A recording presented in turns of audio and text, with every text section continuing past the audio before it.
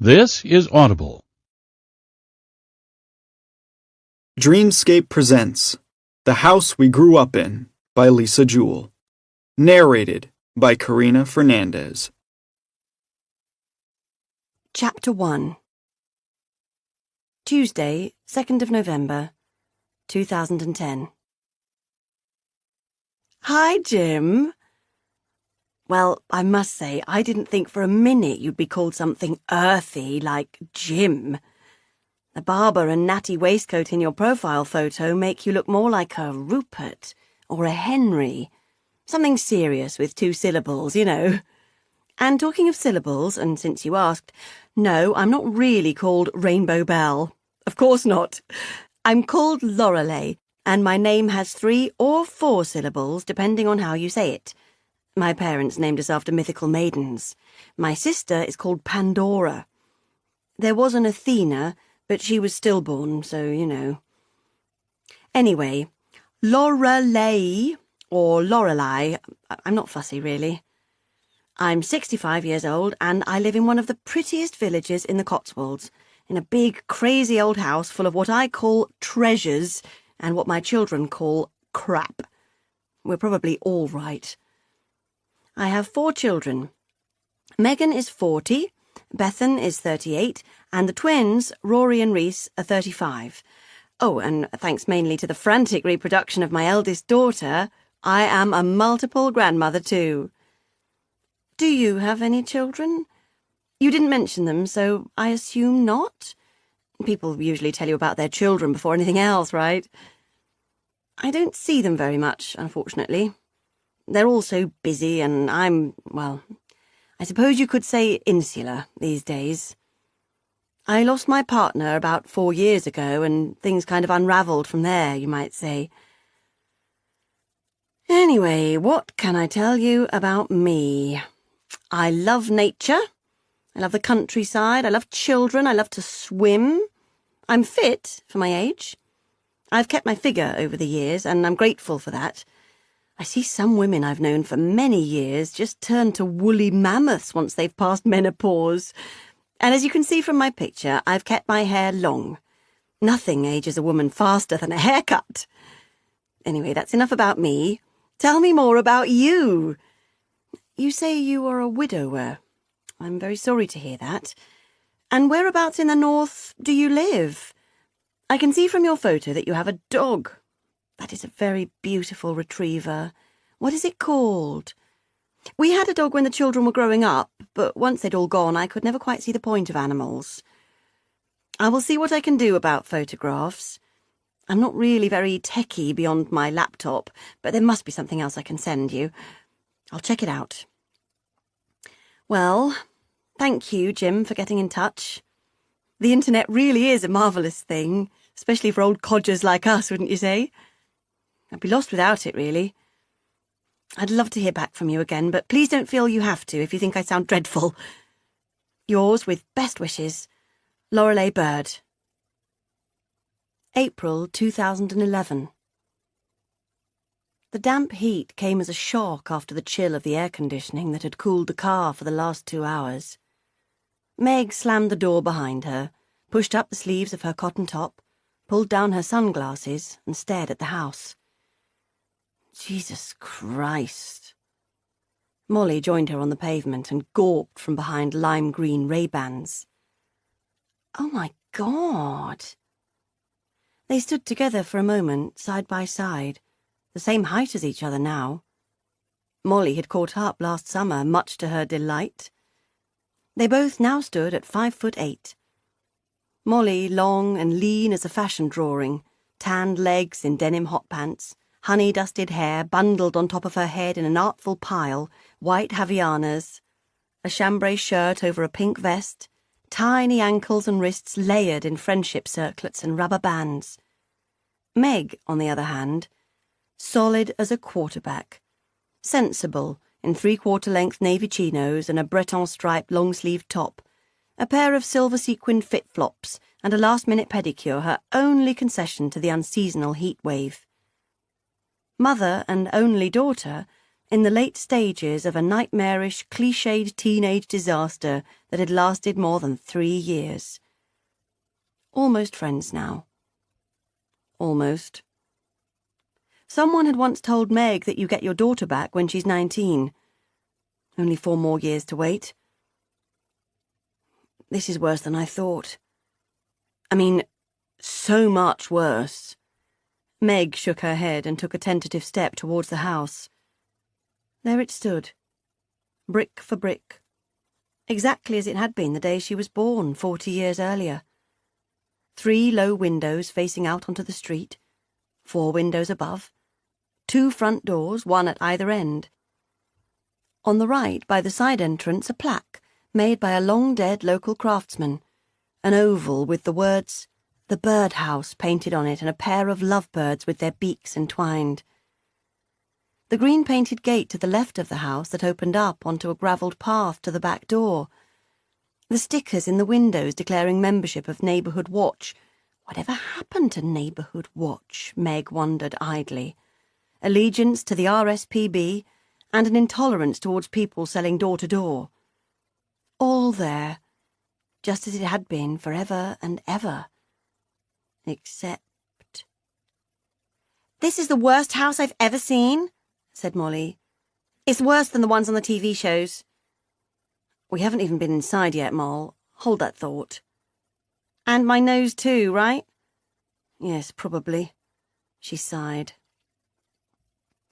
The windows, which to her recollection had never been cleaned, were now so thick with grime that they were fully opaque.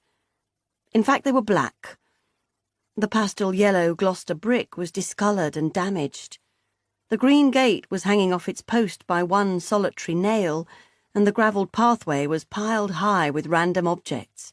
2 old pushchairs, a rusty bike, a dead Christmas tree in a broken pot, a box of magazines, swollen and waterlogged to twice their original size.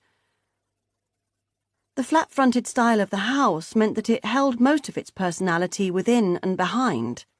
But even on such scant display, it was clear that this house had a disease. The village had grown more and more gentrified over the decades. All the old houses scrubbed to a gleaming yellow, doors and window frames farrow and bald to the nth degree, and there, lodged between them, like a rotten tooth, sat the birdhouse. "God, it's so embarrassing," said Molly, pushing her Ray-Bans into her hair and wrinkling her tiny nose. "What must everyone think?" Meg raised her eyebrows. She said. "I'd say that judging by our local reputation, this is probably no more than anyone in the village would expect." "Come on, then." She smiled at her daughter nervously. "Let's go in, shall we? Get it over with." Molly smiled back grimly and nodded. April 1981. Megan pulled back the ivy and pushed her fingertips inside a small crevice in the wall. "Got another one!" she shouted out to Bethan and the twins. "Oh, well done, Meggie!" her mother called from the back step where she stood in her strawberry print apron watching proceedings with a contented smile. "Bravo!"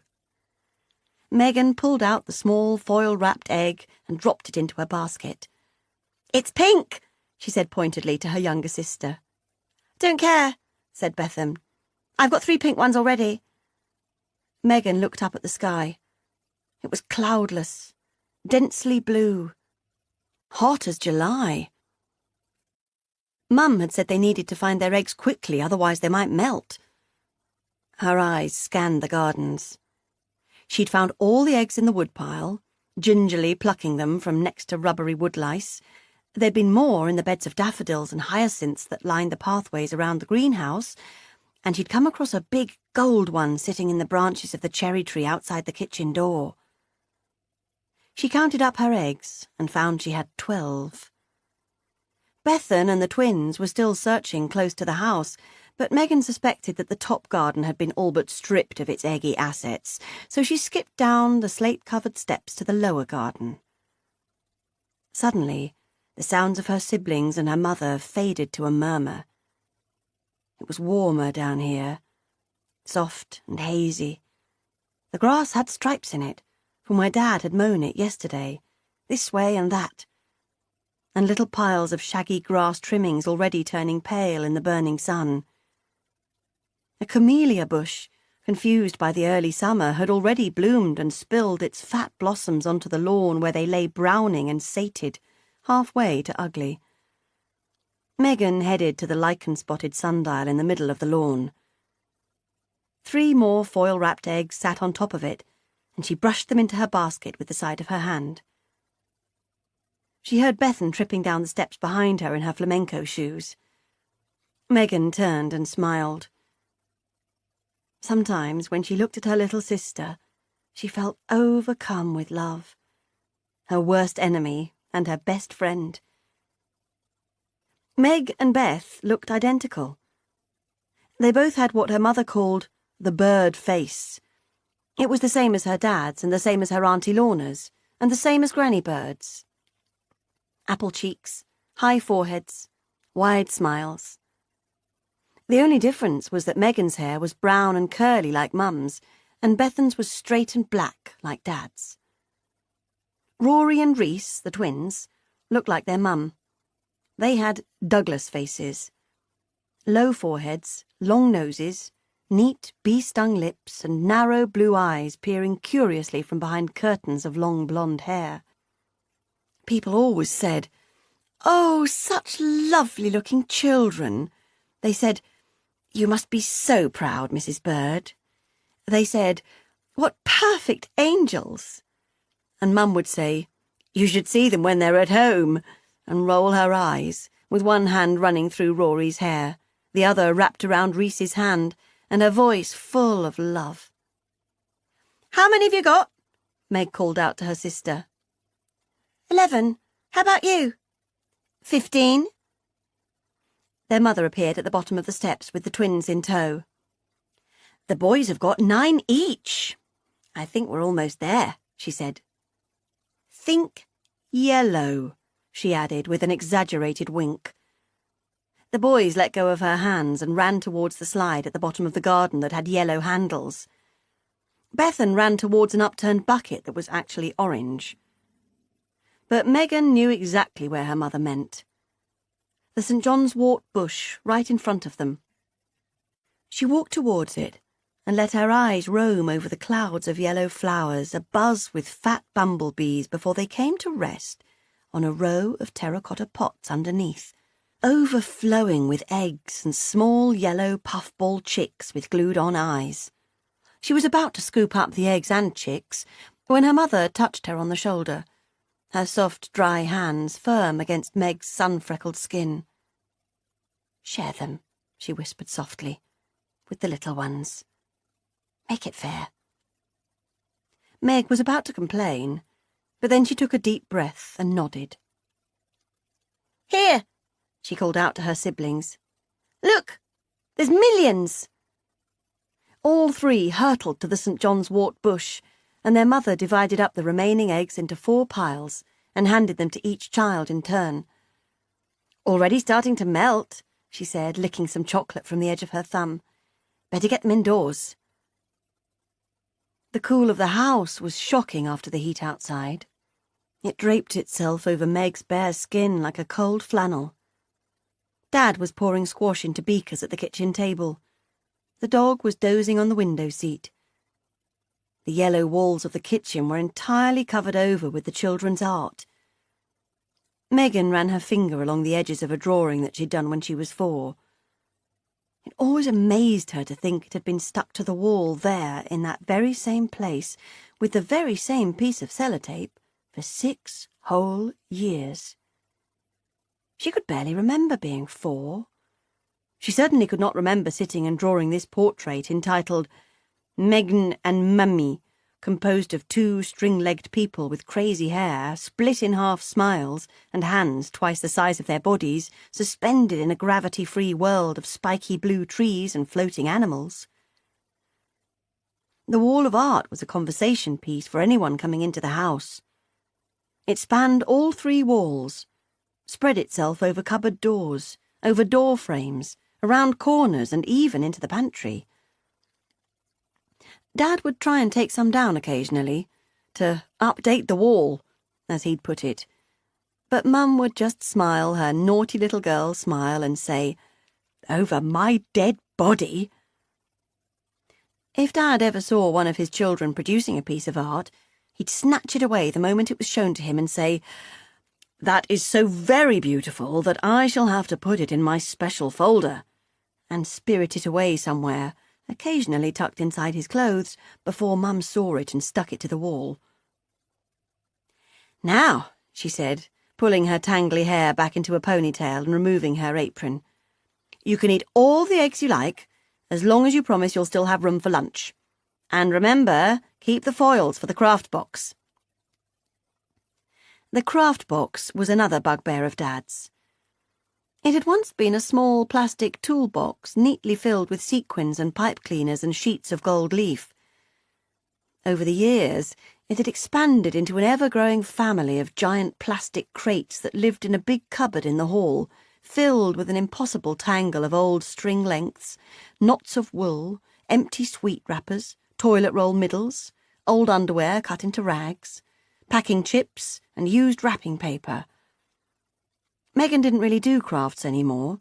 She was nearly 11 now, and Bethan had never been as creative as her sister, while the boys, of course, would rather be roaming the gardens or charging about the house than sitting with a tube of Prit and a handful of old ice lolly sticks. No one really used the craft box anymore, but that didn't stop Lorelei constantly topping it up with all sorts of old junk. She pulled the egg foils eagerly from the children now as they discarded them, smoothing them flat with her fingertips into delicate slivers, her face shining with satisfaction. "So pretty," she said, piling them together, "like little slices of rainbow. And of course they will always make me think of today. This perfect day, with my lovely children, when the sun shone and all was right with the world."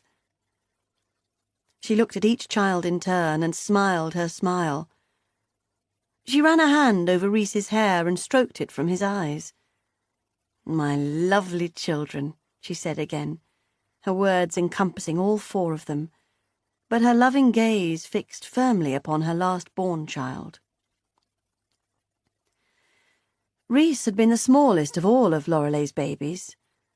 Megan and Bethan had both weighed over 9 pounds. Rory had been the first twin out, weighing in at a healthy 6 pounds and 15 ounces. And then, as her mother often recounted, out popped poor Reese like a plucked quail, a little under 4 pounds, blue and wrinkled and just about able to breathe on his own.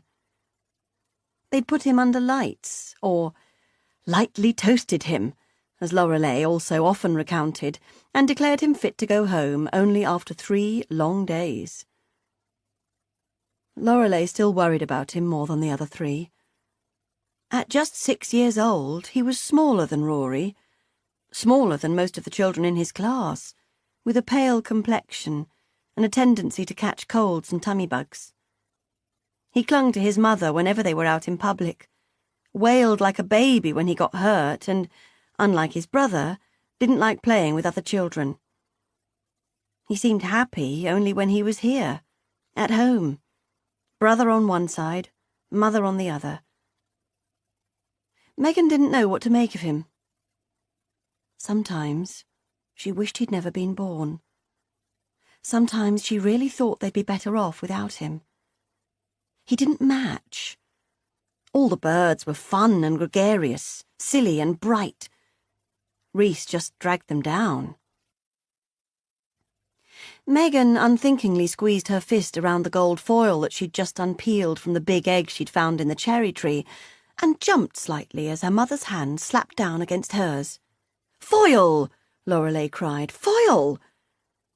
She immediately let her fist fall open, and her mother took the crumpled foil with a smile. "Thank you, darling," she said sweetly. She let her gaze fall on the foil and said, "Look at it. So pretty, so shiny, so happy." The Easter holidays stretched out for another week. The heat wave continued, and the bird children came indoors only for beakers of squash, slices of bread and butter, and desperately needed visits to the toilet. Friends came and went. There was a day trip to the beach at Weston-super-Mare, and on the last weekend of the holidays, they had a visit from Lorelei's sister Pandora and her 2 teenage sons. Dad filled the paddling pool, and the adults drank glasses of Pimm's with fruit-shaped plastic ice cubes bobbing about in them. Megan's cousin Tom played David Bowie songs on his heavily stickered guitar. Rory burst the paddling pool with a stick, and the water seeped heavily onto the lawn, leaving it waterlogged and boggy, and Dad said, "Well, that's that then." Lorelei scooped the floppy remains of the punctured pool into her arms like an injured child and carried it into the garage, murmuring, "Dad'll fix it up." Dad said, "You and I both know that Dad won't fix it up. I have no idea how to fix paddling pools, and I still haven't fixed the one that got burst last year." And Lorelei smiled and blew him a kiss across the garden. Dad sighed and said, "Well, we now have 3 punctured paddling pools sitting in our garage. This house is just a dumping ground," and raised his eyebrows heavenwards. Pandora smiled and said, "Just like our dad. He could never throw anything away." Megan's other cousin, Ben, smiled and said, "Tell us again about what Lorelei used to collect when she was a child." Pandora frowned and then smiled. "Autumn leaves, ring pulls, tags from new clothes, cinema stubs, the silver foil from Mum's cigarette packets, and hair," Ben said gleefully. "Don't forget the hair." "Yes," said Pandora. "Any time anyone in our family had a haircut, Lorelei begged to keep it. She had a shopping bag full of it under her bed. It was quite gruesome." The adults and teenagers laughed, and Megan looked at them curiously. They'd had this conversation before. Every time they were together, it sometimes seemed, and whenever she heard them talking about her mum like this, it sounded different. The older she got, the less she found it funny, and the more she found it peculiar. Because she was now the age that her mother had been at the time of these strange childhood collections, and she could no more imagine herself collecting old hair than she could asking to go to school on a Saturday. "Are you laughing at me?" her mother asked good-naturedly as she returned from the garage. "No, no, no," said Ben. "Absolutely not. We're just talking about you affectionately."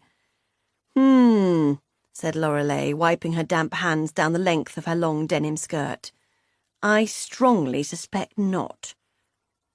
And then she spread her arms upwards, revealing unshaved armpits of lush brown curls, and declared, "Look at that sky! Just look at it! The blueness of it makes me want to snatch out handfuls of it and put it in my pockets." Megan saw a look pass over her father's face at that moment. Love and worry, as though he was aching to say something unspeakable.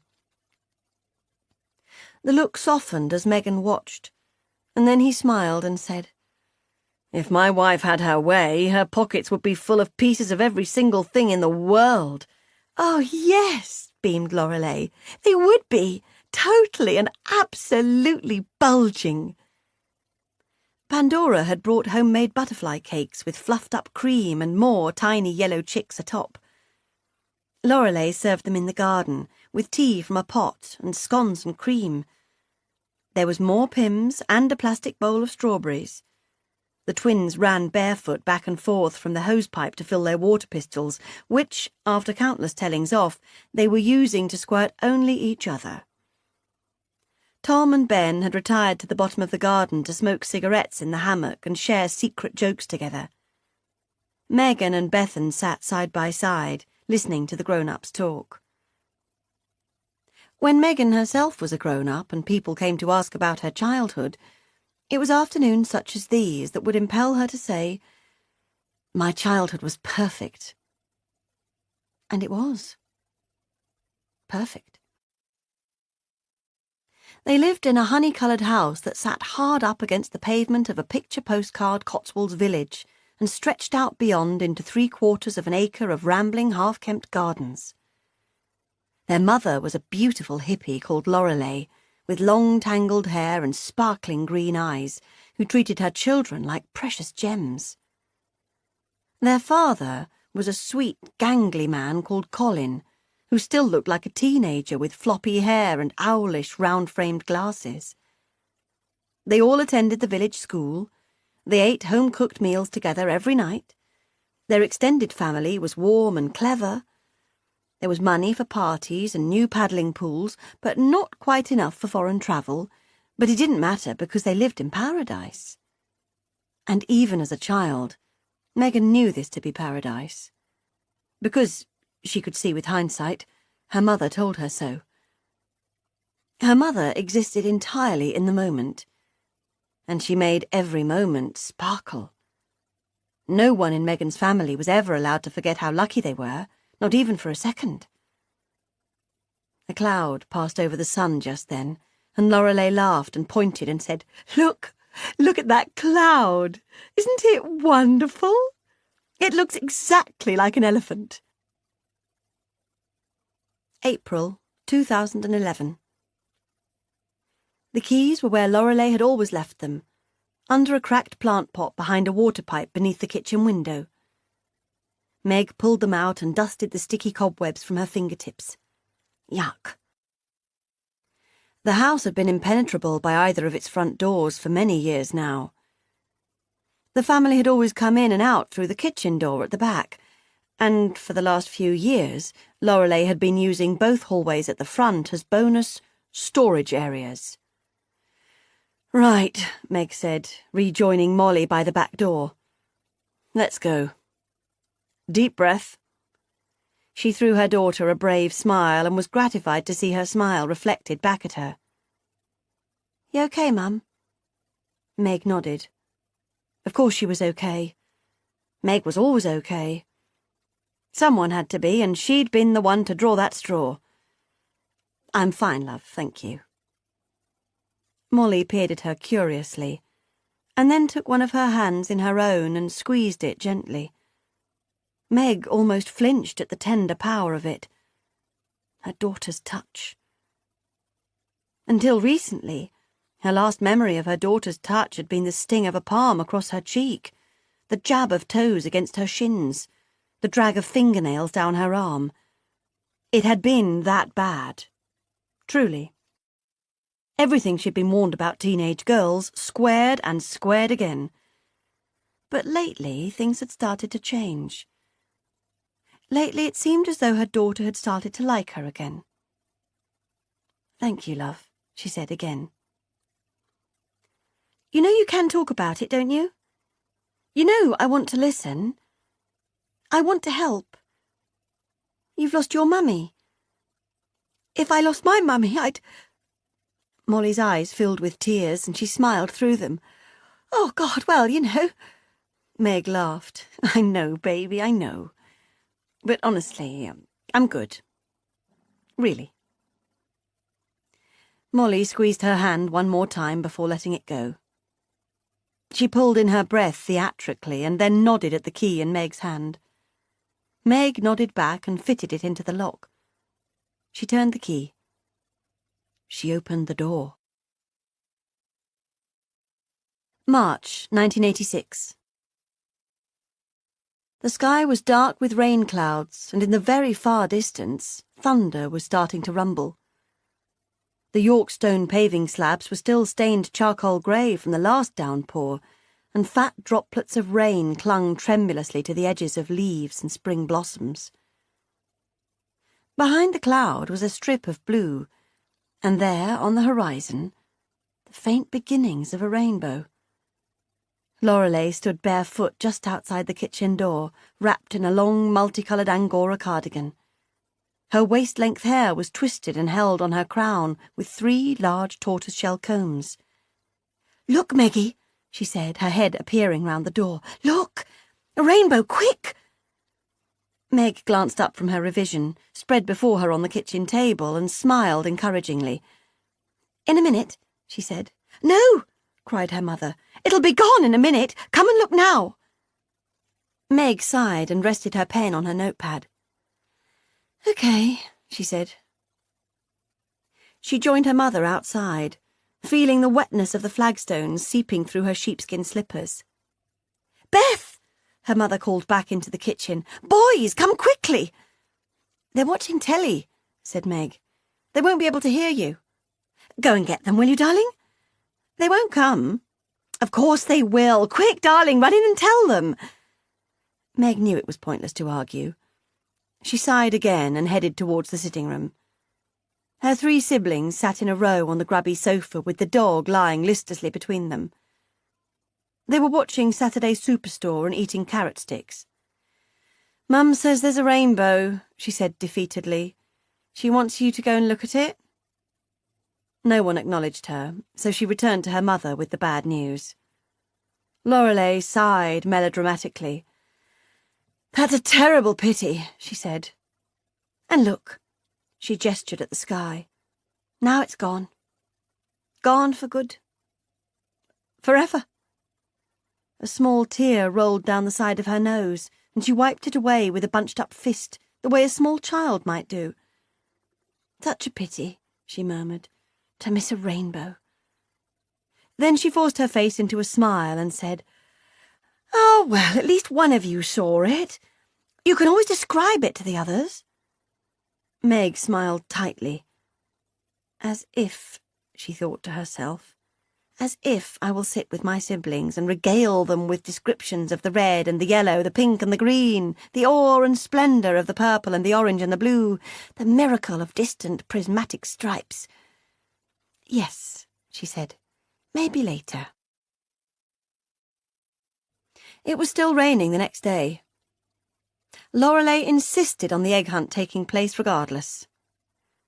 "Let's do it indoors, darling," Colin had suggested gently. "No way, Jose," Lorelei had countered. "Easter Sunday is egg hunt in the garden, rain or no rain. Isn't that right, kiddies?" Meg looked out towards the garden, through the rain-splattered panes of glass, and thought of her hair, lovingly backcombed that morning into a fat quiff and sprayed hard with Elnet.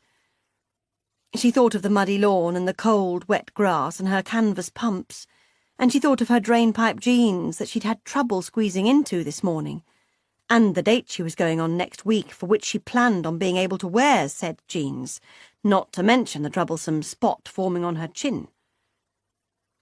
The twins jumped into their Wellington boots and cagoules, while Lorelei ran around in the rain, planting her eggs in the garden. Meg watched her through the window. She looked like a wraith, long and lean in a cream muslin smock, faded jeans, green Wellingtons and a floppy-brimmed straw hat, her long hair sticking wet to her back, her small breasts growing visible through the fabric of her top as it dampened.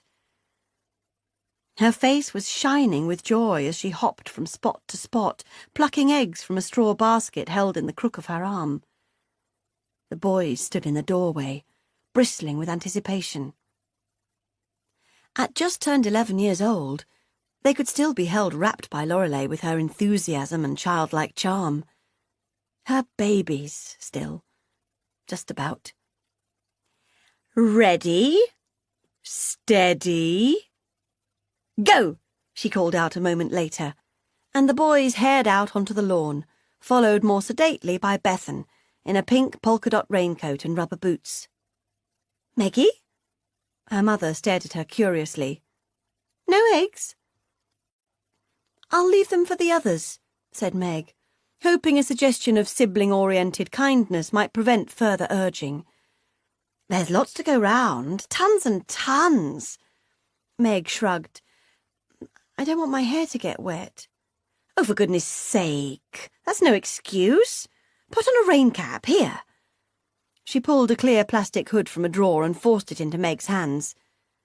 Meg stared at it aghast. "I'm not wearing that." "Why on earth not?" "Because it's an old lady's hat." "It's not. It's my hat." "Exactly." Lorelei threw her head back and laughed hard. "Oh, darling," she said. "One day, God willing, you'll be 42, and I promise you, you will not feel a day over 18. Not a day. Now, put the hat on and come and have some fun with the little ones. Imagine, she said, her face turning serious for a moment. Imagine if something happened to one of us, and there was no Easter egg hunt next year. Imagine if everything stopped being perfect. You would wish so hard that you'd taken part today. Megan stared into the depths of her mother's eyes, the greeny-blue reservoirs of a million fervent emotions. They were set firm. She forced a smile and said, "Okay," dragging out the second syllable to demonstrate her sacrifice. She found 11 eggs that morning and gave them all to her siblings. Pandora and her husband Lawrence arrived at midday, without either of their now grown-up sons, but with a new puppy in tow. Shortly afterwards, Colin's sister Lorna turned up with a carrier bag full of Easter eggs. Some neighbours were next to arrive, Bob and Jenny and their 3 young children. Lorelei roasted a leg of lamb in the Aga and served it with far too many honey-glazed carrots. Aren't they the most glorious shade of orange? And not nearly enough roast potatoes. The children sat at a plastic picnic table at one end of the kitchen, while the adults sat together around the antique pine table in the middle. Megan felt lost amongst the 2 parties. Too old for the children, too young for the adults. Not one person in the room to appreciate her perfectly applied eyeliner, or her new Aran cardigan with leather buttons, or the fact that she'd finally got down to 8.5 stone. She didn't like carrots, and was toying with the idea of vegetarianism, so she picked daintily at the one roast potato she'd been allocated by her mother. "FHB, darling," and stared through the window at the incessant rain, fantasizing about her escape. Megan imagined it to be a glorious explosion of glass shards as she slammed her fists through the invisible walls around her. She imagined fresh air and bright light and dizzying amounts of space. She saw a room with 4 flat bare walls, a square bed dressed in plain white sheets, a tall window hung with a simple pair of white curtains, like the ones in Demi Moore's apartment in St. Elmo's Fire. She saw a shiny kitchen, gleaming pans, a white bathroom, and a quiet man with clean fingernails and a silver guitar.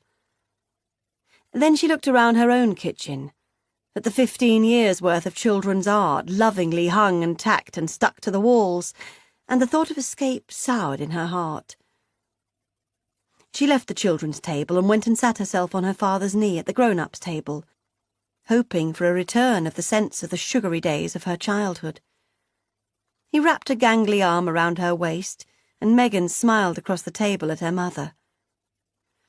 "You know, Laurie," their neighbour Jenny was saying, "your kitchen really is the loveliest place to be on a grotty day like today." Lorelei smiled and put an arm around her friend. "No, it really is. So warm, so welcoming. If I ever found myself stranded on the side of a snowy mountain, freezing to death, I would probably hallucinate about this place, about Laurie's lovely kitchen." "Thank you," said Lorelei, kissing her on the cheek. "Meggie thinks this house is a mess, don't you, my darling?" "It is a mess," she replied. Lorelei laughed. "Different strokes for different folks, darling, isn't that right?" Meg raised her eyebrows and rolled her eyes. "I just don't know why you have to keep so much stuff. I mean, I understand all this," she gestured at the artwork, "but why, for example, do we have 19 tea towels?" Lorelei snorted. "We do not have 19 tea towels. We absolutely do have 19 tea towels, Mother. I counted them the other day. Just as an experiment. Look." She leapt to her feet and yanked open a kitchen drawer. She pulled out examples and held them up as evidence. "We have tea towels with holes in them, tea towels with burn marks, stained tea towels, threadbare tea towels, but look, we also have brand new tea towels. Look, nice ones." Pandora laughed. "I must confess, Laurie, I bought you that one because I was a bit alarmed by the elderly appearance of the existing tea towels last time I came." "Yet still," Meg continued theatrically, warming to her theme, Do we throw the old ones away? No, we do not. We wash them and we dry them and then we fold them and we return them to this drawer, which now has 19 tea towels in it.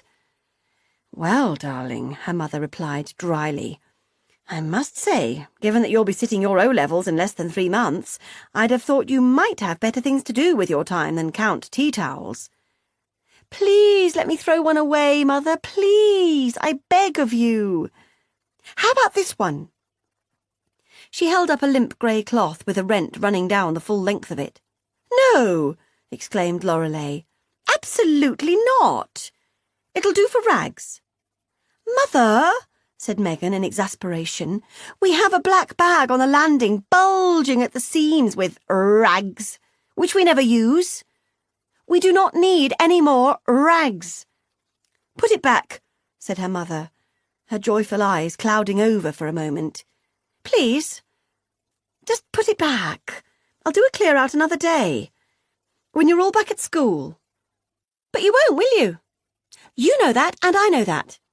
If I came back here in 10 years' time, there'd be 30 tea towels in that drawer, including this one. She hurled the tea towel down on her mother's lap. Oh, now, Megan, come on, said Jenny nervously. Stop bullying lovely Mummy. Meg sighed and groaned. She looked around and realised that everyone had stopped talking and that they were all staring at her with varying degrees of discomfort. Beth looked at her in an accusatory way from the other table, and her father stared at his shoes. Then Meg looked at her mother again, who was smiling nervously and rubbing at the pointy nibs of her elbows. It's only tea towels, said Reese. Yes, said Lorelei brightly. That's exactly right, Reese. It's only tea towels. Now, who's for more carrots? Absolutely heaps left. Megan went up to her room and listened to the top 40 on Radio 1, letting the clean, sweet melody of Simple Minds rub away her frayed nerves. April 2011. It was not a kitchen. Not in any traditional or easily recognisable way. It was a structure, a form, an entity, like the guts of a living creature. It was dark, eerily dark, no sense of the bright spring day outside, just a white stripe of light strafing through a gap in the piles in front of the windows. Meg felt around the wall to her left for the light switch. The lights did not come on. She was unsurprised. She switched her mobile phone to its torch function and swept the beam around the room. Sweet Jesus Christ. Molly stood behind her mother, a hand clamped over her mouth, her darkly cold eyes wide with horror. She grabbed Meg's arm with her other hand and gripped it. Megan sighed. Oh, Mum. Molly relaxed her grip on her mother's arm and let her hand drop from her mouth. I remember eating breakfast in here, she said. There was a big table. There, with benches. And the cereal was in jars, over there, with cork lids. And there was a view, through the window, of a tree. They both turned to look at the place where the windows had been. But it was hard to place them behind the wall of things. It was disorientating. The house no longer made any sense. Molly turned back to her mother. How are we going to get through to the rest of the house? Meg sighed and swung the torch beam to the area at the back of the room that should, in theory, contain a door leading to the hallway and the rest of the house. All that the beam picked out was more walls. Walls within walls. There was no sign of the back of the room, and no immediate sense of how to locate it. But then the light picked up a gap, a foot wide. She shone the light down onto the floor and saw flagstones. The flagstones of her childhood. The only familiar feature so far. I think, she said, shining the light back onto the tiny gap, we'll have to go this way. You're kidding me, said Molly. I'm afraid not. I'll have a panic attack if I go through there. Yes, me too. Although, Christ, I'm not even sure I could squeeze through. I mean, look, it's so narrow. Well, I'm not going there on my own. No way. Meg set her shoulders. She'd lost 3 stone 6 years ago. She was no longer a size 16, but still, she was a solid woman, not a waif like her mother and her teenage daughter. Fine, she said, sucking in her stomach. Fine. I'll lead the way. Oh, Jesus, whimpered Molly, holding on to the back of Meg's t-shirt. Mum, I'm scared. Don't be daft, said Meg, holding back her own primeval monsters. There's nothing to be scared of. It's just Grandma's house. That's all. But we're the first people to set foot in here for years. I mean, shit, Mum, there could be anything in here. Rats! Mum, what about rats? It's going to be fine, love. There won't be any rats. Grandma didn't really eat at home, so there was nothing for them to dine on. Come on. Just hold on to me and breathe in. The walls compressed Meg firmly from both sides. They felt solid and uniform against her body, but the light from her phone picked out details. A shirt cuff, a shred of netting, the corner of a book, the knot in the top of a black bag, all smoothed to a formless corridor by the passage of Lorelei's body over the countless days she'd lived here alone, refusing to accept visitors or help. You okay, love? She whispered into the muffled darkness. Yes, I think so. Are we nearly there yet? Meg could feel her heart contracting and throbbing with a deep-seated sense of unease. Pretty much, she replied cheerfully. What's at the other end? Not sure yet. Hoping for a door. The corridor turned through a 45-degree angle a moment later. She aimed the light ahead and saw an opening. We're there, she said. We've made it. She expected a cool rush of light and freedom as she pulled her body from the claustrophobic crush of her mother's corridor. She expected to be able to shake out her bones and feel released.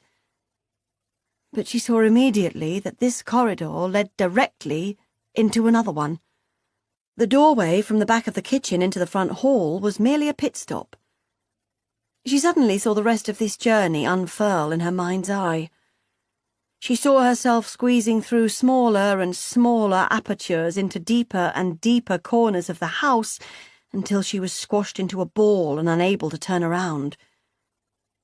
She swallowed back an urge to scream and said, Right, well, at least it's not quite so dark in here. The window on the landing was only partially blocked, allowing a wash of dusty blue light across the tops of the towers. At least here Meg could ascertain height and perspective. Ahead of her was the door into the snug. To the left, the door into the living room, and to the right, the foot of the staircase. She only knew this from memory, because no such things were visible from where she stood.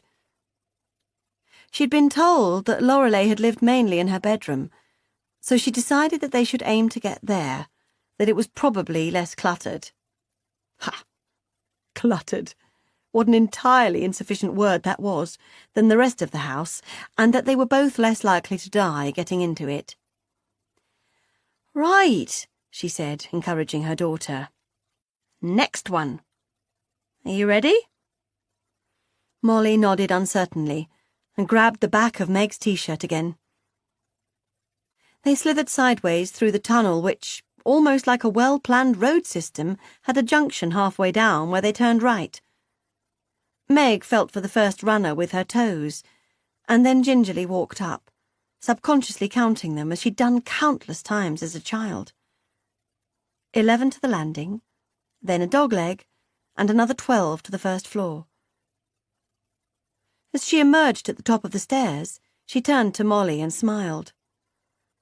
It's quite bright up here, she said. Look, the top of the landing window. You can see out into the garden. Molly stood at her side, and they drank in the view from the window as if it were water in a desert. Dust motes sparkled in the midday sun like clouds of glitter. Furry cobwebs hung from the wooden beams in the ceiling and from the old paper light shades. It smelled mustier up here. Meatier. Downstairs had carried a smell of dead paper and dust. Here, it smelled of old flesh and unwashed things. Molly put her hand to her mouth again and shuddered. "Gross," she said. "It's just as well you can't actually smell these places on TV. No one would watch those shows otherwise. Seriously." "It's not as bad as I thought it would be, given how long she lived like this." "It's disgusting." Meg shrugged. She couldn't argue. This is like hell. "It's worse than hell." "It's hell on actual Earth." There were no words, no language sufficient to convey this experience. For years Meg had lain in bed awake at night imagining this, picturing it, hearing about it second-hand from social workers and the council. This could be the most extreme case of hoarding we have ever encountered. Her life is at risk every moment of every day. Listening to her mother on the phone playing it down. "Oh, it's all such a fuss. Such a fuss about a few things. I'm all alone now. I can live how I choose." Meg would try to argue. "You'll kill yourself. It'll bury you. They'll have to pull the house down to get your body out." And Lorelei would laugh lightly and say, "That's fine with me." But none of her imaginings had brought her to this place, to the meaty stench and the gothic horror of it. A low corridor of objects brought them into Lorelei's bedroom. Meg remembered vividly the last time she'd been in her mother's bedroom. 6 years ago. The last time she'd come for Easter. She'd arrived with Molly and the boys and found the house already halfway to the state it was in today. Her mother had been sitting in the middle of this room, hillocks of junk piled up around her like a spider in the middle of its web, painting her toenails periwinkle, and smiling at Meg as though all in the world was as it should be. The memory brought a sudden lump to her throat. She remembered how cross she'd felt to see her mother like that, buried up to her elegant neck in her own shit, letting her beautiful home fall into decay, cooking up yet more fodder for the neighbours to get into a sweaty lather about. She'd been so cross that she'd almost hated her. But now, as she edged her way into the room, she saw the armchair where her mother had been, a fat, flowery thing padded out with cheap cushions, tables at either side holding bottles of nail polish, paperbacks, rice cakes, the oversized headphones she'd wear to listen to the radio, and instead of filth and junk, all she was aware of was the empty space at the centre of it all. Molly crunched uncertainly across a rocky pathway of scattered ephemera. Empty packaging, discarded clothing, old newspapers, and joined her mother at the centre of the room. "I remember her sitting there when we came that time," she said breathlessly. "Right there. I was scared of her." Meg turned to her daughter and said, "Scared? Really?" "Yes," said Molly. "She just looked so bizarre, sitting there so thin and scrawny. Her eyes were kind of like wild. She wasn't like anyone I'd ever seen before." "Poor Mum," Meg sighed again.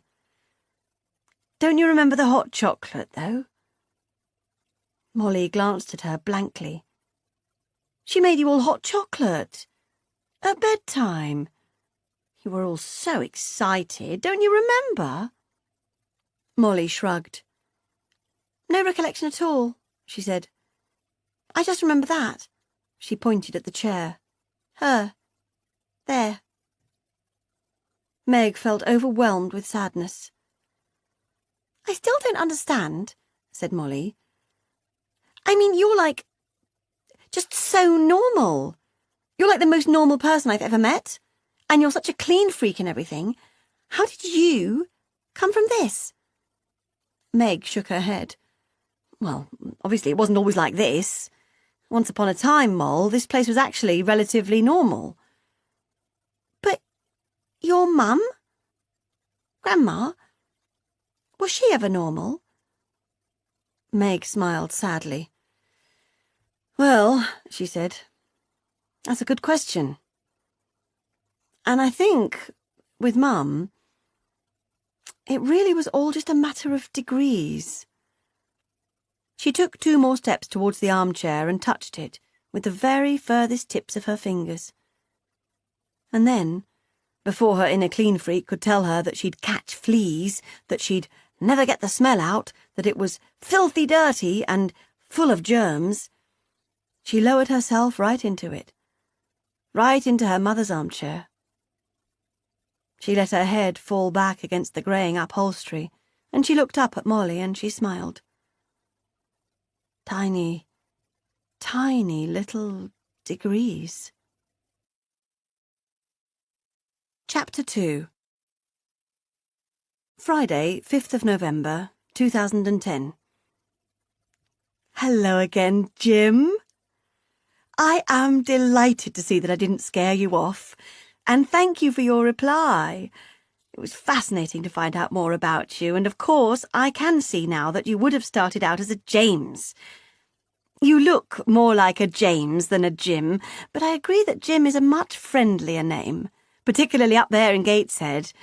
You wouldn't want to stand out too much, I suppose. Do you have a lovely accent? I don't have much of an accent.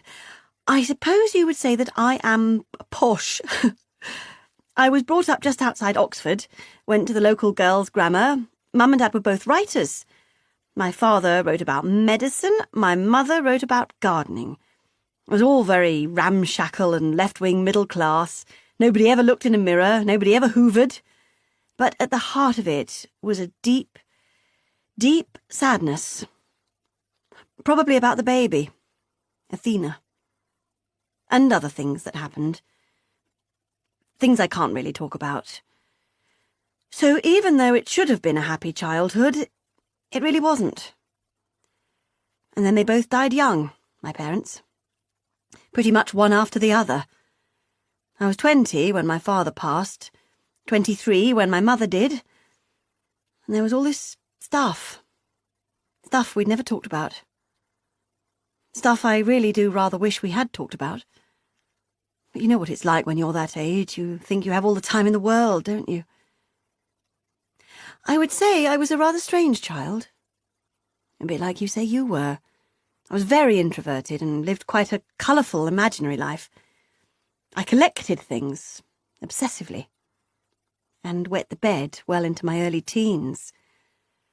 I was almost feral in some ways. Quite wild, yet also excruciatingly shy. I was forever being carted off to therapists, but none of them had a clue. And then I left home at 18, went off to university, and I completely changed, blossomed into something quite different. It was as if my childhood had never happened, like I'd shed a skin. So there you go. That's me. Well, the early stages of me. And I suppose, in a way, it was having such an odd and uncomfortable childhood myself that made me so utterly, utterly determined to give my own children the best childhood possible. It remains to be seen whether or not they would say that I succeeded. So tell me more about your son. Do you live with him? How old is he? What's his name? I'm glad you have a child. It will give us more to talk about. Oh, bang, bang, bang!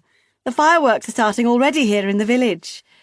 I hope you're watching a lovely display somewhere, wrapped up warm and cosy. I'll be making do with listening to it from here in my chair. I can't really find the motivation to get out there and stand about in the cold with a bunch of strangers. All the very best to you, Jim. Take care. Lorelei. April 1987. Bethan had grown breasts. Huge ones. Quite suddenly, and as if from nowhere. One minute she'd been a bony little thing in a training bra from Woolies, the next she was off to the shops with Mum looking for something in a 32C. Megan was both alarmed, her baby sister, and jealous. Her baby sister! But mainly fascinated, as Bethan now possessed the only substantial pair of breasts in the family. "Let me see, then," she badgered as Lorelei and Beth bustled into the house on a dry April afternoon halfway through the Easter holidays. Beth looked embarrassed as Meg snatched the bag from her.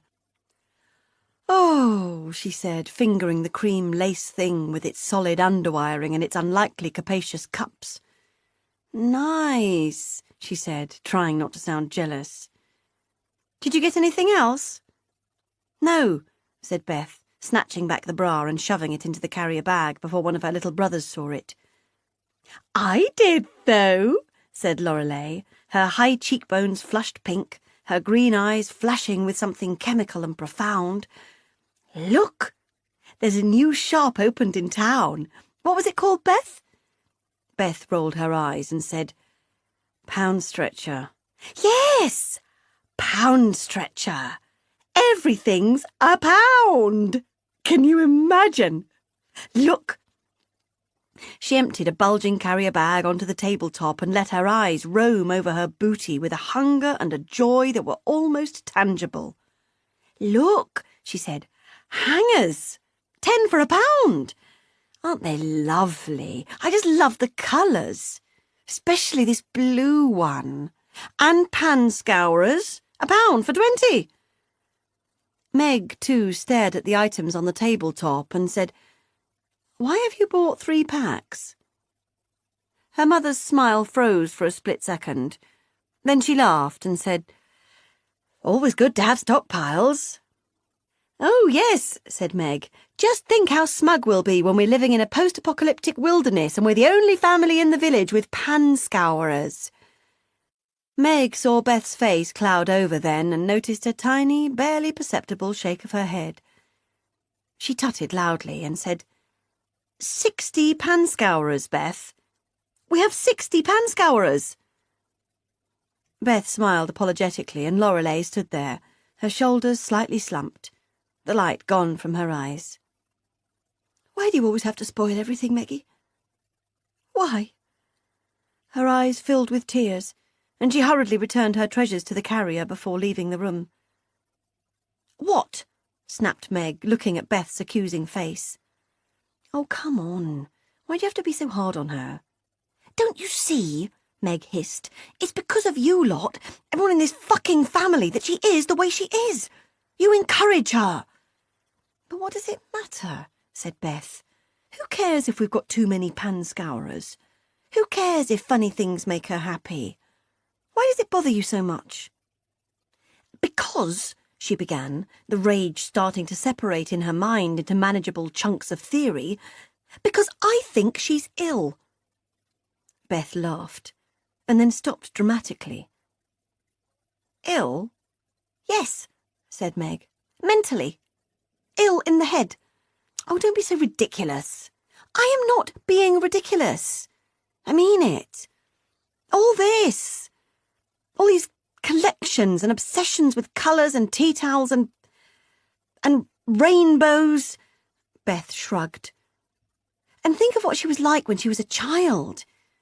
You know, collecting hair. Everyone acts like that's normal. It's not normal. It's crazy." "What are you two whispering about?" asked Rory, passing them in the hallway, his long blonde hair hanging into his eyes, long skinny legs like his dad's in baggy jeans, the best-looking boy in his class, apparently. Not that he was interested in what the girls in his class thought of him yet. He was only 12. "Nothing," snapped Meg. "You're talking about the pan scourers, aren't you?" Meg said nothing. Beth said, "Don't you start." "I'm not starting anything," he said nonchalantly. "I think it's great. You can never have too many pan scourers." "Where's Reese?" asked Beth, delicately changing the subject. "Outside," said Rory. "Staring, The three children laughed at the predictability of this reply. Megan looked from Beth to Rory, her siblings, and, for their many differences, her soulmates. And then she thought of Rhys. Tiny, unknowable, inexplicable Rhys, lying in the garden, staring into empty blueness, all alone. She thought, for a moment, of going out to find him, to ask him what he was thinking about. But then the phone rang in the hall, and it was Andrew Smart wanting to take her to a gig on Saturday night, and no sooner had it arrived than the thought faded from her consciousness. Easter Sunday dawned warm and gold. Meg's eyes struggled to open against the dazzling morning sun. Her radio alarm told her it was only 8:29. She stopped struggling to open her eyes and let them fall closed again. As she waited for sleep to return, her thoughts reeled through the pleasing events of the previous night. The screech of tyres on tarmac as Andrew Smart and his friend Nick pulled up outside the house to collect her.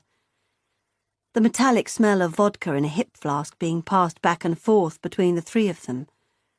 The sun setting behind the tall trees as the countryside flashed past in a copper-hued blur. Andrew Smart's fingers absent-mindedly tickling the small of her neck. The wonderful, grown-up, easy sense of it being no big deal. The feeling of escape from the house and the village. The buzzing queue wrapped tantalizingly around the venue. The smell of congealed beer. The feel of strangers' clammy T-shirts against her bare skin. Andrew's arm across her shoulder. The music, the roll and swell of the mosh pit, and then the cool air on her flesh as they drove home again, too fast, down winding roads, spiky shadows of trees thrown across the road by the headlights, and then a quick kiss on the lips outside her house. Nothing more. It hadn't been a date, not in that sense. Nick had watched fondly from the back seat and said, "Oh, sweet." Andrew had thrown a rolled-up paper bag at him, and Meg had slipped from the car and into the dark of the sleeping house, light as air, smelling of other people's cigarette smoke, smiling. She'd jumped when she'd seen him sitting there. "Rhys! Shit, you scared the crap out of me. What are you doing up so late?" He was sitting at the kitchen table, in his pyjamas, his blonde hair lank around his face. His hands were spread open on the tabletop, bathed in a bluish light from the moon through the window. He shrugged. "Couldn't sleep," he said. Meg frowned. "Couldn't you, read a book or something?" she asked. He shrugged and pulled his open hands into fists. "Come on," she said. "I'm too wired to sleep. Come and watch some telly with me." The living room was dark, apart from the embers in the fire basket. The remnants of her parents' evening were still strewn about the room. 2 empty wine glasses, jar of olives, the mail, slippers and a cookbook held open at a recipe for chicken masala. The sofa still bore the imprints of both parents and the dog. No cushions had been plumped, no debris removed, as though they had faded away rather than actively gone to bed. It was the end of some film, an old-fashioned American thing with women with flicked hair and men in nonsensical flared trousers and a plinky-plonky soundtrack. Megan brought through a carton of orange juice and 2 beakers. "Meggie?" She heard her father's reedy voice emanate from somewhere above. "Is that you?" "Yes." "Just checking. Sleep tight, darling." "You too, Dad." Meg and Rhys looked at each other and smiled. "How long had you been sitting there?" said Meg. Rhys shrugged again. "Dunno." "Do you do that often?" "Not really." "What were you thinking about?" "Not much." An American lady on the TV was shouting at an American man who was wearing aviator glasses and a gold necklace. They were standing underneath a palm tree. Usually Meg would have given up at this point. But her mind was soft with vodka and music and the first tentative outposts of falling in love. So she moved closer to her brother and stared at him thoughtfully and said, "Are you happy, Rhys?" He looked at her sideways. "Of course I am." "Is school all right?" "Yeah, it's fine." She paused, then continued, "It's just, Rory seems to have made so many friends already, but you—" "There's more to life than friends," he snapped back. Megan nodded. "Of course," she said. "But is there anyone at school? Anyone who you hang out with? At lunchtime and stuff?" "Sure," he said. "Loads of people." "Are people kind to you?" Rhys spun round and fixed her with a black look. "Let's just watch the film, shall we?" he said. "I don't want to watch the film. I want to talk to you. I never talk to you." "Talking's overrated." "How can you say that?" He turned away from her then and rearranged himself on the sofa. Megan stared at him for a moment, the delicate set of his features, his sinewy arms hanging from a baggy grey t-shirt, his sharp kneecaps pushing through the denim of his unfashionable jeans. He seemed so angry, so sad. She sighed, and when the film finished 5 minutes later, she ran her hand gently over the crown of Rhys's head and made her way upstairs to bed without saying good night. When Megan finally arose, 2 hours after first waking up, she found her mother in the kitchen in rose-print pyjamas, her long hair twisted into a bun. "Oh, good," she beamed. "You're up. Bob and Jenny are sending their little ones over in half an hour for an egg hunt. I need your help." "The gig was fantastic, thanks for asking," Meg replied. "Andrew Smart kissed me on the lips and we've arranged to go out again on Thursday." Her mother blinked at her in surprise. "Oh," she said vaguely. "Good. That's good, then." "Of course it's good. Not that I expect you to care when there's vitally important things like egg hunts to arrange." "Oh, Meggie." Her mother folded her arms together and pouted. "No one's saying it's vitally important. It's just, this is us. The birds. This is what we do. Easter Sunday, rain or shine. It's a tradition." "Yes, but Mum, your youngest children are now 12 years old. It's a tradition that needs to end." "Nonsense. I mean, Bob and Jenny have got their own garden. Why can't they do their own egg hunt for their own children?" Her mother's eyes started to brim with tears. "Because," she said, "we've better nooks and crannies in our garden. They're all laid to lawn next door. Very flat." Megan nodded sagely. "Oh, yes," she said. "Very flat, poor wee things." "So?" Her mother ignored the sarcasm and brightened herself. "I need to go up and dress myself. Can I leave you to open the packets?" Megan sighed. "Yes, sure." "Good," Lorelei beamed. "Thank you, darling girl." Bob and Jenny and their 3 children arrived at just after 11 a.m. Rory and Rhys agreed to join in with the little ones, and by 11:30 all the eggs had been found. Lorelei's eyes shone with a mixture of satisfaction and, Megan couldn't help but notice, a hint of panic as the children handed the eggs to their mother to save for after lunch. "Don't forget to save the foils," she trilled. "All such lovely, lovely colours." Megan tutted and said something mean about her mother under her breath, which thankfully she didn't hear. "Such a shame you can't stay for lunch," said Lorelei as their neighbours made their farewells half an hour later. "Yes, well, Bob's mother's over from Ireland, so it's a big clan reunion." Pandora was in the Bahamas with Lawrence, and Lorna was in Devon with friends. For the first time in living memory, the Bird family were alone on Easter Sunday. "So," said Colin, closing his cutlery together and scrunching up his paper napkin after lunch, "I've had an idea. Slightly crazy. But listen. How about next Easter, since it might well be the last Easter everyone's still at home, we go away somewhere? We haven't been away as a family since before the twins were born. There's some amazingly cheap package deals around these days, and I've always wanted to go to Greece."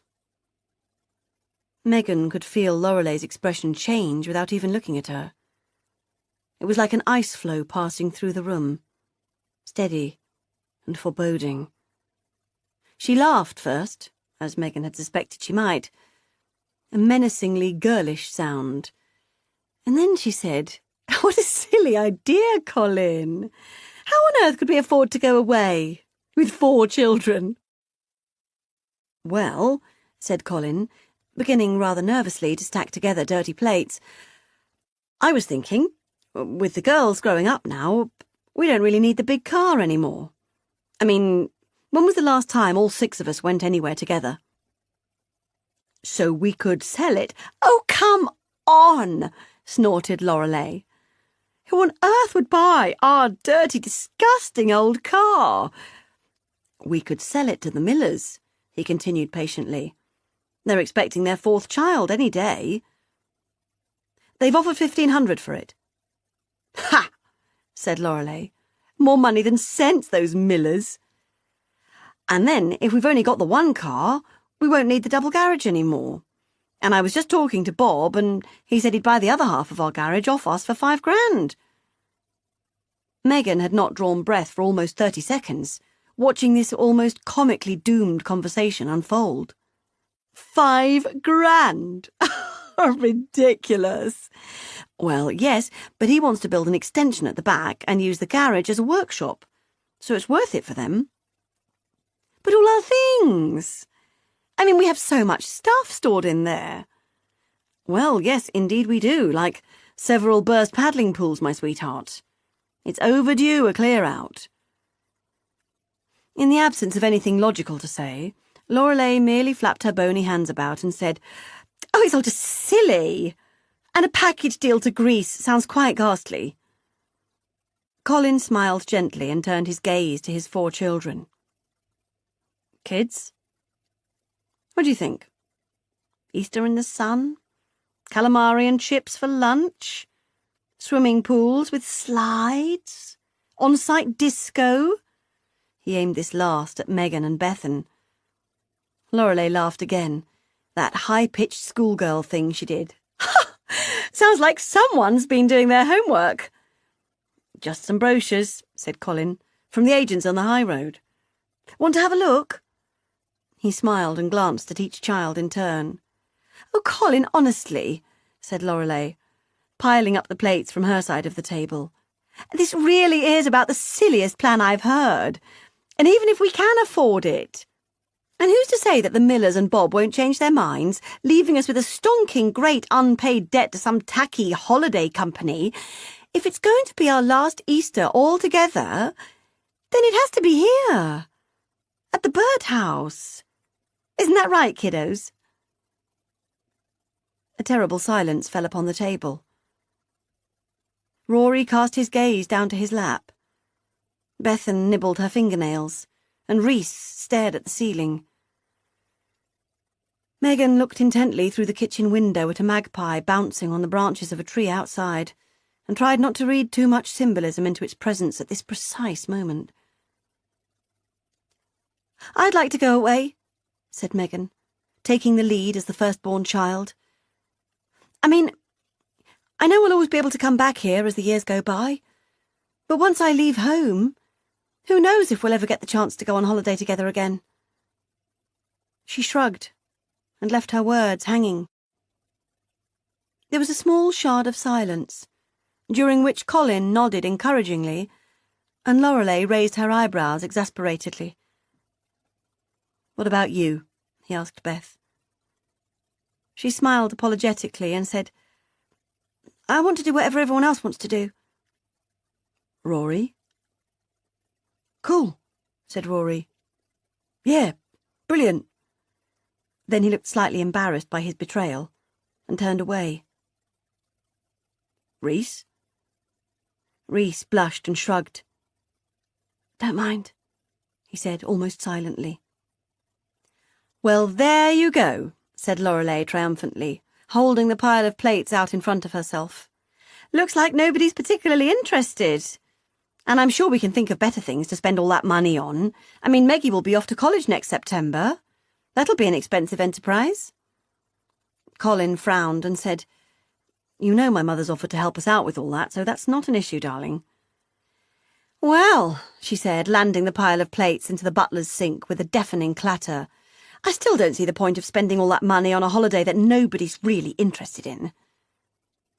Meg stared at the shape of her mother, rigid and too thin at the kitchen sink, her shoulder blades protruding through the chambray cotton of her smocked tunic, and she swallowed the urge to walk over to her and hit her with her cutlery hard around the back of the head.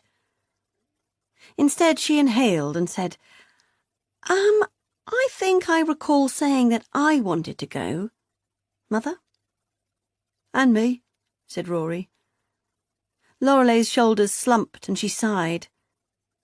And then, very slowly and deliberately, she left the kitchen, sobbing quietly under her breath. On the 25th of July that same year, while Lorelei was out at the shops and Megan was violently kissing Andrew Smart on a blanket in a field in the middle of nowhere, and the twins and Bethan were alone in the house, 2 16-year-old boys wearing hooded jackets broke in and took, after a leisurely exploration, the video player, 2 television sets, a watch, some jewellery, and a leg of lamb and a joint of beef from the chest freezer in the utility room. They did all of this without disturbing any of the 3 children in the house. And it was only when they let the kitchen door bang shut behind them that Rhys peered over his window ledge just in time to see them running down the garden path and onto the street. He rushed then to a window overlooking the street and saw them pile into a matte black Ford Escort and screech away through the village, whooping and hollering through the opened windows as though they thought they were in Harlem. Rhys found the whole episode thrilling beyond words. He called 999 before he even told the others for fear that someone else would want to do it. And for a few days afterwards, he dined out on the whole episode, to the point of being boring. But Lorelei couldn't see the harmless drama of the thing. She could only see it as, in her own melodramatic words, a violation akin to rape. She kept stalking desolately round the house, peering into corners and touching things. And at the merest sound of footsteps on the pavement outside the window, or the whine of a car driving too fast, or the rumble of a car driving too slow, or the crack of a twig under the paws of a squirrel, or the rustle of leaves in a soft breeze, Lorelei would gasp and run to the nearest window, her arms wrapped defensively around herself. They were only kids, Megan would say, just a pair of spotty dweebs. But Lorelei would not be assuaged. Well, you can all go to Greece next year, she said self-righteously, but I'm going to stay here, to protect our home. So of course nobody went to Greece. April 2011. Meg's phone rang. She picked it up from the arm of Lorelei's chair, expecting it to be Bill telling her that he and the boys had checked in, that everything was going to plan. But it was an unknown number. She stared at it for a moment. "Who is it?" asked Molly, anxiously nibbling a fingernail. "Don't put your fingers in your mouth," hissed Meg. "Seriously, you have no idea what you've been touching." Molly let her finger drop from her mouth and wiped it absent-mindedly against the denim of her hot pants. "Who is it?" she asked again. Meg pressed decline. "Unknown," she said. "I'm not sure I can face talking to a normal human being right now. Maybe they'll leave a voicemail." "You look weird sitting there," said Molly. "I feel weird sitting here." Can I have a go? Sure. Meg stood up and eased herself into a corner to let Molly sit down. Molly leaned her head gingerly against the back of the armchair and rested her delicate hands upon the arms. She looked up at her mum. So this was like where she spent all her time? Just here, in this chair? Pretty much. According to the social worker, she went into the village a couple of times a week, had something to eat, chatted to the neighbours, went to the charity shop, bought a paper or two. Sometimes she went for a swim at the pool in town, mainly so she could have a shower, I suppose. And every weekend she'd get in the car and go to the cash and carry to pick up some bits. She groaned under her breath. Pick up some bits. Infuriating, ridiculous woman. And then she'd get home, push her way through metres of pitch-black corridors and emerge up here, like a rat out of a drain cover. Oh, don't talk about rats. And God knows what she did then. Meg looked about her for any evidence of activities. She saw her mother's laptop. It was tiny. State-of-the-art. Must have cost a fortune. She had no idea where it had come from. She knew that her mother, despite her twin loves of the internet and shopping, had never developed an internet shopping habit, mainly because it would have taken her too long to get to the front door to collect any packages. So she must have bought this in a shop. She could not picture her mother in a shop, buying a laptop. But still, there it sat, covered in a thin layer of dust, untouched for the 4 days since Lorelei's death. There'd been talk of an online lover, a man in Gateshead called Jim, whom she'd never actually met, but with whom she'd declared dramatically she was crazy in love. It sounded, from what Meg had managed to glean from between her mother's very skewed conversational lines, as though Jim might have issues of his own. She wondered if Jim knew about Lorelei's death. And then she realised that of course he didn't. He probably thought he'd been dumped. Dumped by Lorelei from the Cotswolds, without so much as a by your leave. Poor Jim. Her phone rang again. Still unknown. This time she pressed answer. Hello? Meg? Meg's flesh wriggled slightly at the familiar tone of the caller's voice. Yes, speaking. It's me. Beth. Meg breathed once down the line, and then twice. Hello? Meg hung up. March 1991. Megan and Beth sat side by side in a subterranean concrete room off Shaftesbury Avenue. The room was a bar called Freud's. Someone had told Megan that it was the place to be, and it was certainly unlike anywhere she'd been before. Industrial was the word. Unfinished walls, beaten copper bar, cubist seating, chalked lists on blackboards, everything very dark and very uncomfortable. It was hard to concentrate on her sister sitting hunched up beside her, sipping a lemonade through a black straw, because there was a constant, overwhelming sense that something terribly exciting was about to happen over her shoulder. It wasn't, of course. Everyone else here was just like her. 20-something, office worker, new in town, earning peanuts, looking for love, expecting everything to be a lot more exciting than it actually was. Megan felt proud to sit here with Beth. Her little sister was a full 2 inches taller than her and, she imagined, a full double take more beautiful. Not that Megan was plain. Megan was far from plain. But Bethan was the one with the long mane of sleek black hair and the kissable mouth and the blushing cheeks and the legs that spoke their own language. And the boobs. Bethan was the one with the boobs. Someone once said to Megan that sisters always feel more beautiful when they're together, and, ever since, Megan had found it to be true. Without Beth, Meg felt reasonable. With her, she felt exceptional. Beth was dressed in black jeans, black Angora cardigan with the sleeves pushed up her arms, black lace vest, black ribbon in her black hair. "Remember your polka-dot raincoat?" said Megan, returning to the place they always came back to eventually, their shared childhood. "The pink one? How could I forget? It was literally the most important thing in the world to me. She still got it, you know." Meg groaned and said, "Of course she has. I think that could probably apply to any random item of clothing you care to mention." "So," said her sister, her expression growing serious, "are you coming?" Meg groaned. Easter weekend. She'd told her mother she'd let her know, that she wasn't sure what her plans were yet, and her mother had tried to sound as though she didn't mind either way, even though it would be the first Easter Megan hadn't spent at home, and therefore something that Lorelei would find traumatic even to contemplate.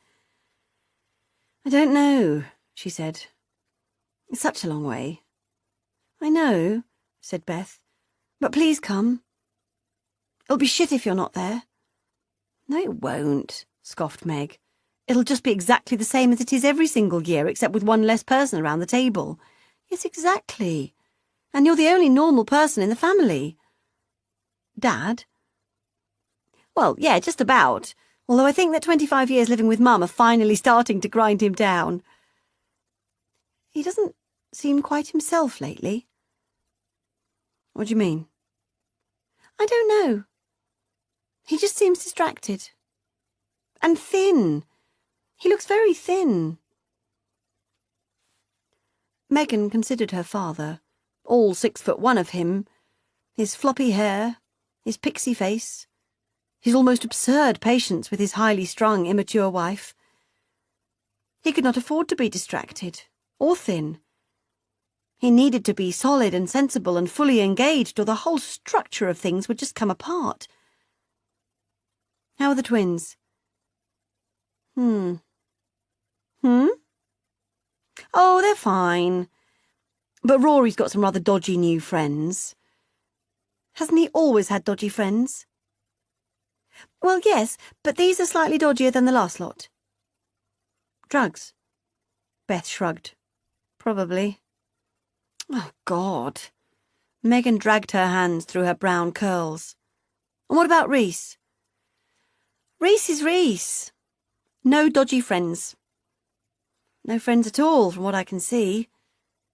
Just sits in his room listening to grunge music, very loud, until really late. That boy does not get enough sleep." "No, I know. It's affecting his schoolwork. You know, Rory can just flip through his revision in half an hour and he's done, but Reese needs to really concentrate, and because he doesn't really sleep, well, Dad thinks he's going to fail all his GCSEs. And he's just a bit,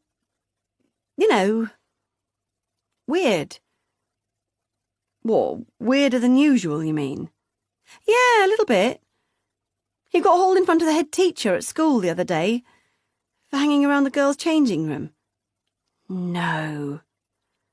"Yeah. It was horrible. We only found out about it because Dad knows the geography teacher and it was all round the school. And they couldn't prove he'd done it, so he wasn't punished, but now apparently all the girls hate him and they call him a creep and a pervert." She shuddered lightly. "It's horrible," she said, almost silently. "Christ," said Meg. "What does Mum say?" "Oh, well, she's taken his side, obviously. Closed ranks completely, her precious baby, etc., etc. And as she says, there is no proof, just one girl's word against his. But to be absolutely honest," she paused and lowered her voice, "it really wouldn't surprise me if it was true. He's the oddest boy I know." "Come down and live with me," said Megan, suddenly fearful for her soft-hearted younger sister who had barely spent a night away from home since the day she was born, and who tiptoed around the characters in her house as if they were the leading men and women and she was just a lowly extra. "Come and live in London. Seriously. There's space for another bed in my room. We could split the bills and everything. I could ask around for you for a job at my place. They've always got vacancies. Beth smiled. Yeah, she said. Right. What? Can you imagine me telling Mum that? Why not? Because... Her sister looked flustered for a second. I don't know, she said. She smiled. Maybe I could. Of course you could. You finish college in June, you'll be a qualified secretary. London will be your oyster. Beth's face went from uncertain to quietly excited. Yes, she said. I mean, it would be fun, wouldn't it? Megan nodded. 10 different types of fun. And Mum would still have the twins. Stop worrying about Mum. I know, you're right. I just can't help it sometimes. You need this, said Meg. You need to get away from her. From all of it. It'll swallow you whole otherwise. I mean it. It really will. And you won't even realise it's happening until it's too late. 2 days later, Beth returned home from London. The birdhouse sat quiet and dusty, filled with sunlight and distant sounds. She rested her weekend case at the foot of the stairs and called out once or twice. No one replied, and she presumed herself alone. She felt coated with the grime of the big city. Although she'd had a shower in Megan's immaculate little ensuite shower room just that morning, she couldn't shake the feeling of it all over her skin. She made herself a mug of tea and took it up to her room. She stood for a while in the middle, imagining herself not in it any more, imagining herself instead in her sister's room in Wood Green, with its high ceilings and its views over a parade of shops, its shared kitchen and flatmates from foreign countries. It didn't seem possible, although in every practical way, of course, it was. She went to her window and took in the view across the rambling gardens, down to the old green hammock at the far end and the fields beyond. Memories fluttered about her mind, of days that had passed and died and were never to return. But when she turned her thoughts to the future, there was nothing there. Just space. She sighed and sat on the window ledge, pondering her lack of ambition, of forward propulsion. She'd only signed up for the secretarial course because the college was 10 minutes away and she knew she wouldn't muck it up. She assumed that at some point soon she would probably end up being a secretary, but through fatalism rather than design. She began to take off her clothes, feeling the sweet release of her breasts from the ill-fitting bra she'd been wearing since Friday morning. She looked at her body in the foxed mirror inside her wardrobe. She saw the loveliness of it, and blanched slightly, thinking of the things she hadn't told Meg in the bar that night. The looks from her brother, the sense of someone outside the bathroom door. She'd watched Rory become interested in women, but with him it had been like the unfurling of a bud. Something natural, inevitable, almost adorable. Something separate, entirely unconnected to her. But with Rhys, it was like a dark shadow spilling over everything he touched, including her. She wrapped her body in a towel, tucked her hair inside a shower cap, and made towards the bathroom. A strange sound made her stop outside the door of her parents' bedroom. "Mum?" She clutched her towel closer to her chest and gently pushed at the door. Rhys was lying in his parents' bed, the satin eiderdown pulled up to his armpits, naked as far as Beth could tell, staring straight at her. "Jesus!" he said, surprised to see her. "When did you get home?" She held the door half against herself, shielding her body from his strange, angry gaze. "About 10 minutes ago," she said. "What are you doing, Rhys?" He shrugged. "Sleeping. why are you sleeping in Mum and Dad's bed? Electric blanket. She nodded once, but then grimaced at him. It's 16 degrees out there. What do you need an electric blanket for? He shrugged. I like it. She nodded again. Why are you naked? I'm not, he said, flipping back the eiderdown to reveal his pale body in underpants that were too large for him. She turned away and grimaced. Fine, she said. I'm going to have a shower. How was London? He asked before she could go. It was good. He nodded. She moved her gaze away from his body again and said, Anyway, how was Meg? Fine, she said. She's fine. She wanted to go now. She did not want to have a conversation with her brother lying there in his parents' bed in his underpants. She locked the bathroom door behind her and leaned against it for a moment, listening to his footsteps passing down the corridor towards the bathroom. They slowed down outside the door, and she heard his breath. And then she heard him turn and leave, and the gentle click of his bedroom door closing behind him. Meg did come home for Easter. She slept on a mattress on Beth's floor, because her own bedroom, since her last visit, had been rendered virtually uninhabitable by yet more towers of paperbacks and boxes of household goods bought in bulk from a cash and carry that Lorelei had recently signed up to. It's not that bad, said Lorelei, peering around the door over Meg's shoulder. Plenty of room for you. Not that bad, repeated Meg. Jesus. Mother, why are you stockpiling? She brought her gaze down to the box nearest her feet. Insect repellent. Her mother rolled her eyes.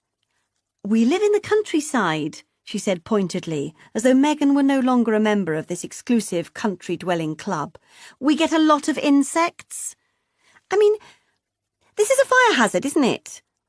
Can you imagine that lot going up? It would blow the roof off the house. Jesus. It's economics, darling, her mother replied, all sing-song disingenuousness. Saving the family money.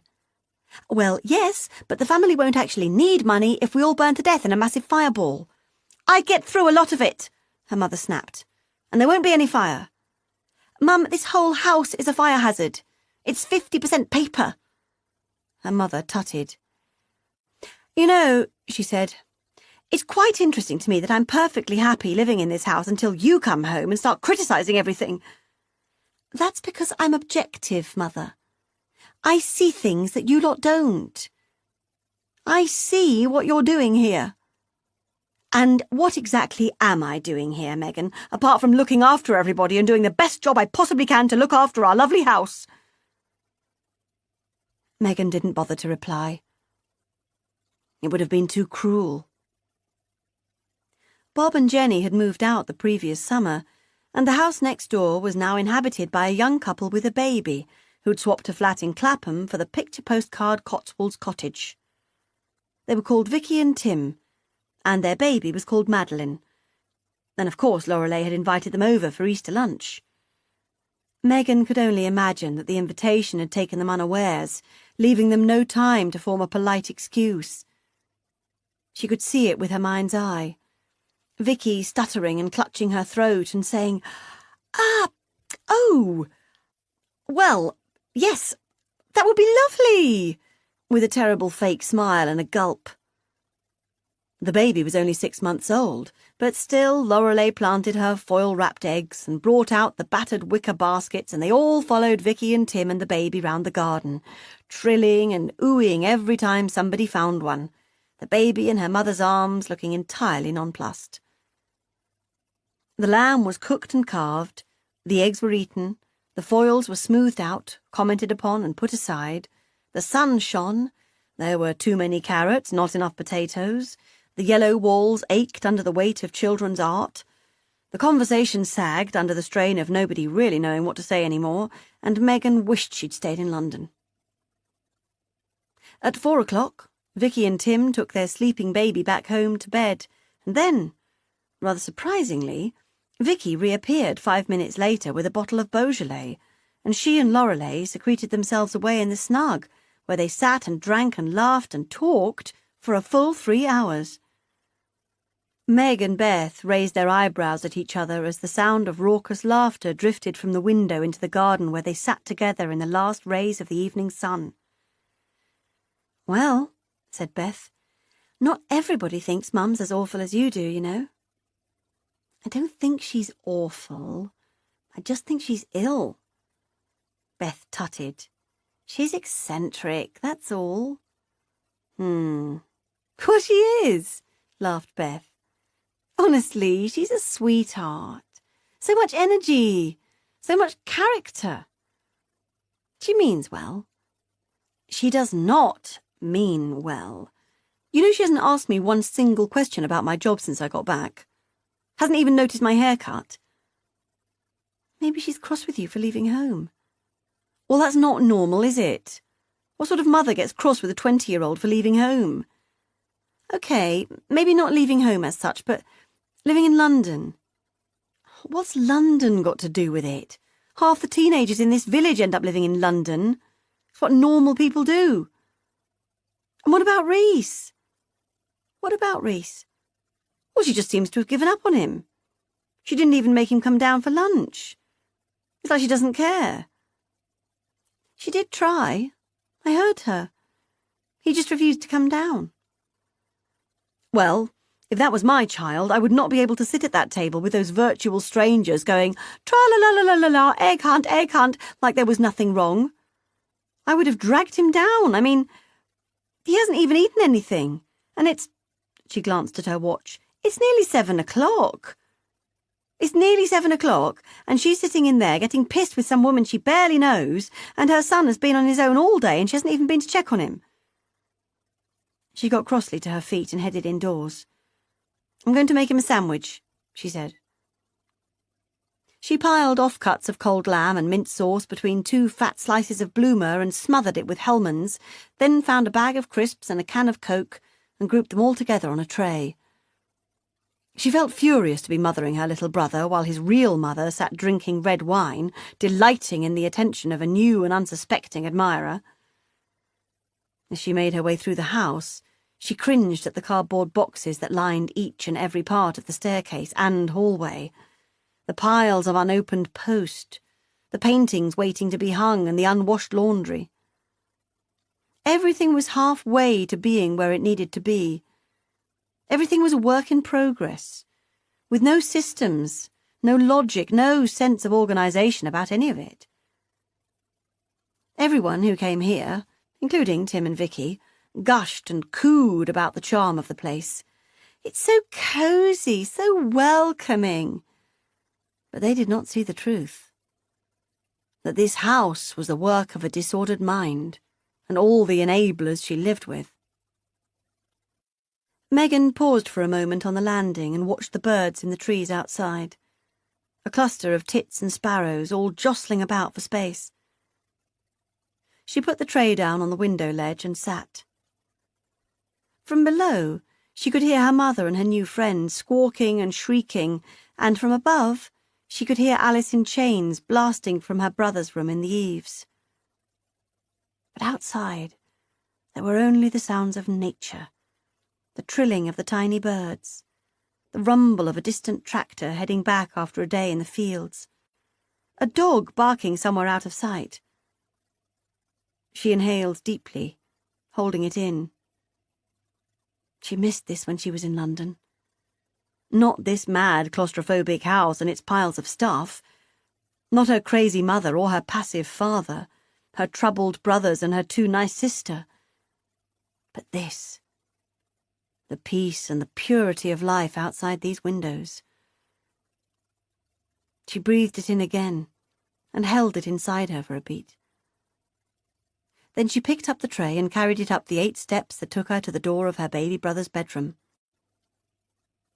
8 small steps between now and then. Between what she knew and what she'd grow to wish she'd never known. Between the past and the future. between a small moment of peacefulness and the worst moment of her life. When her brother didn't open the door on the fourth knock, Megan felt a tightness in her gut, an overwhelming wave of foreboding. She put the tray down on the floor and kicked the door in.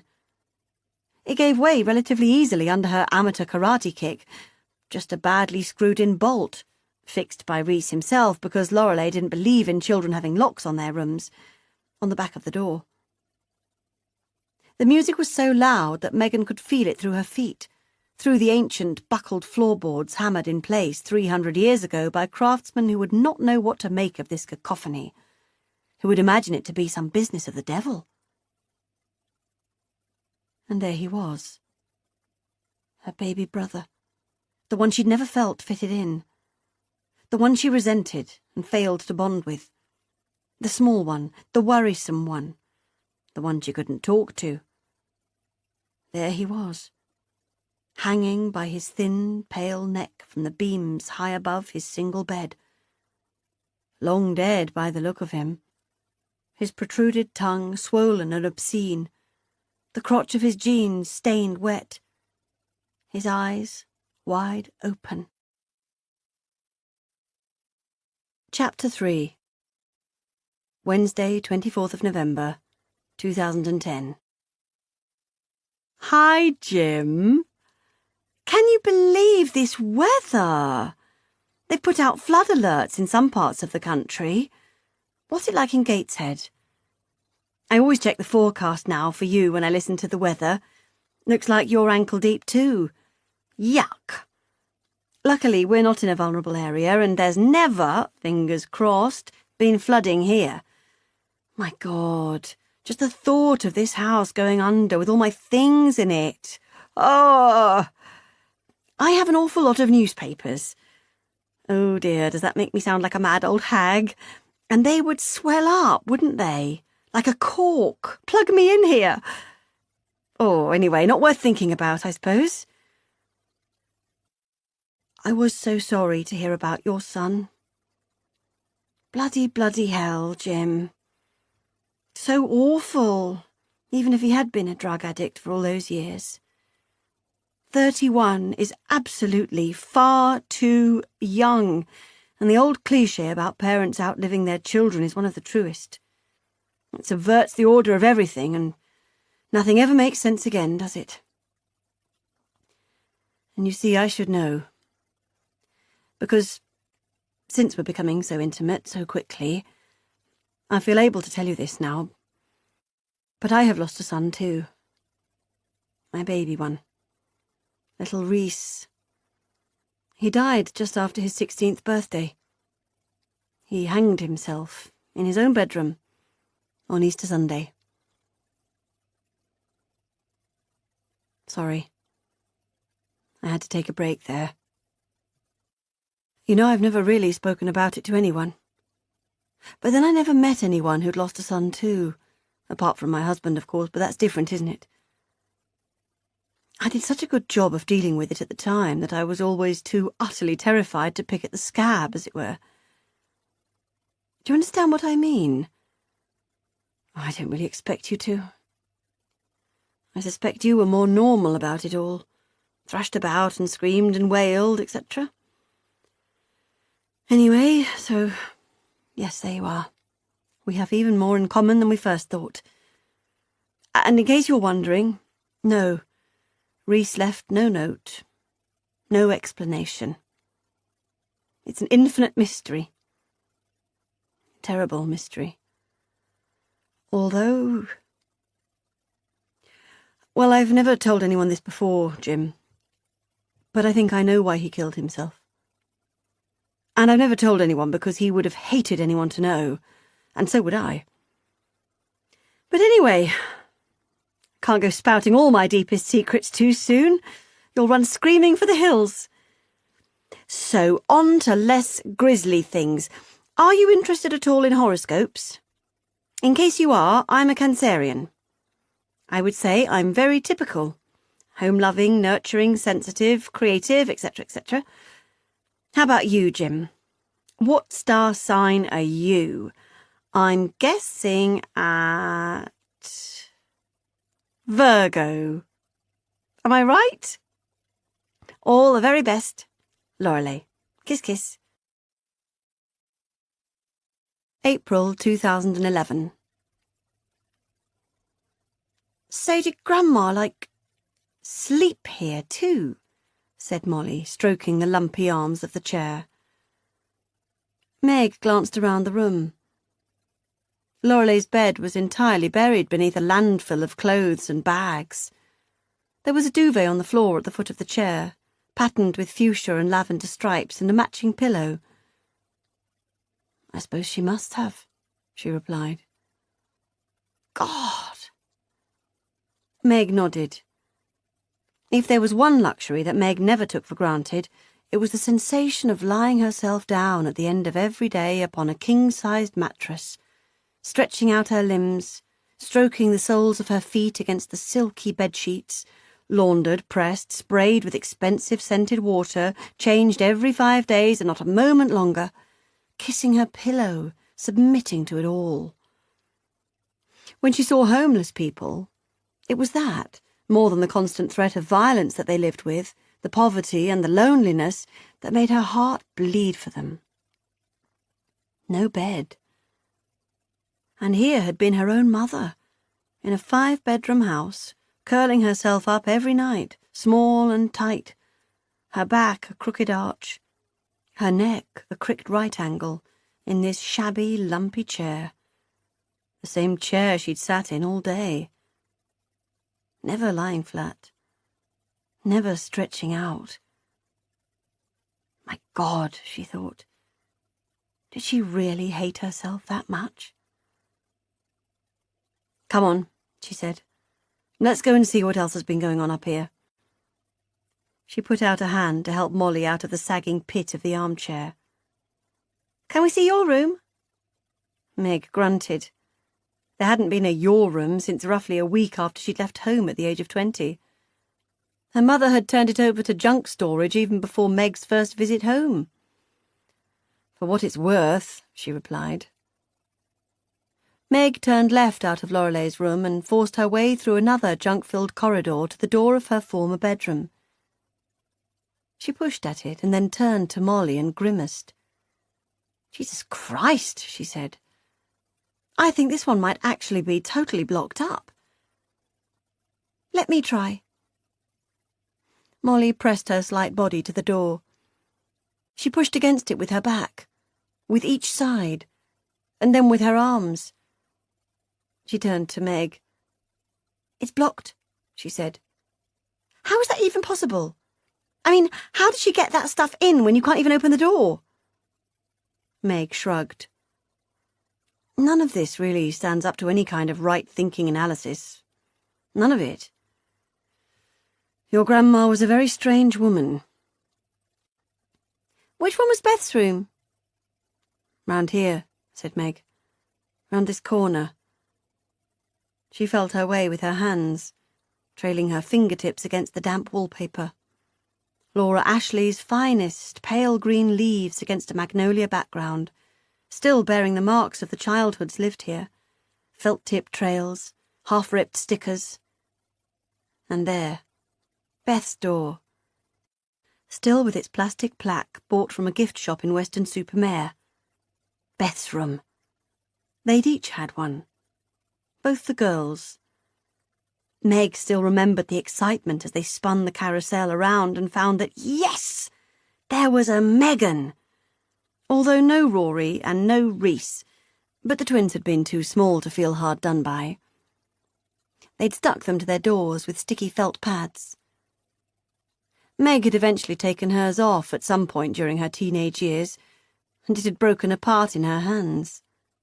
She'd tipped it into a bin. Never thought of it again. Until now. A sudden, searing reminder that they'd once been happy. All of them. Even Reese. Impossible, she thought. Impossible. Beth had never taken her plaque down, stuck in the past as she'd been for so long, half-formed and amorphous, like an embryo in a jar. The door was half open, and peering through the gap, Meg saw, without much surprise, more generic, formless piles. The curtains across the window were drawn and dirty, drooping from the runner at one side, letting in a half-moon of daylight. Beth's wardrobe sat to the left of the door. Its doors were wide open, revealing Beth's clothes, her old clothes, the clothes she'd worn when she was still a person who made sense to Meg, when she was still her sister. Meg's phone rang again. She looked at the display. Bill. Thank God. Hello, darling. We're here. Oh, good, said Meg, crossing one thing off her list of dread fears. The other half of her family had failed to die in a plane crash on an Air France flight from Gatwick to Bern. How was the flight? It was good, great. How are the boys? Boys, she heard her husband call out. Mummy wants to know how you are. Meg smiled as she heard the oddly high-pitched sound of her 3 boys loudly exclaiming that they were well. A bit of a scene at Outsize Items, Bill was saying. Only 3 pairs of skis came through. Had to hang around for half an hour. Had to, shout at people. Oh, God, not at Swiss people. You shouldn't do that, They don't like it. Bill laughed. Meg's heart calmed at the sound of it. How far away it all seemed now. Soft, warm, shouty Bill. Her 3 wild red-haired boys with their freckles and their hugs. The whiteness and glare of a Swiss airport. 4 immaculately packed suitcases full of clothes that smelt like home. Her home. Do you want to talk to Daddy? Meg mouthed to Molly. Molly shrugged and then said, Yeah, all right. Molly wants to say hello. Hold on. No, I'll tell you later. Yes, we're here. I'll tell you everything later. Love you. Love you all. I'll call you when Molly and I get to the hotel. Yes. Yes. Love you. Bye. She passed her phone to Molly and felt shocked by the transition from one world to another, from cleanliness and love and chaos to dirt and loneliness and death. Her ears rang, and the silence ate her up. Not just the silence of the countryside, but the unsettling, muffled silence of this house, where every wall was buffered and every surface was covered. The muted silence of a pillow over your head. April 1995. An alarm wailed from somewhere. It was not an alarm that Megan recognised. Hers made a high-pitched buzz. This was more of a drone. She opened her eyes and forced them to focus. Boxes. Dozens of boxes. A bedsheet pinned over the window because they didn't yet have curtains. A large bevelled mirror that was not hers, balanced against the far wall, in which was visible a tableau of 2 people on a brand-new divan bed. One sitting up, looking back at her. The other still asleep. The person looking back at her was dishevelled and confused. Megan flattened down her hair and yawned. The droning alarm seemed to grow louder as it went on. It was not her alarm. It was his. Bill's. She nudged the man sleeping by her side and said, Bill, wake up. Your alarm's going off. You need to unpack it and turn it off. Bill opened one eye and then closed it again. He smiled and snuggled himself into Megan's rounded tummy. Bill, she said again, it's driving me nuts. Please do something. He groaned and unpeeled himself from her body. Are you sure it's mine? He asked raspily. Yes, of course it's yours. I'd know if it was mine. I'm amazed you don't recognise it. I'm pretty sure mine's set to radio, he said. I've definitely never heard it buzz before. He swung his legs out of the bed and Meg watched him stumble naked through the city of unopened boxes that surrounded the bed. She smiled at him in amusement as he put his ear to each box in turn. You look completely mad, she said. I'm sure I do, he replied. You could help, if you wanted. Meg threw back the duvet and pointed at her swollen belly. I am exempt from everything for the next 2.5 months. Everything? Yes, she said. Absolutely everything. The baby was not planned. Definitely not. She was only 24. She and Bill had only been together for 6 months. It was ridiculous. But Megan had always wanted a big family. At least 4. Getting an early start was a good thing.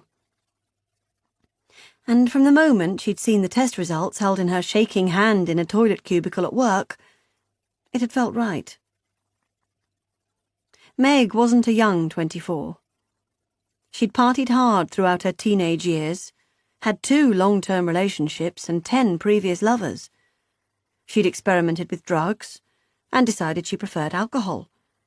She'd drunk herself sick and decided she preferred moderation. She could cook a roast dinner, write to her bank manager, run her own car and drive on motorways. She had no overdraft, and most of her friends were older than her. And then there was Bill. Bill was 32. Bill ran an art gallery. He had an ex-wife and a mortgage. He was losing his hair. In some contexts, 24 sounded young to have a child. But in the context of Meg and Bill, it was just perfect. So Bill had sold his little post-divorce love shack with blood-red walls and zebra-print furniture above a barber's on Chalk Farm Road and bought them a 2-bedroom flat in Tufnell Park with a garden. He'd done this unquestioningly and happily. And this morning, a bright Easter Sunday morning, they were waking up here together for the very first time. Bill stood up triumphantly. Aha, he said in a stupid Russian accent. I have located the device. I have 30 seconds to dismantle before it detonates. He peeled the tape from the box and plucked the clock from it.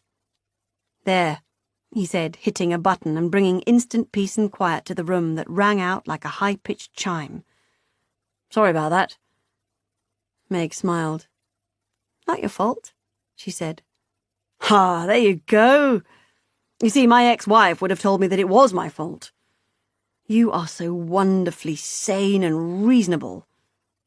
Please don't ever change. Megan loved it when Bill mentioned his ex-wife, because he never had a good word about her. Megan had never met her, but in her head she looked like Cruella de Vil. Her name was Michelle. She'd married her boss and lived in Spain, and was of little consequence in Megan's world. The phone rang, and Bill and Meg looked at each other. Our first phone call, she said, leaning across him to reach it. And I bet I know who it'll be. Happy Easter! Happy Easter, replied Meg, leaning back into the pillows and cupping the phone into the crook of her neck. It's Beth, she mouthed at Bill, who nodded knowingly and headed to the bathroom. How are you? Fine, said Beth in her sing-song voice, a vaguely irritating facsimile of their mother's. How are you? We're absolutely fine, said Meg, stroking her big bump and stretching out her toes. How did the move go? Brilliant, said Meg. I just sat on my big fat bum and let everyone do everything. Now I've just got to unpack, hang some curtains, mow the lawn, take up the carpets, sand the floorboards, redecorate, and have a baby. Oh, I can't wait to see you all, said Beth longingly. Well, you know, any time, Meg replied dryly. Beth was becoming as difficult to prise out of the birdhouse as her mother. Yes, maybe next month. Yes, repeated Megan, maybe next month. How's Mum? She's good. You know. Do you want to talk to her? Meg sighed. Yeah, she said. Okay, put her on. The phone line sounded muffled for a moment, and she could hear her mother through the flesh of Beth's hand, complaining gently about something. But then a moment later she came on the line. Hello, darling. Hello, Mum. Happy Easter. We're just about to head into the garden for the egg hunt. Maddie's here, and little Sophie, and Vicky, of course. Say hello, Vicky. Meg rolled her eyes and heard Vicky in the background calling out, Hello, Meggie. In the aftermath of the terrible Easter of 1991, Lorelei and Vicky had become inseparable. It turned out that Vicky's first boyfriend had hanged himself at the age of 18, so they had more in common than a taste for Cotswolds houses. According to Beth, Vicky popped over every day at about 10:30 with her two little ones and would then spend the rest of the day at Lorelei's, giggling with her over Chardonnay when the sun went over the yard arm, and not leaving until she heard her husband's car pulling up on the pavement outside, at which point she would hastily down the last dregs of her wine and head next door to greet him. It's nice, Beth would say. I'm glad she's got a friend. And Meg would say, just fucking weird if you ask me, which Beth hadn't. When are you going to see Reese? She asked impatiently. Oh, said her mother. Well, now, I'm not sure we'll have time today, will we? She asked this supposedly of the other people in the room with her, not of Megan lying prone in her new bed in Tufnell Park. Can you put Beth back on for me? Okay, darling. Her mother sounded relieved and happy to end the conversation with her eldest child. Beth, Meg snapped as her sister came back on the line. What's going on? Why isn't Mum going to see Reese? Beth sighed. I don't know. She says she's moving on. Moving on? He's only been 4 years. You don't move on from visiting your son's grave on the anniversary of his death. Well, ventured her sister nervously, you're not going to see him either, are you? No, snapped Meg. Of course I'm not. I'm nearly 7 months pregnant, 100 miles away, and I've just moved into a new flat. I would love to be going to see Reese. I've been to see Reese every chance I've had these past 4 years. Please tell me Dad and Rory are going. There was a brief silence on the end of the line, long enough to alert Megan that all was far from well at the birdhouse. Tell me, Beth. Tell me the rest of you are going. Well, the thing is, Dad's not here. Where is he? I don't know. And Rory? I don't think he came home last night. As far as I know. Meg groaned. You're all fucking useless, she yelled. The whole fucking lot of you. And then she hung up. He bought her an egg. Just a cheap one. Purple foil and full of chocolate buttons. And then he pulled some daffodils from a well-stocked bed outside someone's house. The sun was high and bright, and it felt like the beginning of everything. For the first time in his life, Rory Bird was in love. Her name was Kaylee, and she was waiting for him now, in her bedsit. He'd met her 3 nights ago at his local pub. She was the cousin of one of his mates, just moved across to England. 2 years older than him, bleached blonde hair cut into a bob, Irish accent, her own guitar, a tattoo on her left breast, and a livid scar on her wrist that she said she'd tell him about one day when she trusted him. He hadn't left her side since that night, until now. She'd sent him out for milk and cigarettes, and now he walked fast through the morning streets of Cirencester, desperate and aching to get back to her. It was the strangest feeling. In fact, just feeling anything at all was strange. He'd been numb for the past 4 years. I'm back, he called out, taking the steps 2 at a time to the front door. She was still in bed, lying stretched out and naked. Her flesh was deathly white, her eyes fixed on a tiny portable TV on the chest of drawers at the foot of the bed. She smiled at him and arranged herself onto her elbow. "I missed you," she said. He grinned at her and pulled the egg and the daffodils from his carrier bag. "Happy Easter," he said, joining her on the bed and presenting them to her. "Oh, you sweet fool," she said, taking the egg and sniffing the daffodils. "I didn't have you down as a religious type." "What's religion got to do with Easter eggs?" "Everything, from where I come from." She smiled and started to take apart the packaging. "I'd love a cup of tea," she said, "to go with my, non-religious chocolate egg." He cupped her face with his hand and kissed her on her soft lips. "Coming right up." She pulled the egg out of the box and unwrapped it. Rory watched her and resisted the temptation to say, "Save the foil." He smiled at the thought, and Kaylee glanced at him affectionately and said, "What are you smiling at?" He said, "Nothing, just, They'd talked about his mother, about his family, about Rhys. Of course they had. You don't go falling in love with people unless you've talked about the things that matter. My mum's always had this thing about foils. Every Easter it was always, save the foils, save the foils. Your mum sounds like a fruit." He grimaced and filled the kettle from the tap. "Yeah," he said absent-mindedly. "She is a bit. A lovely fruit, though. I'd love to meet her. One day." "You could meet her today," he said rashly, "if you want." She laughed. "Nah, thanks all the same, though." He nodded, relieved. This was just for him. He wanted to keep it to himself for as long as he possibly could. But even so, it felt wrong not being at home today. Megan wasn't coming back for Easter. She was moving house or something, and Dad was on one of his mysterious writing courses, so it would just be Mum and Beth and the stalker woman from next door.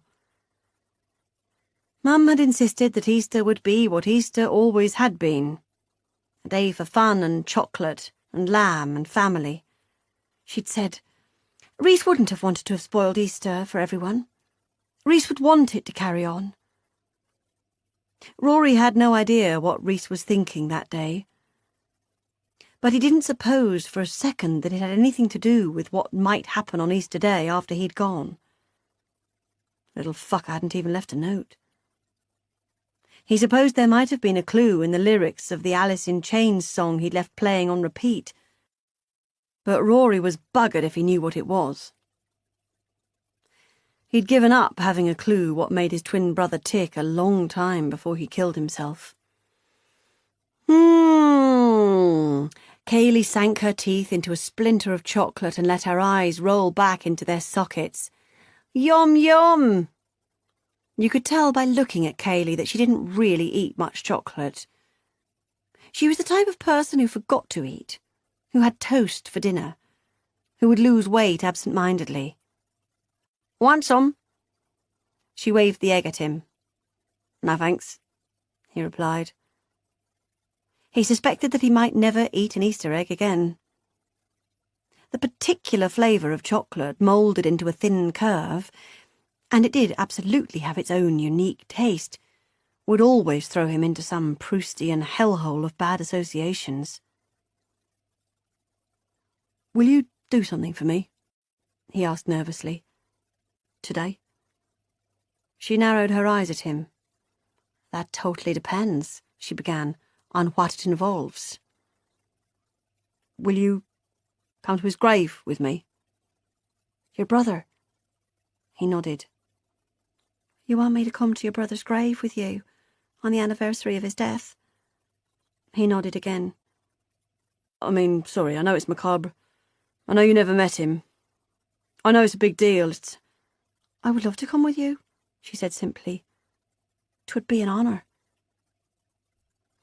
The graveyard was canopied with pink and white cherry blossom.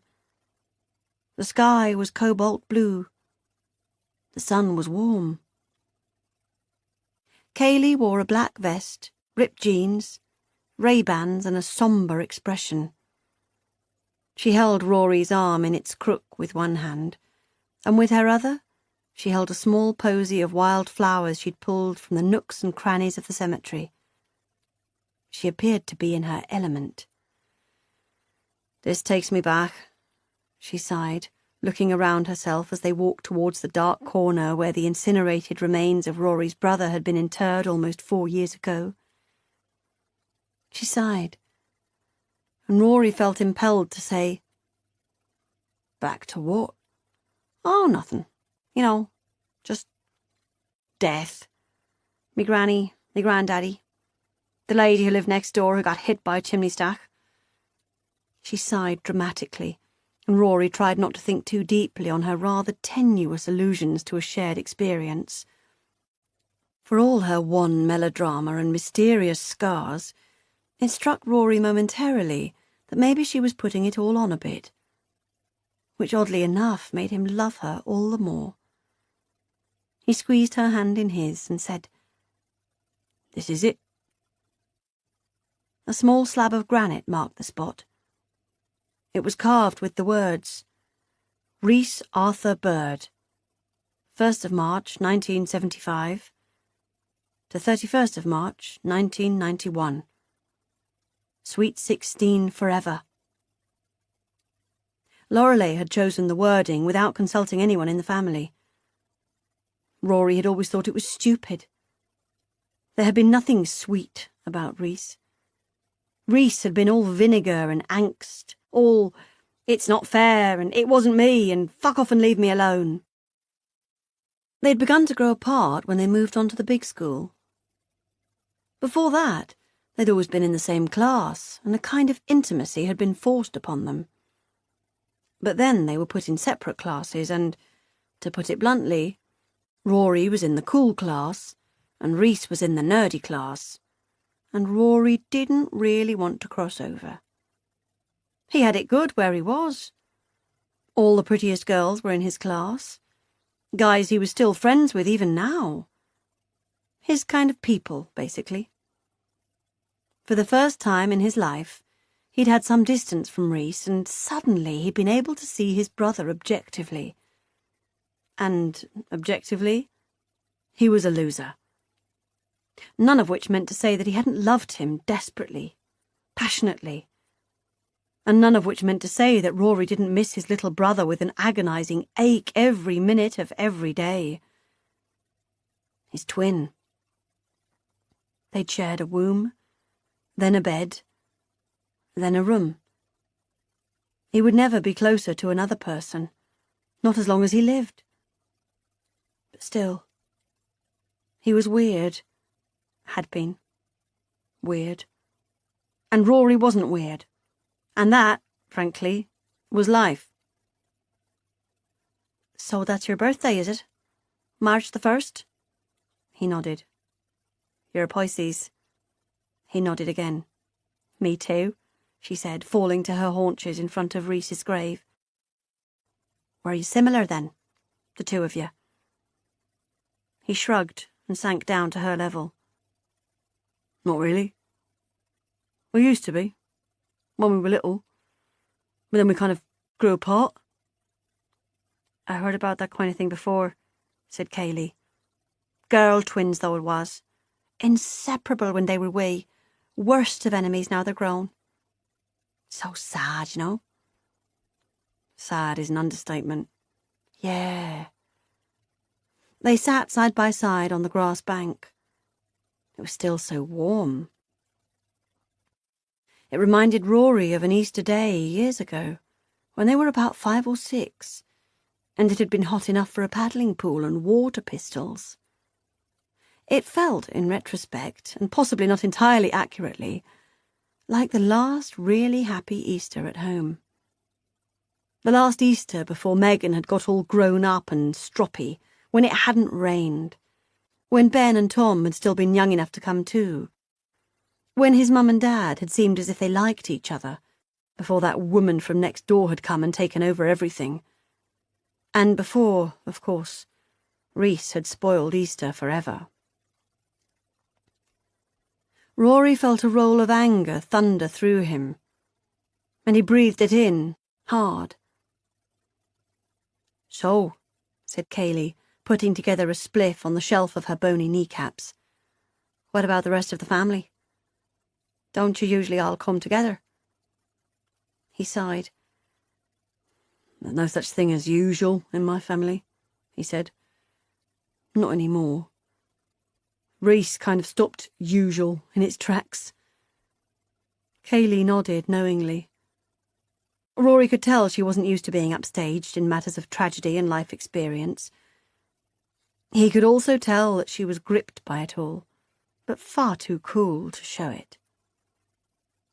"You know, when my granddad died, my granny wore black for the rest of her life. Proper mourning she went into. You know, the widow Doherty, that's what everyone called her. Went to his grave every day, polished it all up. Fresh flowers, the works. It's almost like it was her job, you know, her professional occupation." She tailed off, and they both stared for a moment at the unkempt grave. "So it was actual anniversary," she said. "It was 2 weeks ago."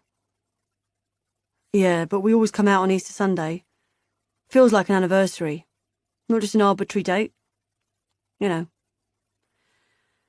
"Well," she said pointedly, "doesn't look like anyone came out to see him on the 31st either." She finished making the spliff, and then she lit it, held in the corner of her mouth, her eyes slanted against the first rush of smoke.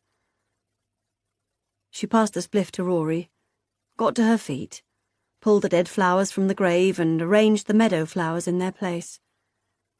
She brushed some dirt away with the palms of her hands, and then wiped them clean against her black vest. "Have you got a tissue?" she asked, turning back to Rory. He patted himself through his clothes. Yeah, actually I do." It was a paper napkin from Spudulike. He had no idea how it had got into the pocket of his jeans, which spoke many volumes about the nature of his existence in recent years. She used the napkin to polish up the dull granite of the headstone until it shone. Then she sat down next to Rory on the grass bank and took the spliff back from him. "There you go," she said.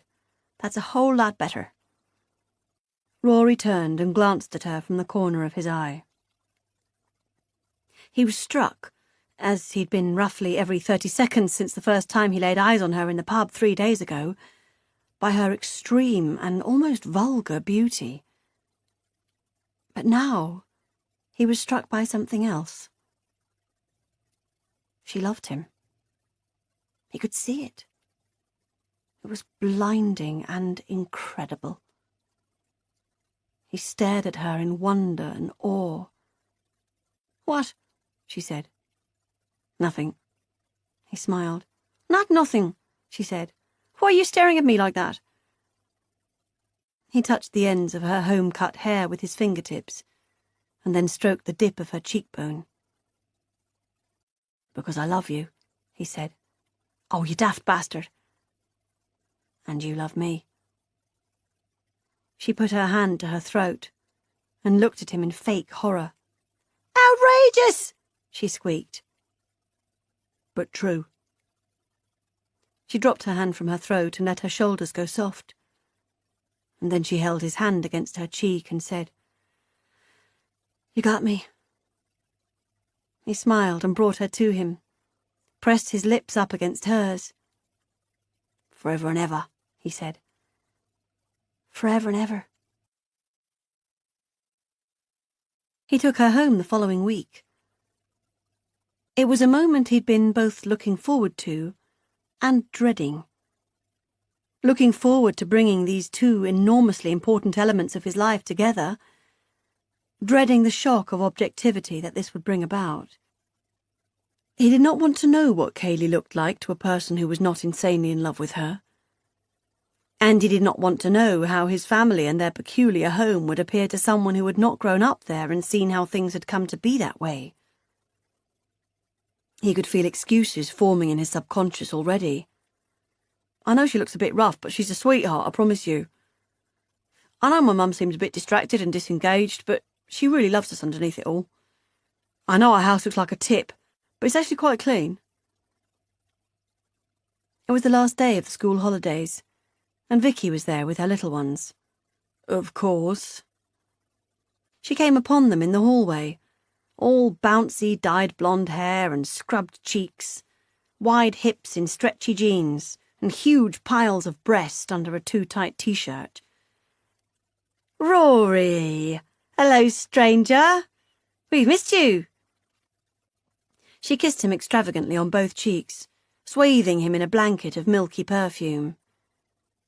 She peered at Kaylee standing behind him, her hands stuffed into the pockets of a tight denim jacket, thin, blue-white legs dangling from a matching miniskirt, chewing a piece of gum and looking for all the world like a call girl he'd just plucked off a street corner. "You must be Kaylee," she tweeted. "I'm Vicky, hello. Come through, we're all in the kitchen, making banana cake. Bit of a mess, I'm afraid." Rory and Kaylee exchanged a look and followed her into the kitchen. He'd already warned her about the ever-present Vicky. "Hi, Mum." He kissed his mother on the cheek, and she smiled delightedly. "Hello, darling boy," she said, gripping his arm and looking into his eyes, searching for some kind of change in him. "And this," she said, "this must be—" She'd forgotten her name, either by pure scattiness or deep-seated lack of interest. "Kaylee," he said, taking his girlfriend's hand and leading her forwards. "This is Kaylee. Kaylee, this is my mum, Lorelei." "Call me Laurie. Everyone just calls me Laurie." This wasn't quite true. Vicky called her Laurie.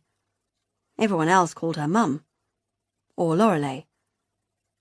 "Lovely to meet you," said Kaylee, her hands still tucked firmly inside her jacket pockets.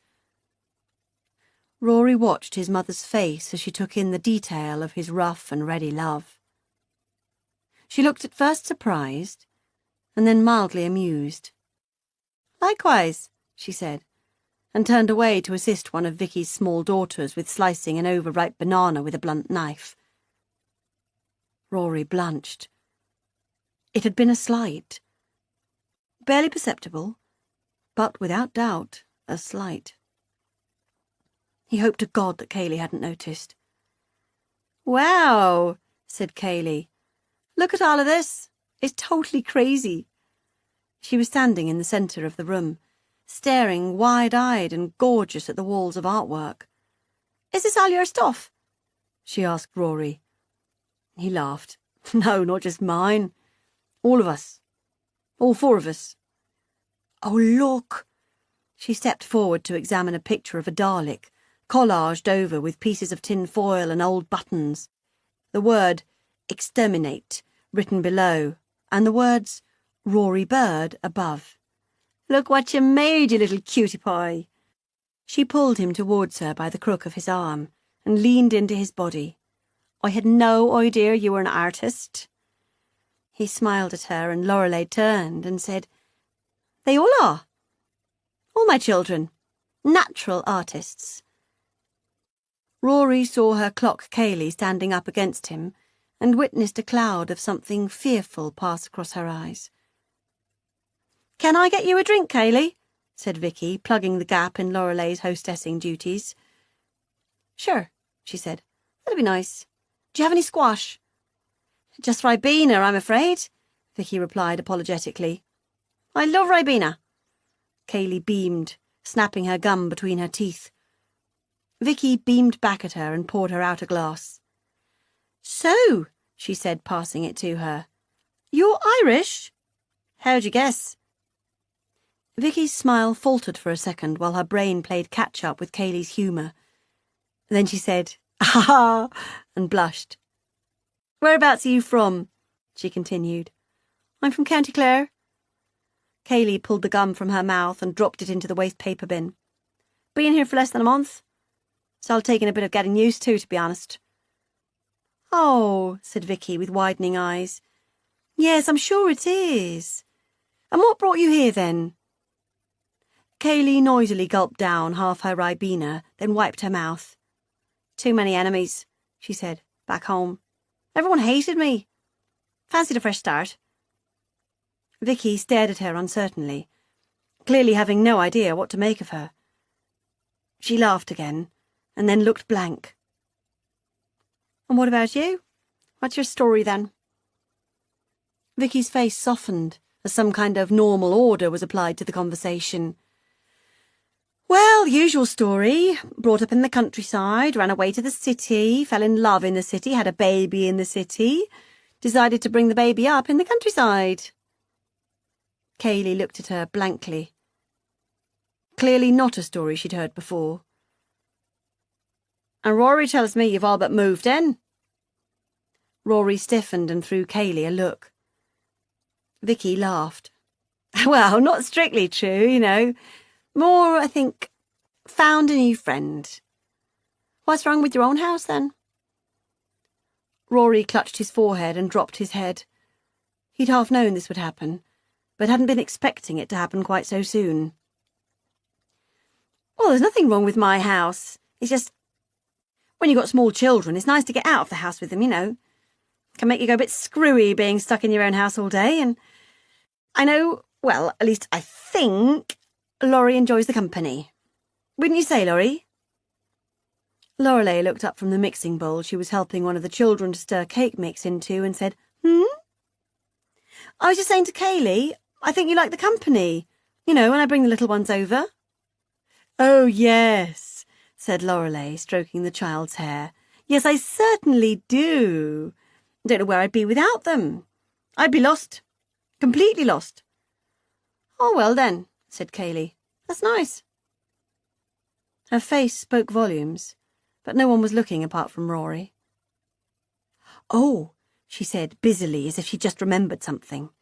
"By the way, me and Rory, we went to visit Reese at Easter. You know, at the cemetery." Lorelei's shoulder twitched slightly, but she didn't turn round. "That's nice," said Vicky brightly. "Yeah," Kaylee continued. "We had a bit of a tidy up, you know, said a little prayer, left some flowers. It was a bit sad looking, you know. Looked like no one had been there for a while." "Well," said Vicky, her voice pitched at a new place, no longer bright and shiny, but deep and forbidding. "It's hard for Laurie. It's hard for all of us." She forced a sour smile. "Yes," said Kaylee, in a voice full of fake empathy. "I'm sure that's true. I'm sure it is." "So," she said brightly, changing the subject, "you have a beautiful house. It reminds me of my own home, except," she laughed in anticipation of her next comment, "my own mother isn't anal retentive. You know, the house is like an actual operating theatre. Not a speck of dust anywhere, and everything put away, mugs snatched away before you've had the last sip out of them." She tutted good-humouredly, and then stared round the room again. "This," she said, "is quite the opposite. You have a lot of stuff, Laurie." "Yes," said Vicky, interjecting again. "Laurie likes shopping." "Wow," said Kaylee. "You know, I don't think I can recall ever seeing so many plates in one home before." Rory looked at the shelves, hanging, heaving and bowed from the kitchen walls. His eyes roamed over the dinner plates. He estimated around 100. Then he looked at the bowls, teetering arrangements in every colour of the rainbow. Melamine, china, clay. Beautiful in some ways, but obviously, it was now clear to him, completely excessive. There were 3 shelves of colourful tumblers and glasses that caught the afternoon light like votives, and more shelves loaded down with pitchers, jugs, vases, pots, tins, jars, platters, gravy boats, and condiment sets. It occurred to Rory suddenly that there were 10 different salt and pepper mills, and he suspected more buried away in the cupboards. "Can I see the rest?" Vicky looked at Lorelei, who appeared to be either ignoring Kaylee or oblivious to her, and said, "I'm sure that'll be fine, won't it, Laurie?" "What's that?" Kaylee wants to see the rest of the house. Lorelei beamed, showing all her unkempt teeth, and said, Of course. Excuse the mess, though. She had cake mix smeared across her cheek and looked slightly unhinged. Christ, said Kaylee, following Rory through the house. This place is pure chaos. How can y'all live like this? Rory looked around and sighed. The delicate, tissue-thin layers of his own lack of objectivity were being ripped apart, just as he'd known they would be. You get used to it, he said, stepping over a pile of bin bags marked For Oxfam, which had been sitting at the bottom of the stairs for roughly 2 years. I mean, that's not to say it's without its charms, she continued, taking his hand and stepping over the bin bags herself. It's a lovely house, but it's kind of nuts. Wouldn't you say? My mum, he began, not quite knowing where he was about to head. She's kind of excessively nostalgic, sentimental. Always has been. It's like she's scared that if she lets go of things, she'll never think of them again. And that if she never thinks of them again, then they were just kind of worthless. Said Kaylee, joining him at the top of the first flight of stairs. And yet, she stopped and looked pensive. And yet what? Well, I know she doesn't come to visit the grave of her beautiful dead son on the anniversary of his death. The words hung there in the space between them, like a bullet suspended on its trajectory. They both turned to look through the window on the half landing at the gardens beyond. Pretty, said Kaylee, cupping the glass with the side of her hand and peering through it. Very pretty. Rory showed her his bedroom, his parents' room, Beth's room, Megan's room, now turned into a storage space for piles and piles of books and paperwork. And then she said, Will you show me his room? Reese's room. Rory shuddered. He never went into Reese's room. He shrugged. Sure, he said, if you want. He stood just on the threshold and watched Kaylee walk in. Are you coming? She said. He shook his head and she threw him a tender look. Come on, she said. It's just a room. He shook his head again and smiled. She stopped in the middle of the room and looked up. So this is where it happens, yeah? He nodded and smiled, embarrassed. He'd never had this conversation before. Jesus, she said, staring at the beams overhead. How fucking tragic. Did he leave a note? No. No clues. Nothing. Selfish bastard. God, that really is, Ultimately selfish. Rory smiled with relief. It was the first time he'd ever said that out loud. And the first person he'd said it to had agreed with him. But it's a sickness, right? She continued. You can't try and pin logic and rationality onto the thing. It's gone way beyond that by the time someone sticks their neck in a rope. Yeah, said Rory. I know that. I do know that. He sighed. 4 years he'd spent wondering what had really happened in this room when they were both 16, and he still had not even half an answer. So who was it that found him? Was it you? No. It was Meg. Ah, the infamous Meg. How old was she when that happened then? She was 20. Christ above, what a holy mess. She left the room and joined him on the landing outside Reese's room. It was best it was her. She's the sanest one in the family. Might have tipped anyone else over the edge, but Meg's handled it really well. Kaylee raised an overplucked eyebrow at him and said, Well, she doesn't seem the only one who's handled it well.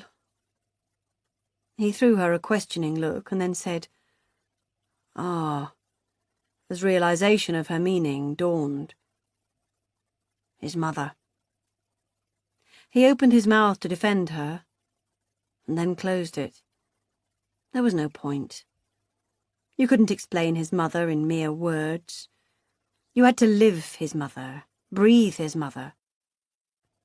And even then she didn't always make sense. "Come on then," he said, putting his arm around Kaylee's shoulders. "Let's go look at the gardens, shall we?" They had sex up against the wall at the very bottom end of the garden. It was easy, logistically, given the length of her skirt. A sheep approached from the neighbouring field to see what they were doing. Kaylee laughed and called out, "Fancy a threesome, sheepy?" And then she laughed again and said, "You'd have to give your ass a clean first, though. It's terribly shitty." They both laughed, and Rory thought he'd never known it was all right to laugh during sex. He'd always thought it was supposed to be serious. They hung together in the hammock after, sharing a spliff, their legs entangled. They could hear Vicky's children laughing and shrieking nearer the house, and Rory felt the roughness of the smoke inside his lungs, and the stickiness inside his jeans, and the love of the woman in his arms, and he smiled. His childhood was behind him. Kaylee had walked into his childhood home an hour and a half ago and untied all the ribbons that had held him to this place for so long. "We should go away," he said suddenly. She laughed. "Like where?" "I dunno," he said breathlessly. "I've never been anywhere. I haven't even got a passport." She looked at him agog and laughed again. "You're kidding me." He shook his head. "None of us have." "But that's—" She paused to find the right word. "That's diabolical." He shrugged, and then he laughed. "Nearly went to Greece once."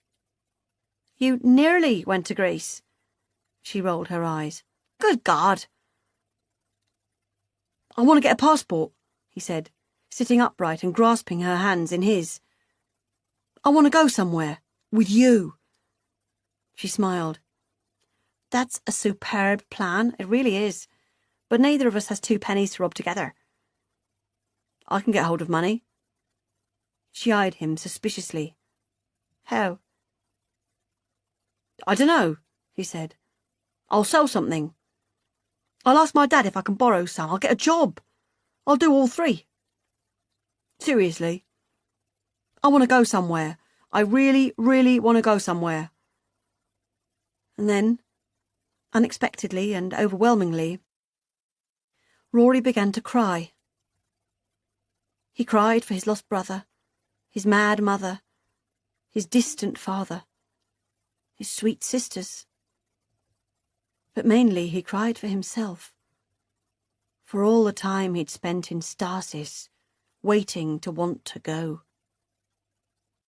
Kaylee held him in her skinny arms and kissed the top of his head and told him that everything was going to be okay. And he believed her. A week later, Lorelei stood with her hands against her hips in the middle of Megan's old room, looking from one side to the other. "Gosh," she said. "Now, well, this is tricky." Rory groaned. Here was a woman with 10 salt and pepper sets, a woman who had kept every last mark on paper made by 4 different children over the course of 15 years or more, a woman who never threw away anything colourful, eye-catching or shiny, a woman who bulk bought cleaning products and household gadgetry, a woman who accumulated stuff on a grand, almost baroque scale, yet she could not locate a simple birth certificate. "But, Mum, I don't understand. How can you lose a birth certificate?" "I haven't lost it, darling. I just haven't found it yet. Just give me a minute. Please." Lorelei now referred to Meg's old room as her office. It was not an office. It was a room of piles. Mainly paperback books that Lorelei picked up at charity shops and jumble sales and never got around to reading. She didn't sit still for long enough to read a book. And filing boxes and lever arch folders and wallet folders and piles of loose, unfettered paperwork that made Rory feel dizzy just looking at it, trying to imagine what lay within. Meg's bed itself was now invisible, swamped by piles of old coats and bin bags full of clothes headed vaguely, unconvincingly towards charity shops. Meg's old dressing table, a piece of furniture that had once been her pride and joy, white with a triptych mirror and gilt edging — Rory seemed to recall it had been a special birthday present or a reward for doing something brilliant at school — was now in use as Lorelei's desk, and again, virtually invisible under more piles of paperwork, random selections of stuffed animals, snow globes, mugs, paperweights, and, for some unknown reason, a pile of deflated pink balloons still tied with curled nylon ribbon.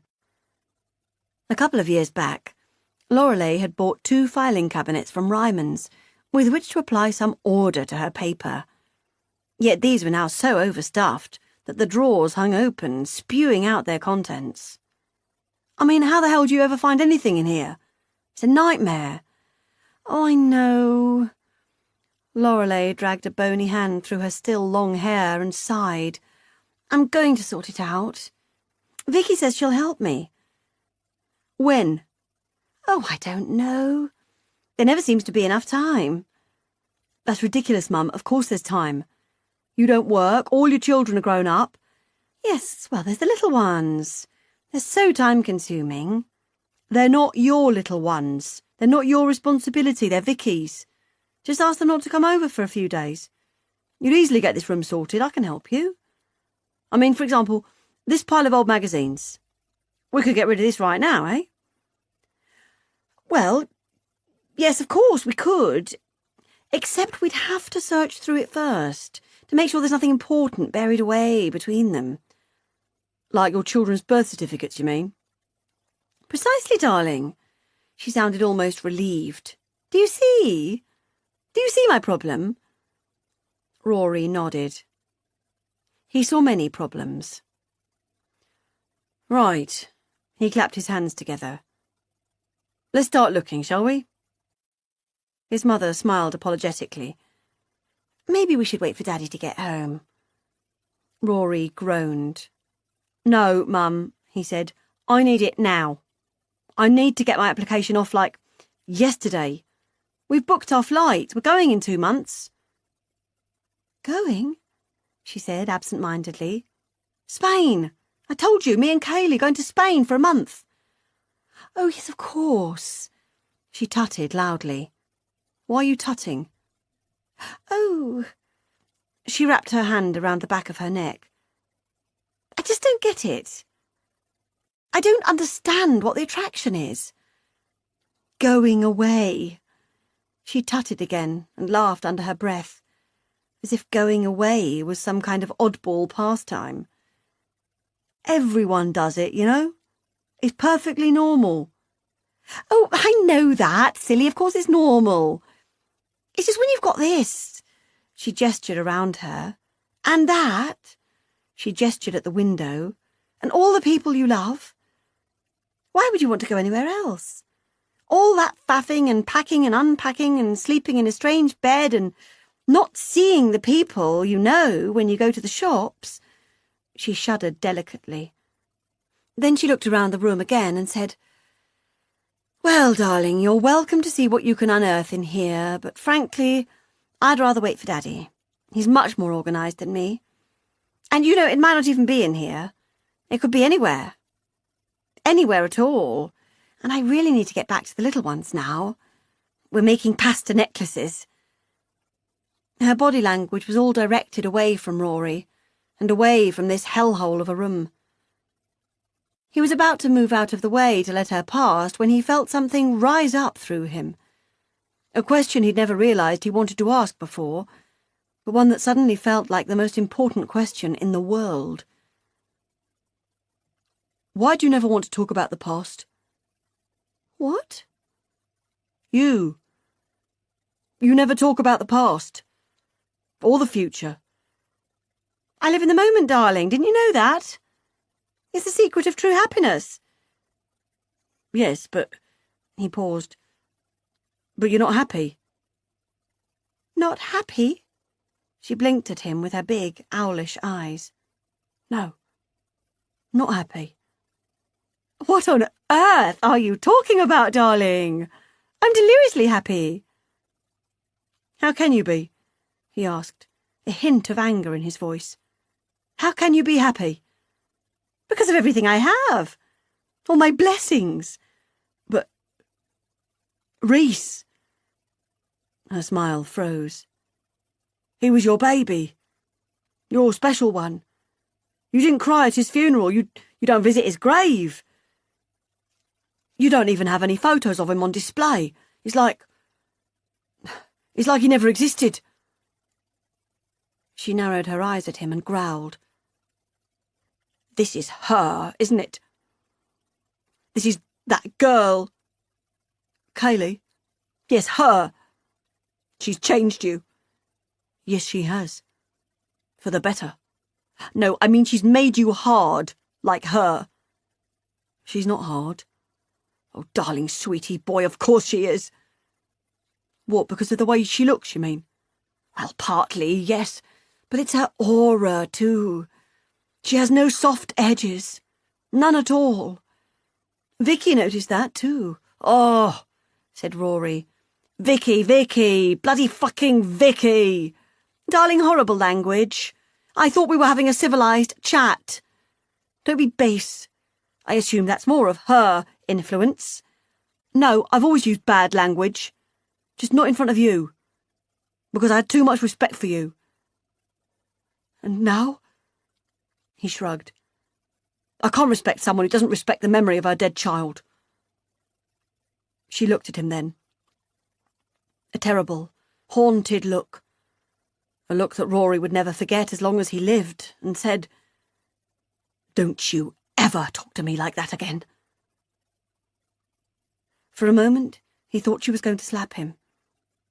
But she didn't. Instead, she shoved him roughly out of her way and left the room. Rory's dad found the birth certificate 2 days later. It was in a carrier bag full of disposable bendy straws and fluorescent colours that Lorelei had bought in bulk from Poundstretcher.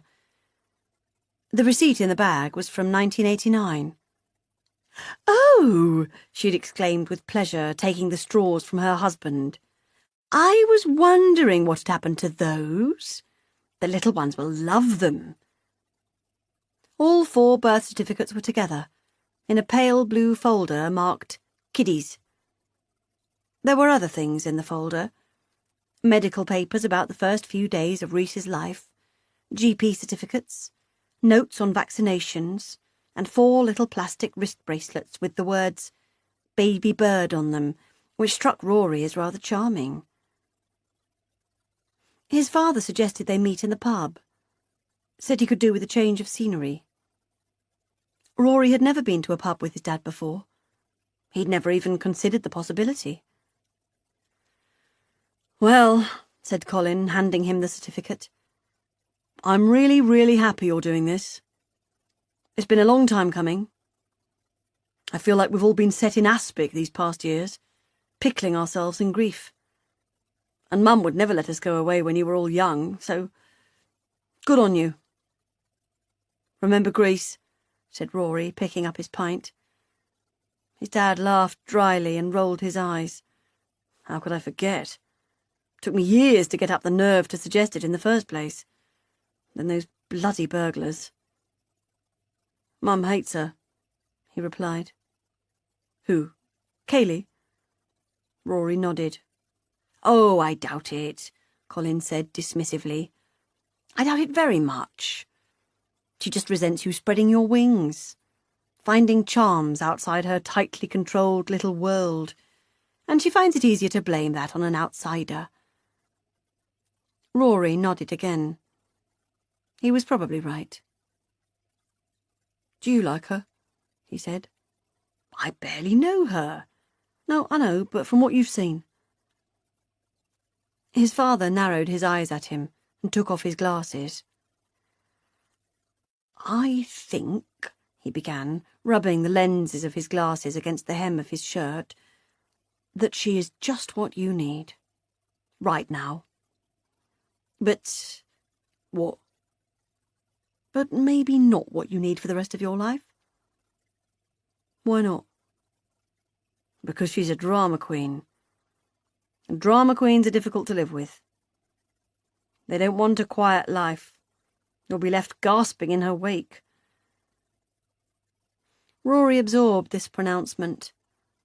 There was something thrilling about the concept of gasping in someone's wake. It sounded better than being set in aspic, or pickled in grief, at least. What was Mum like when you met her? Colin replaced his glasses, picked up his glass of wine, and smiled. Incredible, he said. Joyful, glamorous.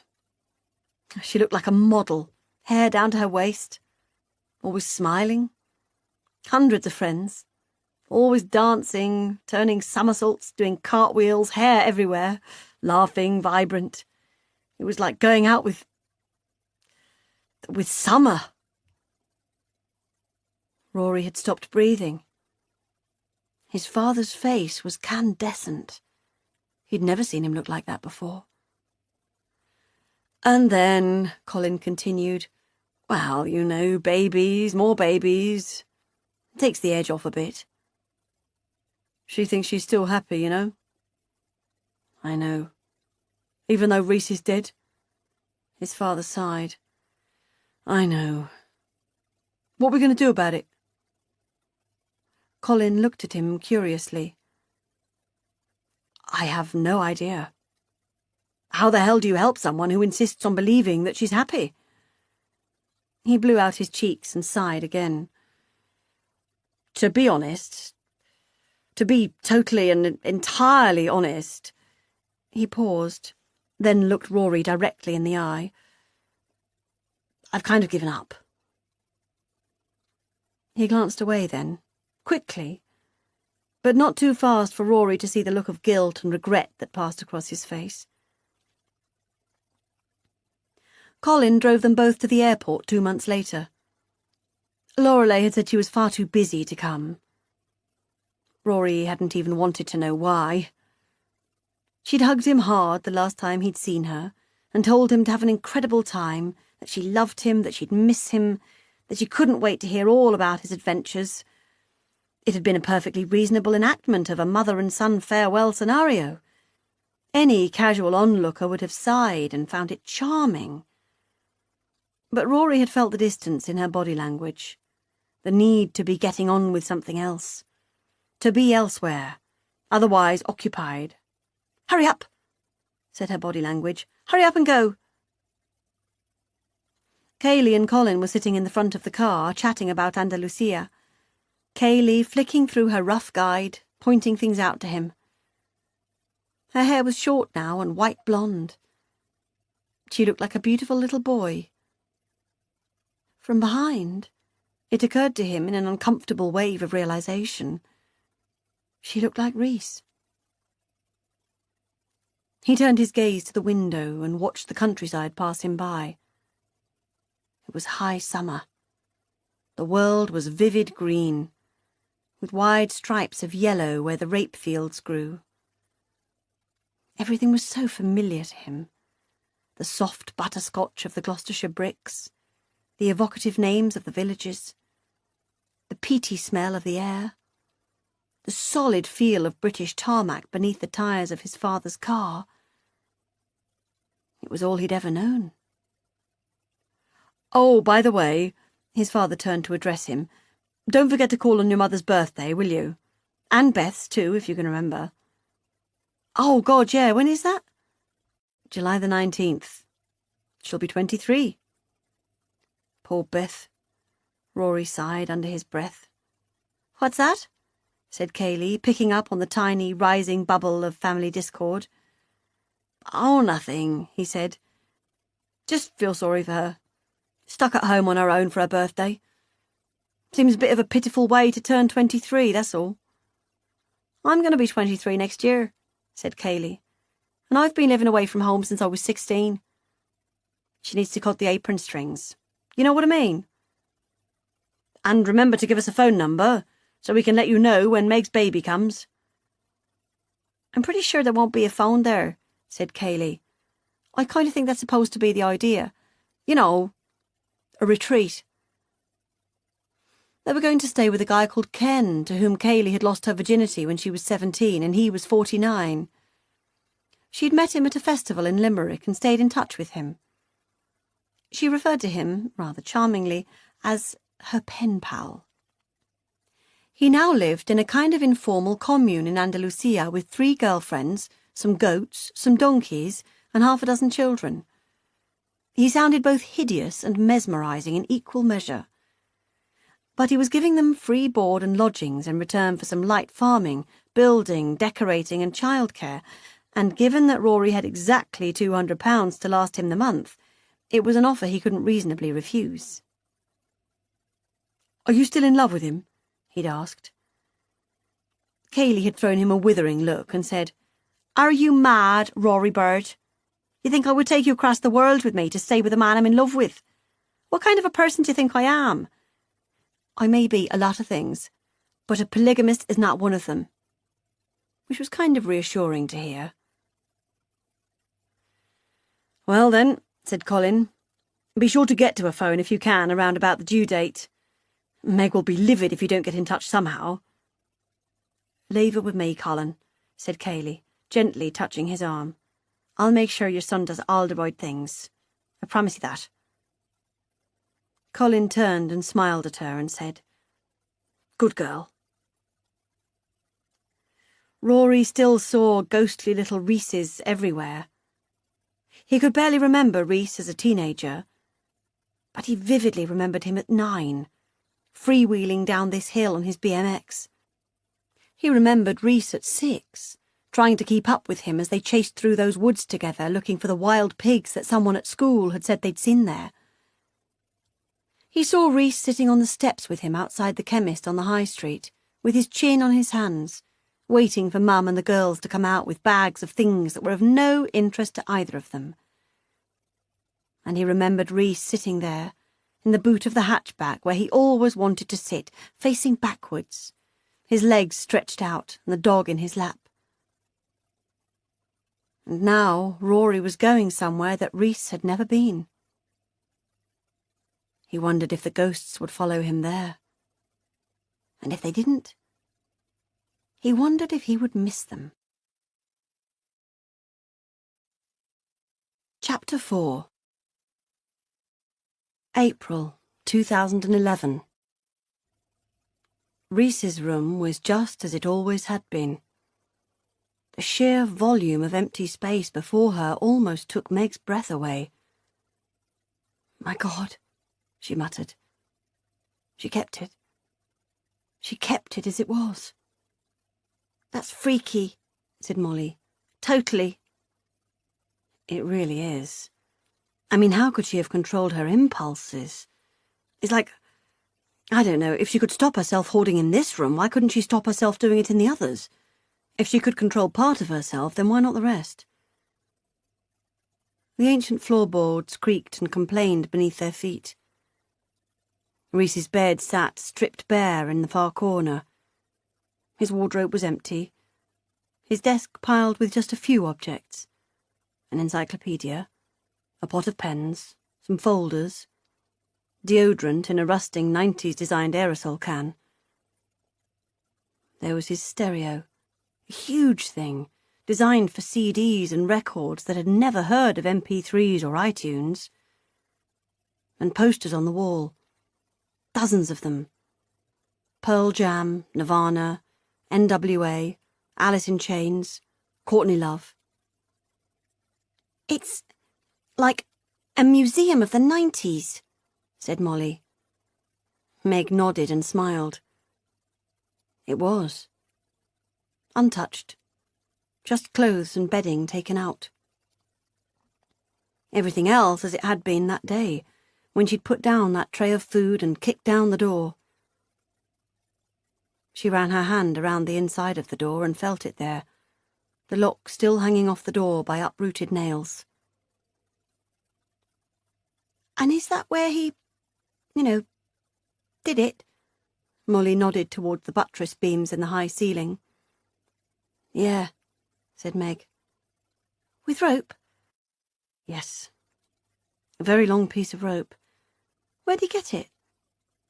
"What?" "The rope. Where did he get a very long piece of rope?" "Christ, I don't know." "What, like the village rope shop or something?"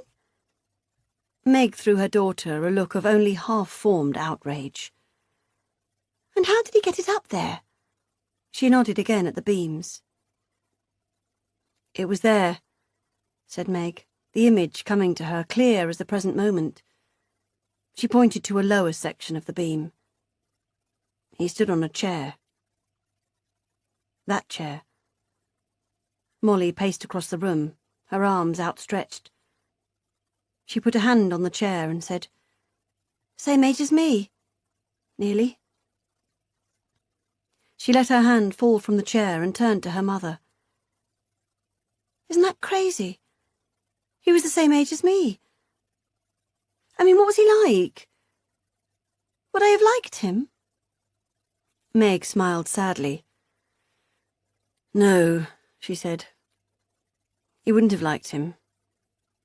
You would have called him sad and a loser, and you'd have stood and stared at him pityingly every time he walked past you at school, assuming you'd even noticed his existence in the first place, that is." Molly looked affronted for a moment, and then her face softened. "That's really tragic." "I know. He was really tragic. It was. I remember when Alfie started secondary school. God, I was terrified for him." "What about me?" "You? Well, I knew you'd be fine. Alpha female that you are. That you have always been. But Alfie reminds me sometimes of Reese. So quiet, So few friends. And that was when it all went wrong for Reese. The day he started at the big school. That was the beginning of the end." "But Alfie was fine." "Yes, Alfie was fine." Meg smiled. "Is fine." "Best boy out there." Molly blushed. Meg gazed at her in surprise. "Really? You think that?" "Well, yeah. Alfie rocks. He's brilliant." Meg's stomach rolled pleasantly. "Good," she said. "I like that very much." She absorbed the wonder of Molly's pronouncement, took it as a compliment on her parenting, on her mothering, as a certificate of excellence. But then she felt her pride fade away at the thought that if Reese had had a big sister like Molly, maybe he would have thought that he was worth more than 16 years of life. Her phone rang again and she sighed. It was unknown again. It might be her. But then again, it might be any number of people who needed to talk to her in the wake of the death of the county's worst hoarder. She inhaled. "Hello? Meg, please, it's me. Please don't hang up." Meg waited just one beat, listened to the sound of her sister's urgent, panicked breath down the line, and then she ended the call. March 1997. Beth collapsed into the sofa and caught her breath. "You're a natural," said Meg, scooping wooden blocks back into a drawstring bag. "I'm absolutely not," she replied. "I have no idea how you do it, and in your condition." She pointed at the enormous bump straining the fabric of Meg's t-shirt. "Well," said Meg, pulling herself with some effort to a standing position and throwing the bag of bricks into a plastic crate, "it's not as if I have a lot of choice." "Sit down, for God's sake," urged Beth, patting the cushion next to her. "Not quite yet, I'm afraid. I've got a wash to hang out and a shirt to iron, and then I can sit down. Here." She threw Beth the remote control. "Enjoy." Beth watched Meg leave the room. From behind, you could not see her bump. She was all out the front. But it was obvious from the duck-like roll of her gait that she was heavily, urgently pregnant. Her second baby had been due 4 days ago. Beth had come down to help out with Molly while Meg was having the baby. But the baby was still not here, and now Beth was rather concerned that she was not going to make it home for Easter.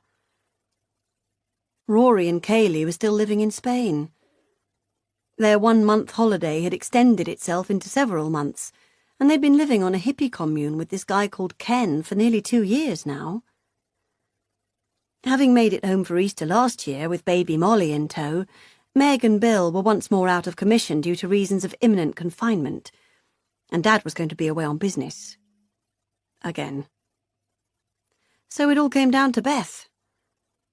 She'd promised her mum that she'd be there, and she had no intention of letting her down. Good old Beth.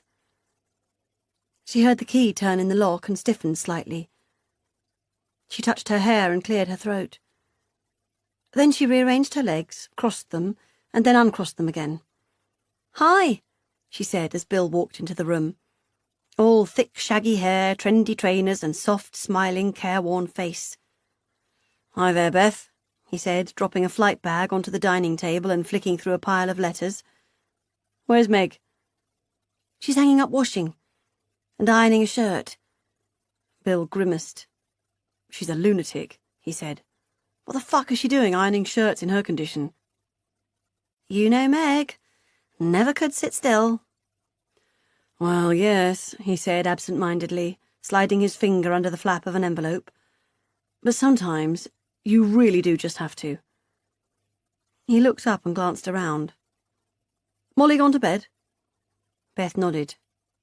"Oh," he sounded disappointed. "Must be later than I thought. Might just go in and have a look at her." "No, you won't," they heard Meg call through from the kitchen. "You'll wake her up." He smiled indulgently. "No," he called back. "I won't wake her up, darling, I promise you." "Well," Meg called back, "if you wake her up, then you have to get her back to sleep." "Deal," said Bill, throwing Beth a conspiratorial smile that turned her stomach to milk. Then he put down the letters and headed back into the hallway. Beth let herself relax. It was terrible. Truly, truly terrible. This crush on Meg's partner. It had come from nowhere. From out of the blue. For 2 years he had just been Bill. Just this nice bloke who lived with her sister. Just this amiable, fluffy-haired guy with an easy smile and twinkling eyes. She was sure the change had come from him. She was sure he'd started it. She hadn't even packed any pretty clothes to come down to stay. If she'd already suspected she had feelings, however subliminal, for him, she'd have packed something nice to wear. Pretty pyjamas, that kind of thing. But she hadn't. So clearly this, whatever this was, had not been started by her. No. It was him. It was the way he looked at her. This complicity that had developed between the two of them. He and Beth against Meg. Sort of. Vaguely. I mean, it was clear to Beth, blindingly clear, that Bill adored Meg. He adored Meg, and he adored Molly, and he adored his flat and his family and his life. But still there was something there when he looked at her. Something that had definitely not been there before. And, Beth was pretty certain, that thing was sex. Meg went into labour very early the following morning. Meg and Bill left Beth at home with a still sleeping Molly and instructions for how to get her to her childminder at 9 a.m. It was the first time Beth had been alone in their flat. She sat at the breakfast bar in her ugly pyjamas and sipped at a cup of tea and stared at the clock on the kitchen wall as it ticked over from 6:32 to 6:33. It was so quiet. She thought about phoning home, to let her mother know what was going on. But then she envisaged her mother's slightly panicky journey from deepest sleep to the phone that sat on the landing, and she knew anyway that her mother would only have the most passing interest in something that might not, in theory, happen for another 2 or more days, and would probably be a bit cross about being woken up. So she decided to wait until 9 o'clock, or until there was some news, whichever came first. In the meantime, she stared around at the silent kitchen, taking in the details she hadn't picked up on before, when the place was full of Meg and Bill and Molly and all their loud distractions. It was built into the corner of a large living room from shiny white units with brushed steel handles. There was not a fingerprint or a splash of dirt on anything. A small collage of neatly arranged family photographs hung on the wall in a white frame. A glass vase of yellow gerbera daisies sat on the immaculate windowsill. Knives, forks and spoons all sat in soldier-like rows in the cutlery drawer, and there were exactly 8 white plates, 8 white bowls, 8 white side plates, 8 white egg cups, and 1 salt and pepper cellar. Even in a state of labour, Megan had left the house pristine. Fluffed cushions, tidied toys, remote controls neatly arranged in a row on the clutter-free coffee table, clean shoes set in straight pairs in the hallway, a wash hung to dry on a plastic dryer, coats hung in size order from pegs on the wall, not a speck of dust anywhere, not even on picture rails, not even on light bulbs. Like a show home. Lorelei would hate it. Beth sighed and carefully, almost reverently, placed her teacup in the showroom shiny dishwasher. Then she tiptoed to the door of Molly's little room and peered in. It was as immaculate as the rest of Meg's flat. The only thing in the room that lacked order was Molly herself, buried within her little duvet which she had gathered around herself in twisted clumps. Her reddish-brown hair was tangled over her face and across her mouth, and one of her plump arms was dangled through the bars of her cot, her fat fingers trailing against the unstained cream carpet. Beth felt overwhelmed for a moment with love for her niece, and her insistence on subverting the lines of Meg's strictly ordered world. Good girl, she thought. Good girl. Not that Beth blamed Meg in the slightest for being the way she was. How could she be otherwise, given how much she'd always railed against her mother's ways?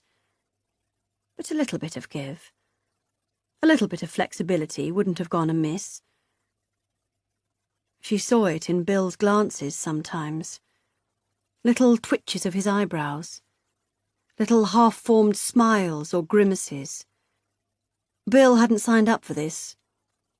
He hadn't signed up for not being able to kick off his trainers and drop the remote control absent-mindedly down the side of the sofa.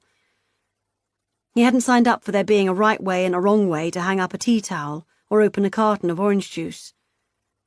He hadn't signed up for tiny, aggressive, handheld vacuum cleaners that sucked away crumbs before he'd even noticed them, and newspapers being folded away and disposed of before he'd even read them, and half-eaten packets of biscuits being thrown away because a new packet had been purchased.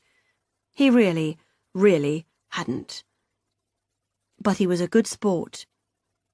He didn't like it, but he put up with it. Because Meg was Meg, and he loved her. She tiptoed away from Molly's room and then peered into the tiny little box room that had once been an office, and now housed a shelving unit full of carefully arranged baby accoutrements. A pile of tiny nappies, already out of their packets and stacked just so. A pile of ice-white muslin squares and nipple pads and baby grows, and soft animals and jars of cream and fluffy towels. They didn't know what they were having. A strangely laissez-faire attitude, mainly down to Bill, who would clearly appreciate a few more surprises in his life. Everyone thought it would be a boy, just because everyone always thought it would be a boy. But Beth thought it would be another girl. She could see it in the extra bloom on Meg's skin. The clock ticked round to 6:37. Beth decided to take a very quick shower. The only shower in the flat was in the ensuite to Meg and Bill's room, so she hadn't used it before. She took the soft blue towel that had been left folded just so for her at the foot of the little put-you-up bed in the box room, and she checked once more on Molly, and then she walked through Meg and Bill's bedroom. Bed made, slippers in pairs, coordinated cushions, and into their shower room. She showered fast, mainly because she didn't want Molly to wake up and find herself alone, but also because she felt she shouldn't be in here, in their little sanctuary, in the place where Bill and Megan took their clothes off, in the place where they brushed their teeth together every night and had private conversations and made plans for their future. She didn't use any of their products for fear of messing anything up, and after her shower she sprayed the inside of the cubicle with the spray that had been left for that purpose, and she cleared all the glass walls with the window scraper, and then she wrapped her blue towel about herself and dashed back to the little box room, where she dressed and put on a tiny bit of makeup. It was now almost 7 a.m. She wondered if they were at the hospital yet. She wondered what they were doing. She wondered how this day was going to pan out. She wondered how the next few days would pan out. The baby would be in a Moses basket in their room at first, and Meg had said she could stay in the box room as long as she liked. In fact, she'd said, "Please stay, please, I need you." But there was Easter to think about, and Mum. There was also the lack of space in this tiny flat, and the stress of living with a newborn. And more than any of that, there was this thing between herself and Bill. If the baby came home tomorrow, she could stay another 24 hours and then still be home in time for Easter lunch. Beth knew, on a fundamental level, that her sister needed her more than her mother did. She knew that Easter lunch was not as important in the scheme of things as spending time with her new niece or nephew. But the sheer, ground-in pull of it, of her mother's emotional neediness, was virtually impossible for her to ignore. "Mama?" said a small voice in the hall outside her room. "Mama?" "Hello, sweetie." She quickly got to her feet and went to Molly. "Where, Mama?" She looked dishevelled, almost Neanderthal. Her hair was a puffball of knotted curls and her cheeks were blotchy with sleep. "How did you get out of your cot, sweetie?" "Mama?" "Mama's gone to have the baby. To the hospital. With Daddy." "Mama have a baby?" she asked thoughtfully. "Yes, at the hospital." "Beth make a toast?" "Yes." Beth breathed a sigh of relief that the news had not been met with tears or anxiety. "Beth make a toast. Come on, sweetie." She took her niece's small hand in hers and led her to the kitchen, where she sat her in her high chair. Molly looked just like Meg, just like her, just like Dad and Auntie Lorna. She had the bird face. It still took Beth by surprise that this child existed. It felt like only a few minutes ago that they had all been children themselves. And, in fact, in most respects, Beth still was. She still lived at home. She still slept in a single bed. She still used the same face flannel and stared at the same face in the same mirror in the same bathroom. She still had breakfast with her mum and dad every morning, and drove her dad's car and ate food bought and prepared by her parents. She was, to all intents and purposes, 17 years old. Except she wasn't. She was 24. A 24-year-old woman. In July, she would be 25. She had no idea why she was still at home. She had a boyfriend. They'd been together for 4 years. His name was Simon, and he was doing a master's in combined science in York. She only saw him every fortnight or so, and even then he was too distracted and stressed even to contemplate having conversations about their future. Not that she wanted to have conversations about their future. She didn't know what she wanted yet. She didn't have a clue. She'd done a secretarial course just under 6 years ago, She could type a letter in a minute and a half, and take down a garbled conversation in shorthand, and program a word processor to print addresses onto envelopes. She was working for a local building company as PA to the managing director. Her boss said she was the best secretary he'd ever had, and given her 3 pay rises already. She was great-looking. Other people told her that all the time. Complete strangers sometimes. She was young. She was hard-working and bright and conscientious, and yet... She gazed again upon her niece, chasing a slippery piece of banana around the tray of her high chair with one chubby finger. The child that her sister and her partner had made together. That her sister had grown in her body, in her womb, had pushed out and fed and nurtured and got to the age of nearly 2 without any harm coming to her, whilst simultaneously washing lots of clothes and plumping lots of cushions and buying lots of fresh fruit and working part-time in a school and making a whole other baby. She just couldn't imagine any of it. How did a human make all those decisions? All the big ones, and all the little ones? How would you know you were doing it right? How could you trust yourself? Beth did not trust herself in the slightest. She felt much safer bobbing about in the same patterns and the same places with the same people. She thought back to the year Rhys had died. She remembered sitting in a weird wine bar near Covent Garden with Megan before Meg had met Bill, when she was 18 and Meg was 20, and they were both still vaguely on a par with each other. And she remembered Meg suggesting that she could come and live in London with her, come and share her bedroom. She'd been half tempted. It had seemed a soft entry into the world of grown-upness. Her sister there by her side to hold her hand. But then Rhys had done what Rhys had done. And how could she? How could she have left them all there? And so she had stayed. And stayed. And stayed. And the only mistake she was currently in danger of making, she realised, was the mistake of leaving it all far too late.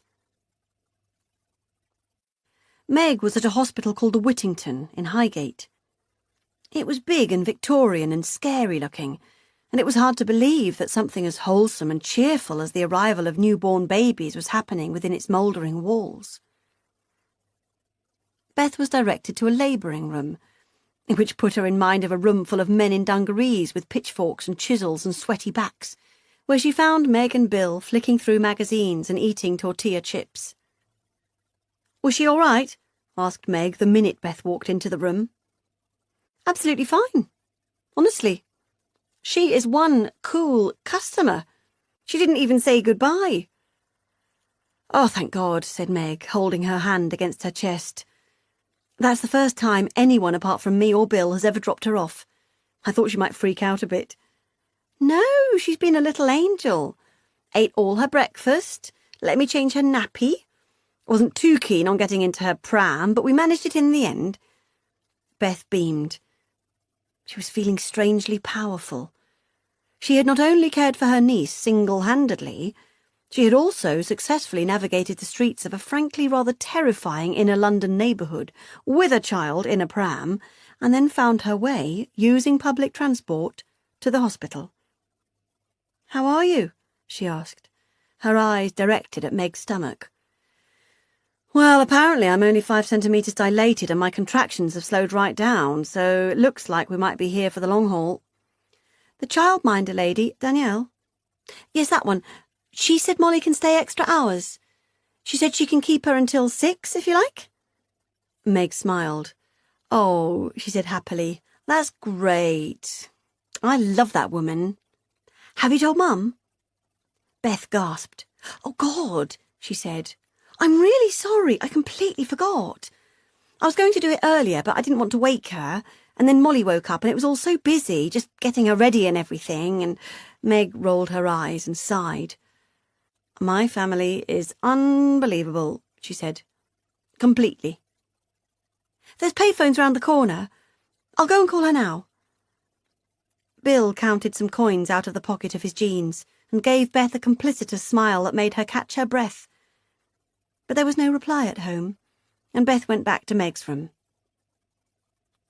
"You know," said Meg, "in other families, in normal families, the mother would have been here right now, holding my hand, helping out. And please God don't think I'm not grateful to you, because I really, really am, but you shouldn't have to be doing this. You have your own life to live. My mother should be here. And if she can't be here, she should be on the phone every hour asking for news. You know, she has not called me once since my due date. Not once since... Ah, Jesus! Ah! She clutched the sides of the bed and sat up rigidly, her teeth clenched together and her eyes screwed shut. Bill jumped to his feet and took her hand. "Another one?" he asked. "Oh!" replied Meg. "Jesus Christ!" Beth stared at her older sister through wide circles of eyes. She'd never seen another human being make that face before, or the noise that came with it. It was horrible. "Shall I call the nurse?" she asked, edging towards the door. Meg relaxed the rictus mask of her face and said, "No, don't be daft, it's just a contraction. I'll be fine." A contraction, thought Beth. What is a contraction? It was a word that meant nothing to her beyond a vague association with the mechanics of childbirth. "What does it feel like?" she asked. "It feels," began Meg, "like a gigantic metal fist squeezing and twisting and pulling all your internal organs until you think you're about to pass out. It is the most revolting feeling imaginable, and, you know, as much as I think our mother is completely and utterly useless in almost every respect, I will always have the greatest admiration for the fact that when she had the twins, she had to do this twice. In the same day." Beth smiled. Meg had said the same thing last time, after Molly was born, and had been terrified during both pregnancies that the sonographer was going to point out 2 babies on the screen. "Coming up for 6 years," she said, her thoughts turning to Rhys. "I can't quite believe it." Meg nodded. 22, she sighed. "I wonder what he'd be doing now." "Rhys?" asked Bill, looking over the top of his magazine. They nodded. "Poor soul," he said. "Has Mum been to his grave lately?" asked Meg. Beth bit her lip and shook her head. "You?" She shrugged. She kept meaning to. "Not really." "Not really? I mean, you either have or you haven't." "Well, in which case, no, I haven't." "Oh, God, Beth, I know," she interjected defensively. It's so scary there. I don't like going on my own. I always feel like I'm going to get raped or something." "Can't you go with Dad?" "I suppose. It's just... he's hardly ever around. And when he is, he's just kind of... busy." "Busy doing what?" "Oh, God, I don't know, just doing stuff. Writing his memoirs, apparently, though I've never seen anything he's written. And catching up on correspondence. Anything to keep him away from Mum and Vicky." She sighed. She hated talking about home. It made it sound all wrong.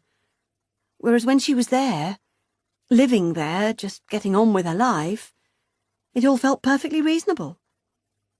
But Beth was spared the trouble of taking this conversation to its uncomfortable extrapolation by the onset of another contraction, and the sight of her big sister throwing herself back against the pillows and screaming, "Jesus fucking Christing bollocks, let me die!" Meg was still having irregular contractions by the time Beth had to leave the hospital to collect Molly from the childminder. There was talk of doing something to get them coming more frequently, to move labour along, but it seemed to Beth that the baby was not coming any time soon, and that she would be required to stay overnight with Molly and repeat all of today's processes over again tomorrow, which was fine. She had finally got through to Lorelei at about midday, who had said, "Oh, how marvellous! Tell her I'll be keeping my fingers crossed for her all day. And Vicky will too, won't you, Vi?" She'd heard Vicky chirrup something affirmative in the background and made a mental note not to share Vicky's best wishes with her sister. "Well, I'd better be off, darling," her mother had said a moment later. "Time to collect Sophie from nursery. And then we're taking her to get new shoes. Let me know the minute there's any news, though, won't you, darling? And big hugs to Meggie and Bill." It had been as if she'd called to tell her that Meg's car was in for an MOT, or that her cat was having an operation. But she'd dismissed the thought before it grew roots. It was just her mother's way. Lorelei filled her head with the things closest to her, the here and now, not the over there and then. It was how she was. It didn't mean she was a bad person. But still, Beth had waited a count of 5 or so minutes before returning to Meg's bedside, where she'd slapped a joyful smile on her face and said nothing about new shoes for Sophie. She took Molly to a playground on the way home. An old lady admired the little girl and said, "She looks just like you." And Beth smiled and said, "She's not mine, actually. She's my niece. I'm just looking after her while my sister's in hospital having the second baby." The old lady smiled back and said, "You'll have your own one day, then." And Beth's smile stretched out uncomfortably, and she said, "Yes, I'm sure I will. Yes. I'm one of 4, so, you know." "Yes, when you come from a big family, you want it for yourself, don't you? But you shouldn't wait too long, not if you want your children to be close to their cousins." She said this sternly, with a hint of insight, as if she knew. As if she'd looked at Beth and seen inside her soul, seen a clear line to her future. But then her smile softened and she said, "But you're still young. No rush really, is there, dear?" Beth laughed nervously, politely. "No," she said, "no rush at all." But she knew that there was. And it had nothing to do with babies. Before she could even begin to think about babies, she first had to find her way to the starting blocks of life. She was reading Bridget Jones's diary. She found it on her sister's alphabetically ordered bookshelves. It had been published the year before, and everyone had been talking about it and telling her she should read it. But Beth didn't really read. Usually she watched TV with her mum until she was so tired she could barely speak, and then she flopped into bed. But Molly was finally asleep in her cot after a long and rather disordered evening, and there was no one to watch TV with. Hence the book.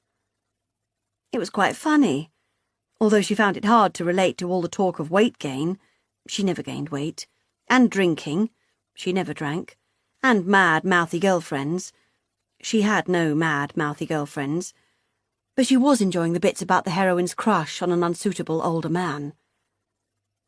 Although, no, she would not call what she was experiencing a crush. No, it was not a crush, it was a frisson. Just a sort of electrical thing, invisible to the naked eye, like a tripwire. It was in the way he looked at her when there was no reason to be looking at her.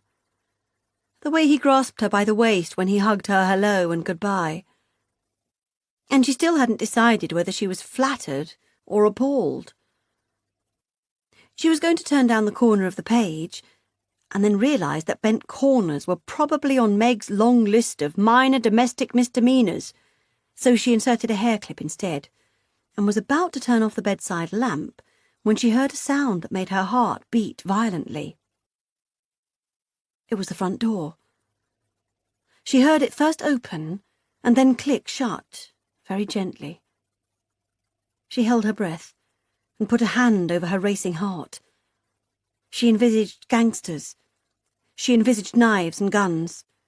She envisaged being gang-raped and brutally murdered. She envisaged all the things that she never worried about when she was at home in the Cotswolds.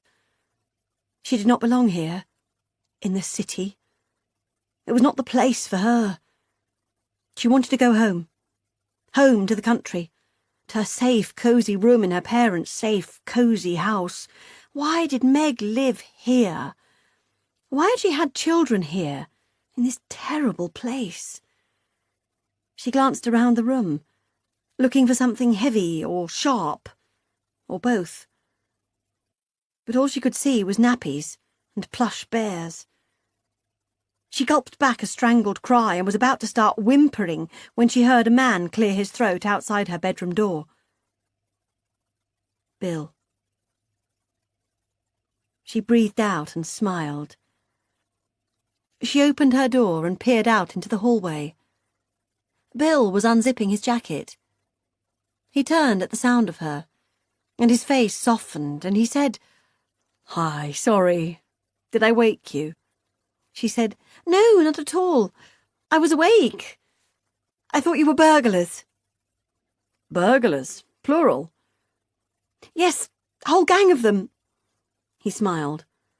"Sorry. I'm clearly not as light-footed as I thought I was." "So?" she said. "Any news?" "Well, if you call a 9-pound, 9-ounce baby boy with bright red hair news, then yes, we have news." Beth squealed and then covered her mouth with her hands. Then, unable to find a less noisy alternative, she skipped across the hallway and threw herself into Bill's embrace. "Oh, wow!" she whispered loudly into his ear. "Wow, congratulations! A boy! Amazing!" He didn't caress her waist this time. He didn't hold on to her for that split second longer than necessary. There was nothing within their embrace beyond mutual delight. He had, of course, just watched his beloved wife push an enormous baby out of herself. "Come and have a drink with me," he said, glancing towards the living room. She nodded and smiled and followed him through. She sat cross-legged on the sofa while Bill found something in the fridge for them to drink. "Is she okay? Are they both okay?" He smiled and said, "They are both absolutely fine. Once the contractions started to regulate, it all happened really quickly. Bam, bam, bam, virtually popped out like a champagne cork. Talking of which..." He waved a green bottle at her. "This has been sitting in the fridge, waiting for a special occasion since Molly was born. What do you think?" Her instinct was to say no. She was virtually teetotal. It would go straight to her head, and then she'd have to go to bed, and it would be completely wasted on her. But, on the other hand, a boy, safely delivered. It would be churlish not to. "I think that's a lovely idea. Just a glass, though. Maybe we can save the rest for Meg tomorrow." "Good thinking," said Bill. "I should probably take it easy, too. Big day tomorrow." "When is she allowed home?" "First thing, I reckon. We were waiting for the paediatrician, but she never came. So I decided I'd come back and get some decent kip before the onslaught begins. Again." He smiled wryly. "Easy a second time round, though. You know what you're doing." He raised an eyebrow at her sardonically. "You reckon?" He brought the bottle and 2 glasses over and sat down next to her on the sofa. "I called your mum, told her the news." "Oh," said Beth. "Good. Was she suitably thrilled?" He shrugged. "She was reasonably delighted, I suppose. She said something about some 3 packs of Baby Grows she'd seen last week, and how she'd bought them in pink and in blue, just in case, and how she'll hold on to the pink ones, just in case, and maybe get some more, and blah, blah, blah. Though she did perk up a bit when I told her what we were calling him. So, what's my nephew going to be called?" "Alfie," replied Bill. "Or Alfred Reese Liddington Bird, if we're being more formal." "Oh," said Beth softly. "That's lovely. Mum must have been thrilled. And Dad." Alfred Reese. She tasted the name on her tongue. For a moment she felt envious that Meg had got in there first. Had the baby boy to replace the one they'd lost. Got to give him that name. Got to make everyone smile and feel better for a moment. She smiled sadly. It's a gorgeous name, she said. Really gorgeous. And where did the red hair come from? Well, said Bill, putting his hand up, that'll be my lot. I'm the only one without red hair in my family. Seriously. When I was growing up, I felt like the Steve Martin character in that film, what's it called? Where he's the only white kid in the family. The Jerk. Yeah. My mum's auburn, my dad's carrot, and my brothers are both flame red. So, he shrugged, there was always a danger this might happen. I love red hair, said Beth. I can't wait to see him. He passed her a glass of champagne and picked up another one for himself. To Alfie, he started, and to Megan, Beth finished. Absolutely, he said, blowing out his cheeks in a suggestion of awe at Meg's recent exertions. To remarkable Megan. And to you, said Beth, for reasons she could not quite explain. Ha! Not sure what I've done to deserve a toast. Well, you know, it's what you did 9 months ago. He laughed out loud and raised his glass and said, Oh, well, yes, of course. To my amazing ability to impregnate fertile women. Cheers. Beth laughed too. She felt both embarrassed and delighted. And to you. A big thank you for today. For taking care of Moll, holding the fort and keeping the place up to your sister's unfeasibly high standards. Oh, God, don't, said Beth. It's been hell. Every time Molly touches something or moves something, I'm in a total state of terror in case I put it back in the wrong place or the wrong way up. I have to keep making mental notes of where things go. He laughed again. Oh, yes, that all sounds very familiar. Although she'll probably cut you some slack, what with you being her sister and all. I've definitely inherited more of Mum's approach to housekeeping. Ah, said Bill. You're a bit of a hoarder too, are you? Well, no, not in that way. I don't really buy much stuff. Or collect things, like my mum does. But then again, I don't really throw stuff out, either. I don't organise stuff. It's all just in a jumble. Nothing matches. I mean, you can probably tell from the way I dress that I'm not really fussed about, well, you know, being just so. I love the way you dress, said Bill, a little too fast. Oh, said Beth. Thank you. Yes, you always look very feminine. Oh, she said again. I never really thought. I mean, I just kind of throw stuff together, really. Stuff I like. It's organic, he finished for her. I suppose. She found herself mentally picturing Megan then, in one of her impeccably put-together outfits, usually trousers to cover her heavy knees, black and grey and white and cream, slightly masculine tailoring for her job at the school, softer for at home, jeans and T-shirts that flattered her athletic top half, her small breasts and narrow waist. The T-shirts always looked brand new, mainly because she ironed them. Beth had joyfully shared this tidbit with her mother when she'd returned from her first visit to Meg's flat, just before Molly was born. She irons T-shirts! And knickers! No, I'm not joking. She irons everything. And her jeans were always sparkling indigo without a hint of a worn patch or frayed edge. Meg always looked shower fresh, salon fresh, boutique fresh. She always smelled of soap, because she was always washing her hands, and the expensive perfume she bought for herself from Space NK. Her fingernails were always snipped and scrubbed, her trainers always clean and fragrant.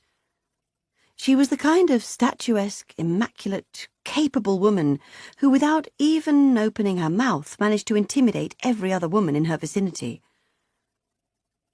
Beth had been in her shadow all her life. She enjoyed being in her shadow. She'd never wanted the spotlight. It didn't suit her.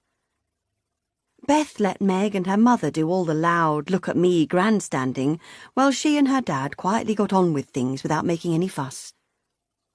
It was the way it worked. It was fine. But Beth could feel a strange, subtle shift inside herself, like the imperceptible movement of tectonic plates, just a millimetre here and there, just enough to open her mind to the possibility of more life, more love, more attention. She smiled at Bill. I mean, she continued, slightly ingenuously, I just don't think about clothes too much. You know, it's not a priority for me. As long as it's relatively clean and it's not completely out of fashion, I don't really care where it came from and whether it matches my t-shirt. I know, said Bill, just as she'd known he would. And that's something I really, really like about you. You're just so very natural. Bethan got back to the birdhouse at midday on Easter Sunday. She had 2 whole rolls of film in her bag that she would take to Boots on Tuesday to have developed, full of photos of Molly and Megan and Bill and gorgeous fat Alfie, with his thick shock of red hair and his air of vague surprise. Bill had brought Meg and Alfie home from the hospital the morning after she and Bill had drank champagne together. Meg had looked shell-shocked and jubilant with her huge new baby at her breast, and her stomach a punctured barrage balloon beneath her striped lycra tunic top. Molly had been wide-eyed and horrified, but then lost interest very quickly, and insisted on Beth taking her for a round of mini croquet in the back garden. And then they had settled down into a lovely unit of 4. 2 parents, 2 children, everything fresh and new and exciting. Beth had quickly felt surplus to requirements, and booked her train ticket home with a sense of relief. At Meg's insistence, Bill had taken her to the train station, and their conversation had been gentle and bland. Apart from a splinter of a moment just as she was getting out of the car when he'd said, "We'll miss you," she'd said, "No, you won't, you've got each other." And he'd said, "Well, yes, but it's always nice having you around." And it had been somewhere between avuncular and pensive, with a delicate lace of flirtation around the edges. She'd ignored it and gone, marched into the train station without looking backwards. But the thought of it had rested in her consciousness like a warm, seductive hand the whole way back to the village. Vicky was in the garden with the girls. She was blowing bubbles for them from a plastic bottle, and they were chasing them around with their arms in the air. She kept their hair short. Bethan had never found out why. They wore cords and stripy jumpers and blue Wellington boots, and looked like 2 small boys. Vicky herself was dressed in one of her stretchy dresses, in a bold tribal print that she bought from a catalogue that seemed to sell nothing but clothes in bold tribal prints for extroverted ladies who were a bit overweight and shouldn't really wear bold tribal prints but didn't care and wore them anyway. Her thick blonde hair was cut into a harsh jaw-length bob and was starting to look faded and grey in the brash midday sun. Her breasts were swinging from side to side as she ran girlishly around in circles with her bottle of bubbles. She beamed at the sight of Bethan and said, "Hurrah, you're home!" She greeted Beth with one of her pungently perfumed embraces and said, "Girls, girls, look who's here! Beth's home!" The girls waved shyly at Beth. Maddie showed her her stash of pastel-coloured chocolate eggs, and Beth noticed that she had a preponderance of pink. "Do you like pink, Maddie?" she asked. And Maddie nodded and said, "Pink is my favourite colour." "Yes," said Sophie, "and pink is not my favourite colour. My favourite colour is blue." "Oh, yes," said Beth, peering into Sophie's basket. "So it is." "Well, that works out very nicely then, doesn't it?" She smiled tightly and felt herself swimming through a sudden wave of sickening emotion.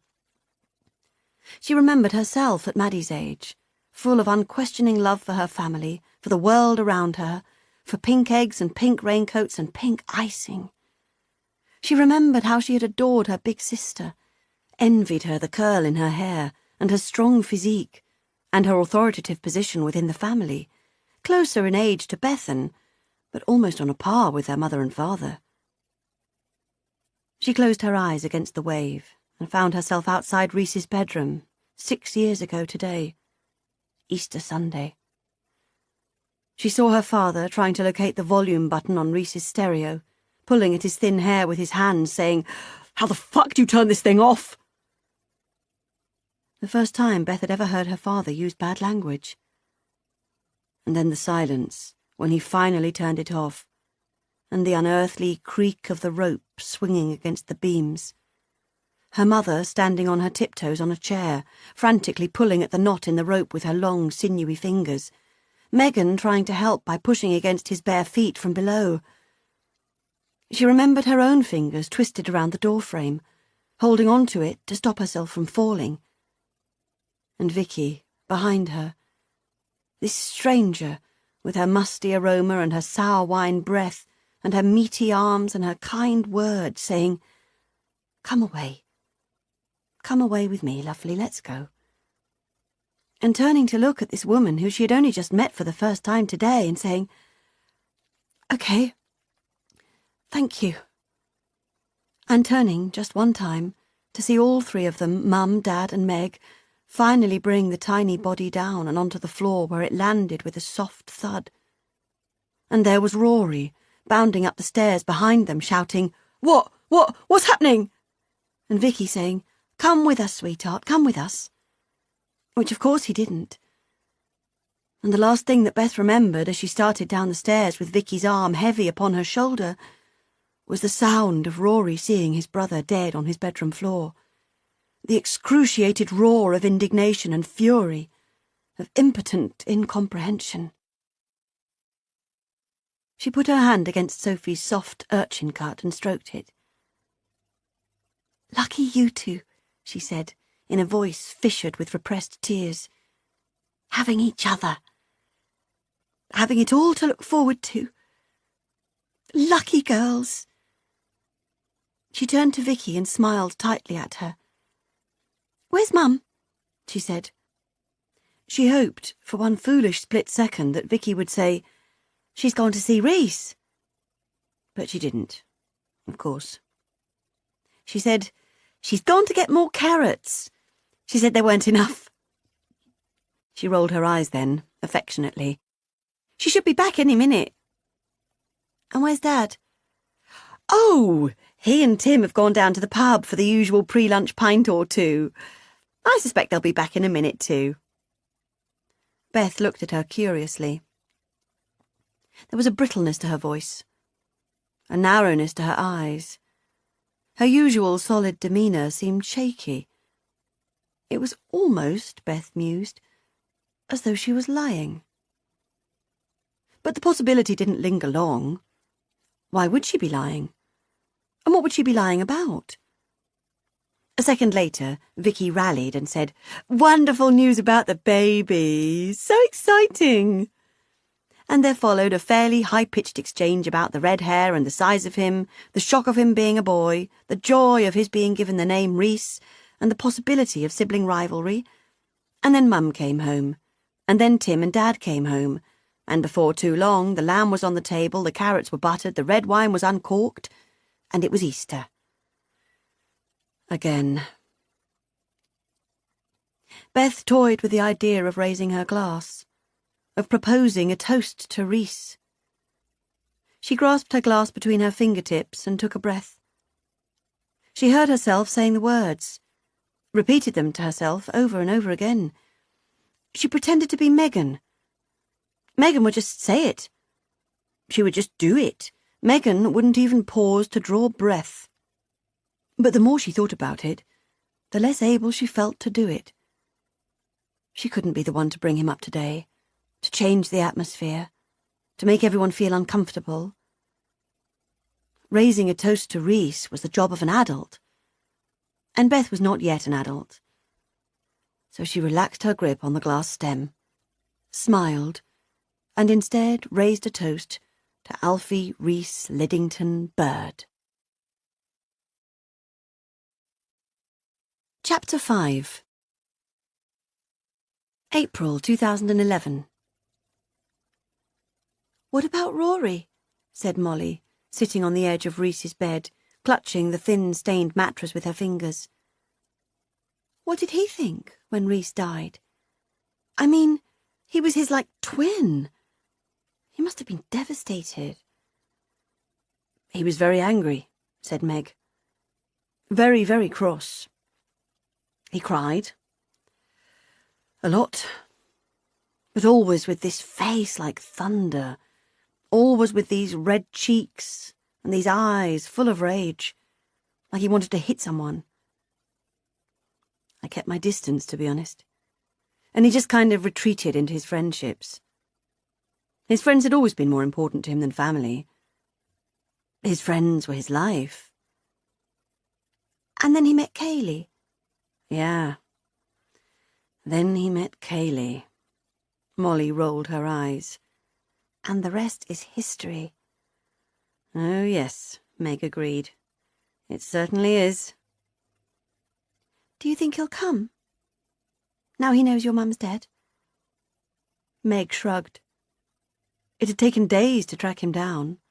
Her calls and emails had ricocheted halfway around Asia, from Thailand to Vietnam, the Philippines to Indonesia, until she'd finally cornered him in an internet cafe in Chiang Mai, where they'd had a very surreal Skype conversation.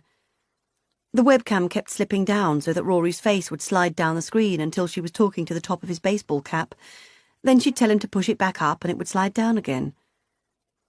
A small, cross man on the monitor behind him was shouting at someone else on Skype, and the internet connection had cut out completely just as she'd finally asked him if he was coming home.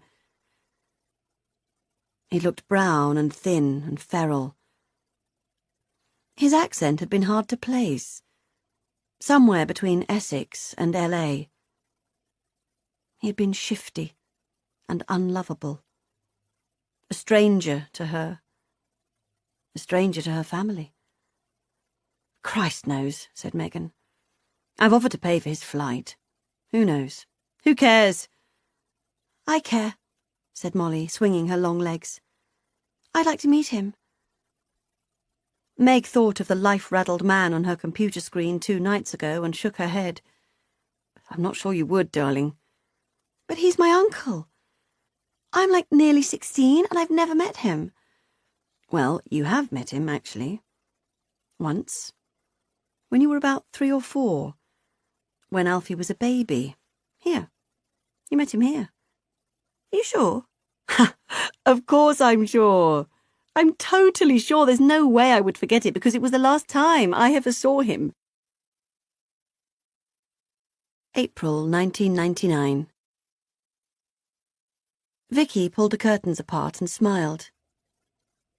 Darling, she said, glancing at the slumbering figure in the bed. It's gorgeous out. Absolutely beautiful. Lorelei opened one heavy eyelid and peered over the top of the bedspread. In a minute, Vic. Not yet. Then she closed her eyes and turned over. Vicky gazed at her for a moment. Her beauty. Her love. She still couldn't quite believe that she had her. That after all those years of aching and wanting and desiring, Laurie was now hers and hers alone. That she got to wake up with her in the mornings, lie down next to her at night. That they were one. Laurie and Vic. Vicky and Lorelei. Laurie's waist-length hair, streaked with grey and almost grey, was spread about her head on the pillow. One long chiselled arm hanging over the edge of the bed, her bony shoulders in the strappy silky stuff she wore to bed. Who would have guessed, during all those years of not knowing, of yearnful wondering, that Laurie Bird wore such things in her bed? Peach and ivory, lace and silk, tiny pearly buttons and flippity ribbons, all wasted on her great lanky nonsense of a husband. Vicky had seen it, from the very first moment she stepped into their house. The pair of them had that look about them, ashen, cloistered, given up. And that was before their boy had done what their boy had done, and made sure that they would never again feel comfortable laying a hand on each other in this house. And Vicky had known, from the very first moment she set foot in this house, that this was where she belonged. In this charming mayhem, with this charming, peculiar woman with her heaps and piles and colour and passion. Nobody appreciated her. Her older daughter, Megan, so stern and unyielding, so resolute in her disdain for her mother and everything that mattered to her. Rory, unfocused and footloose, disloyal and uninterested, off with his hard-faced Irish princess without a backward glance. He never called, except to ask for money. And even lovely Beth, pretty little thing, soft and pliable. She was only here because she didn't have the guts to be anywhere else. Because she felt like the last guest at an unsuccessful party, too guilt-ridden to leave. Vicky loved them all. She did, almost as though they were her own. But she hated them too, for the lack of love they showed their mother, the looks they threw each other over her head, behind her back, the whispers and the conspiratorial giggles. She'd felt so desperately sorry for Laurie, stranded in the middle of it all, looking for rainbows and seeing only disparagement and scorn. It was just over 2 years ago, their first kiss. It happened when Beth went down to London to stay with Meg when Alfie was born. She'd dropped Sophie at nursery, picked up some Danish pastries from Sainsbury's like she did every Tuesday, pecan for Laurie, raisins for herself, and let herself in with the key that Laurie had given her many years earlier. There they were, just the two of them in an empty house. Colin had been somewhere else, who knows where else. Laurie had stopped wandering a long time ago. They sat in the garden in the spring sunshine, drinking tea from mugs, admiring the new blossoms, discussing the children, her children, Laurie's children, as they always did. And Laurie had begun to cry. It was perhaps strange that after all these years of admiring Laurie's joyful outlook, her sunny demeanour, her ability to skim across the grimy surface of life looking only for the bits that sparkled, she should desire her more than anything for her tears. She'd put an arm across her shoulder, as she would do for any soul who cried in her company, and Laurie had flopped her head against Vicky's soft bosom. There it had been. Something Vicky had forgotten about in all these years of marriage and men and mothering and being what everyone thought she should be. There it was again, like a lovely forgotten object found at the back of a drawer. Laurie had been surprisingly unsurprised. The timing had clearly been impeccable. Vicky could no longer even remember why she had been crying, and neither could Laurie. All they could remember now of that afternoon was the delight of finding each other at last. Well, it was hard to imagine now, 2 years later, how awful it had all been at the time. Telling Tim, telling Colin, telling the children, only the big children, the little children would work it out for themselves sooner or later. Oh, the screaming and the terrible, rage-filled voices, the tangible distaste, the venom, the rawness of it all. Awful. Beyond awful. Tim lived in the next village now, in a little 2-bed cottage. He still didn't talk to Vicky at handovers. "You are dead to me." He'd really said that to her, the way someone in EastEnders might do. Vicky had never suspected him of being so theatrical. Colin had been an easier proposition. He'd left Laurie years ago in reality, and he'd made a show of being terribly cross, but really Vicky thought he'd been relieved. He still lived in the house. They put in a partition wall and a separate front door. The house had originally been 2 cottages, so it had been easy enough to do, and he came and went, civil enough. But Bethan, wide-eyed little Bethan, well, she had thrown up. Not metaphorically, but really, genuinely, spat up some regurgitated food into the sink. Quite revolting, really, but also terribly sad. A grown woman of, 25, 26 she'd been at the time? Still so firmly battened down to the floor of her childhood that she would physically evacuate her stomach at the suggestion of her mother having a female lover. Not that Vicky would ever say that to Beth. She always trod very carefully around her, tried to respect her sensitive nature, make it as tolerable as possible for her to live with them. No PDAs, no overt shows of the way she felt about Laurie. Just business as usual, so far as was reasonably possible. But here, in the sanctuary of their room, yes, the room that Laurie had once shared with Colin, the very bed that she had slept in with Colin, but it seemed an irrelevance to both of them. It was just furniture after all. They could be exactly what they were, without shame or embarrassment. Vicky and Lorelei, Laurie and Vic. She sat down upon the edge of the bed, and she kissed her beloved softly against her lips. The last Easter Sunday of the millennium held secrets. Secrets and surprises. Vicky was keeping them as little gifts for Laurie.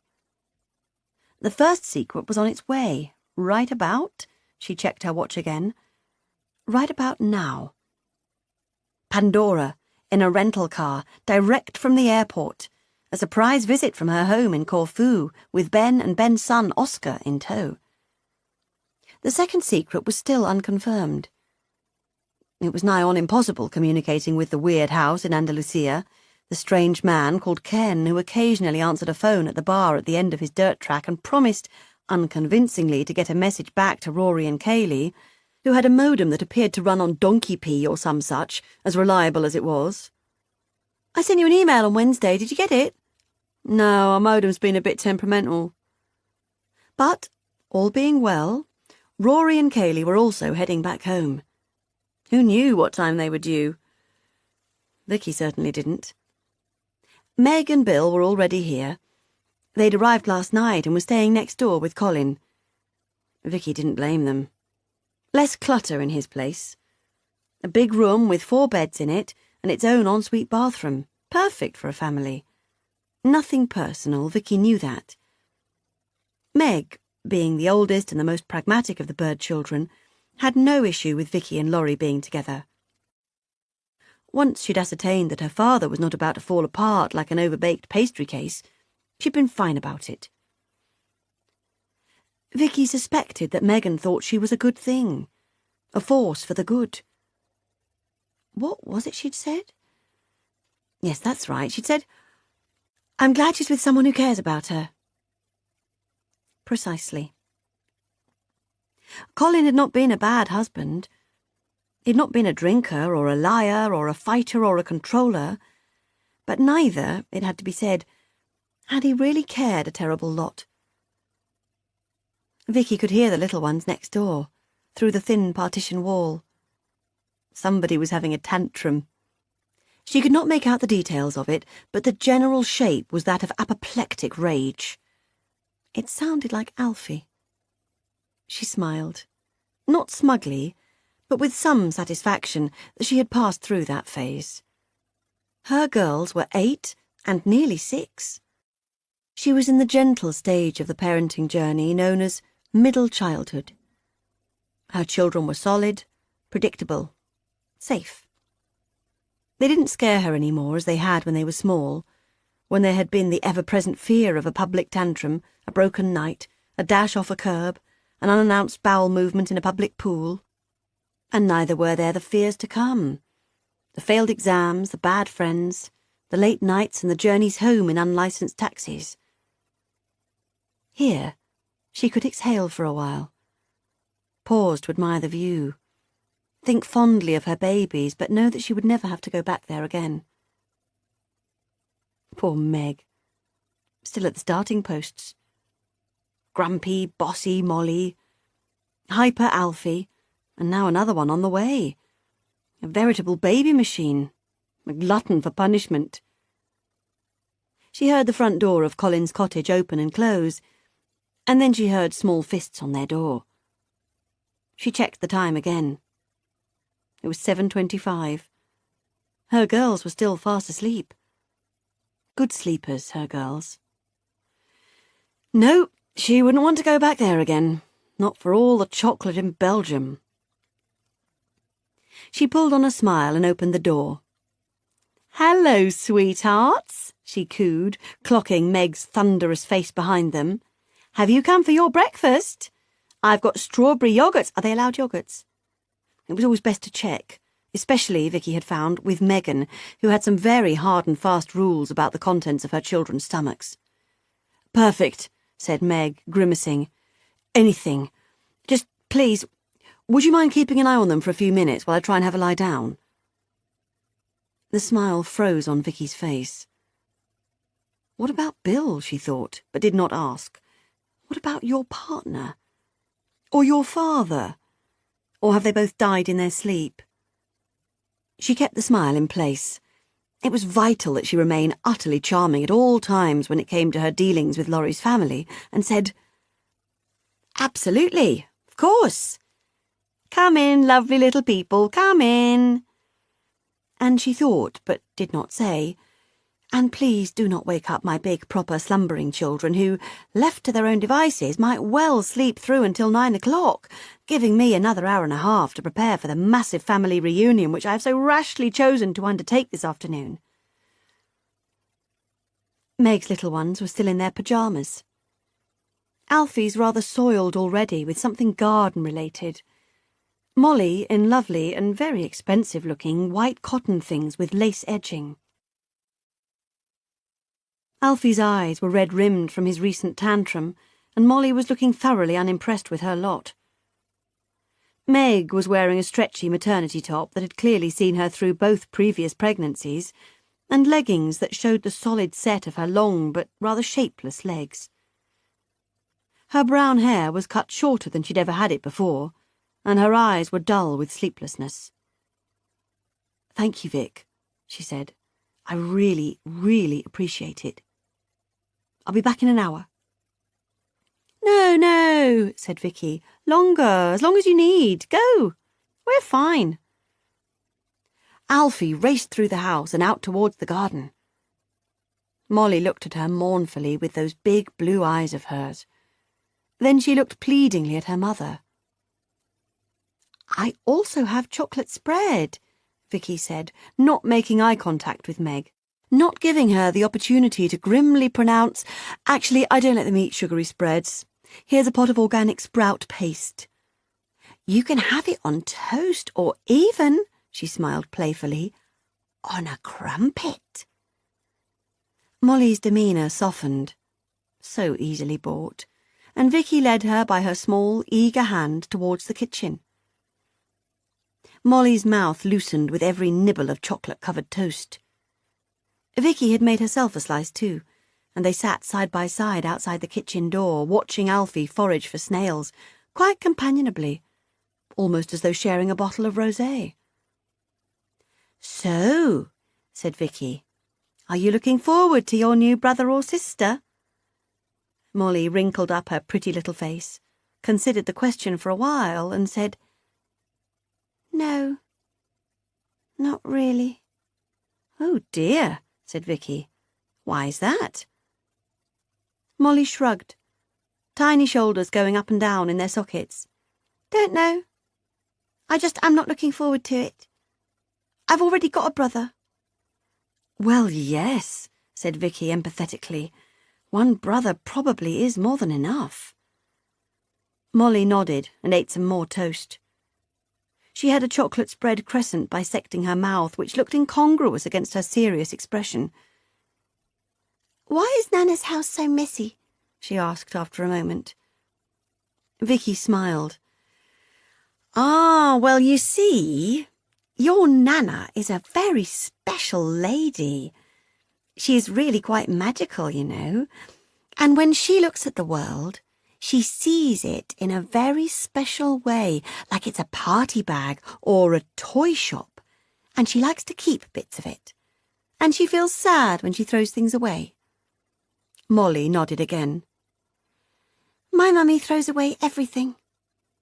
She said this with a roll of the eyes. Yes, so I hear. Really, she emphasised. Everything. It's really annoying. Oh, said Vicky. I can imagine. But, said Molly thoughtfully, I think I prefer it living in a house that is tidy than in a house which is untidy, like Nana's house. Oh, said Vicky with a hint of sadness. Well, everyone is different. Some people like a lot of things around them, and some people like it all put away. I think, said Molly, that I would like it all put away, but not thrown away. When I am a grown-up, I will be tidy, but I will not throw things away.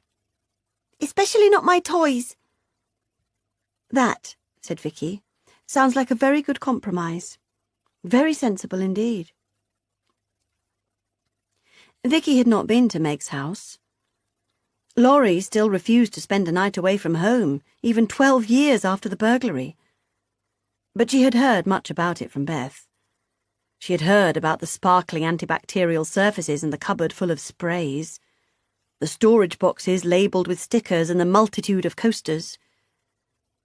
It was obvious to Vicky that Meg's fastidiousness was not a genetically inherited trait, but a direct reaction to the way she felt about her mother. Meg was disgusted by her mother, despised her childlike ways, her dreamy outlook, her love of stuff and things and bits and bobs. All the things that Vicky loved about her. Living with Laurie was like living with a person formed from your favourite grandmother and the kooky girl in the 6th form and the teacher who let you off homework because it was her birthday. It was like living with all the best and most colourful people you'd ever known all rolled up into one. But then, Vicky had always liked weird people. She'd always happily made conversation with drunks on the tube, chatted to the strange man at the party who everyone else was avoiding, befriended confused old ladies at bus stops, and got to know the homeless guy with the voices in his head who sat outside her office. Nothing fazed her. She was utterly fearless. The only person who scared her was Meg. Meg terrified her. Vicky was 45. Meg was 28. They were both tall women, 5'8", and big-boned. They both had loud voices and strong opinions. They were both matriarchal and bossy. But still, when Vicky was with Meg, she felt like a shrimp. Absolutely ridiculous. The fear was currently manifesting itself into a frantic dash for a wet cloth at the sound of Meg at the front door, and a rather rough-handed removal of the chocolate smile from Molly's face. Meg had taken precisely the hour she'd said she wanted. Not a minute more, not a minute less. Vicky could hardly see the point of asking for time for a nap if you were just going to lie there watching the clock. "Come in, come in!" Vicky stationed the little ones in front of a Teletubbies video in the sitting room. Megan seemed momentarily vexed about this, then looked very tired and resigned, left them to it, and followed Vicky back into the kitchen. Everyone else was still asleep. Laurie, the girls, and Bethan. So, until one of them surfaced, it was just the two of them. Vicky and Meg. She made a fresh pot of tea and opened a packet of croissants. Megan peered suspiciously at them. When were they bought? Vicky smiled patiently.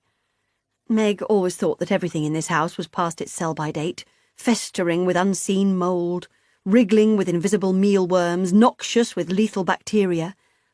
"Yesterday," she replied genially. Meg nodded and picked one up.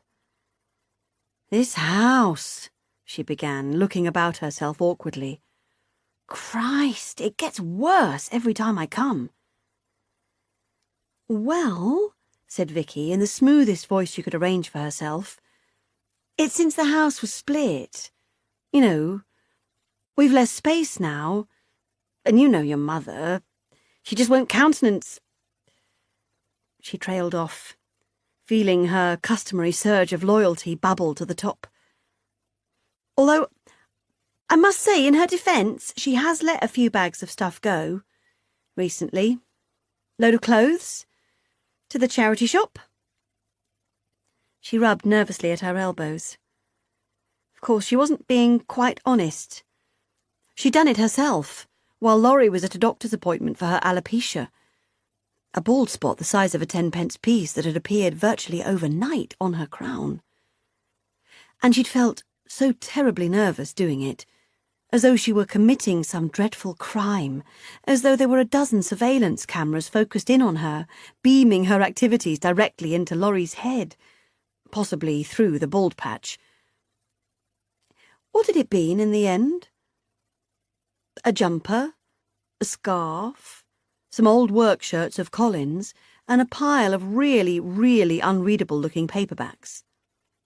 Not a lot, but as much as she thought she might be able to get away with. "Well," said Meg, "that's better than nothing, I suppose. And how is she? Generally?" Meg pulled down the cuffs of her maternity top and smoothed her brown curls behind her ears, which were decorated with small and annoyingly discreet diamond studs. Vicky, still unshowered, still in her banana print gym jams and matching yellow hair, nodded enthusiastically and said, "Marvellous! Really?" "She looked very thin last night," said Meg, pulling shreds off her croissant and depositing them delicately into her mouth. "And what's with this bald patch?" "Oh, gosh," said Vicky. "I don't know. It's just one of those things, isn't it? You know, it's been a hell of a couple of years for her, all in all. She's been through worse." This was a pointed comment. Meg had never forgiven Laurie for not being more upset about Reese. And Vicky really couldn't blame her. It was the one thing, really, of all the odd things about Laurie that she absolutely couldn't get to grips with. She'd been there, that evening. Oh, even now, 8 years later, she couldn't think about it without being there, actually properly being there. She could taste her red wine breath and feel the dizzy splendour of intimacy, her and Laurie in the snug by the fire putting the world to rights. She felt a kind of retrospective guilt that she had not said to her new friend, "Where's your youngest? I'd love to meet him," that she had not been interested in the person missing from the lunch table. But that was only now. Now that she knew them all. Now that this was her family, and this house her home. At the time, why should she have cared? And even now she could feel the pit of her stomach contract and expand at the memory of the wee thing, hanging like a forgotten Christmas decoration from his bedroom ceiling. The panicky feeling that she must get the others away, back down the stairs, back to their perfect childhoods. And the sudden, gruesome exhumation of the buried memory. Her first love. Not a boyfriend, as she told them at the time, because she didn't yet know them and she wanted them to think of her as conventional, but a girl called Hazel, with blue eyes and black hair, who couldn't quite come to terms with everyone hating her for being gay. It was a baptism of fire. The quickest journey into the inner world of another family it was possible to imagine. One moment she was just the woman next door. The next, she was a central component of their personal history. Awful, the whole thing. Just absolutely awful. And she had waited for Laurie to do what she herself imagined she would do if one of her lovely children had taken their own life. She waited for her to lose the plot, to scream and grieve and kick and scratch and cry and die a little. But she never did. She just kind of got on with it. Eerie. Unsettling. But also, maybe, depending on your outlook, utterly marvellous. Vicky still hadn't quite decided. She nodded thoughtfully at Meg's last comment. As much as she would like to argue the toss with her on most matters, on this point, she really could not. I still think she needs some help, Meg continued. Honestly, it's been going on too long now. She needs some therapy. She needs to talk to somebody. She's 53. She's still relatively young. She's got another 30, 40 years to go, God willing, and I can only see all this. She gestured aggressively at the space around her. Even the kitchen was now beginning to show the signs of Laurie's rampant over-shopping and refusal to throw anything away, getting worse. And as for the Reese thing, I mean, that's the sort of thing that can give you cancer, you know, sitting on a wound like that, not dealing with it. Morning, girls. She was standing right behind them. She didn't question the tail end of the conversation she absolutely must have picked up on. She just smiled and rubbed Vicky's hair. Maddie and Sophie appeared behind her, bleary-eyed and tangle-haired. Laurie picked up a mug, began to fill it with tea from the pot, pouted childishly when it ran out halfway through, waited for Vicky to get up, refill the kettle and put it on to boil, and then she turned to the girls and said, as she had every single Easter morning since Vicky had known her, and, she was sure, for the many years before, "So who's looking forward to an egg hunt?" Rory and Kaylee arrived shortly after 10. They were staying in Cirencester with Kaylee's cousin, the cousin who'd originally introduced them to each other all those years ago. The only room that was free at the birdhouse was Reese's old room, and no one slept in there. Not ever. It was for the best, anyway, Vicky felt. The first and only time that Lorelei had met Kaylee had been nothing but awkward. Laurie didn't like her, and frankly, Vicky didn't like her either. And who knows what state Rory would be in now, after 4 years in that weird commune. He sat now in the kitchen, with his arm around his mother. He looked, of course, very brown. Brown as a berry, her mother always used to say, although Vicky had never actually seen a berry that was brown. He had turned lean and sinewy, and had 3 tattoos at various junctures up his right arm. His teeth needed attention. He had taken to chewing tobacco like a hoary old cowboy, and drinking 50% of red wine from unlabelled bottles like a hoary old Spaniard. But his hair, it was a dream. The constant sun had turned his hair back to its childhood flaxen. "He's a regular Timotei boy," Kaylee said, playfully rubbing his brilliant mop. "You should only see the fuss they make of him out there.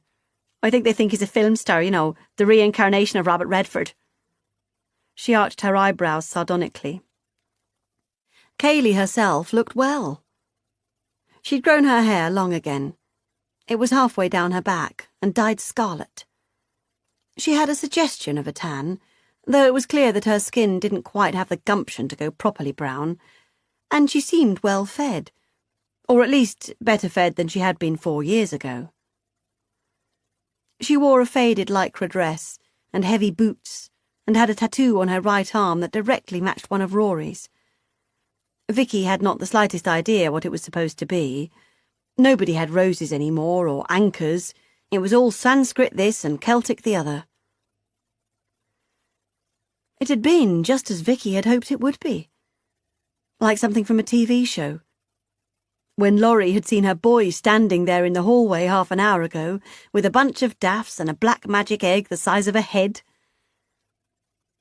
Meg and Bill and the little ones were next door, variously having naps and late showers. Colin was in the garden, clearing cobwebs in advance of the egg hunt. Maddie had a phobia of cobwebs. And Beth was sitting next to Vicky, with Sophie on her lap, smiling dreamily at her prodigal brother. The oven was heating up. The lamb was on the counter, draped over with stems of rosemary from the garden. The pastel-coloured eggs were in a bowl ready to be distributed. The sun was fighting its way through some dense black cloud. The scene was almost set for the first proper bird family Easter lunch since Reese had died. "So," said Laurie, smiling up at her boy with sparkling eyes. "What are your plans, you two? You back for good?" Rory and Kaylee exchanged a look. Clearly there was some contention there. "For now," said Rory. "Well," Kaylee interjected, "for a little while. Maybe a week or two. Maybe longer. Maybe, and then—" She shrugged. "Who knows?" "Well, we do kind of know." The sound of Meg and her family arriving saved them the effort of trying to find an account they could both agree upon of their short-term plans. But Vicky already had half an idea. It was in the way Kaylee was tearing at the skin around her fingernails. The new bloom upon her skin. "Hello, hello!" She got to her feet to greet Bill, who she had not yet seen this morning. She loved Bill. He was the type of man she'd like for one of her daughters. Solid and fun and just sexy enough. He flirted with Vicky in that way that men felt they could now they knew she wasn't going to take it seriously. They were cut from the same cloth, Vicky and Bill. No nonsense, loud, warm, family-minded and up for a laugh. They always got along. He was wearing one of his trademark brightly coloured polo shirts with the striped collar. 501s, trainers. His hair was still wet from the shower, and he had Alfie in his arms, facing outwards, the way Vicky had noticed that men always held their babies, like football trophies for the world to admire. "Good morning, everybody," he boomed in his public school accent, roughened up from his years dealing with artists in edgy corners of London. Meg came in behind him, holding a bag full of Easter eggs and wearing bunny ears.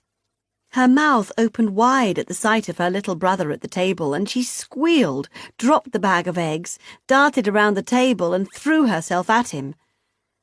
Vicky's heart sang a little song. Families should always be together, she thought, especially families who'd been through what this one had been through. "Bill!" called Meg, holding Rory's hands in hers. "Bill! This is Rory! Look, it's actually really Rory. Molly, this is your uncle. This is Uncle Rory. You know, from Spain." "Uncle Rory," said Rory, looking slightly puzzled by the concept. "Makes you sound like an old perv," said Kaylee. "Come on, sit on Uncle Rory's lap, little one. I've something in my pocket for you." She acted this out in the voice of an elderly man. Vicky laughed out loud. She felt she had to, as she knew nobody else would. Molly looked at Rory, aghast, and hid her face between Bill's solid thighs. Rory laughed. "Look what you've done now, Kaylee," he teased. "It's probably for the best," she jested. "You know, in the long term, what with your being a paedophile and all." Vicky laughed again, so loud that she almost made herself jump. "Kaylee," said Rory, taking her hand in his. "This is my big sister, Meg." "I have heard a lot about you," said Kaylee, not rising to greet Meg, but absent-mindedly putting out a limp-wristed hand as though handing a soiled stocking to a housemaid. "Likewise," said Meg, taking the hand firmly and smiling slightly, it had to be said, imperiously. Vicky held her breath. Meg and Kaylee. The queen bees. This was a match worth watching. "And look at the size of you," said Kaylee, eyeing Megan's bump with a strangely hungry look. "You are the ship in full sail, you really are." Meg squeezed in next to Rory, and Vicky saw Bethan move along to make space for Bill on her side of the table, smiling shyly at him. Bill leaned across the table with his hand extended. Rory met him halfway. "Nice to meet you at last," said Bill. "After all these years." "Same here," said Rory. "We just missed each other, didn't we? Back in... when was it?" "95, said Meg. 1995, just before Molly was born." "You went then?" She smiled tightly and continued. "Literally 3 weeks before my due date." Kaylee pulled a face. "Uh-oh," she said. "We're in trouble." Meg laughed. "Hardly," she scoffed. It was just a pity, that was all, to have missed the birth of your first niece by 3 weeks. Ah, well, said Kaylee, answering once again for her boyfriend. You know, they're all very dinky when they're new. All little, tiny, teeny. But they're much more interesting at this age. Big girls are much more interesting than boring little babies. All boring little babies do is piss and shit and scream. Isn't that right, Molly? Molly stared at her and then stared at her mother for direction, which did not come. Meg had been rendered speechless. Ah, bless her, said Kaylee. She's adorable. Isn't she, Rory? Meg's face softened, and Rory nodded. And Vicky felt it was time to gently prise the conversational reins from between Kaylee's fingers. So, she said brightly, slapping her hands down upon her lap, who's ready for an egg hunt, then? Across the table, she caught Laurie's eye. There was a hint of dark resentment there. Vicky caught her breath. She'd gone too far. She'd crossed a line. It was always such a blasted balancing act with Laurie. Between caring for her, picking up the slack, and disempowering her, and she was always getting it wrong. Laurie, she soothed, darling, egg hunt time. Over to you. Laurie's dark look diminished, and she smiled girlishly, delightedly. Clap, clap, went her long bony hands. Clap, clap! And there it was. Sunshine. Literally, not figuratively. The sun appearing from behind the thick wall of cloud, casting its good mood across the room, across the family, across Easter. Beth lay in the hammock, contemplating her feet. She had never before thought of her feet as alluring in any way. In fact, she'd never really thought about her feet at all. They had just lived quietly on the ends of her legs. A narrow size 6. Slightly sinewy, sometimes with coloured nails, sometimes not. But she looked at her feet now, and tried to see what he saw. Tried to see them as objects of sensual, remarkable erogeousness. He had told her that her feet were beautiful. And maybe they were. She wanted to believe every word he said.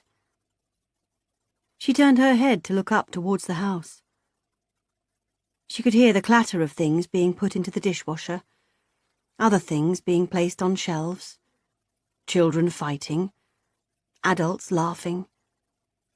She heard her mother call out, "Oh, Meg, it was nothing like that, nothing at all." She heard the back door opening and closing, and then she heard the sound of Bill's voice. She heard him say, "I'm off for a smoke, Meg. Keep the kids away." She smiled. Bill's children didn't know he smoked. She looked up again into the sky. It was lilac, veined with jet trails and wisps of cloud. Then she peered down, into her dress, plucked at the top of her bra, gazed at her breasts. Her lovely, firm, youthful breasts. He'd told her that, too. She thought of the way he grabbed them as though they were handfuls of dough, the way he licked them and cupped them and held himself between them.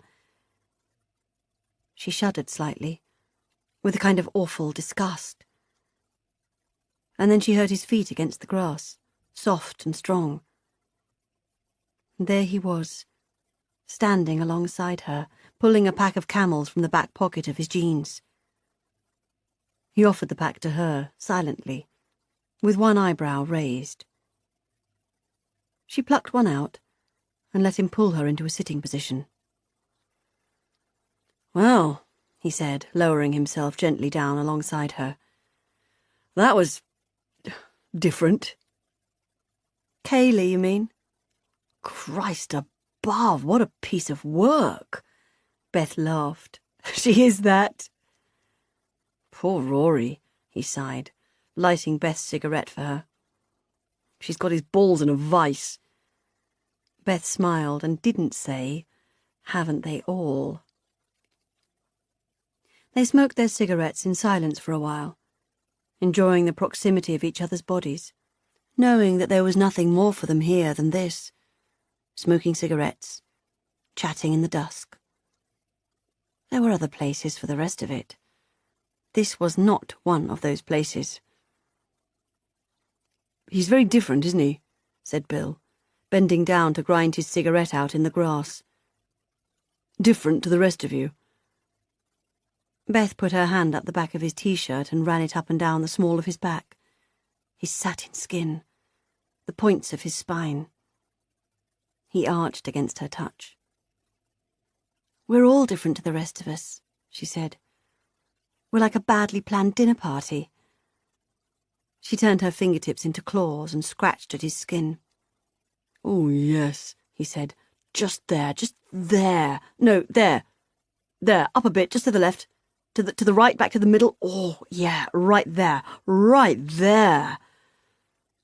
Back scratching was one of their things, along with foot kissing and breast licking, and a special position that they honestly believed they must have invented because they'd been through the Kama Sutra more than once and failed to find it. Beth had always thought she didn't like sex. Bill was doing everything in his power to prove to her that she did. She was still only half convinced. She still couldn't really work out what the point of it was, but it made Bill happy. And as long as she was making Bill happy, Beth was happy. Beth quickly snatched her hand from under his t-shirt at the sound of a voice in the top garden. They both sat straight-backed, unnatural. It was Vicky. She smiled when she saw them there. "Hello, you two," she boomed, zipped up snugly inside a purple Bowden body warmer, her strong arms swinging at her sides. "What on earth are you doing out here in the half-dark?" "We're dissecting," said Bill. Vicky looked from Bill to Beth and then back again. Beth gulped and felt her skin prickle all over with guilt. Bill was so good at this, so blasé. "She's a pill, all right," said Vicky, leaning against a tree trunk and tucking her hands into her pockets. "She just told me that I'm not really a lesbian." "What?" "Yes, and I will not attempt to do this in her accent. She said, 'You've just decided to be gay because you wanted your feet under the table here.'" Vicky hooted loudly. "Outrageous! The girl doesn't know the first thing about me." Beth smiled tightly. She had no idea if Vicky was a real lesbian or not, and she was still too uncomfortable sitting here, squashed up against her sister's partner, in a hammock, in the dark, even to begin to join in this conversation. "What the fuck is a real lesbian anyway?" said Bill. "It's all shades of grey." "Well, yes," agreed Vicky. "Exactly. Who's to say? I mean, would you decree that a person was not a proper heterosexual because they'd once had a crush on the head girl?" She tutted and sighed. "Well, anyway, all I can say is that I'm jolly glad she's not a permanent fixture. She adds a certain colour, but with a rather bad flavour, if you see what I mean." She pulled her hands out of her pockets and slapped them against her legs. "Well, I'd better get back inside. Make sure Laurie's okay. You coming in?" She glanced again from one to the other, and then up to the darkening sky.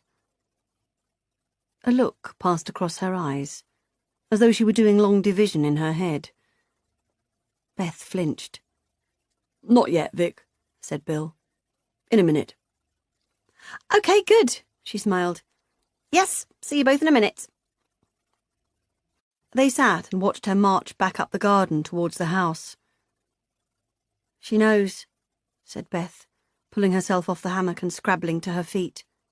"Don't be nuts," said Bill, lying down in the space she'd vacated, tucking his hands behind his head and staring up into the sky where the stars were slowly starting to reveal themselves like shadows on a Polaroid. "Course she doesn't." "Seriously," she said. "The way she looked at us just now. Didn't you see? She knows, she totally knows. Or suspects. Bill shrugged. And? She put her hands against her hips and stared at him questioningly.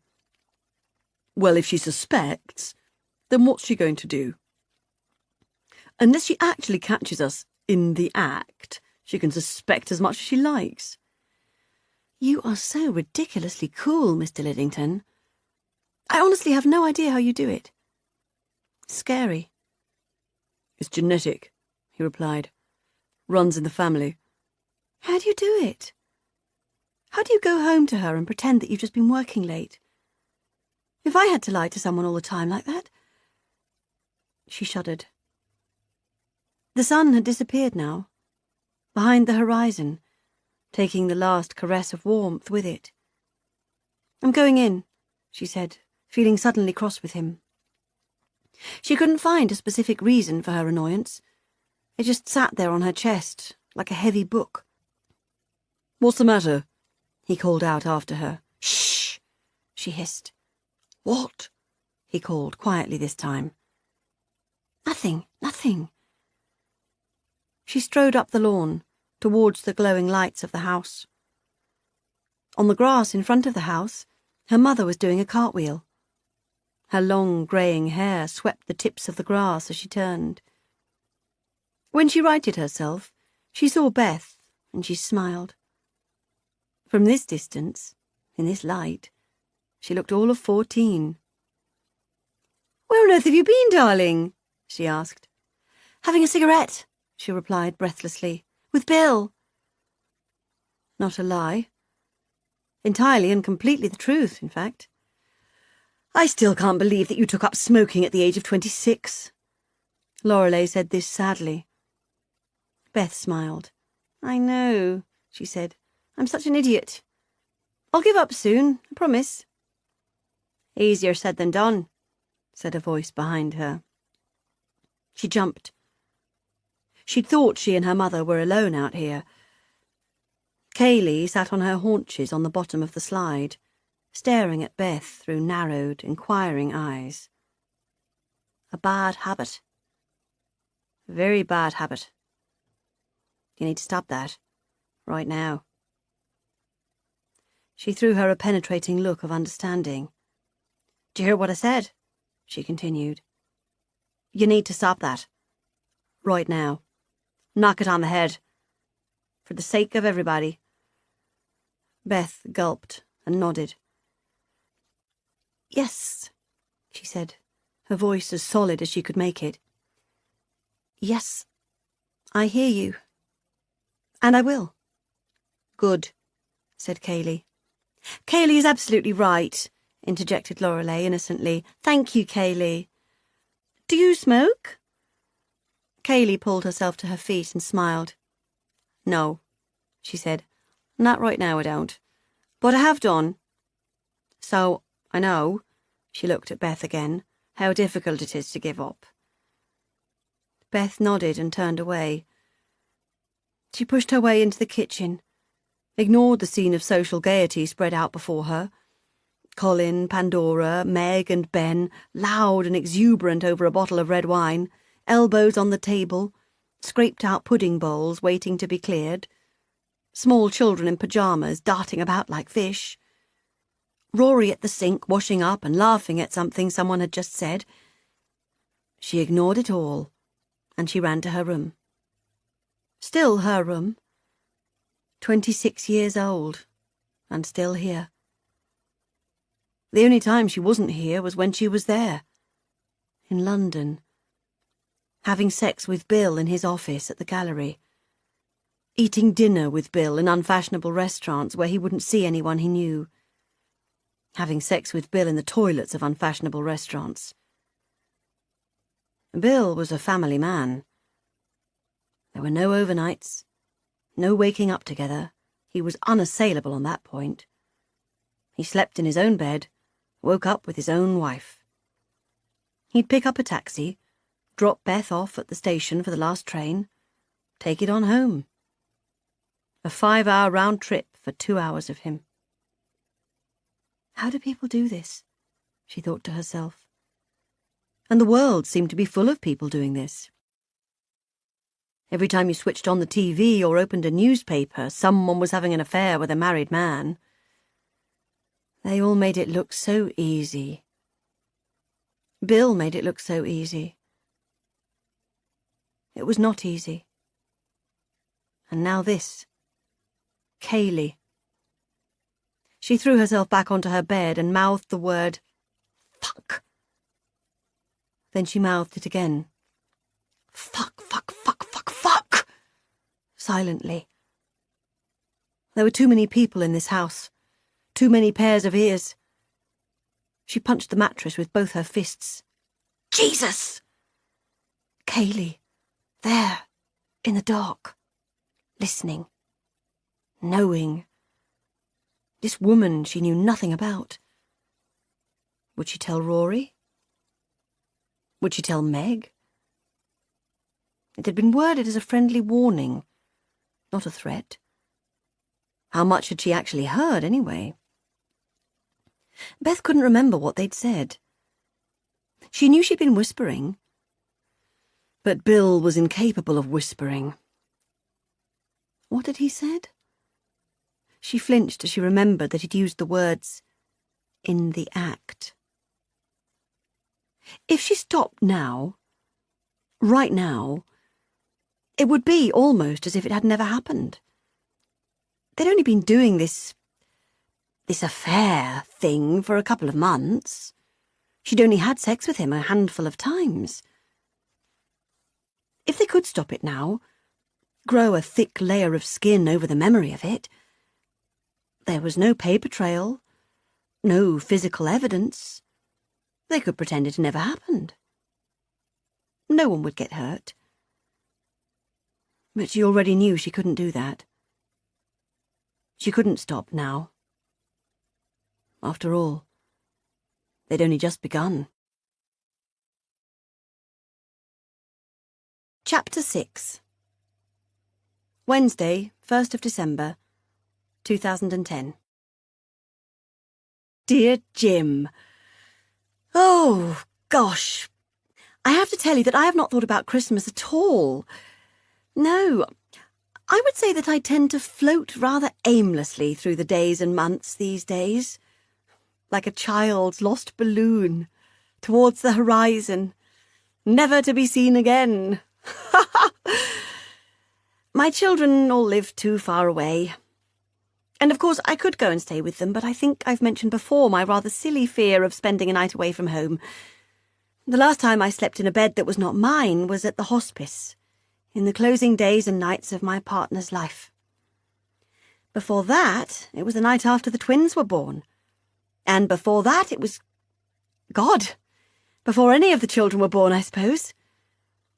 So, yes, I am rather stuck here now, and happily so. My parents, as I mentioned, are long gone. My sister lives in Corfu, so that's it. I'm Norma No Mates. Having said that, my partner's children still live locally. The youngest in particular is quite fond of me, so I may receive an invitation yet. But frankly, Jim, I really don't care much either way. It's just another day to me now. They all are. I hope that doesn't make me sound like an awful old misery bags. I'm really not. Honestly, considering some of the things I've lived through, considering my circumstances, I'm really rather a jolly person. And what about you? How will you spend Christmas Day? Do you have any family locally? Any friends? Or maybe you'll have lunch at your pub. I must say I do like the sound of your pub. I feel I've made a mistake in my life not finding myself a nice local watering hole, somewhere cosy to go to and see friends and have a glass of wine, get me out of the house every day. But I think that boat has sailed. The pubs round here these days are all ghastly gastro-pubs now, all posh Londoners and their loud conversations and silly great cars. And half the time there isn't anywhere to sit and have a drink, if a drink's what you want. Anyway, I should get out more, that's beyond question. But the older I get, the more time passes, the less I feel like there's anything for me out there. Feels like it all belongs to other people, you know. The grubby little face at the window of the smart restaurant. That's how it appears to me. And here, in my home with my things, I'm the queen. In my palace. I belong. Ah. Anyway, I guess at our age, we're all a bit odd, aren't we? How's your dog's leg, by the way? I do hope she's recovering well from the operation. All best love. Laurie. Kiss, kiss, kiss. April 2011. How come you've got signal in here? Said Molly, waving her phone around, pointing it towards the window. No idea, said Meg. Let's go, shall we? Let's go and check into the hotel. Oh, yes, please. The hotel had been half the lure to get Molly up here. She hated skiing and had been angling to stay in London with her best friend Georgia instead.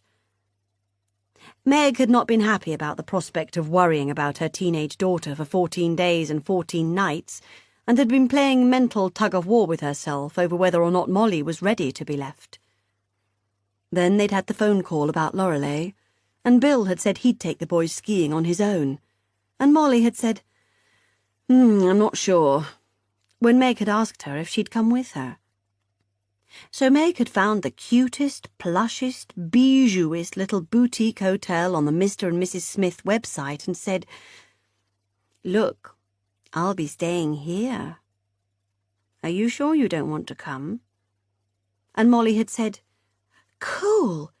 Yes, I'll come with you. Molly had always loved what she used to call when she was small, fancy hotels. When she was 8, she'd had it all decided that she would be a hotelier when she grew up. She would draw intricate sketches of her hotel. There would be real palm trees in the bedrooms, and buttons you pressed to get champagne out of the walls, and a menu for choosing the exact colour of bath towel you required. Nowadays, her ambitions lay in something to do with television, maybe producing or directing or something, you know. The journey back through the house, like all return journeys, felt shorter and less convoluted. The sense of knowing how long the tunnels were and where they ended up was reassuring, and for a moment Meg could almost feel the security that her mother would have felt, passing about here in the warm corridors of her self-created warren. Meg locked the back door behind them and tucked the key into her pocket. She regarded the door pensively for a moment, and then turned to greet the outdoors. This sweet expanse of space, with its smell of air and its noises of traffic and everything being as it should be. Molly waved her phone about again and said, Still no signal. I'm sure you'll pick one up once we're on the road. Meg was quite glad there was no signal. With a signal, Molly would be lost to her. The car would be filled with the teeth-achingly irritating noise of not-that-bright teenage girls talking rubbish to each other, or the sound of text messages pinging back and forth every 10 seconds. Without a signal, they could sit, side by side, appreciate the scenery, and maybe even talk. Meg started the engine, and Molly stared at the house through her Ray-Bans. So weird, she said. Just to think, you lived there. All of you. You were all just, like, normal kids, going to school and stuff, having friends, and then, one by one, you all left her, and she died, you know, completely alone in, like, the worst house in Britain or whatever. She shook her head solemnly. Weird, she said again. I mean, can you imagine that happening to us? Like, seriously? All 4 of us just leaving you there and falling out with each other, and Dad going off with some crazy woman and you just going completely mental and not letting anyone in and building, like, tunnels out of, like, newspapers? Think of our house. Our lovely house with all its lovely things in it. And, yeah, okay, it's a bit too tidy for my liking, but, you know, it's a really nice house and we all live there and we're so happy and everything. And when I'm an adult, I want to see my brothers all the time, I want to go to their houses and stuff and have my kids play with their kids. I mean, you haven't seen your brother and sister for like 5 years. Your actual brother and sister, who you used to live with and see every day. I mean, I just don't get it. How can things go like... She turned to stare at Meg with wide blue eyes. So wrong. Meg flicked on her indicator and glanced in the wing mirror, her hands balanced on the steering wheel. Sometimes, darling, she began, pulling the people carrier out into the road, I simply do not have an answer. April 2000. Meg squirted sun cream onto her fingertips and slicked it over the limbs, shoulders, noses and knees of the 3 small children lined up before her by the pool. Molly received the application of sun cream as if it were an expensive spa treatment. She stood straight and solid, fingers splayed out, eyes closed, turning on command. Alfie received it more like a spiteful punishment, wriggling and grimacing and wailing, "Why, Mummy, why?" Stanley, the baby, walking already at 10 months. That had not been the plan when they'd booked this holiday 6 months ago. He was supposed to have been a baby still, portable and immobile, not this toy-sized human running about in proper leather shoes. Took it more as a game, smiling coquettishly at his mother as he tried to avoid her touch. 3 children down the line, a 4-year-old, a just 3-year-old, a very nearly 1-year-old. Meg was military when it came to this kind of thing. Bill, the self-appointed civilian, lay across from them prone on a lounger, holding a paperback spread wide open above his face to keep out the fierce rays of the Greek sun. "Need any help?" he said, at the precise moment that she had screwed the lid back onto the tube of sun cream. She smiled bittersweetly at him and said, "No, darling, I'm fine. You just relax." He knew she was being facetious, but he also knew that if he wanted to be able to carry on lying there reading a book, he should not acknowledge this. "Can I swim now?" asked Molly. "No, darling," said Meg. "You have to wait for the cream to absorb." Molly tutted and rolled her eyes. "How long will that take?" Meg smiled wearily. "About 10 minutes." Molly tutted and rolled her eyes again. Meg crouched by the side of the pool and dunked Alfie and Stanley's inflated armbands into the water. Then she squashed them up their arms. "Right," she said.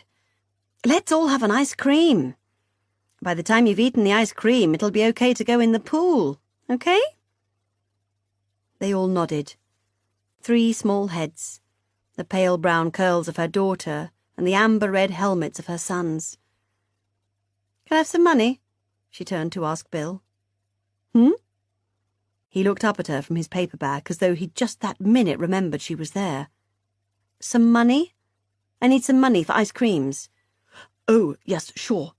In my shorts pocket over there."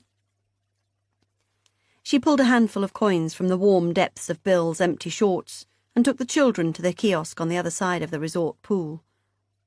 "Can you get me an espresso?" Meg gazed at him in awe. They needed to work on this, she mused. They needed to acknowledge the fact that they had 3 children, that there was not a network of fairies and elves fluttering around behind the scenes getting everything done as Bill appeared to believe there was, and work out some kind of timetable, some kind of schedule so that Meg could maybe, just maybe, read a book too. The choosing of ice creams turned them briefly into a small circus. Molly couldn't decide and became very cross with Meg about it.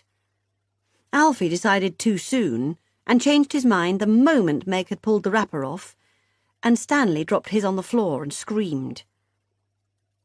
A woman appeared behind them in the queue, a serene creature in a white dress, tailed by 2 immaculate sylph-like daughters, all blonde, all legs. Meg glanced briefly at them, then at her raggle-taggle mismatch of screaming infants, Molly in last year's chlorine-stained swimsuit because they hadn't started selling swimwear in the shops yet, the boys in cheap blue things from Woolworths, freckled backs and chocolate-smeared faces. She thought of herself, a size 14 to 16 now. 14 to 16! And all on her hips and thighs, not an extra ounce on her boobs. She thought of her unwaxed bikini line. She simply had not had the time. She'd had to shave instead and given herself a rash. Her sensible swimsuit, her latest, not entirely successful haircut. She'd had the baby on her lap and hadn't been concentrating on what the hairdresser was saying. It was very short. She thought of the past 5 sleepless nights, all squashed into what had laughably been described as a family suite, but was in fact a normal hotel room with a travel cot and 2 camp beds packed into it. And then she smiled tightly at the mother behind her and said, "Oh, sorry about this travelling circus. We'll be out of your way any minute." The blonde mother, with her feline features and long hair and finely turned ankles, smiled and said, "Don't worry, it's fine. We've all been there." And Meg laughed dryly and thought, "No, we haven't. Or, if we have, some of us have taken a very different route through it." She collected Stanley into her arms and helped him hold his replacement ice cream. He was slick with sun cream, and she almost lost him through the space between her arms. But somehow she managed to keep hold of both him and his ice cream, and she carried them and Bill's fucking espresso back past the pool, past the sun loungers full of people lying down, reading books and sipping cocktails, and, more gallingly than anything, sleeping. Bastards. She landed in an ungainly way on her sun lounger, the combined weight of herself and her hefty infant almost folding the thing up in half.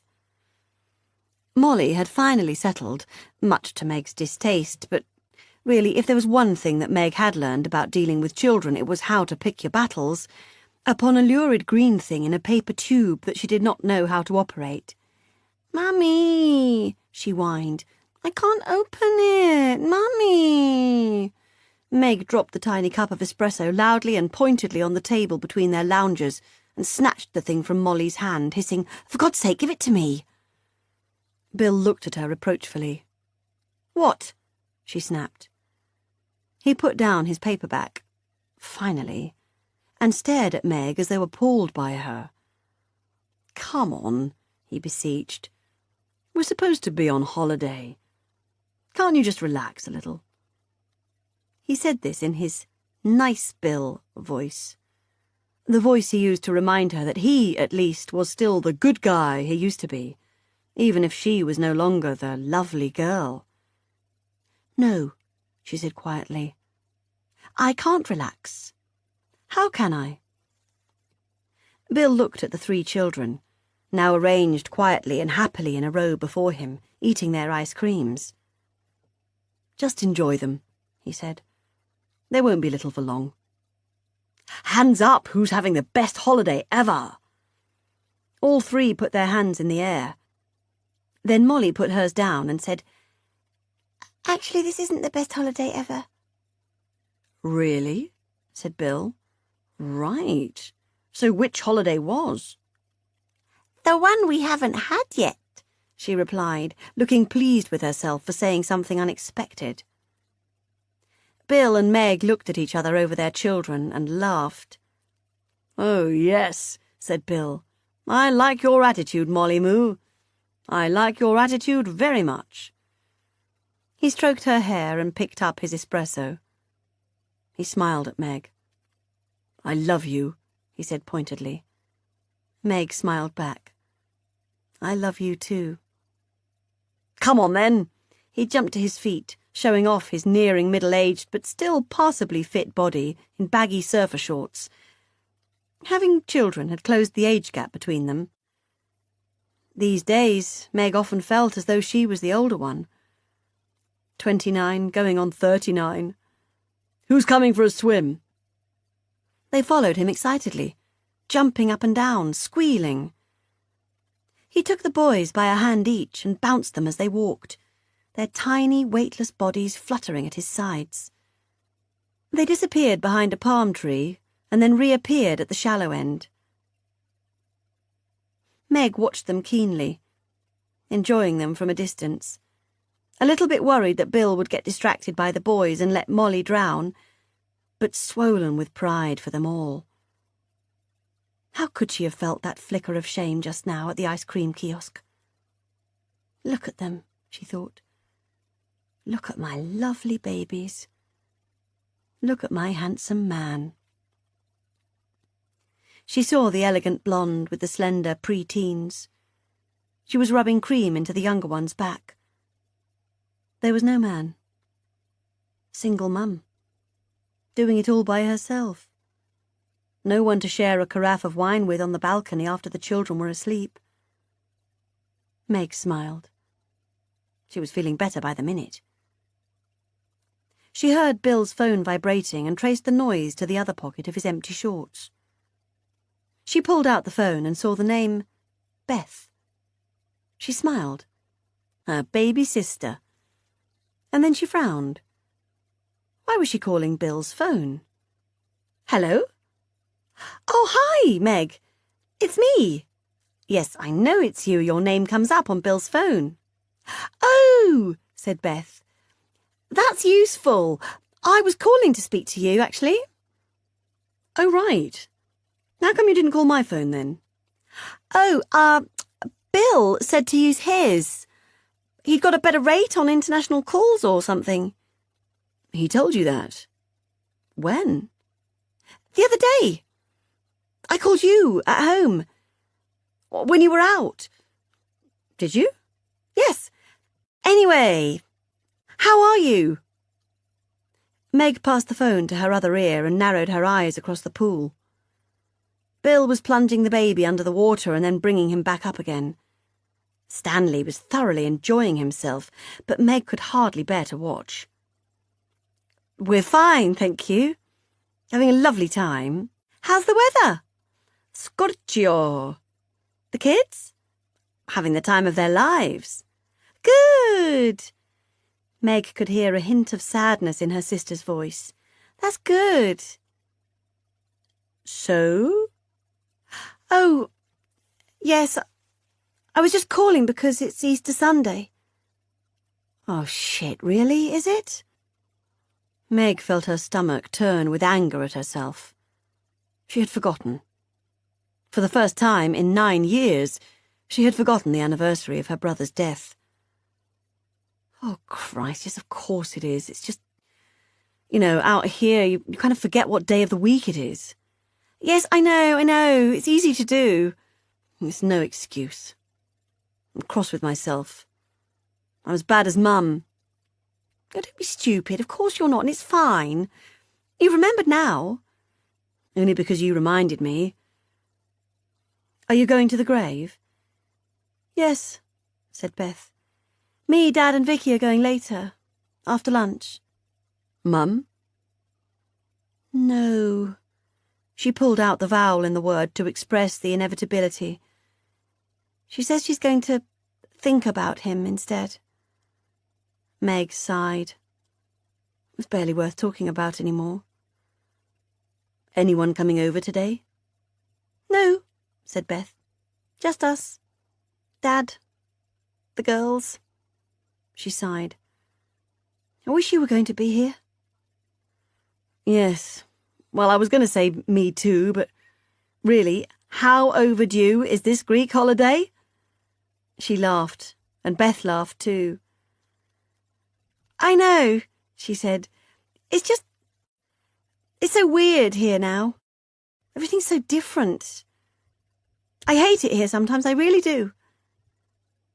Meg took a deep breath. She could hear tears in her sister's voice. She could also see Molly running towards her, looking aggrieved about something. Mummy, Alfie pushed me and Daddy said it wasn't his fault and it was his fault and he did it on purpose and everyone always thinks everything is my fault. Meg nestled the phone between her shoulder and her ear and opened her arms to her firstborn. I'm going to be 28 this year. I haven't got a boyfriend. I haven't got a flat. I haven't even got a best friend. I feel such a failure. Oh, that's ridiculous, Beth. Come on. You're the best PA in the county. You're beautiful. You're Look, Mummy, look, I've got a hurt where Alfie pushed me. Look, I need a plaster. She kissed the hurt absent-mindedly and squeezed Molly to her and moved the phone once again to the other ear. Well, yes, but don't you think at nearly 30 there should be more to life than being a good secretary and being pretty? I just feel so trapped, Meggie. I feel like Gulliver tied down all over with tiny little ropes, like they're all so tiny, but there's so many of them that I can't move. Do you know what I mean? And most of them are in my own head because, come in the pool, Mummy. Please come in the pool with me. I don't want to be in the pool with Daddy. I don't like Daddy. I like you. Please, Mummy, please. Really, there is no reason why I couldn't have been like you, is there? Why I couldn't have moved out, got married, done something with my life. Please, Mummy, please, Mummy, please, Mummy, now, Mummy. Okay, she shouted. Okay. What? Not you, Beth. Not you. Molly. She wants me to take her into the pool. Sorry. Beth sighed. Don't be sorry. It's my fault. I'm sorry. I shouldn't be bugging you on your holiday. I shouldn't be loading you down with all my stupid problems. I'll call you back, she said, in a few minutes. Okay? No, said Beth. You don't need to. Really. I'll be fine. It's just, Easter, getting older. I'm probably just having what is it they call it? A quarter-life crisis. Well, yes, said Meg. Maybe you are. And that might not be such a bad thing. I want more for you than this, too. I do. You're better than this. I'll call you back. 5 minutes, okay? She took Molly to the pool and chased her up and down a few times, made her giggle, made her smile, and then headed back to the sun lounger without a towel, dripping water all over Bill's paperback. She picked up Bill's phone and switched it on. She found Beth's number in his phone book and pressed call. But instead of dialing Beth's number, it brought up a call history. Meg squinted at it. Odd, she thought. How odd. Lots of calls, both to and from Beth's phone. She stared at the screen for several minutes. The calls between the two numbers went back almost to the day Bill had bought his new phone, 3 months earlier. There were long gaps between the calls, but when they came, they were 3 or 4 a day. She tried to apply sensible theories to the matter of the call history. Another Beth? Unable to get through to Meg? An affair? She laughed at the thought. And then she smiled. Of course. It was obvious. It was Meg's 30th birthday next month. They were planning a surprise party for her, discussing gifts. She redialed Beth's number, but Beth didn't reply. Beth stared at the phone on her bed. Bill, it flashed. Bill. Taunting her. She could not believe that she had called him. During his holiday. An idiotic thing to do. But still, 2 whole weeks. How on earth could he expect her to go 2 whole weeks without hearing his voice? The phone call had been agonizing. All she could hear were the sounds of the life she wanted. Children keening with joy, the splash of a pool, the sound of distant waves caressing distant sand, the sound of foreign, of other lives being lived by other people. Rory in Spain, Meg and Bill in Greece, and Beth still here. Unpaid nanny, aging secretary, companion to 2 eccentric middle-aged women, last vestige of family to a lonely old father, festering and bitter. She picked up the phone and put it under her pillow. She'd handled the call quite well, she thought. And it was true, Bill had said to use his phone if she needed to call while they were away. So she hadn't even really been lying. Lying to her sister. She disgusted herself sometimes. She really did. But Bill... he was all that lay between her and weirdness. Without Bill, without his approval, and she really did have to assume that he approved of her to take the risk with his future happiness that he did every time he spent time with her, she could not stomach herself. She would take an overdose, or slit her wrists, or, God rest his beautiful little soul, hang herself from the beams in Reese's room. Because as long as Bill wanted her, then there was a chance, a tiny, infinitesimal chance, that maybe she was normal. From below, up the stairs, around the dogleg and through her bedroom door, came the smell of lamb and rosemary. She heard someone pull a cork out of a bottle of wine. She sighed. Here we go again.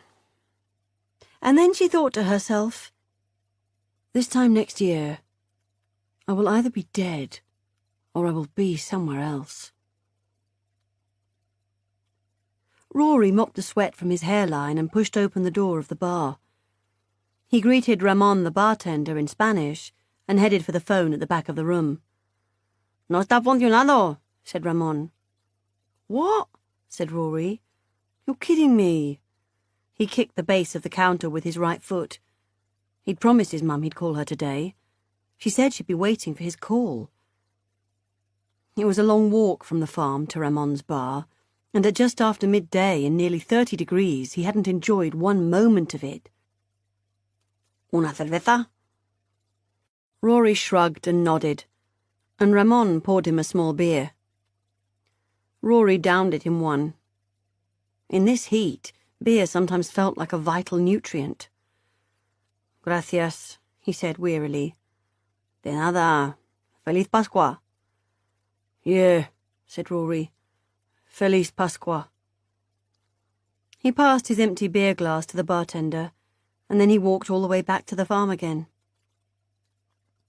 Kaylee was sitting on the front step of their lodge. The baby was on her breast, half covered with a sheet of muslin. Shh!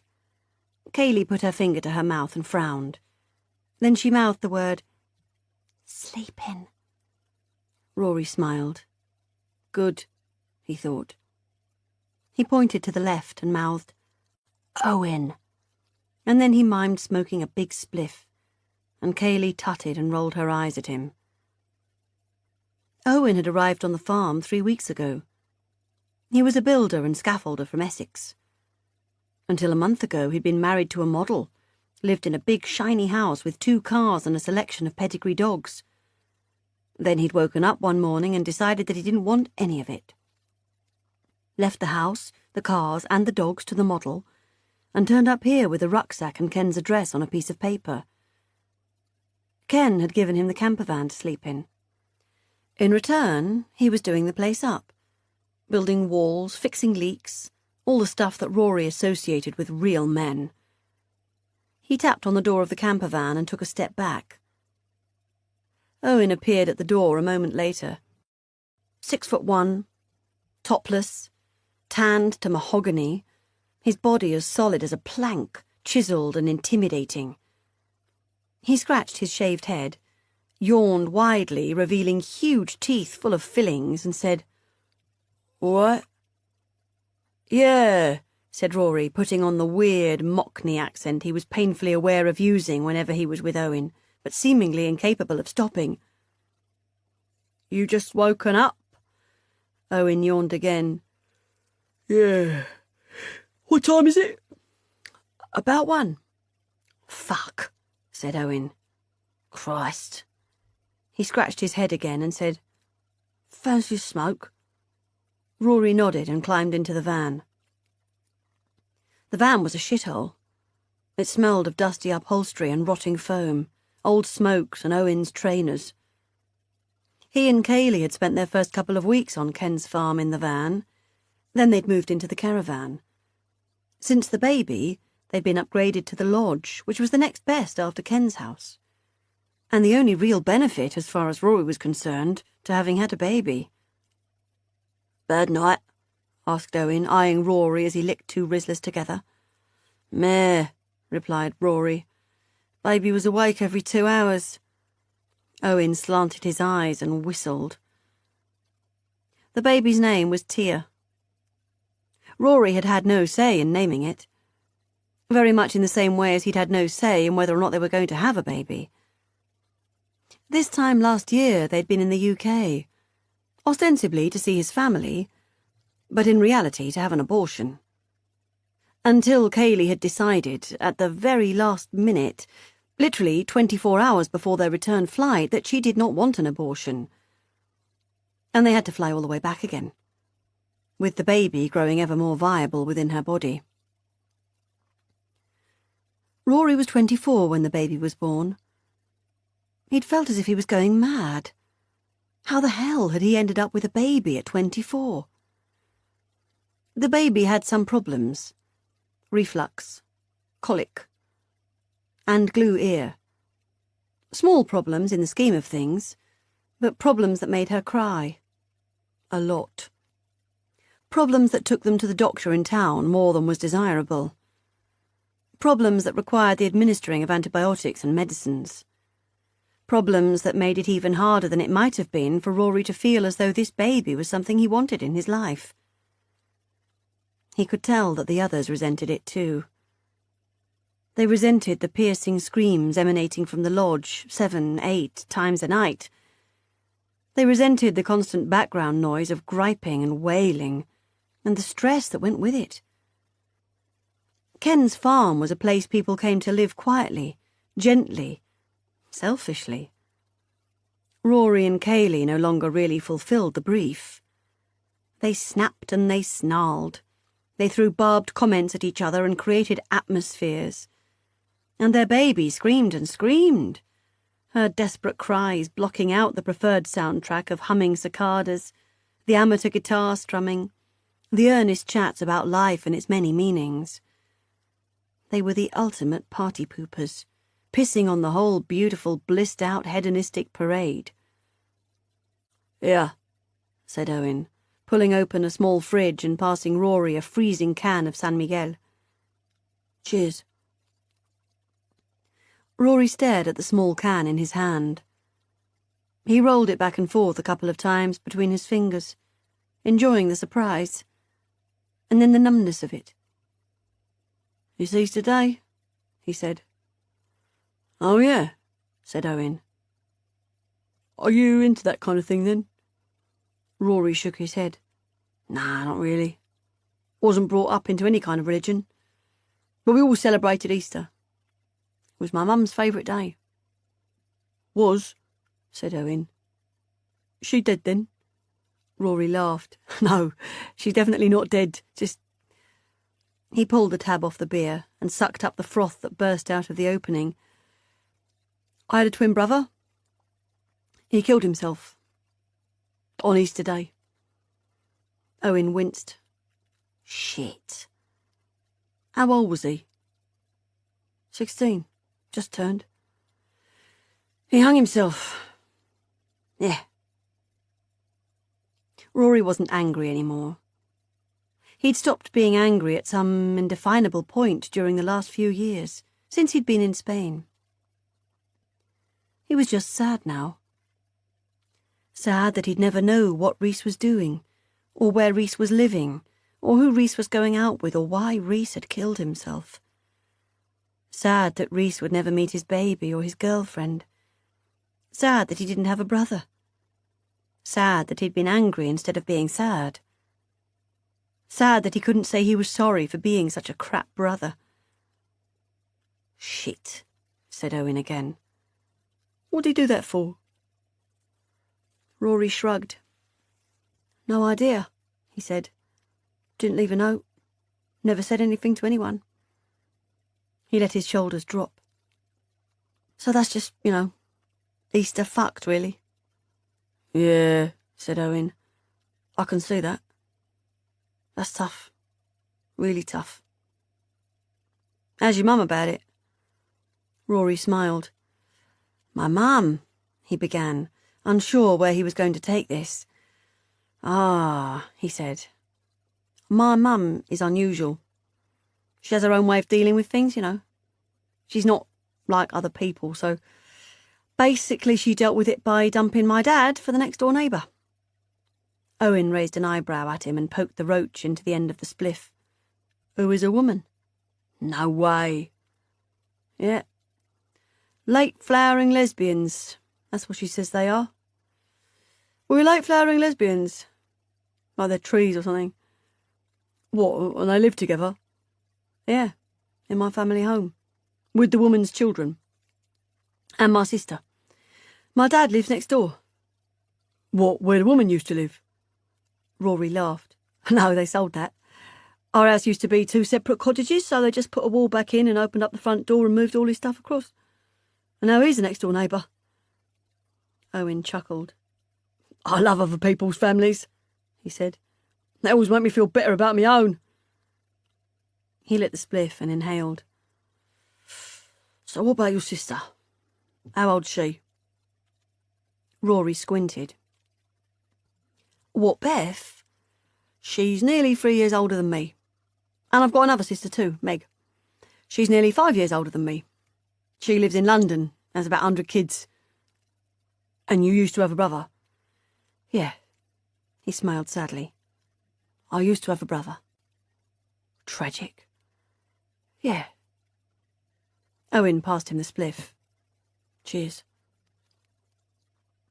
They sat in genial silence for a moment or two. Rory took in the details of Owen's van. The FHM calendar. The pristine polo shirts hanging neatly.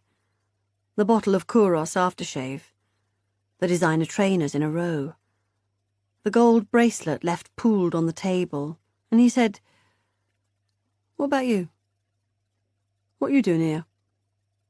Just woke up one morning, and had had enough of the whole lot of it. Got talking to a bloke in the pub who was going to a festival in a field somewhere. Thought, I like the sound of it. Got talking to this other bloke, singer in a band, said his dad lived out in a commune in Spain. That was that. Rory shook his head. He already knew all of that. But really, why are you really here? What do you want?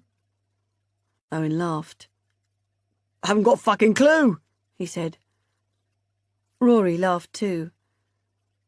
And then he stopped when he heard the familiar sound of Tia screaming across the courtyard. Poor mite, said Owen. Rory nodded. It was hard to feel sympathy sometimes. What about you? Said Owen. What do you want? Rory smiled, and then he dropped his chin into his chest. He looked up at Owen and he sighed. I think, he said, voicing a deeply buried thought for the first time, I think I want the next thing. I think, he paused, I want to move on. Owen nodded sagely and took the spliff back from Rory. Outside the caravan, his baby screamed. Chapter 7. Saturday, 1st of January, 2011. Dear Jim, Happy New Year! And what a joy it is to have someone special to send that message out to. Oh, yes, I know I have 3 children, but... And I am struggling to find a way to put this that will not make me sound like an utter weirdo. We are, to all intents and purposes, estranged.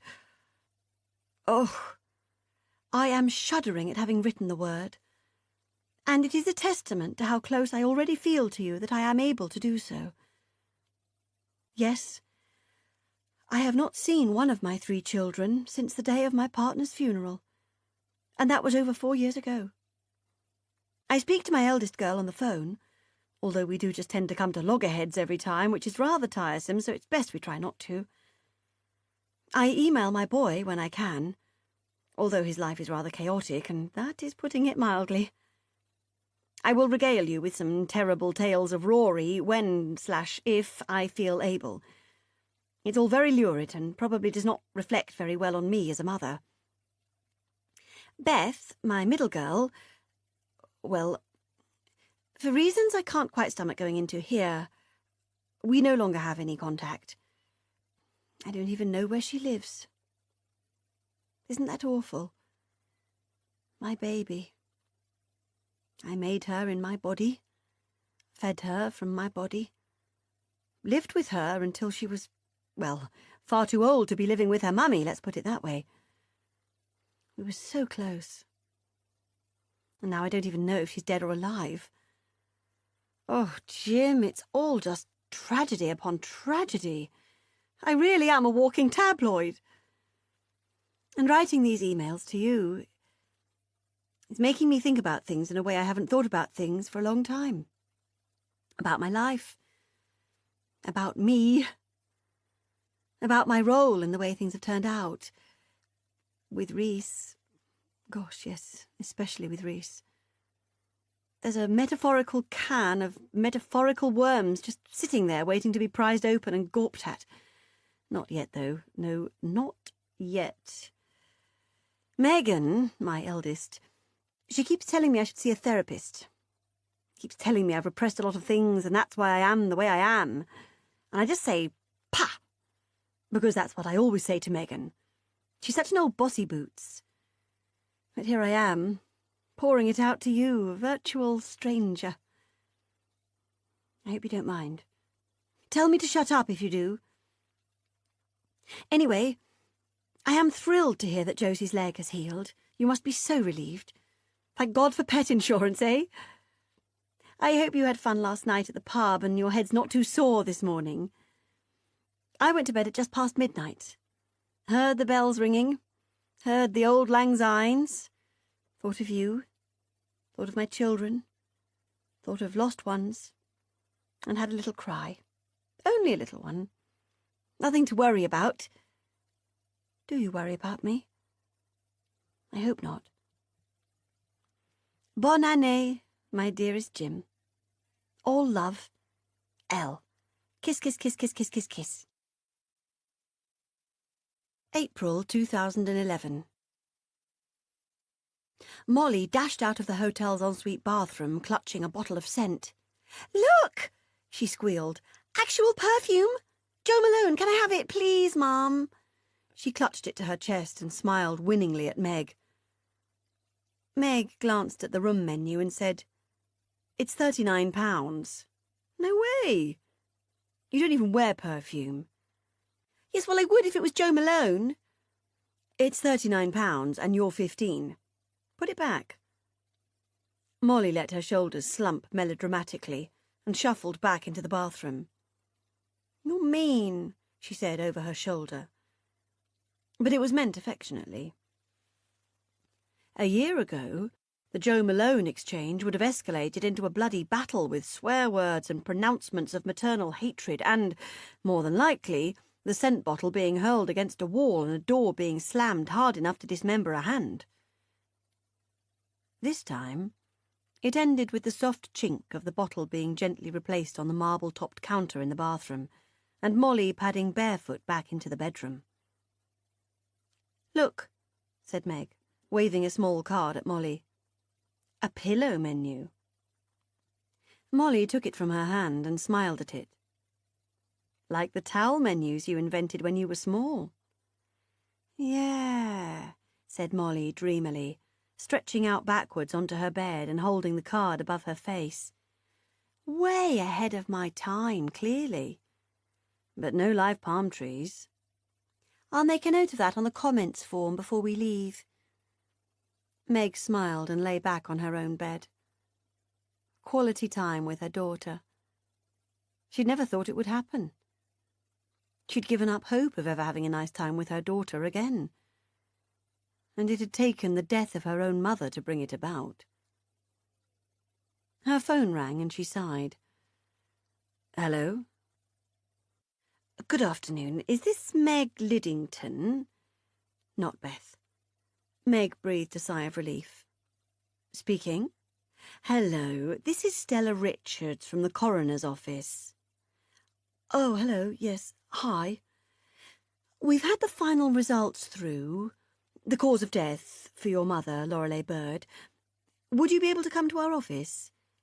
Possibly this afternoon, so that we can talk you through them? Meg glanced at the time on the TV display in front of her. 2:35. We're in Mickleton. How far is that from you? Oh, not far. About 40 minutes on the fast roads. Fine then. Yes, fine. But I'll have my teenage daughter with me. I mean, will it be okay? Is it, suitable? I mean. The woman on the other end of the line paused for a moment. Yes, she said eventually. Yes, I'm sure it'll be fine. So we'll see you in an hour, said Meg, smiling reassuringly at Molly. We'll see you in an hour. April 2003. Vic! Oh, Jesus, Vic! Vicky dropped the pile of posts she'd just picked up from the front doormat and turned towards the stairs. What, love? Come quick, come! Vicky took the stairs a pair at a time, quite an effort given her frankly dire levels of fitness. What is it, love? What?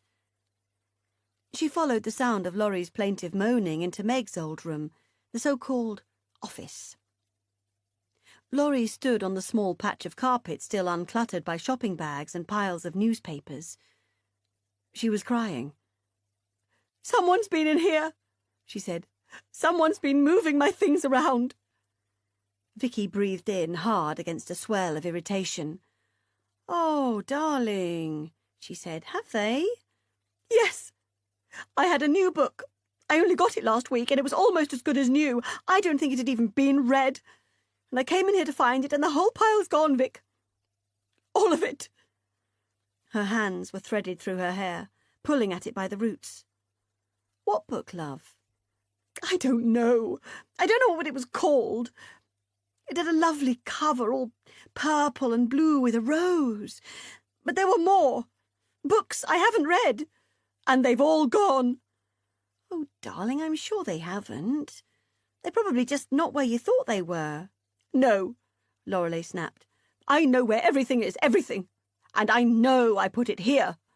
She pointed at an area of grubby, unvacuumed carpet. Right here. And someone has moved it. Vicky put her hand upon Lorelei's shoulder and squeezed it.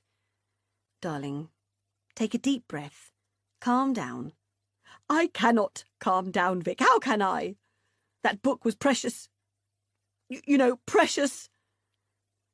Vicky repressed the urge to shake Lorelei very hard and scream, No, it was not precious. It was some shitty old paperback that you can't even remember the name of. We'll need to talk to the girls about this, said Lorelei, pulling her hands from her hair and punching them together rather aggressively. Vicky did not appreciate the flavour of the gesture. It looked unseemly in the context of a 12-year-old and a 9-year-old. Why do we need to talk to the girls? Because it must be them. Mucking about in here. They're always mucking about. With my things. Vicky breathed in hard again. Darling, she began, I do understand your feelings. I appreciate how stressful you find it when your things get touched, but you have to bear in mind that there is very little space in this house for the girls to use. That it is almost, darling, inevitable that they will come into contact with your things, when there are so very many of your things for them to come into contact with. Lorelei let her shoulders slump and tutted. It's just, she began melodramatically, a matter of respect. Respect for other people's things. It's one thing to touch. But where are they, Vic? Where are my books? Well, if you must know, it was me. She felt her heart quicken with nerves. Lorelei looked at her, aghast. There was a second-hand book sale at South School, at the Easter Fair. A fundraiser, darling, for their school. And you know how underfunded that lovely little school is. And I just thought, My God, Laurie has a lot of books she's never read and never will, and it's for such a good cause. Without asking. Lorelei's voice was brimming with hurt feelings. Vicky sighed. Had I asked, Laurie, what would you have said? Laurie tutted again and folded her arms. That's not the point. Well then, love, what is, exactly? It's about respect. It's about privacy. It's about... Her face grew dark and tragic. I don't know what it's about. But you and your girls, you need to... What, darling? You need to butt out. Just butt out. Okay? Oh, Laurie. Really and truly, I wouldn't say things like that. Why not? Because one day you might just get what you want. And I truly believe you wouldn't really want it. She smiled sadly at her love and walked away. Mummy? Maddie threw her mother a sideways look. Yes, darling? Vicky brushed Maddie's hair off her face, and Maddie pushed her hand away, as she always did. It did not stop Vicky from brushing Maddie's hair from her face. She was still allowed to do that, she was sure she was. I need to tell you something. Something really important. Vicky nodded. No, but I mean, like, really important. She sighed and stared dramatically through the car window. She had the loveliest profile, her older girl. So delicate and elfin. Go on, she said encouragingly, waiting for some tame, prepubescent revelation about a boy or a failed test. Maddie turned to her then abruptly and said, I want to move out. I want to go and live with Daddy. Vicky felt her stomach propel itself up towards her heart, and she hit the left indicator and the brakes, taking the car off the road and into a lay-by. She turned off the engine, and the silence as the radio stopped talking at them was sudden and overwhelming. Vicky turned 90 degrees in her seat and looked at Maddie. But baby girl, she said, you can't move out. You're only 12. It doesn't matter how old I am. I'm not happy and I want to move out, and I've told Daddy and he says I can live with him, if you say it's okay. But darling, I don't understand. I mean, what exactly... It's Laurie. Maddie's mouth was set hard. I hate her and I don't want to live with her anymore. Vicky reeled slightly at these words. She felt as if she'd been kicked in the chest. What? I used to really like her and she used to be really fun, but now all she does is moan about everything I do, and she tuts all the time and she won't let me touch anything or go anywhere, and she keeps buying all this rubbishy old stuff and some of it smells, and I don't want to share a bedroom with Sophie anymore, and I asked her if I could have Reese's old room and she swore at me. Maddie swallowed these last few words whole, gobbled them up so fast that Vicky was not entirely sure she'd heard right. She did what? She swore at me. She called me a little shit. Jesus Christ. Vicky breathed in hard. When was this, darling? Last week, when you were collecting Sophie from Emma's house. But I don't understand what happened. Tell me exactly what happened. Maddie sighed, as if she'd had to tell this story 100 times over. Well, she was just coming out of her room, and I was just coming out of my room, and she said something about how lovely that me and Sophie shared a room, how she'd shared a room with her sister when she was my age, and how lovely it had been, blah, blah, blah. And then I said, well, I'm getting quite bored of sharing with her now. And it was like, you know, I've been thinking about saying something about Reese's room for ages now, and I've been going to say something to you, but then, like, she was just there, and so I said it, and she went all weird and said I was a thoughtless little shit. She shrugged. Oh, my God. Vicky clutched her mouth with her hand. But why are you only telling me this now? Why didn't you tell me before? I don't know. I suppose I've just been thinking about it. I mean, no one's ever sworn at me before. I wasn't sure how I felt about it.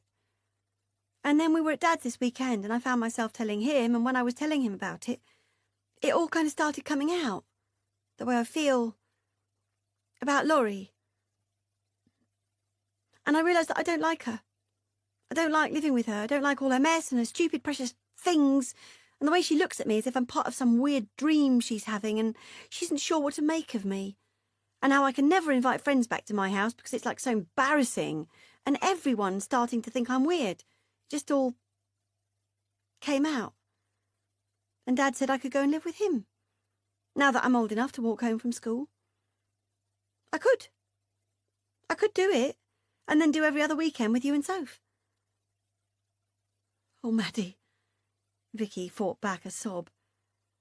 I don't know what to say. I really don't. Just say yes. But I love you. You're my baby. I couldn't bear it if I didn't see you every day. Maddie shrugged again. I'd be lost, Maddie. Utterly lost without you. No, you wouldn't. You'd be fine. You've still got Sophie. And Laurie. But they wouldn't make me as happy as they do if you weren't there too. Well then? Well then what? Move out. What? Move out. Find a nice flat for us to live in. Just you, me and Sophie. But I can't. Why not? You moved us out of our old house. We could just move again. You could still be friends with Laurie and still see her all the time, but we just wouldn't have to live with her. Vicky bit at her bottom lip. You know, Laurie, she's a very complicated person, and I'm so sorry she was so awful to you. But it's just been the anniversary of Reese's death, and she was probably feeling a bit oversensitive, and that's no excuse, obviously. And I shall have a very strong word with her. But, darling, she's such a sweet soul. And she loves you so very much.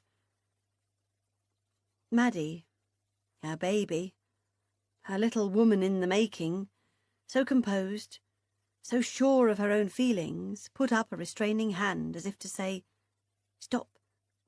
This far and no further. Seriously, she began, I know you love her and everything, but I don't. I didn't choose her. You did. And I don't want to live with her anymore. And if you want to carry on living with her, that's fine. But I don't want to. And I need you. She paused and stared at her fingers before bringing her gaze back to Vicky's. To let me go. Vicky straightened herself and said, No. No, I can't do that. Then let's move out. I can't do that either. Well then, said Maddie. Beth wriggled her dress down towards her knees and touched her hair. Through the leaded windows of the country pub she could see the sky growing dark and bruised. On the table in front of her was a half-drunk glass of orange juice and lemonade. At the bar was a man called Jason who was ordering himself another pint of something local and a glass of wine for her. You sure I can't get you a real drink? He'd said, half raised from his seat. And she'd shaken her head and said, No, honestly, I'm fine. And then she'd watched him heading for the bar, looked at his strong, wide back and his good hair, his well-chosen clothes and pleasant feet in nice open sandals, and thought, This could be it. This could be my chance to be normal. And as she'd thought that, she'd called after him, Actually, Jason, yes, a small glass of white wine, please. And he'd smiled and looked like he'd scored a small victory. Another small victory. He'd been chasing her for months, ever since he'd started at her company in January. He was Australian. He was only 25. It had taken her very much by surprise.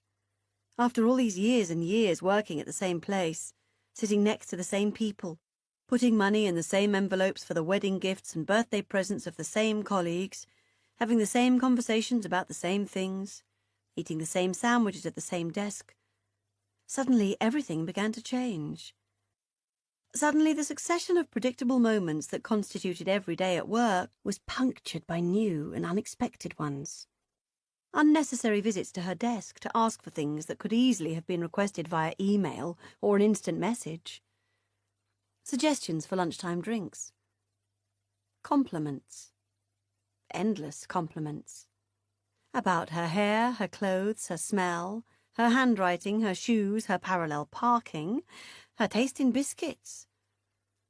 A walk along a corridor now bore with it the frequent possibility of being stopped for a chat. Questions usually that would begin along the lines of, "So you're a local, where would you recommend for good quality meat?" Or, "Is it possible to get a decent curry around here, or do I have to go to Birmingham?" She had been doggedly ignoring his advances for months. The whole thing was ridiculous. She was 30, for God's sake. 30, and still conducting an insanely dangerous affair with her sister's partner. 30, and still living at home. 30, and nowhere near as pretty as she'd been in her youth. Past her prime. And she wasn't being disingenuous to think such a thing. Even Bill had stopped telling her she was pretty. She'd agreed to a date with Jason because Bill had phoned to tell her that they were going on a last-minute Easter break. All 5 of them. Off to Mallorca to stay in some fancy villa with 2 swimming pools, one for the adults, one for the children. They were going with some friends. Beth had shuddered and brought the conversation to a close. Too much there to digest in one sitting. Family, holiday, friends, last minute. Beth had not done anything last minute in her life. And then Jason had appeared at her desk the next day, all fresh skin and thick hair and wide eyes and tangible lust. And he'd asked her what she was up to at the weekend, and she'd said, "Nothing much." And he'd said, "Fancy a drink?" And she'd said, "Sure." She'd arrived prepared to have a horrible evening. Vicky had asked her where she was off to, and she'd said, "The Black-Faced Lamb."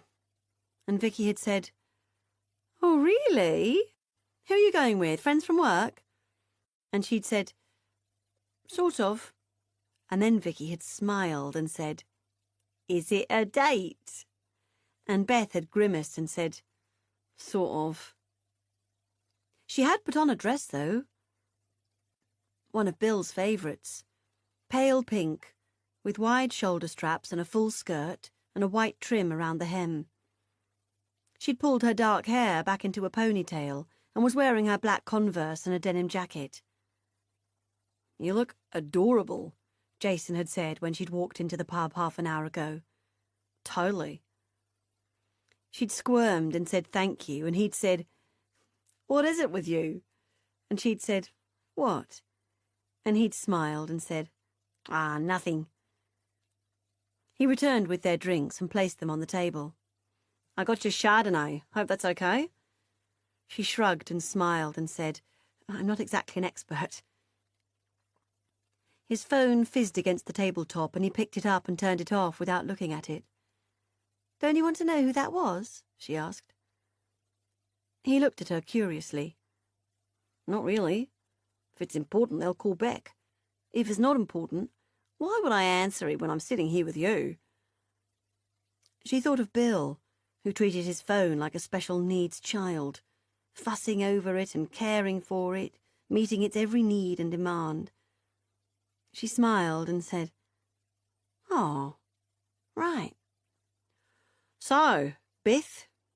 Bethan? What'd you prefer to be called?"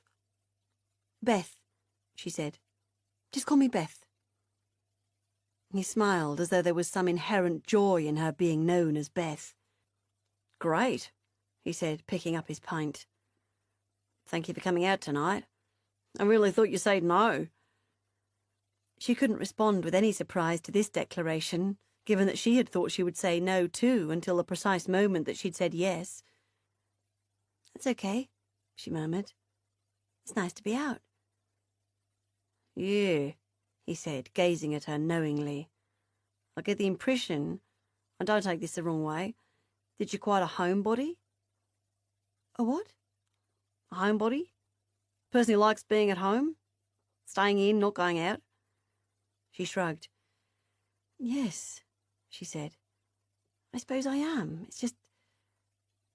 She closed her mouth against the distinct possibility of saying something mad. Yes, I like being at home. And you live with your mum? Yeah, I know. Terrible, isn't it? So embarrassing, but, I've never really earned enough money to get my own place. South Gloucestershire PA of the Year, 3 times in a decade. And you're not earning enough money to rent a room.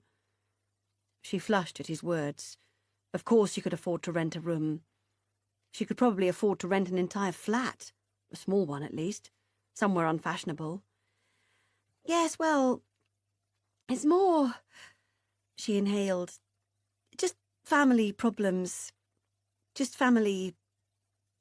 stuff. She felt panicky. She wasn't used to talking about this kind of thing with anyone who didn't already know about it. I'll get around to it one day. And what about you? Where do you...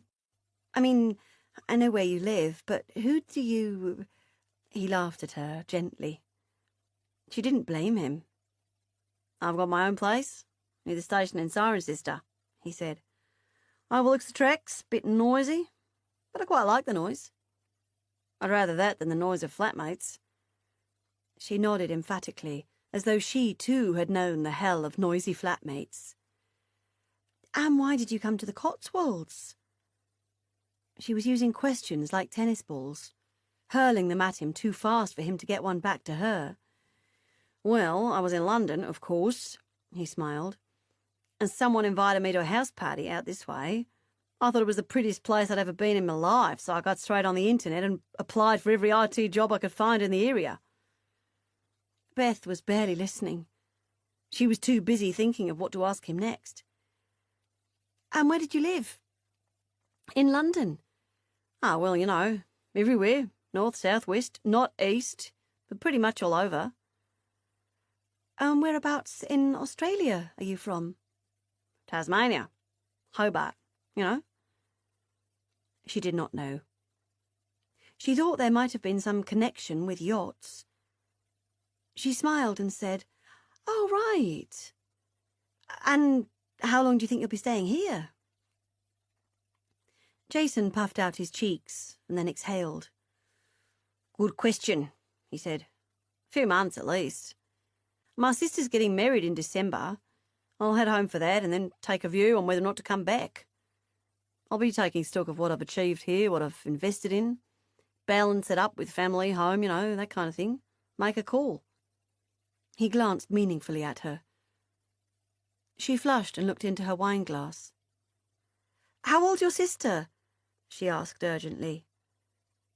She picked up her glass and drank too much, too quickly. This was a mistake. She imagined Meg and Bill sitting by an unlit, rippling pool, abandoned inflatable toys floating darkly across its surface, drinking local wine from blue wine glasses, laughing together with their friends about lovely, normal, middle-class things. She felt awash with hate and sadness. She drank the rest of her wine without tasting it, and realised that Jason had just answered her banal question about his sister, and that she had not heard his reply. You're very different, he said thoughtfully, when you're not at work. Am I? Yeah. You seem less... a bit more... just kind of different. She smiled rather defeatedly. Can I get you another one? He asked, eyeing her empty glass. She eyed it too, staring into its depths, analysing her options. She could leave. They'd had 2 drinks. It was nearly 9 o'clock. She could claim tiredness and leave. Or she could stay. She could have another glass of this average wine and try to squeeze some more conversation out of the evening and go to bed tonight, knowing that she had been on a date, that she had been normal. Or she could stay and drink more than another glass, and wring something even more eventful from the night. A moonlit walk, a drunken fumble, held hands, maybe even sex. She looked from her empty wineglass into Jason's inquiring gaze, and he smiled. "What?" she asked. "Nothing," he replied. She narrowed her eyes at him, accusing. "Nothing," he said again. "Nothing. Just thinking how pretty you are, that's all." She saw a pink blush stain his cheeks. It came and went in a moment. She felt her stomach roll gently at his words and at his embarrassment.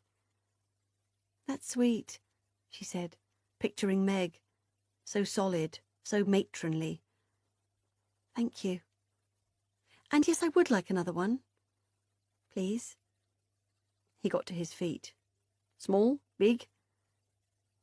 "Medium," she said. "Thank you." She watched him again, heading for the bar, his body language showing another small victory. She tugged her skirt a little up her legs, showing her shiny kneecaps. She arranged herself into a nice shape. She tried not to cry. "So how did your date go?" asked Vicky, mixing muesli from 2 separate jars into a large bowl and tipping a handful of raisins on top. "I didn't hear you come in. I thought maybe you'd spent the night out."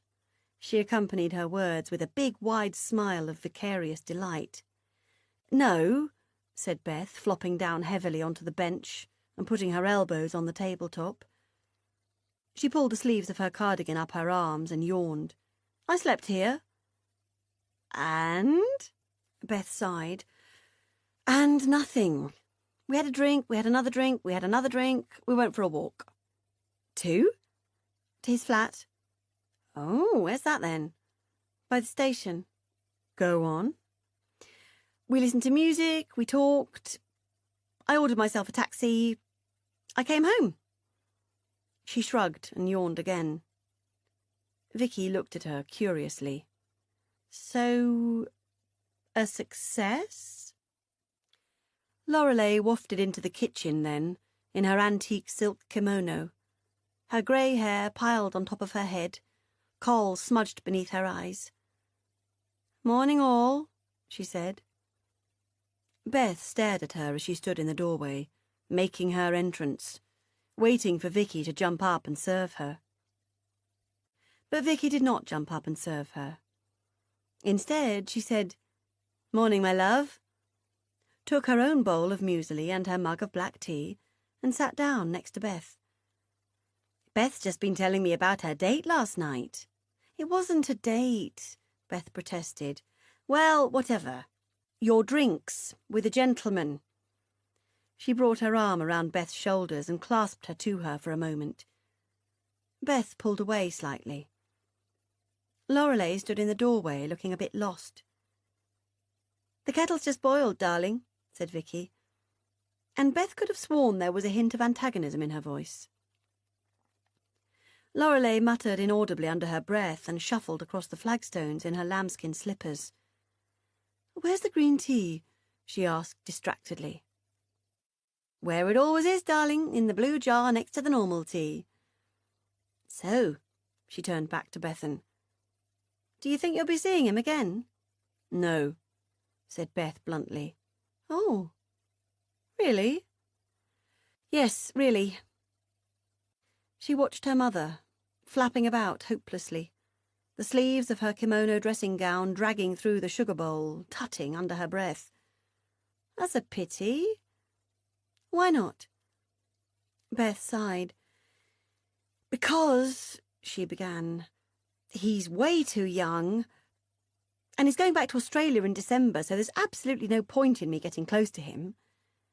"Oh, sweetness, I'm sure you could persuade him to stay, using your feminine wiles." "I'm no good at persuading people to do things." After 4 years in love with someone else's man, this she was very certain of. "Oh, Beth." Vicky ran her hand around the back of her neck and smiled sadly. What are we going to do with you? Lorelei brought her mug of tea to the table and sat down with a ponderous sigh. "Where are the girls?" she asked. "They're with Tim." "But it's not his weekend, is it?" "No, but I thought it might be nice for us to have a quiet weekend together. Just the two of us." Lorelei shrugged and sipped her tea. Beth wriggled slightly. There was a strange atmosphere in here, and she was completely in the way. She imagined that Vicky must have been quite disappointed when she'd heard Beth walk into the kitchen this morning, hoping that she'd be in a strange man's bed instead. She mentally planned a long run and an afternoon movie next door with her dad. She'd get breakfast in the village, she decided, during her run. They did a good granola. Well, actually it was a very average granola, but it was a good excuse to get her running gear on and get out of here. She let her thoughts skirt around the details of the previous night as she jogged along the lane into the village centre. She did not want to dwell for too long on her own bizarre behaviour. The way she had suddenly, after her second glass of wine, started to flirt outrageously with Jason. She who had never flirted with a man before in her life. And she could see quite clearly this morning it would have been fairly obvious to Jason that that was the case. She saw herself, in the corners of her consciousness, her elbows on the table, her hands cupping her face, her eyelashes going up and down like defective blinds, licking her lips, and then, oh yes, after her third, or was it her fourth glass of wine, running her toes along his shins. She pounded her feet harder against the tarmac, wanting to shake the memories out onto the ground like gravel from her shoes. She reached the cafe. The best thing ever to happen to the village, according to Vicky, who loved everything about the place, from its piles of fresh newspapers and artfully arranged mountains of banana and oatmeal muffins, to the handmade oven gloves for sale by the till, and the trendy apron-clad proprietor from Islington called Morgan, after whom the cafe was named. She ordered her granola and berries and hid in a corner with the magazine from The Guardian. She tried to concentrate on the letters page, but her thoughts kept tugging her back to her mouth at Jason's ear, telling him what she was going to do to him once she got him back to his place. She imagined her sour wine breath all over his fresh, young skin. She cringed at the thought of her choice of language. She could not, of course, know what he'd thought. He'd said, "Let's get you a strong coffee," which is what you say to someone who's unpleasantly drunk. Nobody wants to sober up a fun drunk, do they? She remembered, my God, trying to give him a blowjob in the pub car park, tugging at the fly on his jeans. The waitress, another Australian, brought her breakfast with a cheery smile and a tiny piece of apricot and vanilla tart they were testing out. "Tell us what you think," she solicited. "Chef's keen for feedback." Beth smiled tightly and said thank you.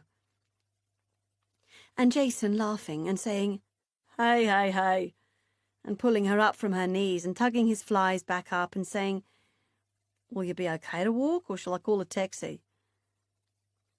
She couldn't remember a taxi. Not at that point in the evening. They must have walked. All through those dark country lanes. She spooned thick yoghurt onto her granola. It came back to her. She'd felt herself young and girlish. She'd thought herself Bridget fucking Jones. She remembered twirling round and round, letting her skirt fill up, fancying herself a prom princess. She remembered him pulling her back to the curb, laughing again, saying, "You're going to get yourself killed." And there it was. Proof, if it were needed, that there was nothing funny about Bridget Jones. And then, a lift. Someone had given them a lift. Someone yeasty and woolly with a Gloucester burr. She remembered making off-colour jokes about Fred West. She remembered Jason apologising on her behalf. She could not remember what the driver of the car had looked like. In these awful half-memories, she saw him just as Fred West, even down to the brown jumper. And then they were in Jason's flat, and she was trying to open his trousers again, trying to pull him onto the bed. Oh, God! She tipped the berries onto her granola and angled a spoon towards it all, as though she had any intention of eating it, as though she would ever be able to contemplate eating again. And then she remembered biting his earlobe and him yelping. And all the while she remembered thinking of Bill, thinking of him in his holiday bed with his fat wife. And she imagined all the while that he was watching them, that this was all a show for Bill, that she was a porn star and Jason was her co-star, and that they were making porn for Bill. She'd done all that stuff, squeezed her breasts together, made ludicrous noises, asked to be fucked. Christ. But Jason had not gone along with her plans. He had peeled her away from him and held her by her wrists and said, "Stop, you're drunk. You don't know what you're doing." And she'd said, "Oh, but I do. I know exactly what I'm doing." And he'd said, "Beth, seriously, stop it. I'm getting you a coffee." The coffee had done the trick. 2 thick shots of espresso from a little silver machine, like a shot of adrenaline to the heart. He'd offered to let her sleep in his bed. He'd sleep on the sofa. But she'd been adamant that she needed to go home, sleep in her own bed, be away from all this. So she'd sat sheepishly on Jason's sofa, waiting for a taxi that never seemed to come. She could not now remember much about Jason's flat. She never wanted to see Jason's flat ever again. She never wanted to see Jason ever again. Her stomach lurched at the hitherto unacknowledged fact that she would be seeing Jason in less than 48 hours. That she would walk into her office on Monday morning, South Gloucestershire PA of the Year, and he would be there, in all his Antipodean 25-year-old glory. And he would know what she was really like. South Gloucestershire Weirdo of the Year. And she would know what he was really like. A totally decent man. She would have to leave. She would have to find a new job and a new place to live. And it was all Bill's fault. She pushed away her uneaten granola and untested apricot tart and unread Guardian magazine, and she left some money on the table, and she plugged her earphones back into her ears, and she smiled as normally as she could at the nice Australian waitress, and she left the cafe and she ran. She ran all the way to the cemetery, and all the way to her brother's grave. It was a bright Saturday morning, busy and safe. Not that she cared if she got raped. Not this morning. Bring it on! She was numb. His grave was dusty and neglected. She ran her fingers over the engraved words. Rhys Arthur Bird, 1st of March 1975 to 31st of March 1991.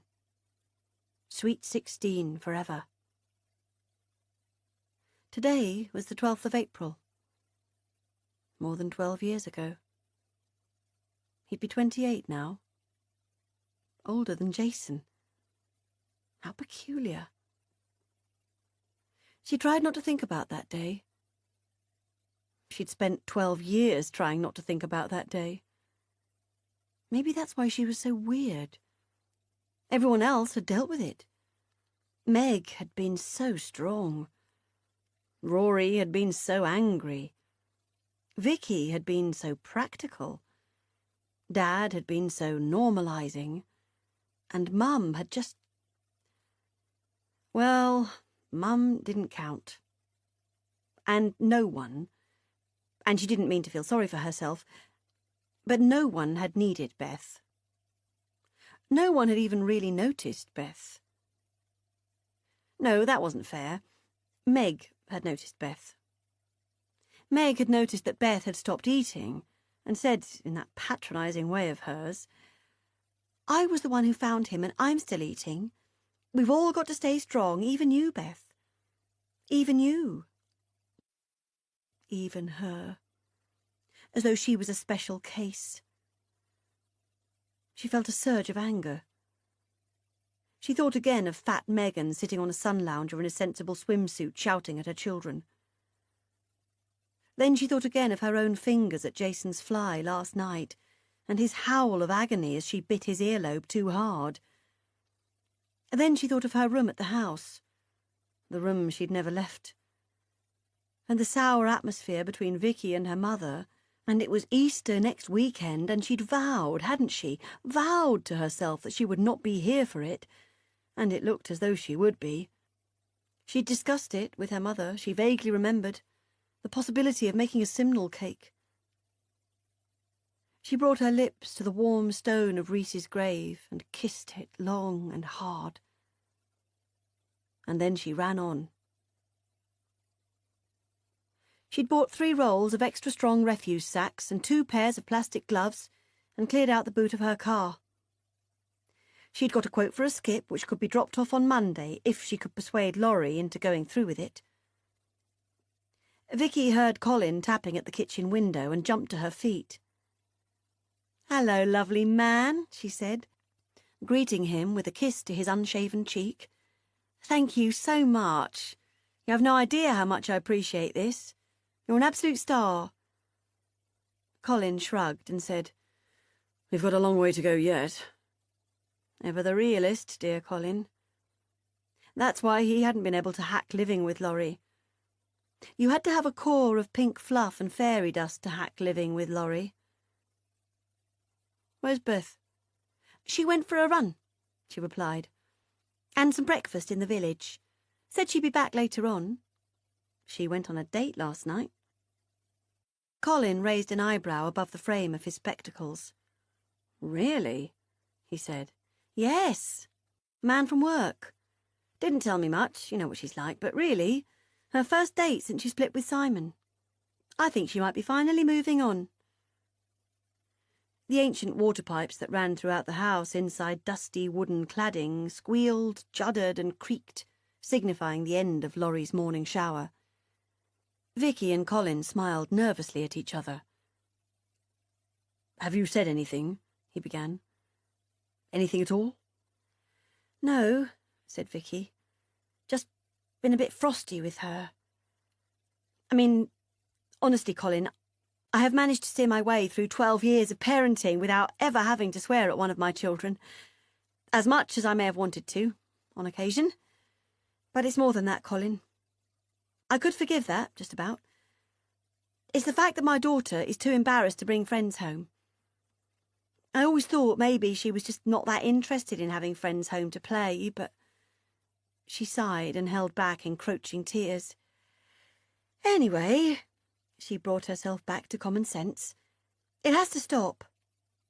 And she'll have to accept that. Otherwise..." She broke off as she heard Lorelei's bird-like footsteps crossing the landing upstairs, from bathroom to bedroom. "Otherwise," she lowered her voice, "I'm not sure I can justify living here any more." Colin flicked on the kettle and nodded. "Absolutely not," he said. "It was fine when our lot was small. Just a bit of clutter then. Bit of eccentricity, but this..." He spread his arms out. "This is not tenable. And, as you say, not fair at all on your girls." They both fell silent at the sound of Lorelei overhead. Voices carried in this house. Colin made his coffee in silence and then joined Vicky at the table. When Lorelei walked in a few minutes later, she balked at the sight of them. "Good grief," she said. "You two look terrifying. What are you both doing sitting there, staring at me like that?" Vicky smiled at her love. "Sit," she said. "We need to talk." Lorelei narrowed her eyes. "Where's Beth?" "She went for a run. Sit." She tutted and sat. Vicky smiled at her again and held her hands in hers. Lorelei's hands were so thin now. the skin so silky and fragile, like those little sheets of powdered blotting paper ladies used to carry in their handbags. Big blue veins bulged up under the thin skin, and her nails were far too long. But still, they were her hands. Laurie's hands. Vicky swallowed down the sadness of knowing that she was still madly in love with this woman. This woman who had called her precious child a shit. Now listen, sweet girl. You know I love you. So much. Lorelei moved her fingers to her sinewy throat and tutted again. Heaven knows why, Vicky continued, but I do. But we have a problem here. Maddie says you called her a nasty name. I did not. Vicky sighed away her frustration. She'd known Lorelei would deny it. Like a child. Regardless, she said, let us just say that relations between you and Maddie are not good, darling, are they? Lorelei shrugged and tutted. It's not that, she said wearily. It's just my things, Vic. All my things. Well, yes, precisely. I do think, Laurie, that if we could just get to the bottom of the problem of all the things, then we might be able to sort out all our other little problems too. Yes, agreed Lorelei, sighing wanly as if finally someone was trying to help her. Exactly. So, darling, what I thought we could do this weekend, while the girls are away, before the big Easter weekend, you know, and while we've got an extra pair of hands, she patted Colin's hands affectionately, is to maybe make a start on dealing with your things. Start to, you know, get some kind of order to it. I think, she smiled encouragingly, if we put our backs into it, not to mention our souls, we could make a real difference. I truly think we could relocate a substantial amount, maybe even half of it. Relocate? Lorelei's lips pursed. Yes, I think we could probably do quite a lot of good work for the local charity shops. Don't you think, Colin? She turned and smiled at him, winked at him conspiratorially. My God, they both needed to handle this right. Use absolutely the right language. No talk of junk or rubbish or getting rid or throwing away. Only positive words. Otherwise Laurie would lose the plot, throw her toys out of her pram and nothing would ever change. Plus, I've been talking to a nice man called Paul, who said he can help us. Relocate some of your things. If we get them all ready for him, on Monday morning, he'll bring along a big pink skip. Isn't that marvellous? A pink skip? And haul it all away for us. She flinched and bit her lip. Haul it all away. Uh-oh. That had blown it. I mean, you know, rehome it. No, you don't, snapped Laurie. You mean get rid of it. She sighed sadly. Yes, she said. You're right. Fine. Let's do it. Vicky gulped as she saw a sheen of tears glaze over Laurie's sea-green eyes. Darling, she began. But, Laurie interrupted, not one thing goes without my approval. Do you understand? Particularly you, Colin. She narrowed her eyes menacingly at him. Don't think I won't know, because I will.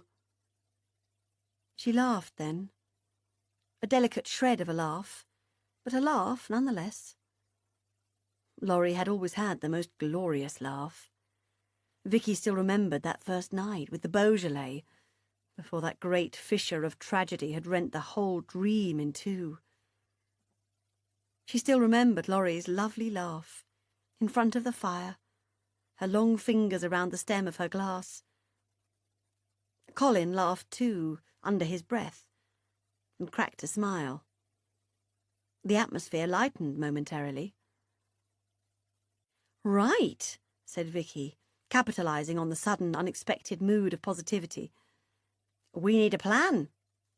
And I think the first priority should be the hallway and the staircase." Laurie sighed. Vicky squeezed her hands again. "Good girl, darling," she said. "You're such a good girl." "Right, let's get to it." When Beth returned from her morning run and her visit to Reese's grave, she could tell immediately that something was afoot. Vicky's car was parked up on the curb with its hatchback gawping open, and the curtains on the street side of the house had been drawn open for the first time in years. She brought her face down to the low windows and peered inside, her hands cupped to the filthy glass. Inside, she could see the shadowy figures of Mum, Dad, and Vicky in a three-headed huddle on the floor at the foot of the stairs. It looked as though they were fighting. She watched, mesmerised for a moment. Vicky had hold of one end of an old bath towel, and Mum had hold of the other, and Dad was trying to stop Mum hitting Vicky, and Vicky was looking exasperated, and Mum was crying and looking like a crazy old witch, and all around them were bin bags and old clothes, and... My God, was that... Yes.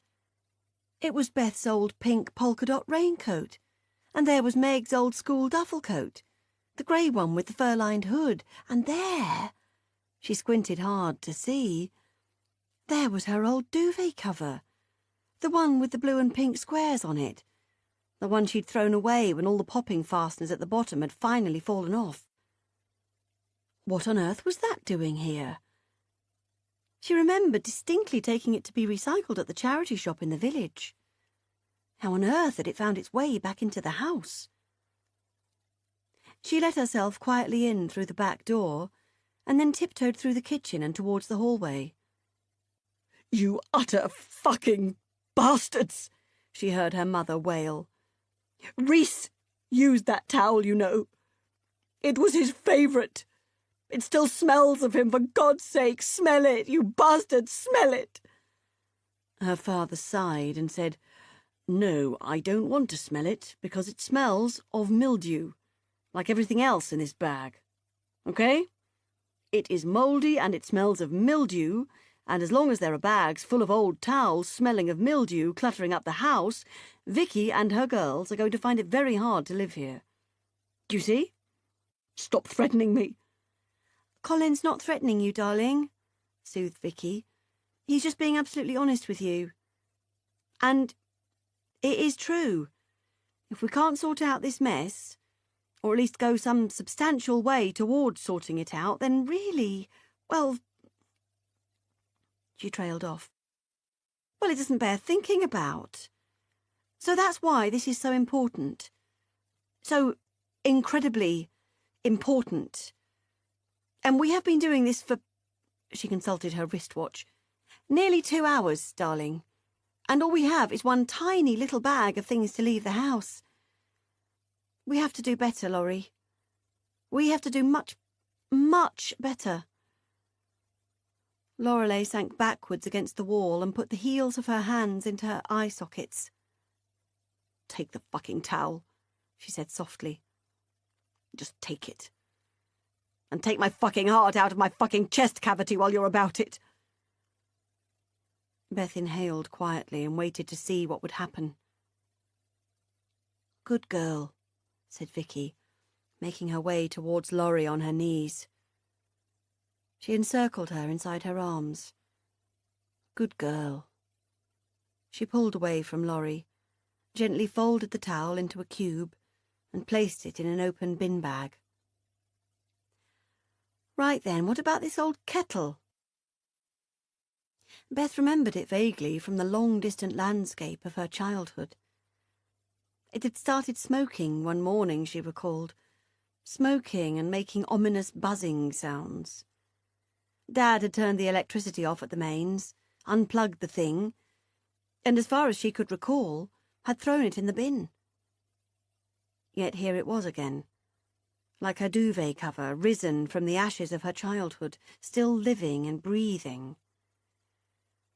Laurie looked up at Colin with sad eyes, and then glanced wanly at the blackened kettle. "Oh, but darling," she said, in her soft voice, the one she'd used when they were all children, "don't you remember that day? The day it exploded? Don't you? It was the morning of the twins' first nativity. It snowed, and they were so adorable, the two of them, with their little matching silver wings and their tinsel halos. Do you remember? And everyone said, 'Ah,' when they came onto the stage together, because they were so blonde then, the pair of them, remember? So precious. I mean, they actually looked like real angels. They really, really did." Lorelei started to cry, and Vicky wrapped her back up in her arms, and Colin said, "They did, darling, it's true. And I have photos of them. Lovely big colour photographs that we can look at every day if we want. We can stick them up on the walls and ceilings, look at them all the time. We don't need old exploded kettles to remind us of that day." Lorelei sniffed and lifted her head from Vicky's embrace. "Photographs are lies, darling. You know that. They're one-dimensional. They only tell you about one precise moment in a whole infinite string of moments. They don't tell you about the kettle exploding or the snow on the ground. I need more than photographs. Much, much more, don't you see?" She looked up at them through her red, tear-streaked eyes. And then she saw Beth standing in the doorway, and she spread out her arms and she said, "Look, darling, look what they're doing to me. These people who say they love me. They're killing me, Bethy. They're just killing me. Can't you make them stop?" Beth stiffened at her words. It was happening. It was finally happening. The acknowledgement of the cancer at the core of this house. Here it was, the dressings being removed, the scars being revealed. She flinched. She didn't want to see it. She didn't want to be a part of it. It needed to happen, that much she knew, but she did not want to be a witness to it. She forced a smile and shrugged her shoulders and said, "I was just popping home, just to get a jacket. And then she turned, before she could say anything that might drag her into this open wound. She ran through the house in her socks, seeing it suddenly through fresh eyes. Things loomed ominously over her and at her. How had she not noticed before how dirty everything had got? The layers of children's drawings on the kitchen walls, splattered with cooking grease and dirt, held up with grubby yellow slivers of old sellotape. The mountains of bin bags covered in dust.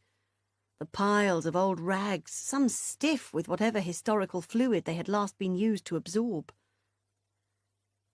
She picked her way up the staircase, past piles of dirty trainers, who knows whose, past mugs and plates with unidentifiable colonies growing on them, heaps of paperwork and tatty magazines. And the books, teetering towers of them. She stared at one here by her feet, something from the 70s called The Best of Clifford D. Simak, with a fantasy illustration of a spaceship on the cover. Who was Clifford D. Simak? And which member of this household had ever had an interest in science fiction? Not one. So why was it here? Where had it come from? And how had her old duvet cover found its way back into the house?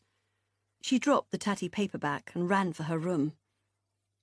She noticed, properly, for maybe the first time, that in order to get to her room, she needed at 2 separate points to turn sideways on in order to navigate her way through piles of bags and boxes that had formed the beginnings of a corridor. When had that happened? She was sure that was a recent development. And then she pulled open her bedroom door, the movement of which was impeded at 90 degrees by yet another pile of her mother's possessions. A cash-and-carry box of pink light bulbs, and slammed it hard behind her. She waited for a sense of relief to flood through her, a sense of disconnection from her mother's madness. But as she glanced around her room, she saw the truth for herself. Clothes left piled up and unhung. 30 different mascaras on her dressing table. Shoes jumbled up in mismatching chaos inside an old cardboard box. There was nothing nice in here. Nothing pretty. No order, no control. It was a dumping ground. She thought of her desk at work, of the neat rows of filing boxes, the tiger stripe orchid in a shiny black pot, the sun streaming through the clean windows onto her light ash furniture, her manicured fingernails set above her newly vacuumed keyboard, her hair neatly folded up on the back of her head, and the lines of people who came in and out of her office all day, at whom she flashed a sparkling smile of efficiency and self-assurance. What would they think if they could see her now? Who would they think she was? From downstairs, she could hear the sound of her mother wailing about a broken plant pot. She lay down upon her bed. She had not changed her sheets, she now realised, for nearly 2 months. And she stared up at the ceiling. She sighed at the strings of cobwebs hanging from the cornices, and she thought of the cupboard full of unused dusters and brooms and sweepers and mops downstairs that exploded open every time you touched the door. And she thought about Bill and Meg in their Mediterranean idyll. And this time she took not an iota of pleasure from the image of Meg oozing out of her sensible size 16 swimsuit. She saw herself, possibly for the first time in her life, objectively. She was a prisoner. But not, as she'd always told herself, because her mother needed her. Her mother didn't need her. Her mother had Vicky. Her mother had her house and her stuff. No. Beth was a prisoner entirely of her own making. And it was time to go. The only thing keeping her here, apart from her own guilt, was Bill, her sister's partner, who barely even looked at her when he picked her up from the station these days, who didn't call for weeks on end, who hadn't taken her bra off during sex for over a year. That had to end too. It all had to end. Right now. And at the very same moment that she felt her lungs about to fill up with self-hatred and drown her, she heard her phone buzzing from within her backpack. She pulled the bag towards her and located her phone, and there it was. A life raft. Hi there. Hope you're okay today. Feeling really guilty about pressuring you into drinking so much last night. Totally my fault. How'd you feel about a rerun tonight? Strictly orange juice and lemonade. I'd really like another chance to get to know you. Take care. Jace. 6 months later, on a particularly dark and long-shadowed October afternoon, Vicky, Maddie and Sophie hired a white van and moved all their things into a little flat around the corner. When they shut their new front door behind themselves a few hours later, Maddie came to Vicky and encircled her mother inside her arms. "Thank you, Mummy," she breathed into Vicky's soft sweater. "Thank you." Vicky kissed the top of her daughter's head and wiped away a warm tear from the side of her nose. "Darling," she said, holding Maddie's face in her hands, "I did everything that I could. I really did. But silly Laurie did not want to be helped. No. So, here we are, the 3 of us. Will you go back if she tidies the house?" Vicky sighed and pulled Maddie back towards her. "She's not going to tidy her house, Mads. I know that now." Another tear spilled from her other eye. It was not in Vicky's nature to give up on anything, least of all love. "Poor old Laurie," she said. "Poor, beautiful soul." The timing had been dreadful. Here they were, moving away, and in 2 months Beth would be gone too, to Australia to try and make it work with that nice boy, Jason. Laurie would then be completely alone for the first time in her life. The worry was overwhelming. But there you go. It had to be done. Maddie pulled away from her then and smiled. "Can I invite Jade to come over?" Vicky blinked. There it was, the thing she hadn't noticed for all those months and years, that most mundane of childhood requests which had been absent. She smiled, and then she said, "Yes, gosh, absolutely, definitely. Tell her to come over now." Chapter 8. Monday, 3rd of January, 2011. Hello, lovely Jim. I missed your emails these last couple of days. Sorry to hear you've been under the weather, and delighted to hear you're all better now. Maybe it was something you had to eat on New Year's Eve. One thing after another, isn't it? I'm glad you liked the pics. Thank you for your sweet comments. I was quite a looker in my day, but not vain with it, if you see my meaning. Rather a tomboy, always running around barefoot, forgetting to comb my hair. Anyway, you asked what I meant by Meg thinking I should see a therapist. Clearly, I have alarmed you horribly. I jest, Jim. From what little I know about you from our emails these past few weeks, I have very much taken the impression that you are an open-minded man, unshakable, to an extent. Am I right? Well, here it is. The truth about me, or should that be, the truth about me? You have been very honest with me about your problems with drink and marijuana. You have used the language of a man who accepts what he is and can put a name to it. So I suppose it is only fair for me to do the same. I am a hoarder, Jim. I only use this word as using any other word might be misleading. I could say that I am a collector, maybe. Or a magpie. I could perhaps describe myself as a person who does not like to throw things away. But none of these would be at all sufficient, because I can only assume that once a social worker has been to your home to assess it in terms of health and safety considerations, not for me, you understand, but for my next-door neighbours, the shame, and referred to you over and over again as being a person having a hoarding disorder, then really you just have to hold up your hands, sigh, and say, well, OK, you got me.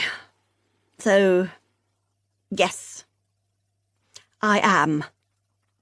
But remember, Jim, that just as alcoholism carries myriad implications, so the hoarding disorder covers 1 trillion different variations on a theme. I am not dirty, and nor is my house. I just have too many things, almost to the extent that there is no room for dirt. I have heard about people who hoard rubbish, their own actual litter and filth. That disgusts me. And people who hoard animals. Now that is particularly awful, as obviously there is suffering involved. Those poor animals. Me? I just buy too many things. I also like to keep what I call souvenirs of moments from my life. Objects that I can pick up and look at and remember something that may have been forgotten to me otherwise. The human memory is such a cruel, frustrating thing, the way it just discards things without asking permission. Precious things. At least here, in my house, I have control over my memories. Of course, nobody understands. When I say that Meg and I argue, this is what we nearly always argue about.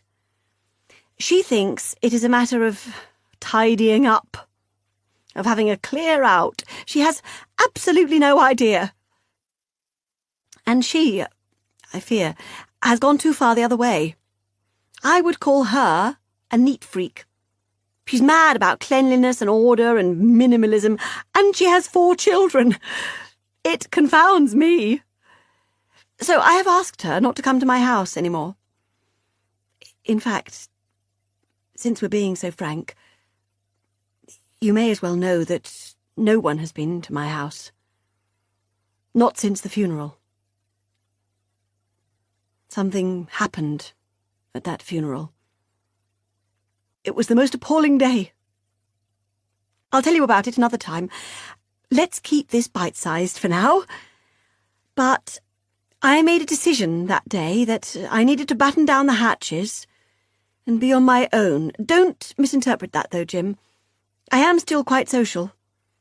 In the shops I visit, I am a loyal, beloved customer. I wave and say hello to friends and neighbours. I take phone calls and send emails and accept invitations, within reason. But here, in my home, I am best left alone. I am happy. Well, this has been a long one, but I suppose it was quite a big one. Much love to you, lovely Jim. Please write soon. I am finding your emails to be absolutely the brightest stars in my day. L. Kiss, kiss, kiss, kiss, kiss.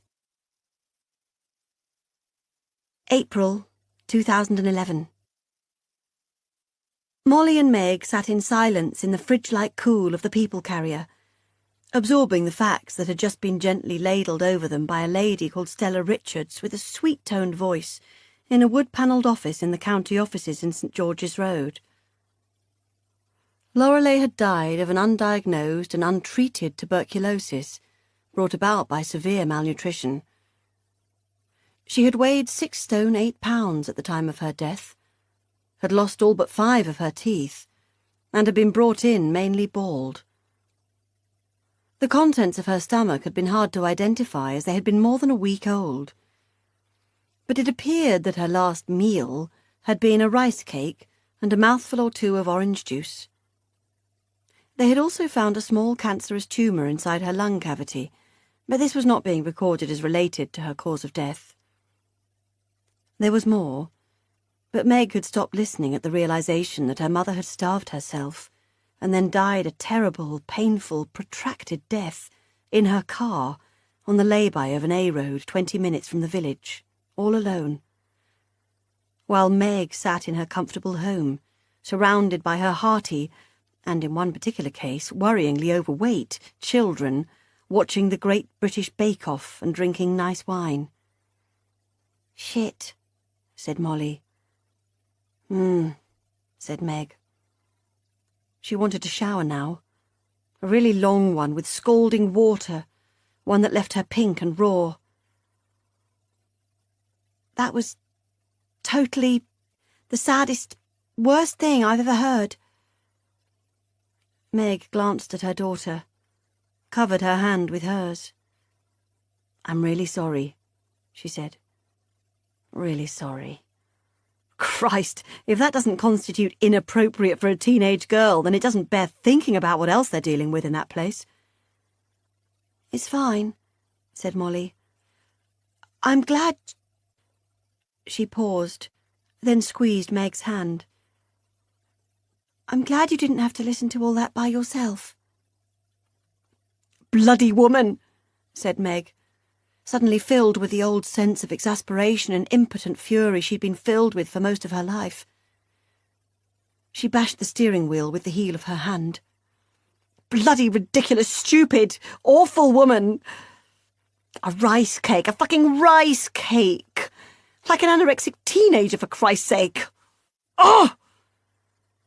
She took her hand from Molly's and slammed them both down hard against the steering wheel. She shouted out again, and then exhaled, calmed herself. "Sorry, darling," she said. I'm sorry, I'm just so cross about all this. So cross! She never had a clue. Never had any idea how to care for people, including herself. She knew how to love them, but never to care for them. And if she'd had a shred of normal, decent, oh God, I don't know, humanity, she would not have left me with all this, all her disgusting filth and shit and mess. It's all just so lurid. My whole revolting family. Just one disgusting, lurid thing after another. She brought herself to a sudden halt. Too much. Way too much. Molly looked at her. You okay, Mum? She said. Meg exhaled again, forced a smile. Yes, she said, running her hand down the side of Molly's cheek. Yes, She sighed. I'm just dealing with a toxic family. I've managed to keep them away for all these years. And now they're all drifting back, and I know it has to happen, but still, it's a lot to take on board. And as she said these words, her phone rang. Once again, the number was unknown. She took the call on her hands free. Yes, she replied cautiously. Meggie? She sighed. Dad? Hello, my darling. I'm just calling to say that I'm on my way. From the airport. I'll be there in an hour. Shall I meet you at the house? Meg breathed in deeply. Are you alone? She said. Yes, of course. Good, said Meg, her mouth set hard.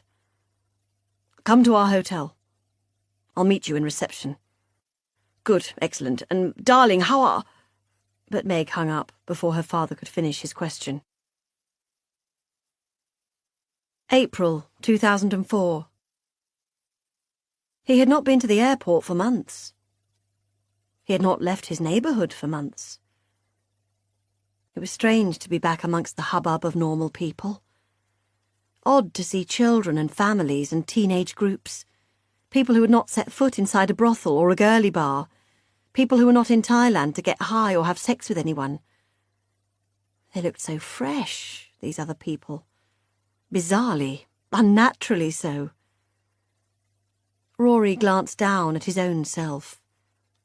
Sweaty polo shirt, baggy shorts, sun-bleached flip-flops, gold link bracelet, skin tanned to the colour of roast beef, more tattoos now, new ones on his shins and calves, around his wrists and his throat. He ran his fingers through his hair.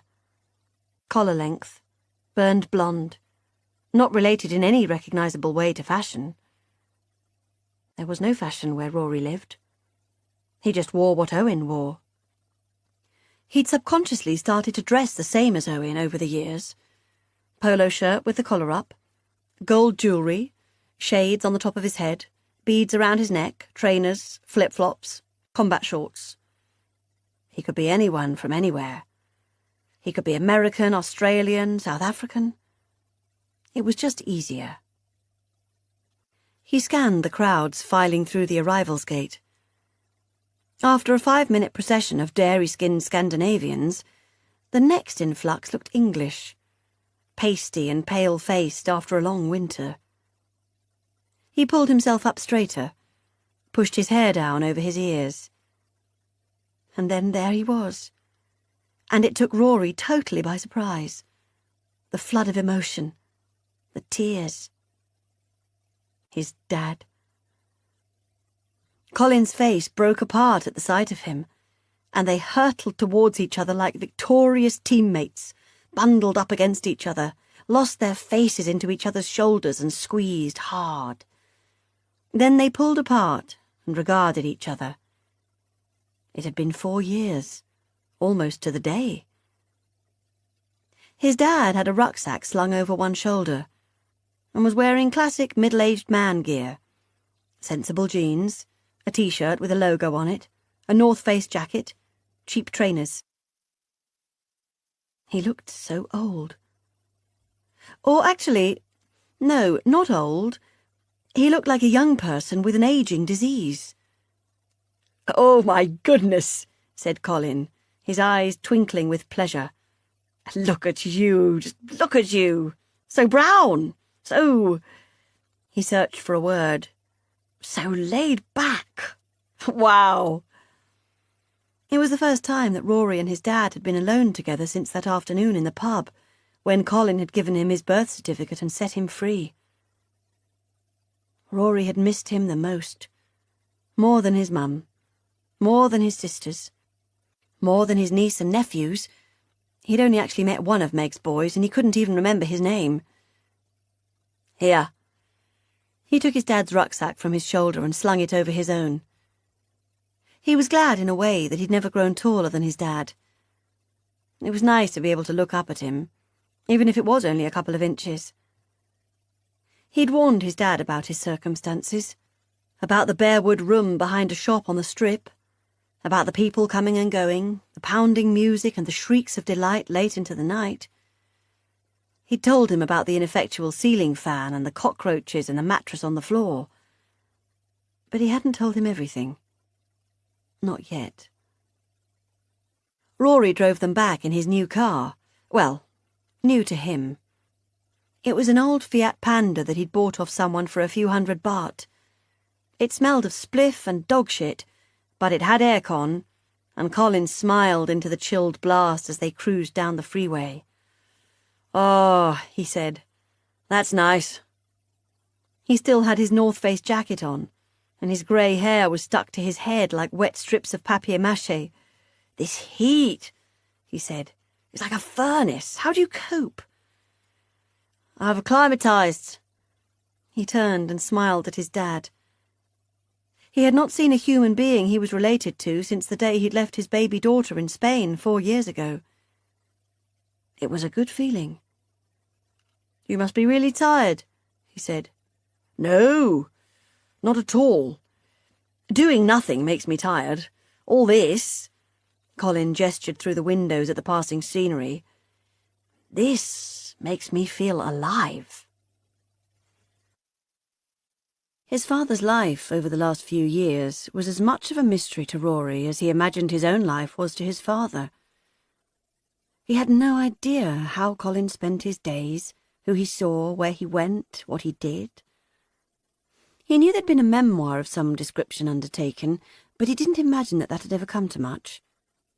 He knew that there'd been a girlfriend for a while, someone much younger than him, called April or May or something, but as far as he was aware, that had not come to much either. And now his dad was 59, retired from the college he'd taught at for all those years, living alone, and travelling for the first time in his life to another continent. Rory parked the Panda behind his building and pulled Colin's rucksack from the back seat. "Welcome to my very humble abode." His room was behind a curtain made of shredded multicoloured plastic. One of the girls from the bar was sitting on his back step, breastfeeding her baby.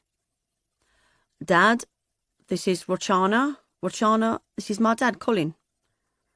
Rochana's face lit up, and she pulled the baby's mouth off her breast and got to her feet, barely 5 foot, in cut-off shorts and a halter-neck top.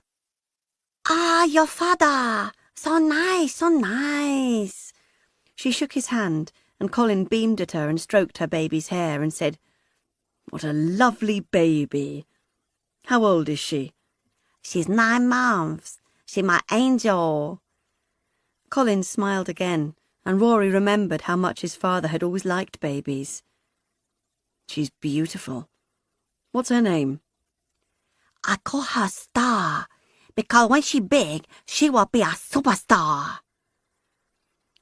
Rory realised that he had never asked Rochana what her baby's name was, because he was not interested in her baby, just in when she'd be able to go back to work full-time. He held the plastic curtain back for his father and ushered him through. "This is it," he said apologetically.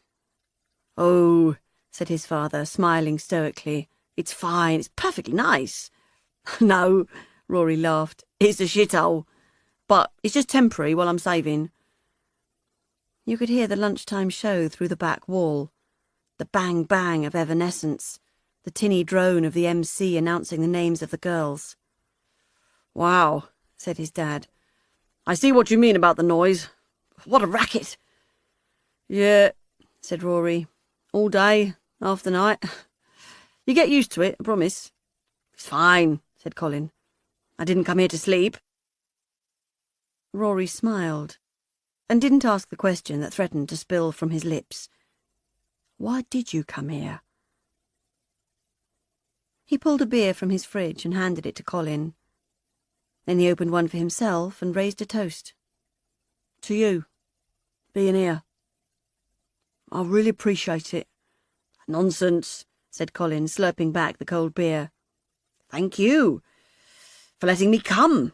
And I promise you I won't cramp your style. Whatever you need to do, just let me know and I'll make myself scarce. I've wanted to come to Thailand since I was a student. There's plenty I can be getting on with." From the strip beyond the bar came the sounds of traffic. Horns blaring, mopeds humming, people shouting. "Well," said Rory, "I'm not working till tonight, so we can just hang for a while. What do you fancy doing?" "How about some lunch, some street food? Somewhere that does a good pad thai?" Rory smiled. If there was one thing he knew about his neighbourhood, it was where to get the best noodles. "Come on," he said. "Get that jacket off, put some shorts on. I'll take you out for lunch." It was strange seeing his neighbourhood through somebody else's eyes. So much of what Rory saw was under cover of night, standing on the street, in the phosphorescent glow of street lights and neon. Sunburned tourists who'd been drinking since noon. Stag parties and sad fucks, perverts and freaks. He slept most of the day, while the families and the normal folk were gallivanting on the strip and on the beach. By the time he woke up, they were moving on, packing up their bags, heading to hotels and guest houses for showers and early suppers. Even when he was awake during the day, he only really absorbed the elements of the world he knew. He saw the girls from the bars looking wan and out of sorts. He saw the punters, the dealers, the ravers, all rendered strangely distorted by being out of their nighttime context. But now, here, in this clean midday, with his sweet father by his side, he saw that he lived in a bustling seaside town. A town where you could buy souvenirs and ice cream, Now magazine and the Daily Mail. If you hadn't witnessed the underbelly, you might not even notice it was there. They sat on pavement-mounted stools by a small noodle stall. The guy who ran the stall was the son of the woman who ran the girls at the club. He was married to one of them. Even lunch was interwoven with sex. How are, said the noodle guy. "Hi, Rack. This is Colin, my dad." He didn't bother introducing him to his father. "Ah, good," said the man. "Very good. You want pad thai?" Colin rubbed his hands together. "Yes, please." "Chicken, po?" "Chicken, thank you." Rory walked away from the stall, leaving his father there, watching intently as Rack threw things around in a wok. He would have to tell him eventually. He was going to be here for 4 days. He would have to tell him that he worked for Owen as a door manager at Owen's girly bar and as a runner for Owen's small but ever-growing cocaine dealership. He would have to tell him that he was a criminal. He tried to put him off coming. He told him his room was too small, he worked too many hours, but his dad had just said, "I don't mind." He'd batted away every attempt to make him change his mind, and eventually Rory had capitulated. Because, in fact, the benefits of seeing his father after all this time had far outweighed his discomfort at having to come clean about the life he was living out here. He just had to hope that his father would not judge him too harshly. "Oh, good God!" he heard Colin saying behind him. "Oh, my God!" He was halfway through a mouthful of noodles, and his eyes were rolling back in his head with pleasure. "This is the most incredible pad thai I have ever tasted in my life. Oh, he lifted another forkful to his mouth. How do you say thank you in Thai, Rory? Rack passed Rory his noodles, and then Rory and Colin sat up at the bar and ate them together, facing a wall. So, said Rory, how is everyone? Dare I ask? Colin groaned and wiped some grease from his chin. You mean Mum? Well, yeah, mainly, I suppose. She's okay, said Colin. She's still not got over Beth moving away. I mean, she was 31 years old, for God's sake. I don't know what your mother was expecting, that she would stay at home forever. I think she thought we'd all stay at home forever. I think she thought that none of us would ever want to be anywhere else. Colin sighed. I know. Poor Mum. And how's she doing without Vicky? Not good. I mean, Vicky still comes to stay every other weekend when the girls are with Tim, and Meg comes up with the little ones as often as she can. And obviously I'm just next door. But basically she's on her own. For the first time in her life. And the house? Appalling. Health and safety hazard. She completely filled Vicky's girls' room, your old one, the minute they moved out. And then about 30 seconds after Beth went to Australia, she started dumping stuff in there. And there's been a worrying development. She started hoarding newspapers. Oh, shit. Yes. I know. I've written to that TV show. Which TV show? Life Laundry. You know, on the BBC. They clear out people's houses for them. Cool, said Rory. Have you told her?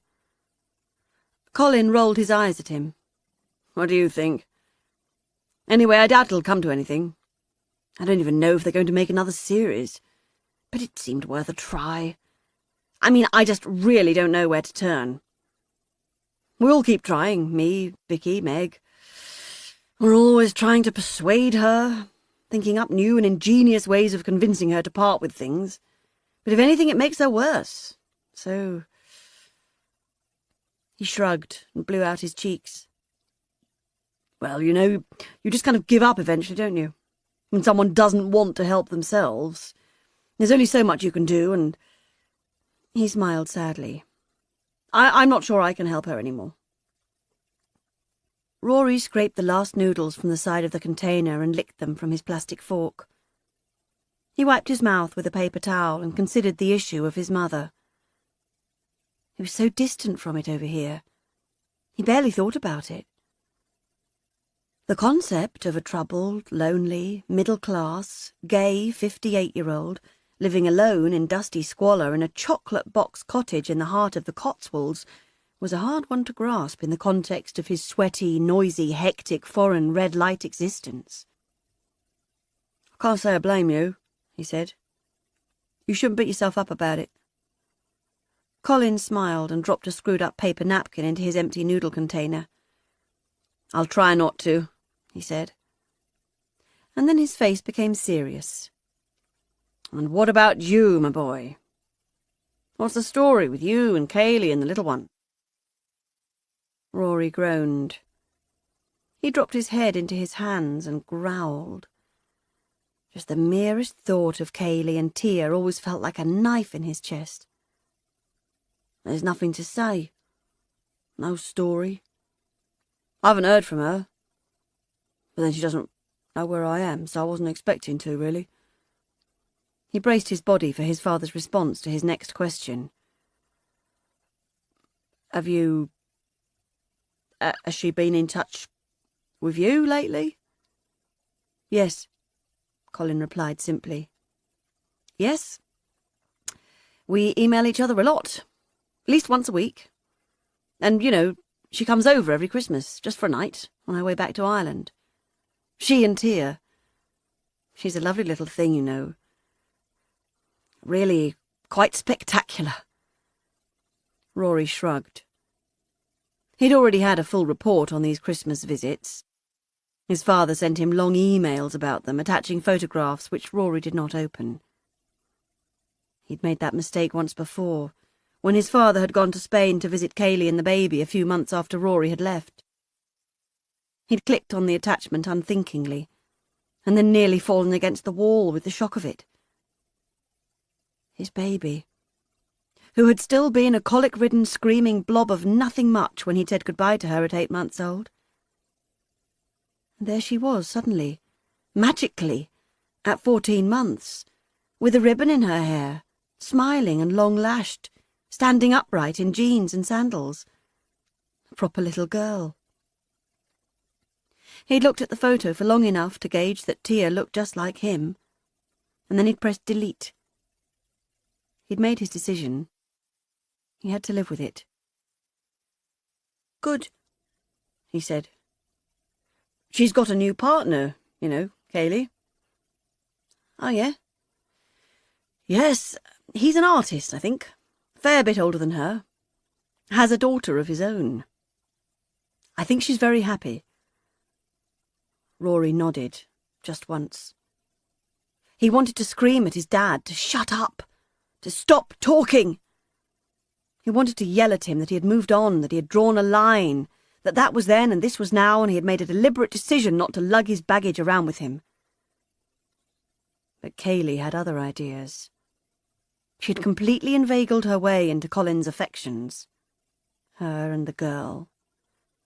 And Rory could not, in all reasonableness, expect his dad not to bring it up when it was such an important part of his life. But it was not an important part of his life. Kaylee was supposed to have left him breathless in her wake. Instead, she'd tied him up with string and wire to live out the rest of his life putting food on the table and having to beg for sex. She had broken the terms of their unwritten agreement. She had taken him to the wrong place. He had learned not to feel guilty about what he'd done on that shocking June afternoon nearly 4 years ago. He had dealt with it. But here was his lovely dad, who did not understand what Rory had done, and thought that he still had the power to change things. He did not. "Good," he said again. "I'm really glad for her." His father paused, looked at him thoughtfully, and then said, "She calls him Dad." The statement did not register at first. "Tia," Colin continued. "She calls the new boyfriend Dad." "Oh," he said. He nodded. "Right. Yes, I wondered if you, how you might feel about that. I mean, I felt you should know." Rory nodded again and said, "Yeah, thank you. That's good then, suppose." He looked at his dad and saw raw disappointment in his pale eyes. Colin sighed and said, "I suppose. It depends, really, on what you want. On what your plans are." "Well, yeah, I mean, my plan's pretty much just staying here, working hard, seeing what happens. I still feel too young to be a dad. I still feel like I'm 16. He looked into his father's eyes beseechingly, feeling suddenly that he wanted to go home, that he wanted Colin to tuck him in his rucksack and take him home, that he wanted it to be Easter Sunday and for them all to be there, him and his sisters and his brother, saving the foils, holding back on the roast potatoes, being a tribe. Because it was true. He did still feel 16. But it wasn't true that he had a plan. He had no idea what he was doing here or where he was heading. He was lost. Totally lost. Without Owen here to tell him what to do next, he'd be clueless. He smiled at his dad and he said, "I'm really glad you're here, though. Really, really glad." His father's eyes filled with tears suddenly, and he grasped Rory's hands in his and squeezed them way too hard. "Me too, son," he said. "Me too." There was only one way to handle that first night with his dad. Only one way to tell his father the truth about himself, and that was to take him to work with him. He showered himself and dressed himself in his work gear. Crisp white shirt, black trousers, sunglasses, sensible shoes in case he had to chase anyone. His dad said, "Wow, look at you! And you scrub up well," and put on a scruffy t-shirt and shorts with his heinous Velcro-strapped sandals. "So what is it you do here exactly?" his dad said as they turned the corner towards the front of the club. "I'm a doorman." Colin laughed. "Ha!" he said. "A bouncer! Of all the things!" They walked into the club, past the curious gaze of the cashier at the front desk, past the spangled walls and into the dark womb of the club. It was early, the doors not yet open to the public. Without the girls there, it could be any old bar, any old nightclub. A guy called Ben washed glasses behind the bar and nodded a hello to Rory and his dad.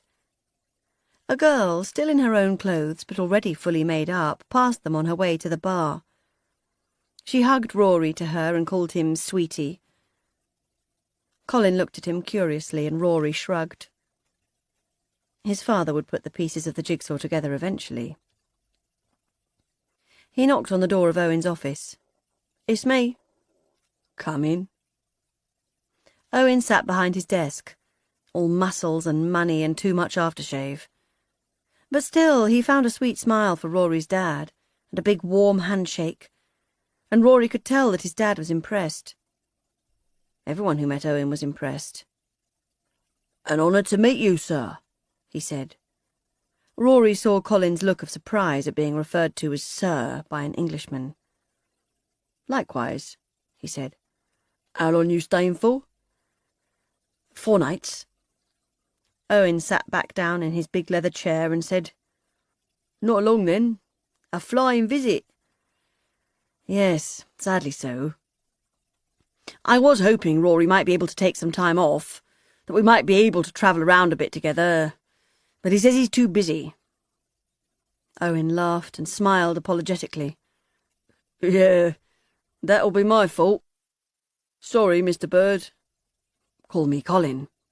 "Colin. Yeah, I run a very tight ship, and I don't really trust anyone. So if Rory's not here, then there's no one else to put on the door, and if there's no one on the door, the club can't open." He shrugged and smiled again. Colin nodded and said, "Yes, sure. But still," Owen continued, "you've got the days free. Plenty to see, plenty to do." He suggested the ocean beyond the doors of the club with his big tanned arms, and then leaned back into his chair. It was odd to Rory, observing his friend, his boss, this man he'd seen every day of his life for the past 4 years, seeing him suddenly through someone else's eyes. It was discomforting and strangely sad. Outside the office door, the music had been turned up louder. Rory could hear the girls starting to filter through into the club. Owen smiled at him. "Looks like you're up," he said. Then he got to his feet, all 6 foot odd of him, shook Colin again by the hand, smiled that dimpled smile, wished him well, told him drinks were on the house. Rory led his dad out of the office and towards the front door. The girls were everywhere now, in their work clothes. Rhinestone bikinis, hot pants, sequined bras. They oozed and they wriggled and they clucked and they touched Rory's blonde hair with overextended fingernails. He turned to his father as they came out onto the pavement, and his father looked at him and said, "You left Kaylee and the baby for him?" Rory did not reply. "Jesus, Rory, the man's a buffoon. I mean, look at him." "I don't trust anyone." He rolled his shoulders, mimicked Owen's Essex growl. "Who does he think he is?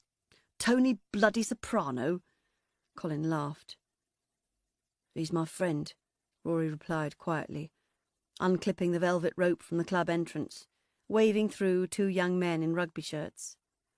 "You think?" said Colin. "He doesn't look like the kind of guy who has friends." Rory shrugged. "He doesn't have friends, but he has me. We're like brothers." Colin threw him a look. "We are. We're soulmates. It's weird, I can't explain it." Colin continued to stare at him inscrutably. "And this place, it's a titty bar, right?" "Well, yeah, pretty much."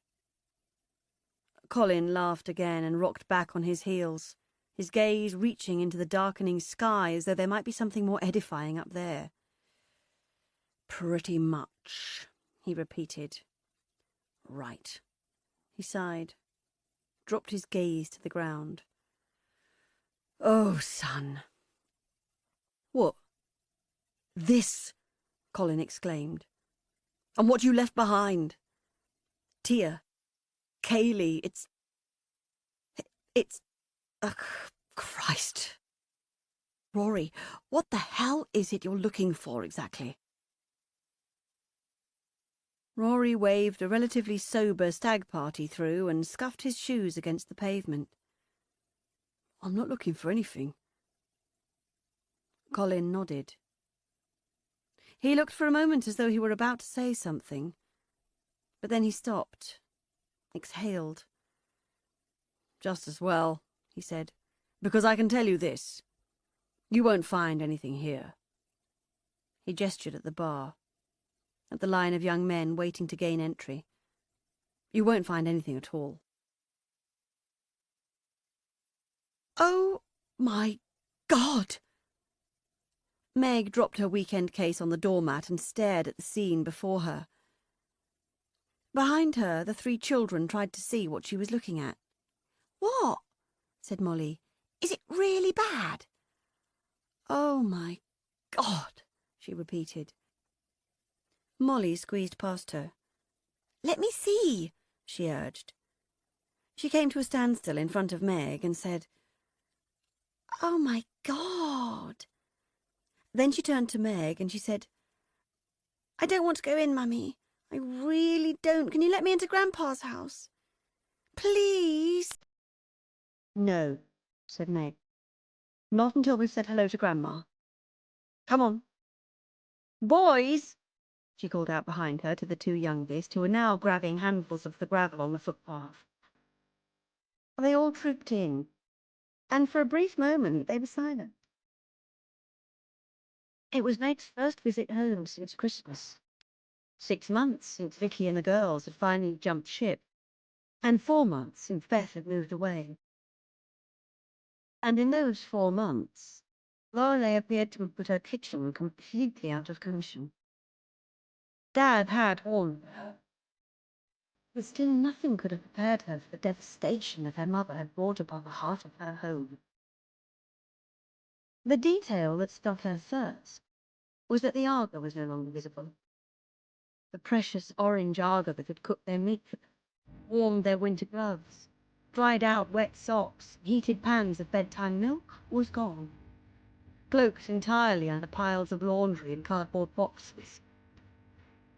The surface of the kitchen table was also invisible, loaded up with piles of newspapers and plastic carrier bags tied up by their handles into knots, and 2 pizza boxes, and 2 drink cans, and a colony of empty wine bottles.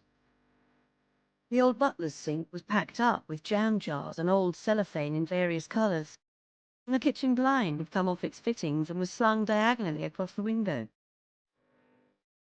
Meg lifted her foot experimentally from the flagstones, and was unsurprised when it came away with a gloomy slurp. "Come on, you lot," she called to her children. "Let's go and find Grandma." "Mum," she called out, walking blindly through the wreckage of her childhood kitchen. "Mum, we're here." She had not wanted to come. She and Bill had been busy searching the internet for a last-minute deal for somewhere sunny, when Dad had called to say he was going away to see Rory and Beth. That Vicky and the girls were going to be at her parents' in Surrey, and that Lorelei was going to be on her own at Easter for the first time in her life. She'd ummed and ahed, and mentally measured out the constituent ingredients of guilt, duty, resentment, and selfishness, until she'd finally come up with a recipe for doing the right thing. Bill had stayed at home, and she did not blame him in the least. She traipsed through the kitchen into the front hall, the 3 children following behind her, silent in awe and wonder. The square space was filled almost to the height of Stanley's head with cardboard boxes from the cash and carry. She idly lifted flaps as she passed through the narrow space between the boxes, her breath held against the prospect of what she might find within. 200 citronella tea lights, 100 multicoloured disposable tablecloths, 20 packets of mixed gold and silver Christmas decorations, 24 packets of Betty Crocker Halloween cupcake mix, 40 pink polka dot washing up brushes, 50 1-litre cartons of Aptamil follow-on milk. She let the flap of this last box drop in horror. Aptamil follow-on milk? When there were no babies in the family? She checked the side of the box and saw that its contents had a consume-by date of August 2001. She sighed. "Mum? We're here." They picked their way through the 2 opposing walls of things that snaked their way up the staircase, leaving a 2-foot gap in the middle. "Mummy," hissed Alfie urgently, as though something important had just this minute occurred to him. "Why has Grandma got all these things on the stairs?" "Shh," cautioned Meg. They followed her through the continuing wall of objects and into Lorelei's bedroom. Meg couldn't see her at first and was about to turn and leave when she spied her, curled up inside her floral armchair with a huge pair of headphones on, listening to, she presumed, the radio and painting her toenails. She was buried, virtually, within more piles of unidentifiable things. An amorphous mass of bags and boxes and paper and clothes, with occasional unexpected outshoots of lamps and broken furniture, hairdryers and ironing boards. And her mother, like a frog on a lily pad in the very centre of it all. "Oh," she said, pulling away her gigantic headphones and peering up at Meg suspiciously. "Hello, darling. I didn't hear you come in." "Well, no," said Meg. "You wouldn't really, would you, with those big things over your ears? I did tell you we'd be here at 3, and now it's exactly 5 past. Oh, yes, of course it is. I was just listening to the 3 o'clock news. Oh, silly me, I completely forgot. Hello, you 3, she cried out to the children clustered nervously behind Megan's back. "I'd say come in, but as you can see..." She spread her arms apologetically and laughed. "Jesus Christ, Mum. I mean, just... Jesus." Meg was having trouble breathing properly. There was a tightness around her stomach and her chest, and a kind of putrid green mist clouding her thought processes. She could think of no vocabulary to properly express herself. She could think of nothing beyond her overwhelming need to turn and leave. This instant. Pack everything and everyone back into her fragrant, newly valeted... You had to have it done at least once a month when you had 3 small children, otherwise things started to take root on the upholstery, people carrier, and set off back to London at a significant rate of knots. She thought of her house in a neat terrace off Kentish Town Road. She thought of her 2,000-odd square feet of shiny wood laminate floors and her immaculate cream carpets, the rows of storage boxes stacked neatly inside cupboards, and the sparkling granite surfaces in her kitchen. She thought of her gleaming windows, washed once a season on a contract, and her louvered shutters, which she cleaned with a toothbrush to remove the film of dust from between the slats. She thought of her monthly clear-outs, the ones that made the children gripe and groan, and Bill look at her as if she had a screw loose, as if she should get a life. And then she looked at her will-o'-the-wisp of a mother buried under a mountain of her own seething shit, and she felt herself breathe easier. She was not the mad one in this family. Whatever her family might say. This was madness. Right here. She pulled back her shoulders and she said, "What the hell have you done to your house?" Lorelei shrugged, as if she could care less. Then she sighed and said, I know, well, let's call it a work in progress." "Mum, this is not a work in progress. Do not dignify it with such a ridiculous description. This is a disaster, plain and simple. I'm calling the council." Her dad had warned her to go easy, but going easy was not in Meg's repertoire. And she saw exactly how too far she had gone, as the colour slowly left Lorelei's face and her features pinched together and her hands turned into fists. "Don't you bloody dare!" she growled. "Don't you bloody dare!" Meg felt a pair of small arms grip her tightly around the legs, and she hustled the children back onto the landing and said, "Wait there. 1 minute. I'll be 1 minute, and then we'll all go out in the garden. Okay?" She stepped back into the entrance to her mother's room and said, "Please don't swear in front of the children, Mum." Lorelei tutted and folded her arms. "I'm going to take them out in the garden to play. Will you join us?" She tutted again. "Well, let's put it this way. I can't spend another second up here. I'm feeling half mad already with all this," she whispered it, "shit. We've driven halfway across the country to come and see you, so please, come outside. Okay?" Lorelei nodded and sighed. "Yes," she said, "but I'll have to wait for my nails to dry first." Her mood brightened at the mention of her toenails. She pulled up one long leg so that her toes appeared over the mountain of things, and she curled them down so that they faced Megan. And then she smiled her yellowing, snaggle-toothed smile and said, "Look, periwinkle. Isn't that the most divine colour you've ever seen?" Meg flinched when she saw her mother appear in the garden 10 minutes later. She shuffled nervously through the garden door, as though there might be wolves or bears. She was wrapped up in a huge rainbow-striped Angora cardigan, one she'd owned for most of her life, under which she wore pink floral leggings that hung loose from her spindly legs. On her feet were leopard-print slippers with fur trim, and her long grey hair was piled on top of her head, bar a long shank that fell down her back like a piece of dirty rope. She forced a smile and took another tentative step out onto the flagstones. "Chilly out here, isn't it, darling?" she muttered. "Yes," Meg replied, "but at least the children aren't in danger of being buried alive under an avalanche of your total and utter shit." "Oh, Meggie." "No, Mum. Sorry, this is not about me, okay?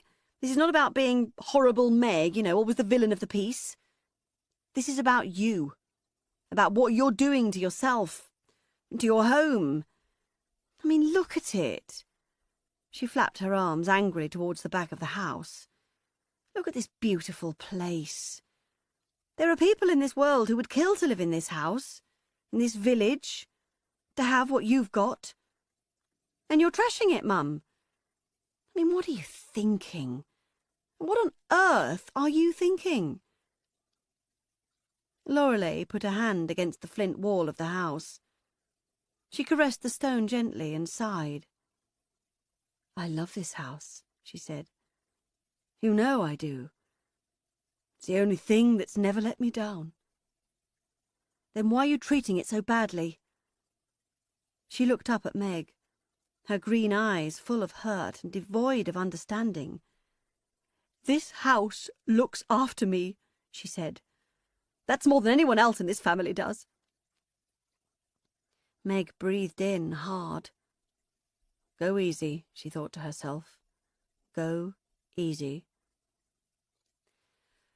What have you been eating? She asked. Lorelei shrugged. I eat, she said. Yes, but what?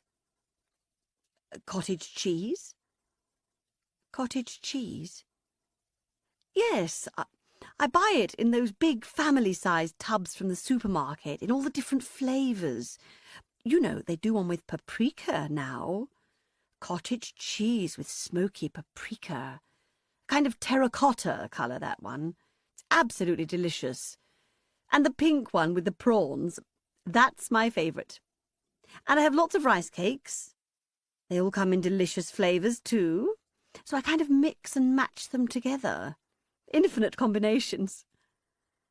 Her face had lit up with all this talk of cottage cheese and rice cakes, and she was kneading the hem of her cardigan manically with her fists.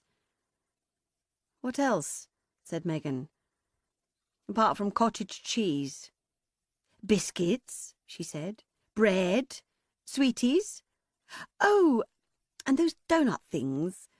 She let her cardigan fall and clicked her fingers while she searched for the word. What are they called? They're so pretty. They come in a big box and they've all different toppings and different colours. From America, you know. Krispy Kremes. Yes! Those. I treat myself every week. In fact, I think there's a couple left. Shall I get them out for the children? Megan shook her head vehemently. No, she snapped. God, no, thank you. Oh, yes, sighed Lorelei. I forgot, you're all super healthy, aren't you? Those poor children. Megan breathed in again. This was not about her, she reminded herself. Not about her. So you're not actually eating anything hot, then? Nothing cooked? Well, the doughnuts are cooked, I assume. At some point. No, Mum, you know what I mean. You've no kitchen appliances to cook with. They're all buried. So you're not eating anything hot. No, darling, that is not actually true. I go to Vicky's at least twice a week, and she cooks for me. Megan rolled her eyes. Bloody Vicky, absolving her mother yet again of her basic responsibilities to herself. And Daddy often pops something over when he's at home, which isn't very often these days. So what exactly do you do all day? I listen to the radio. I go to the shops. I see Vicky and the girls. I surf the internet. I'm a silver surfer, apparently. I heard that on the radio the other day, she giggled. And I still volunteer at the library once a week. So, you know, it's not as if I'm just hanging around, doing nothing. Well, no. Clearly you have been doing something. Nobody accumulates that magnitude of crap without doing something proactive. I see you're hoarding newspapers now, as well as bulk buying baby milk and J-cloths. You know that means you've reached the final stages of your affliction. Affliction, muttered Lorelei, and then she tutted. What are they for, Mother? The newspapers. I haven't read them yet. Right, and you're going to start reading them when, exactly? She tutted again. When I need to remember something. Like what? Oh, God, Maggie. You just don't understand, do you? You have never understood. Everything that I possess is part of the context. The context? Yes, the big picture. She made a frame with her hands, and then finally joined Meg at the garden table. For example, today, the 10th of April, 2004, Easter Saturday, the day that Meg and the children came to stay, the day that I wore my favourite rainbow cardigan and painted my toenails periwinkle, the day that was cloudy and cool with the threat of localised showers later, the day that I got an email from Daddy in Thailand telling me that he'd landed safely and was on his way out for dinner with Rory, the day that I had yet another argument with you, darling. She smiled sadly and looked tearful. Then she brought her shoulders up and said, So the newspaper fills in some of the gaps. of the context, of the big picture. So does a bottle of nail polish. Once it's empty, I can't throw it away. Because it's like throwing away something that happened. It's like throwing away the email from Daddy and the visit from you. It's like throwing away the clouds in the sky and the chill in the air and the very moment we're living in. Do you see, darling? Do you see? Meg shrugged and smiled tightly. No, she said softly. I really don't. Oh, well, said Lorelei. I didn't really expect you to. We've never seen eye to eye, you and I. You've never understood me. She sighed. It's fine. Other people get me. You don't have to. She reached across the damp wood of the table and squeezed Megan's hand. It wasn't a gesture of affection. It was a gesture of reassurance. It was saying, never mind, darling. We can't all be perfect children. Megan could hear the children playing in the lower garden. She was heartened to see that her mother hadn't destroyed the garden too. Between her father and Vicky, it was still a picture postcard idyll of roses and meandering pathways, bowers and lovingly striped lawns. She stared overhead at the threatening sky, hoping that it would not deliver the forecast showers, that she would be able to spend the rest of the day out here and not have to venture back into that hellhole. Then she pulled her hand away from her mother's and said, But what about the rest of it? All the cash and carry stuff. Why, for example, is there a bottle of follow-on milk in the hallway that expired 3 years ago? Oh... Her mother took back her hands and rubbed at her pointy elbows. Well, obviously, I bought that when there were babies around. You know, I thought it would be nice for you not to have to cart a load of formula down every time you came to visit. And then? She shrugged. I forgot I'd bought it, and suddenly the babies weren't babies anymore. And you have kept it because? Because buying it brought me pleasure. Because I stood in a shop and saw it and thought of my babies and your visits, and imagined myself with a little Stan or a little Alf on my lap, drinking the milk that I bought them, and I imagined you smiling and saying, Thank you, Mummy. What a brilliant idea. And all the things I thought when I looked at the milk and bought the milk were good things. And if I throw the milk away, then I'm throwing away all those good things I thought and felt when I bought it. Megan sighed. Her mother's view of the world was an impenetrable wall. Empty food packaging? Ah, yes, her mother smiled mischievously. There you have a point, darling. I really do need to get on top of that. It's just... I'm trying to be good about my recycling, and so often a whole day goes by without me leaving the house, and the recycling box fills up so quickly, and sometimes I just sort of leave things, and I intend to do something about them, but then once they've been sitting there for a few days, I kind of stop noticing them, and then before I know it, you're living in utter squalor. Well, I wouldn't call it squalor. I would. I know you would, Meg. You've always been very critical of the way I live my life. You've always been very critical of me. Megan sighed and reminded herself yet again that she was not here to fiddle around with the knobs and switches of her unsatisfactory relationship with her mother. So, she said, steering things back to the relevant, you wouldn't mind, in that case, if I threw away the empty food packaging? Just the empty food packaging? Lorelei smiled. Of course not. I'd love it. Vicky always has a little go when she comes to visit. And your father, of course. It all builds up so quickly, doesn't it? If you say so. Lorelei laughed nervously, and then she sighed. I'm quite lonely, you know. I know you are. I never expected to be on my own. I know it sounds silly because everyone ends up on their own eventually, don't they? But I never really thought it would happen to me. Well, you're not strictly on your own, are you? You've got Dad right next door and Vicky up the road and You know, don't you, that if you could get on top of things, if you could, acknowledge your affliction, that word again, then Vicky and the girls might be able to think about moving back in, and you wouldn't have to be on your own. You do know that, right? Of course I do. Of course. I still don't really understand what that was all about. One minute we were all here together having a lovely time, the next... She blew out her cheeks. The next, Mum, you were calling her precious girl a little shit and filling their home up with so much stuff that they were embarrassed to bring friends home to play. Lorelei tutted into the sky.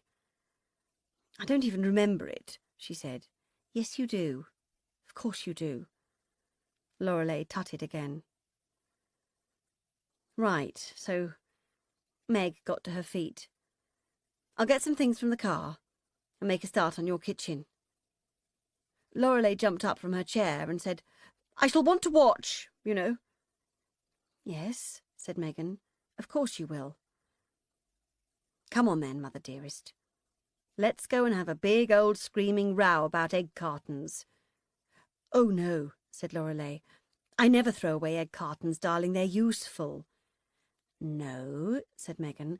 They are not useful, and I will be throwing them away. Are you coming? Lorelei let her shoulders slump just a degree, and then she looked at Megan and she smiled. Yes, she said, I'm coming. It was, strangely enough, after all Megan's misgivings and resentment about missing out on her last-minute sunshine getaway, a very nice Easter weekend. Vicky came over in the late afternoon and kept the children entertained next door with Sophie, but no Maddie, while Lorelei graciously allowed Megan to empty her kitchen. She did not, of course, allow her to throw away anything apart from food packaging. Even that had its fraught moments. A small tussle over a sheet of blue bubble wrap, for example. But, darling, it's blue. I've never seen blue bubble wrap before, which ended in Lorelei's favour, and was very controlling about exactly where Meg could relocate the objects elsewhere in the house, but all in all, she was quite good-natured about the process, and actually burst into tears as they stood a few hours later and admired the newly unentombed kitchen surfaces. Oh, look, look! It's my kitchen again! Look at my lovely kitchen, my Aga, my sink! Vicky had come in with the little ones, and they all stood and smiled at each other, and Vicky said, You've clearly got more sway over her than me. Never in a million years would she have let me do this, and believe me, I've tried. Meg had smiled sardonically and said, It's because she's scared of me. And Vicky had sighed and said, Ah, yes, indeed. That's where I always went wrong with her. I just always wanted her to like me more than anything. Vicky and the girls left, and then they all drove up to the supermarket by the roundabout and had what could only be described as a fun time shopping for Easter lunch. Finally uncoupled from her long-standing embarrassment of her mother's little ways, and distracted anyway by her marauding tribe of children, she saw, for possibly the first time since her very early childhood, some of Lorelei's charm. Viewing her objectively, she was still very beautiful. She had tied back her unruly hair inside a willow-print headscarf and was wearing what looked like one of Beth's dresses, left behind when she went to Australia. A pink cotton thing with white trim around the hem, with a battered denim jacket over the top. She looked bohemian and youthful. Only her haggard hands and slightly drooping jowls giving away the real extent of her age. But it was her manner, her movements, which made her truly a sight to behold. So tall and lean and graceful, so light on her feet, so different from her own rather lumpen eldest child, who had inherited the body of some distant relative from a very different, rather stolid branch of the family tree. She swooped about the supermarket like a swift, touching things and exclaiming over their beauty. Look, Maggie, look at these tiny little aubergines. Aren't they precious? Do you have any idea how to cook them? Rhubarb and custard-flavoured yogurt. Look, darling. Do you think the little ones would like them? Do you see, Maggie? They're selling these lovely speckled eggs now. Look at all those lovely different shades of blue and green. Aren't they exquisite? And then, of course, they came to the Easter egg display, and Lorelei stood and for a moment just stared in silence. Every year it gets more beautiful, she said. Look at them all. And look at these. 3 for £5. What a bargain. Kiddos, she called out to Meg's 3. Look, see these little eggs here? Choose one each. Treat from me. All 3 had stared up questioningly at Meg. She nodded. How could she not? It was Easter, after all. Then Lorelei located the packets of pastel foil-covered eggs she chose every year and bought 3 of them because they too were on special offer. They bought an egg for Vicky and 2 more for her daughters. I already have eggs for you and the kiddos, she said. I bought them days ago, even before I knew you were coming. Then they got home and drank wine and prepared the lamb, and suddenly it was 9 o'clock and time to take the children next door to bed. Lorelei came too and eyed Colin's home suspiciously from the front door. Your father, she began, her wineglass still held in her hand, has no eye for a room. No aesthetic sensibilities whatsoever. Look at this place, she tutted. It looks like a caravan. It wasn't a pretty house, it was true. He'd painted the walls magnolia and hung them with dreary framed watercolours. His furniture had been a job lot from the DFS sale, and not from the funkier end of their offering either. Cold-looking leather in washed-out colours, pale ash veneers and glossy white formica. Colin had done exactly what Meg had done at the very first opportunity after leaving the birdhouse, and put order and minimalism above any other kind of aesthetic consideration. Colin's house was neat and clean and soulless. And yes, Megan did have to agree with her mother, more than reminiscent of a caravan. But she could breathe in here. The children could sleep in clean beds with a clear path to the bathroom in the middle of the night and an unimpeded transit down an empty staircase in the morning. It's fine, she said, pulling clothes over heads and folding them into neat squares, even though she'd be throwing them straight into the washing machine when she got home tomorrow night. It's perfectly pleasant. It's not perfectly pleasant, and you know it. Lorelei sat on the arm of Colin's ugly leather sofa and sighed. It's all such a shame, isn't it? What? Megan folded up a pair of small boy's pants and reached over for the pyjamas that were folded up inside her weekend bag. This, said Lorelei, gesturing around the room. Me and your father, me and Vicky. I mean, I'd never have got together with Vicky if your father had fought for me. Did you know that? No, said Megan, stopping for a moment. No, I didn't know that. Yes, it was all just... She sighed again. Oh, I don't know. I think your father had fallen out of love with me a long time before, and I must say it's pretty awful living with someone who's not in love with you. It doesn't exactly... I'm hungry, interrupted Stanley. Don't be ridiculous, snapped Meg. You've had a huge supper and a whole Easter egg, and anyway, under normal circumstances, you'd be asleep by now and wouldn't even know you were hungry. But I am, Mum. I'm starving. Shall I make them some hot chocolate? Asked Lorelei. No, snapped Meg. I'm trying to get them into bed, for God's sake. Yes, said Stanley. Hot chocolate. Yes, agreed Molly. Please, Mummy, please, can we? All 3 nodded and clenched their fists in excitement, and there it was again, thought Megan. There it was. Lorelei's magic, peeled away from its unsavoury backing of hoarding and self-centeredness, bright mesmerising. Hot chocolate at bedtime. They'd often been allowed hot chocolate at bedtime. It hadn't needed much of an excuse. A late return home, a wet day, a triumph, a disaster, a birthday, an illness. Her mother would make it for them in her peacock print silk dressing gown, her heavily ringed fingers fluttering around the kitchen at what felt like the middle of the night, collecting mugs and spoons and once even some tiny multicoloured marshmallows that Pandora had brought back from America, while her brood sat in a row on the bench at the table, watching and waiting. It would be poured from a battered old saucepan, the same one she'd heated their milk in as babies, the same pan that still hung overhead in the kitchen, replete with the brown rings of old burned milk.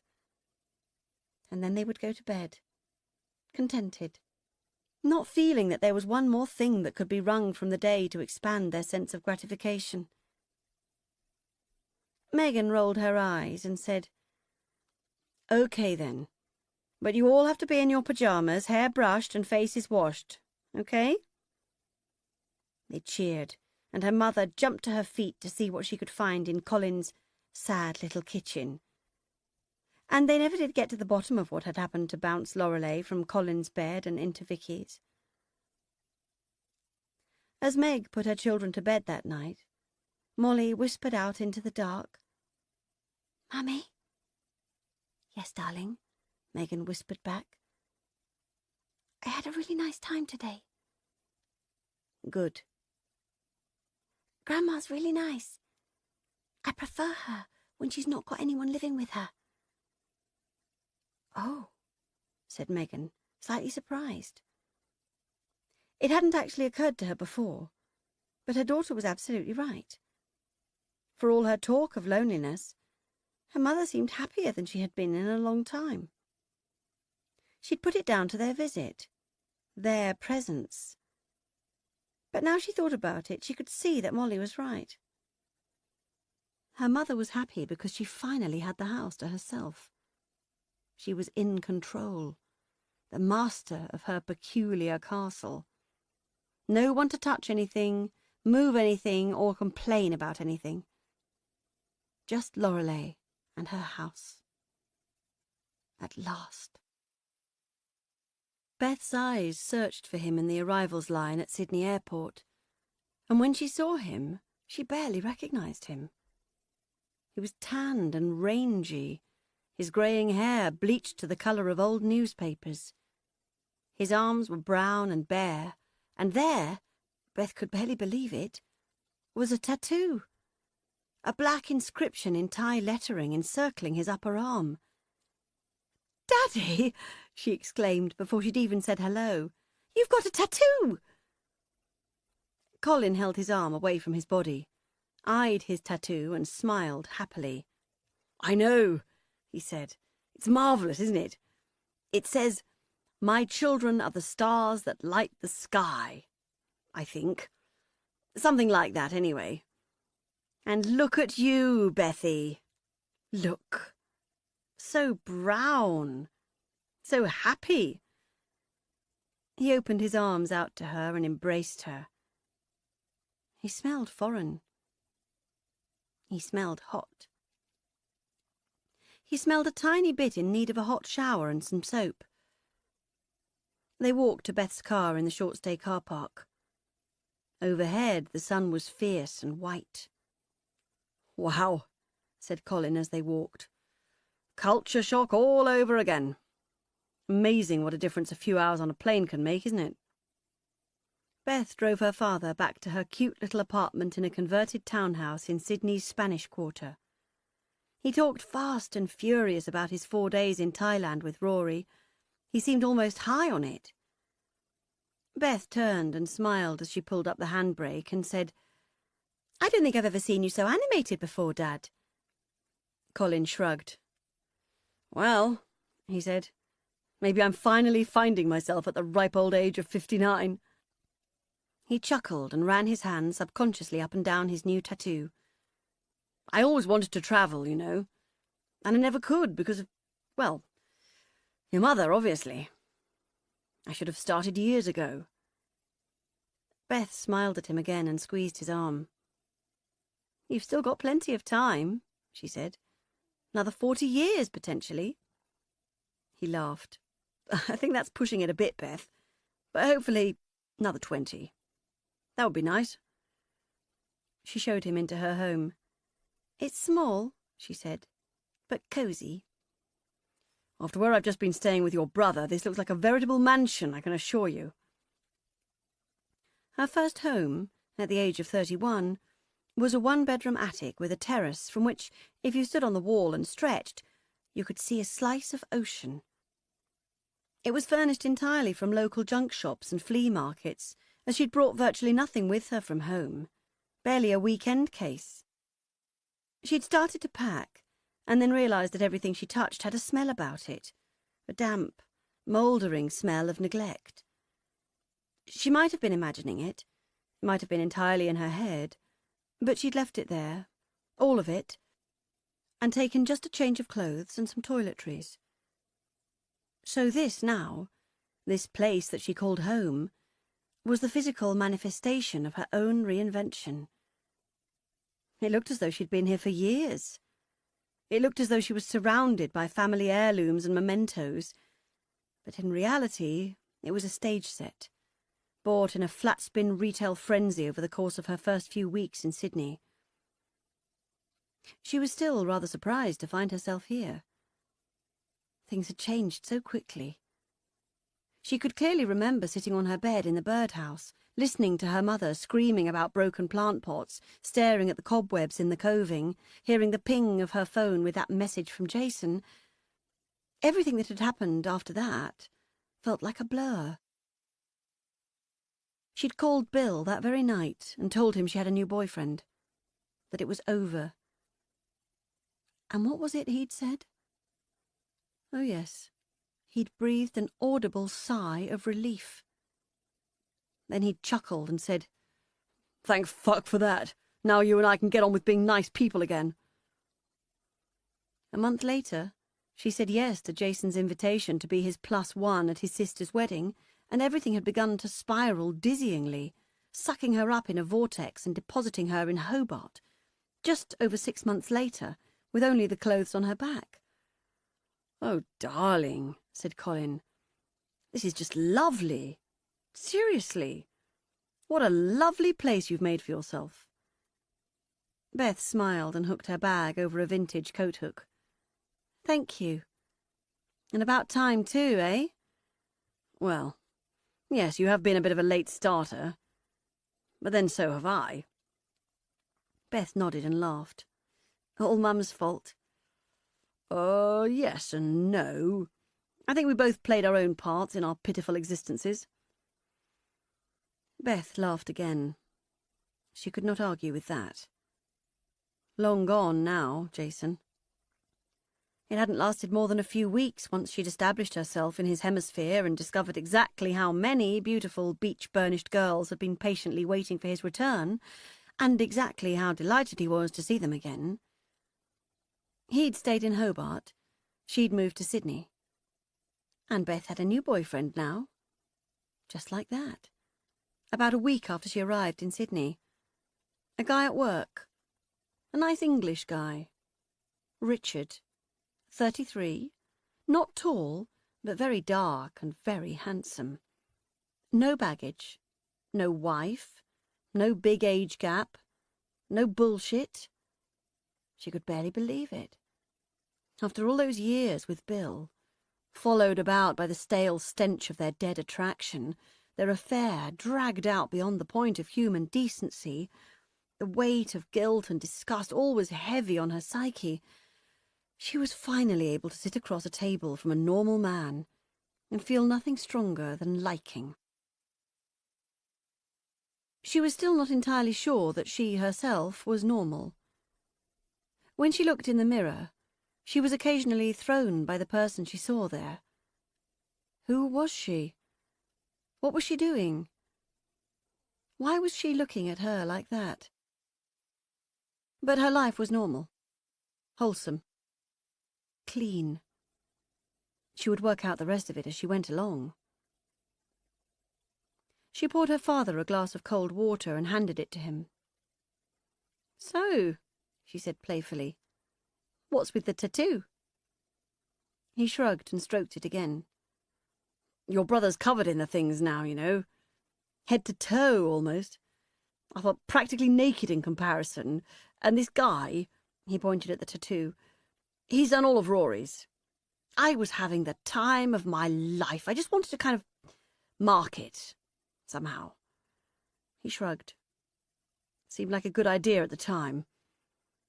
Does it look ridiculous?" Beth looked at the tattoo and then at her father, and thought, no. In the context of her father here and now, tanned and shaggy, loose-limbed and free, no, it did not look ridiculous. "No," she said.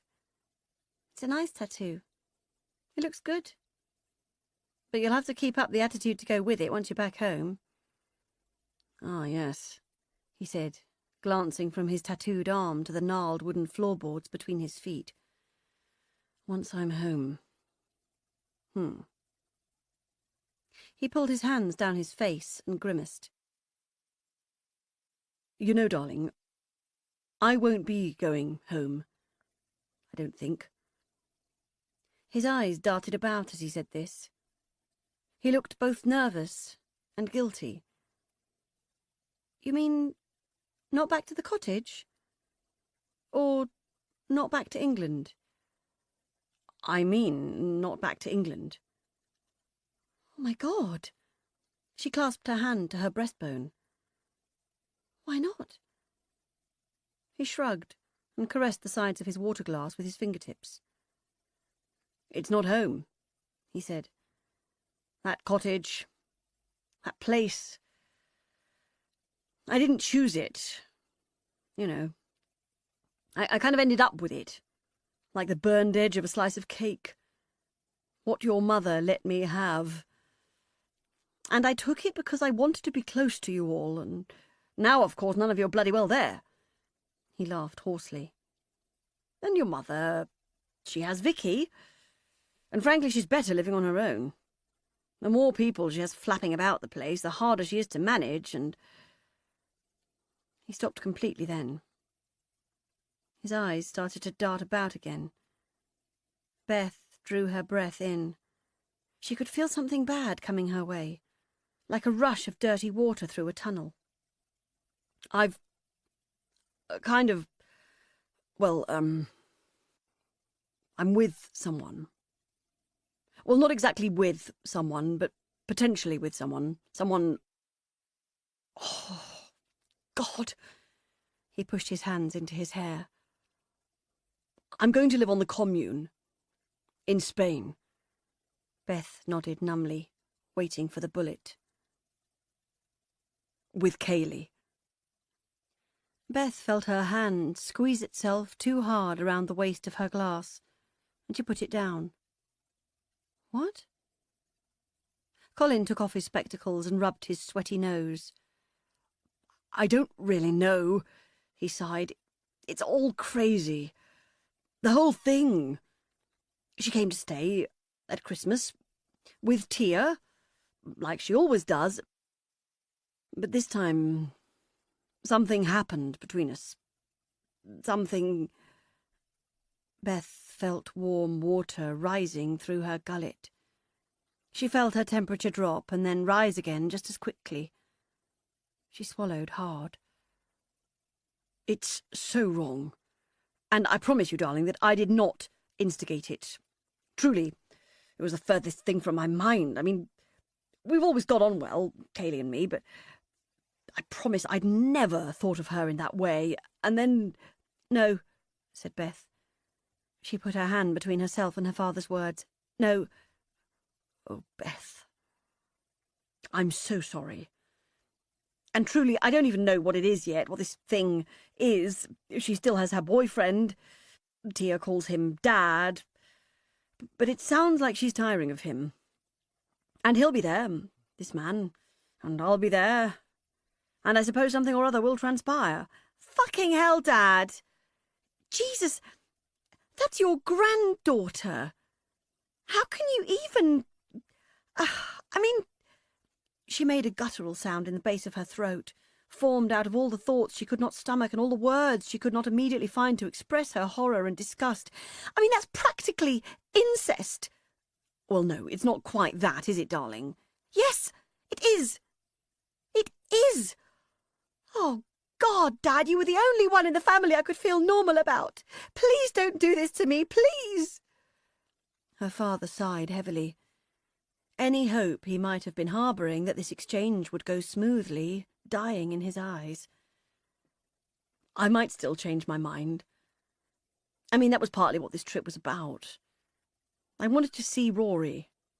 See him eye to eye, really try and understand why he left her, what his feelings are, what he thinks about his daughter and her mother. And honestly, darling, he feels nothing. It's terrifying. He just walked away from that little family he made and felt nothing at all. He shook his head sadly, and Beth looked furiously at him. And that makes it all right, does it? That makes it okay to shack up with her? I mean, Dad, she's half your age. I know. But she doesn't feel it. Doesn't seem like that when we're together.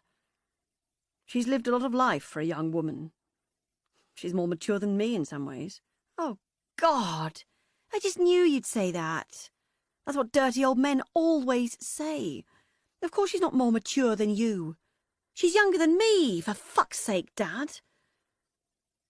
Yes, but Beth, without wishing to cause you any offence, you are a very young 31. So? She demanded. What did he say?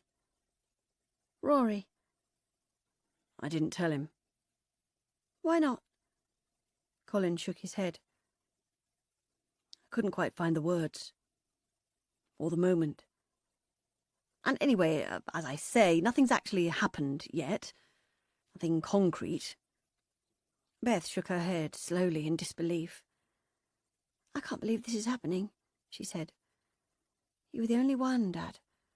The only one who I could feel normal about. Dark shadows skittered around her head. Shadows of moments from the past that she couldn't quite form into memories. Feelings of wrongness and discomfort. She thought of Rhys half naked in their parents' bed, of the footsteps outside the bathroom door, of Vicky kissing Lorelei in the kitchen one morning when they didn't think anyone was looking, the slick of saliva still shining on her mother's chin when she turned to smile at her a moment later. From nowhere, another memory hit her.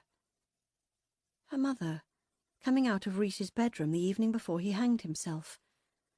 A look of sheer black horror on her face, her eyes bright with shock. She shook the memory away, not even sure what it was, not even convinced it was real. And then, as a final gift from her subconscious, she saw herself in a cheap hotel room, being roughly and insensitively serviced by her sister's partner. The dark waters pounding through Beth's head quietened, and parted then for just long enough for another thought to occur to her. Does Meg know? Colin looked up at her, aghast. Oh, God, no. She gulped. For all these years, Kaylee and her little secret overheard in the garden of the birdhouse that balmy spring night on the last Easter weekend of the old millennium, when Beth's affair with Bill was still new and sweet, and not the rancid old hash of bad habits and careless romance that it had eventually decayed into, had been safely at arm's length in an incommunicado hippie commune in the middle of nowhere. Now Kaylee had slept with her dad and would be bringing her secrets to their shared pillow. Are you going to tell her? She asked in a quiet voice. I think, perhaps, I was hoping that if it does happen, which it may well not, that she would find out via some form of osmosis. I'm not sure I could find the words. No, she snapped, and I'm not surprised. You know you can't do this, don't you, Dad? He shrugged. It made him look about 10.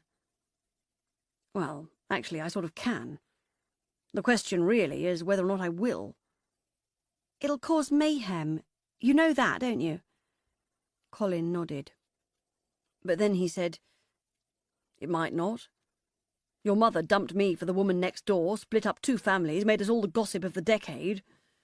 We survived that." She grimaced at him. We're not indestructible, Dad. He nodded again. "No," he said. "No family is indestructible. But we're pretty resilient. And this might all turn out to be a storm in a teacup anyway. And I'm not asking for your blessing. I'm just telling you. Because you and I, we've always been the quiet ones, haven't we? We've always been the doormats. And now, look at you. Finally spread your wings and escaped the evil clutches. Now it's my turn. That's all." He folded his arms and leaned back into his chair. And then he smiled at her. And Beth honestly felt as though she didn't know the man sitting across from her. There was something burning in his eyes she'd never seen there before, and it was awful.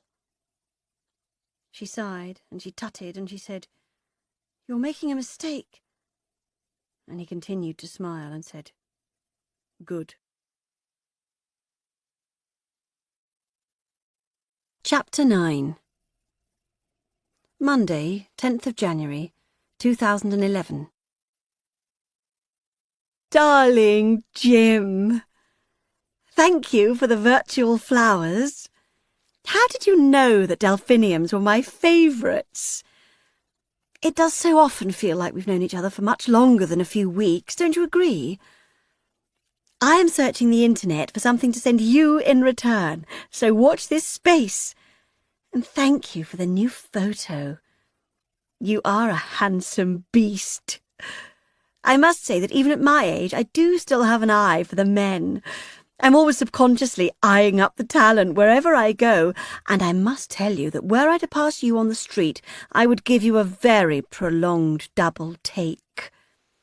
I didn't see how much hair you had in your original photo. All those lovely silver locks. Gorgeous. So now I think I have a crush on you. Ah, is that okay? Do you mind? So you asked about my partner. Well, he was actually a she. Vicky was her name. And no, before you ask, I would not describe myself as a lesbian. I would not, I think, like to describe myself as anything other than a Lorelei. But certainly, for the years I was with Vicky, I did not really think about men in that way. It was all-consuming and lovely. She was my next-door neighbour, and she happened to be here when we found Rhys, the night he killed himself. We got very close very quickly, and then one day she kissed me. And that was that, really. I adored her. Unconditionally. Like everyone else who loves me, she couldn't hack living with me. She moved out after a few years. We stopped sleeping together, but we remained the best of friends. Passionately good friends. She really was absolutely the best sort of person. I wish she was still here. So, there you go. Another email, another revelation. I haven't looked at another woman since Vicky, which is why I can't call myself a lesbian. It was, I suspect, a wonderful, beautiful one-off. All of which means that, yes, the father of my children is still alive. Dear Colin. A wonderful man. Not. Oh, dear. Well, he used to be. And, gosh, probably still is in many respects. He was a wonderful father to our children, but he fell out of love with me, and I never really forgave him. I'm afraid I'm quite high maintenance in that way. If I'm with someone, then it really does have to be all or nothing. I'm a terrible romantic. So he kind of left the door ajar for what happened between me and Vicky, and now... Oh dear, how much more can you take? He lives with my son's ex-girlfriend and her child, who is, are you ready for this, his granddaughter.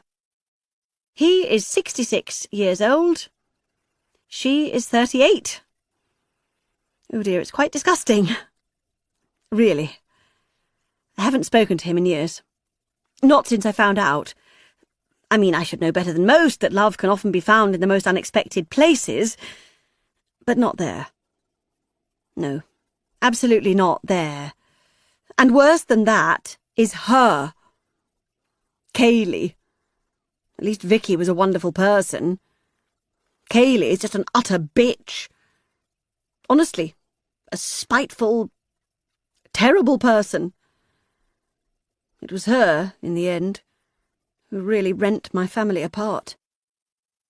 It was her who ruined everything. Ah! Another tale of woe for another day, I think. Until then, lovely man, I send you a passionate kiss, virtual but heartfelt.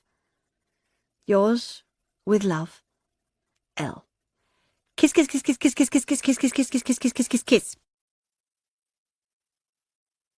April 2011. Hello, Dad. Meg had sat down in the chair next to him before he'd spotted her walking across the plush reception hall of the boutique hotel in Mickleton. Oh, darling. He got to his feet, still bouncy and nimble at 66. Meg. He leaned in towards her and tried to embrace her, but Meg's body would not allow it, and the gesture turned into a kind of teenage fumble. You look wonderful, Meg. Really amazing. You've lost a lot of weight. Well, yes, she muttered. Funnily enough, it all fell off me after the last time I saw you. Vicky's funeral, he murmured, as though Meg had not just spoken. Has it really been that long? It most certainly has. Colin sat back down in the plush armchair and looked around. This place is nice, he said. Used to be a shoe shop, I think, once upon a time. Wide fittings, if I recall. He winked and laughed, and Meg stared at him blankly. Where's Molly? She's in our room, said Meg, watching endless reruns of Come Dine With Me and texting her friends. Her voice was dry as dust. Colin nodded and smiled. So, he said, how are you feeling? About what? Colin let his jolly demeanour deflate a little. Your mother, of course, he said. How are you feeling about your mother? Well, said Meg, you know, pretty much exactly how any daughter would feel upon losing her mother, who has starved herself to death inside a house so full of filthy shit that it is going to take her daughter 2 weeks to clear it out, and even then there will probably be another 2 weeks' worth of crap still left in there. That's how I'm feeling. Thank you. Meg flopped crossly into the back of the armchair and folded her arms across her chest. Colin stared at her, and then leaned towards her and touched her arm. Meg pulled her arm away from him and said, No, thank you, I don't want sympathy. Or affection, okay? I just want help. Good, said Colin, removing his hand from her arm. Yes, good. Absolutely, that's what I'm here for. To help. How bad is it? Meg sighed and let her shoulders soften. It's even worse than the worst nightmares I'd been having about it. I mean, seriously, it's... She noticed with some surprise that she had begun to cry. Colin touched her arm again, and once more she shook it off. She was not sure she would ever accept her father's touch again. She pulled in her tears and continued. It's absolutely shocking. particularly downstairs. I mean, there's literally no daylight down there. It's all piled to the ceiling. There's like this corridor, you know, through the piles, like walls. And it smells. She put her hand over her mouth.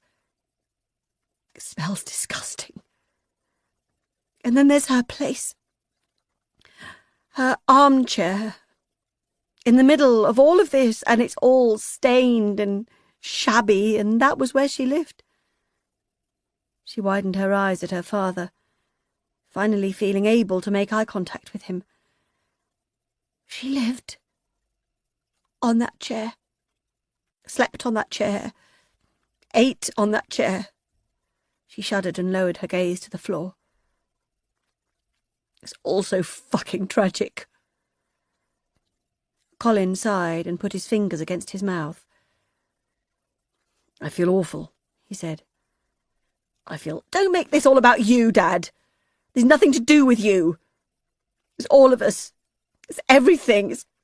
Christ, I was telling you she was sick decades ago. She's always been sick. She paused. This was always going to happen. Colin shook his head. Do you really believe that? Meg nodded. No, he said. I don't agree with you. I think there was a moment when all this could have ended differently, when Mum might have found a less screwed up way through life. And when was that, exactly? Colin shrugged. Reese, he said in a small voice. I suppose it must have been Reese. Meg nodded. But how could we have stopped that happening? How could any of us have done anything differently? I mean, there was no build-up to it, no signs, no warning. And then afterwards, there was no note, no explanation. It was just like this utterly unconnected thing. I think we could have done more to help Mum afterwards. But Mum didn't want help, snapped Meg. There was a whole crazy thing about it. She was fine. She imitated Lorelei's bird-like trill. Absolutely fine. My son's dead, la la la. No, she shook her head. I honestly don't think there's anything we could have done. How can you help someone who believes that they're perfectly fine? Colin nodded and smiled sadly. I still, more than any other regret, wish I could have understood why he did it, what he was thinking. Maybe that's it. You know, maybe if there'd been an explanation, we could all have moved on, found closure. But there wasn't, and we didn't, and we've all gone off at tangents. I haven't, Meg interjected brusquely. Well, no, you haven't. Although that's not to say you haven't had your own demons. But the rest of us, and, my God, your poor blessed mother more than anyone, it's almost like... He paused. As though we all blamed each other. Because we didn't know who else to blame. And we just carried on blaming each other for everything. He sighed, and a silence fell between them. Well, said Meg eventually, you must be hungry. Shall we go up to the room? Maybe we could have tea. Colin's face lit up. Yes, he said. Oh, that would be lovely. Thank you. March 2005. You're such an angel, Laurie. I don't know what I'd do without you. Vicky turned round in her wheelchair and squeezed Laurie's scrawny hand where it sat upon the handles. Don't be silly, love, Lorelei replied. It's nothing. No, said Vicky. It's not nothing. I know how much of an ordeal this is for you. I know you'd rather be at home and not ferrying me about all over the place. Well, darling, my car is an extension of my home, so it doesn't feel like an ordeal. And anything to get you better, Vic. That's all that matters now. Getting you better. For the girls. And for me. Lorelei squeezed her shoulder and carried on pushing her up the corridor. Out in the car park, it was a bright and breezy day. Lacy clouds danced across the sky, and the trees shimmered and whispered.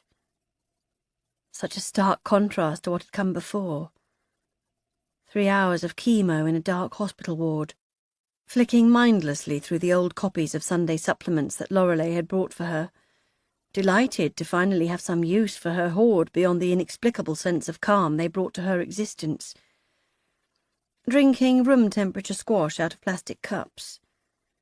The time passing so slowly, even with Lorelei's running commentary and soothing touch. 2 more days of this, and then she was done. Well, for now, at least. Until the next time. Which was more or less inevitable, given the way the wretched cancer was rampaging around her body as if it was on a whistle-stop sightseeing tour. From a pea-sized lump in her right breast, to telltale aches and pains in her chest as it passed into her lymph nodes, they'd whipped the lot out like a tangle of seaweed and taken off the tit too. And then it had showed up like a bad smell in her other boob. They did keep managing to get it, and nipping the bugger in the bud. But Christ, it was insistent. He had no respect for these men and women of medicine and their superlative ways with a chemo needle and a radiography machine. But still, as everyone kept telling her, she was as strong as an ox. She wasn't sure she appreciated the analogy, but she could kind of see where they were coming from, and she was a fighter.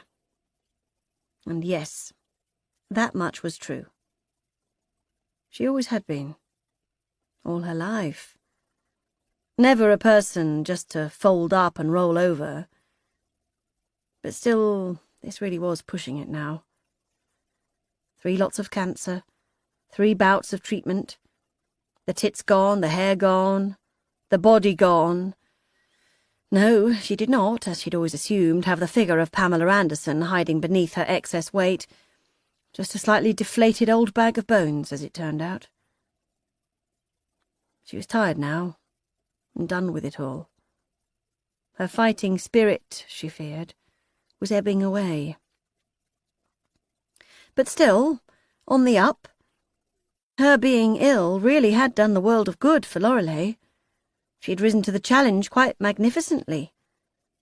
She'd taken Vicky to all her appointments, passed her tissues, held her hand, bought her chocolate bars when she wasn't feeling sick, and ginger tea when she was. She'd even taken on the role of receptacle of doctors' words. Vicky always felt she was on show during these meetings with consultants, as though she was supposed to smile at just the right moment and nod at the appropriate juncture, like someone being judged by Simon Cowell on the X Factor, or make that the C Factor. Anyway, she could never remember a bloody thing they said to her, and thank God for Lorelei, taking it all in, even making notes in a little notepad with her jumbo multicoloured biro. Vicky wasn't daft. She knew why Laurie was being so strong. She knew now that she was all Laurie had left. Megan, pregnant again down in London, pretty much pegged to the ground she stood on by the sheer weight of all her bloody children. Beth, busy being remote and unattainable in Australia. Rory, pimping his soul away in Thailand. And Colin.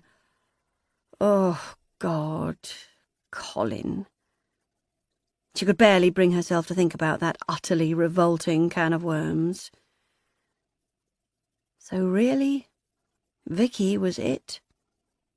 The tattered remnants of Lorelei's once dazzling family. And she needed Vicky more than life itself. So of course she would pull herself out of her comfort zone to do the right thing. She was so often her worst enemy. But not now. Even sweet Lorelei wasn't that bloody stupid.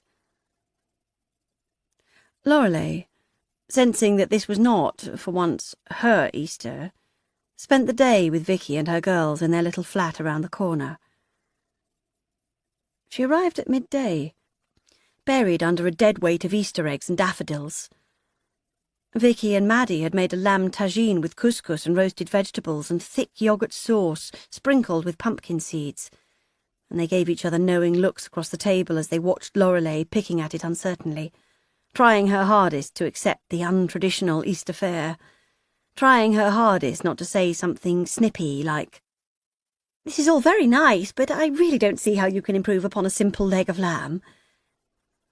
"Yummy," she said instead. "Really, you two should have your own cookery show or something. You're both so incredibly clever in the kitchen." "Not me," said Vicky. "It's all down to Maddie. She's the gastronomic genius in this house."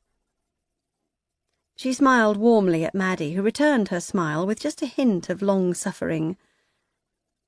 Since Vicky had sided with Maddie 100% over what they all referred to in private as the little shit incident, and taken them out of the birdhouse and into this cute little flat around the corner, her relationship with her eldest daughter had flourished.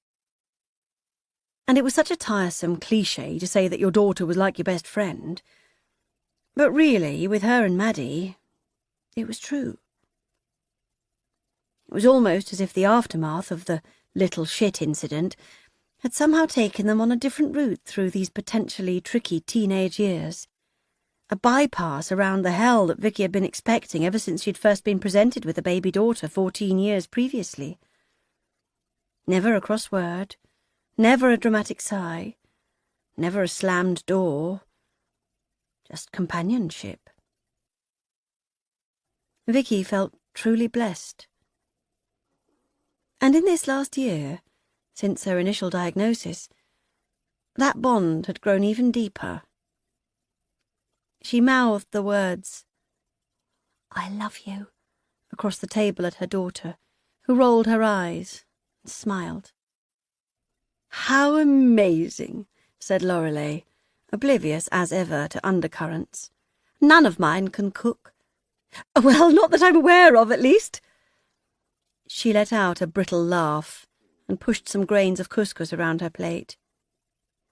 "Meg makes a nice stir-fry," said Vicky, trying to leverage some positivity into the conversation before it got too bogged down in poor old me.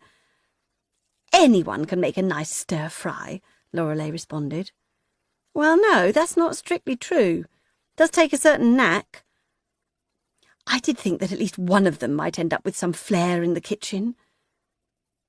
Vicky and Maddie exchanged another look, another pair of suctioned-in smiles, just the way Laurie's children always used to. Those looks that had so angered Vicky when she was crazy in love with her. But she was no longer crazy in love with her. That illusion had been well and truly shattered. "Says the woman who subsists on rice cakes and Krispy Kremes," she said affectionately. "Well, really, there's hardly any point cooking when it's just you. I used to be a good cook. When I was younger, when the kiddos were about, I was always in the kitchen. I just don't see the point anymore." She had joined her knife and fork together in the centre of her plate, although she'd eaten barely half. Vicky, too, had eaten only a handful of food, just to be polite, just to keep it all ticking along. Her poor, poisoned stomach could not have taken any more. The girls were still eating, in that delicate, bird-like way of young girls, as though there were no pleasure to be had from it at all. Maybe there wasn't, thought Vicky sadly. Maybe there wasn't. This time last year she'd been well. Megan and the kids had been here. They'd been high with the euphoria of clearing out Laurie's kitchen. Nobody knew about Colin and Kaylee. Nobody knew about Rory and his sleazy lifestyle. And surely, yes, the food must have tasted better that day. So much better. "Lovely lunch," said Laurie, a film of tears over her eyes. "Really lovely lunch." Thank you, darling, said Vicky, squeezing her bony hand across the table. You are sweet. From colin.bird@hotmail.com to Megan Rose Liddington-Bird@yahoo.co.uk, RoryBird2@hotmail.com, BethanBabyBird@arthouseframing.co.au. 27th of March, 2005. Hello, my dearest, darling children. I'm writing this from a cafe in Madrid. I've decided to spend a few weeks away from the community. I think all of us needed some space. It's been getting a bit messy. Well, messier than usual, let's put it that way. Adi, that's the guy who Kaylee lives with, he's having some kind of breakdown or, God, I don't know, a manic thing. I'm not really sure, but there's medication involved and he's refusing to take it, and yada yada yada. He doesn't seem to be quite so relaxed about our arrangement anymore and doesn't really want me around. And to be perfectly frank, it's come at a good time. I had hoped that, given time, the three of you might have accepted the choice I made a year ago, but that clearly isn't the case, and I'm half mad with despair and longing for you all. I feel like we're at opposite sides of some warped mirror. Like I can see you all, but when I go to touch you, you're not there. I realise I'm going through something mad and ridiculous. But then I think all of us, in different ways, have made some not-so-great choices over the years. I think all of us have baggage that we didn't ask for. I wanted you all to understand and to give me the time and freedom to make my own mistakes, but I cannot blame you for not doing that. You're my children. I am your father. I should be better than that. I understand. If my own lovely dad, God rest his precious soul, had done something along the lines of what I have done, I would have had terrible trouble accepting it. So now I have two choices. A, go back to the community, see it through, whatever it is. And I know none of you want to hear this, but God, I love her. I really, really do. And hope that you will all come round to the idea, but accept that maybe you never will. Or B, give her up. Go home. Pretend none of it ever happened. And wait for you all to forgive me. Talk about Sophie's choice. In the meantime, here is a recent photo of Tia. She's 5.5 now, bright as a button. So clever. She calls me Papa, in case you're wondering, and she's desperate to meet you all one day, her aunties and her cousins. We took her back to Ireland for Christmas. It was a perfect joy to see her with all her cousins over there. But joy tinged with sadness, because she's not yet met the ones who really matter to me. So I'll be here for a while, until Adi is either better or gone. And hopefully, while I'm here, I can reach some kind of resolution with everything. And quite apart from me and my own issues and ruminations, remember to speak to your mother over the Easter weekend. She's spending it with Vicky, and as you probably all know, it may well be the last for the pair of them. Make sure they feel loved. I love you all so much. You can't ever imagine the physical pain I feel not being with you all, knowing what my actions have caused. Happy Easter, my beautiful, glorious children. Love, hugs, kisses. From your dad. Kiss, kiss, kiss. Megan looked around the table. It was, as they kept telling each other, a bumper day of celebrations. Alfie's 8th birthday, Easter Sunday, and the return of Molly from her first stay away from home after a week on a PGL camp with the rest of Year 5. And so, arranged round the table in no particular order, were all three of her children, Bill, Bill's brother Frank, his girlfriend Sonia, their son Frank Jr., Bill's recently widowed dad Bobby, and Meg's recently divorced best friend Charlotte, who also happened to be the mother of Alfie's best friend at school, James. Extra chairs had been commandeered from other parts of the house, and Charlotte had brought 4 extra place settings. There'd been oysters and shell-on prawns with garlic mayonnaise for starters, and now they were clearing their plates of roasted lamb and vegetables with a red wine gravy. She'd had to do it all from cookery books. She wasn't a natural-born chef, and had been up at 7, apron on, everything arranged on the counter, a pre-printed timings sheet sellotaped to the tiled wall, hair tied back, ready to go. She didn't cut any corners the way she normally did. No expensive shop-bought gravy or ready-to-cook roast potatoes. All from scratch. This was their first Easter at home in 4 years, and Megan was pregnant with what was categorically going to be her last child, and she wanted this day to be perfect, in every single way. Bill smiled at her across the table. "Good work," he said. And Megan smiled and felt the compliment warm her up from the inside out. They'd had some awful times the last few years.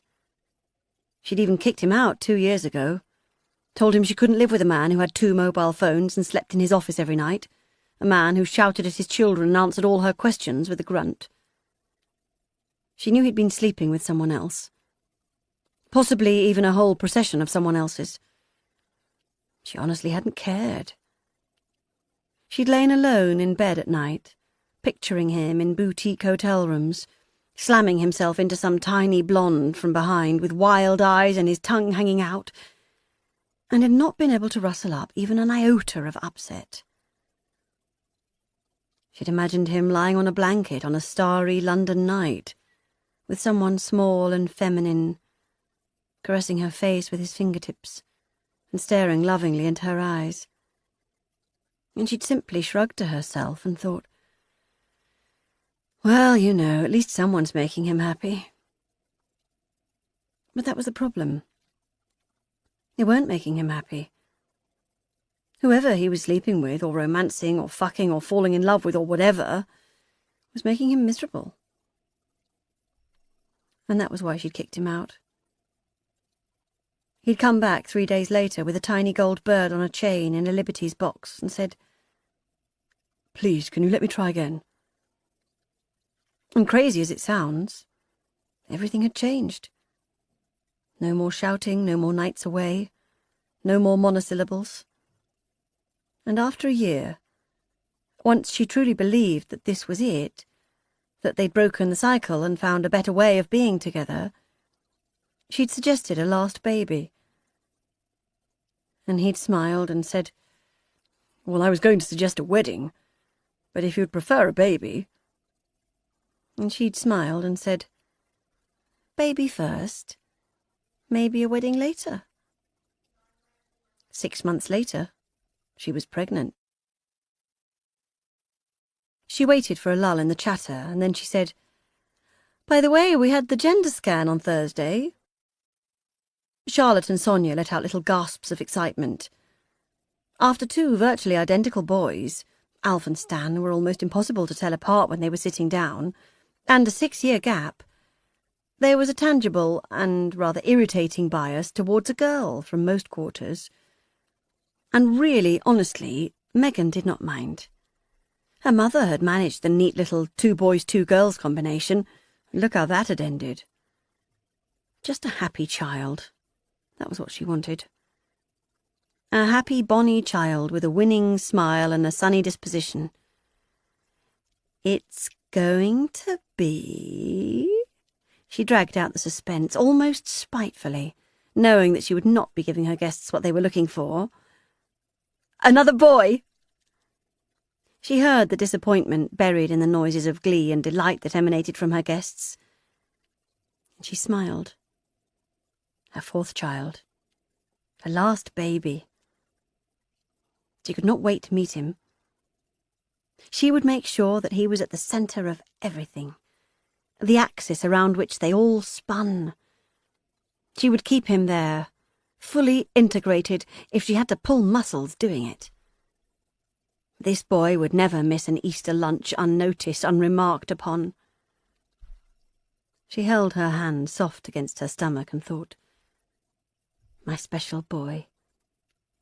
My lovely special boy.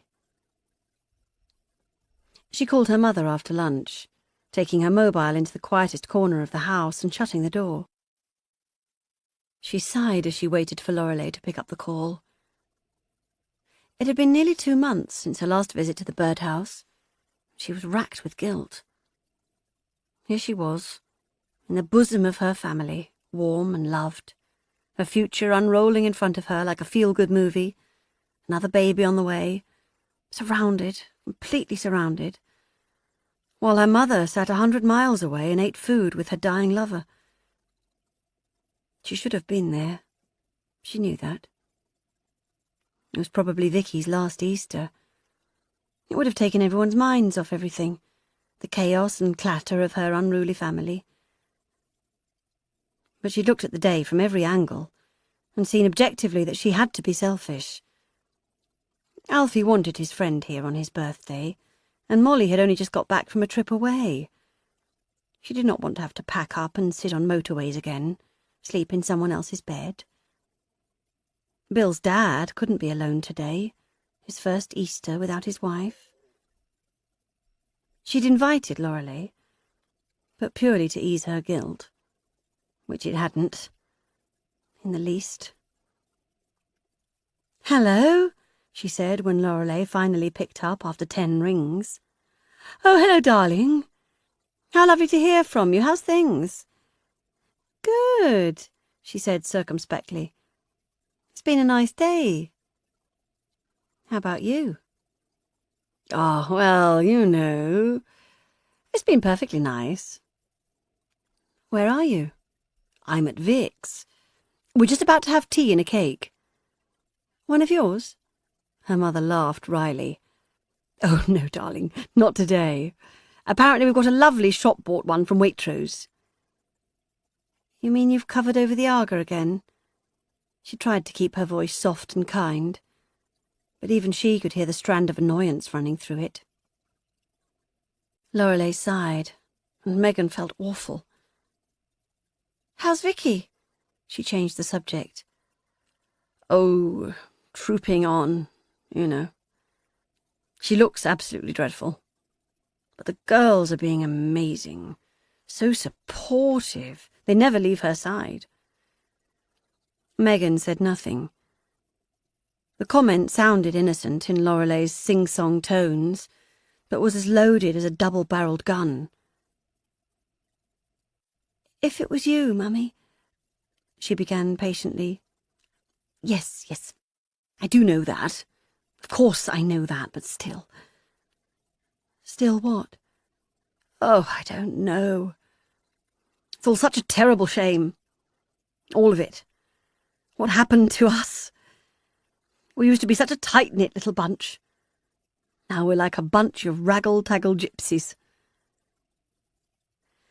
Megan thought briefly of the heinous email from her father this morning that she had both read and deleted in roughly 35 seconds. Well, you know, that's life, isn't it? Families aren't all the same.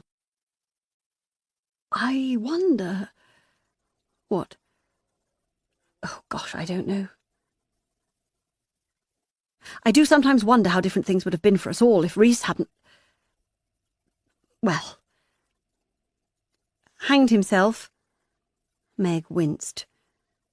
So harsh, but really her mother was nearly 60. Rhys had killed himself 14 years ago. She had to find some words for it. She had to have processed it by now. Surely. "No," said Lorelei. "Well, yes, I suppose. But do you think, Meggie, do you think we might all have been a bit closer now, if Rhys was still here?" Meg absent-mindedly rubbed her stomach with her spare hand. She sighed. "That's something we'll never know.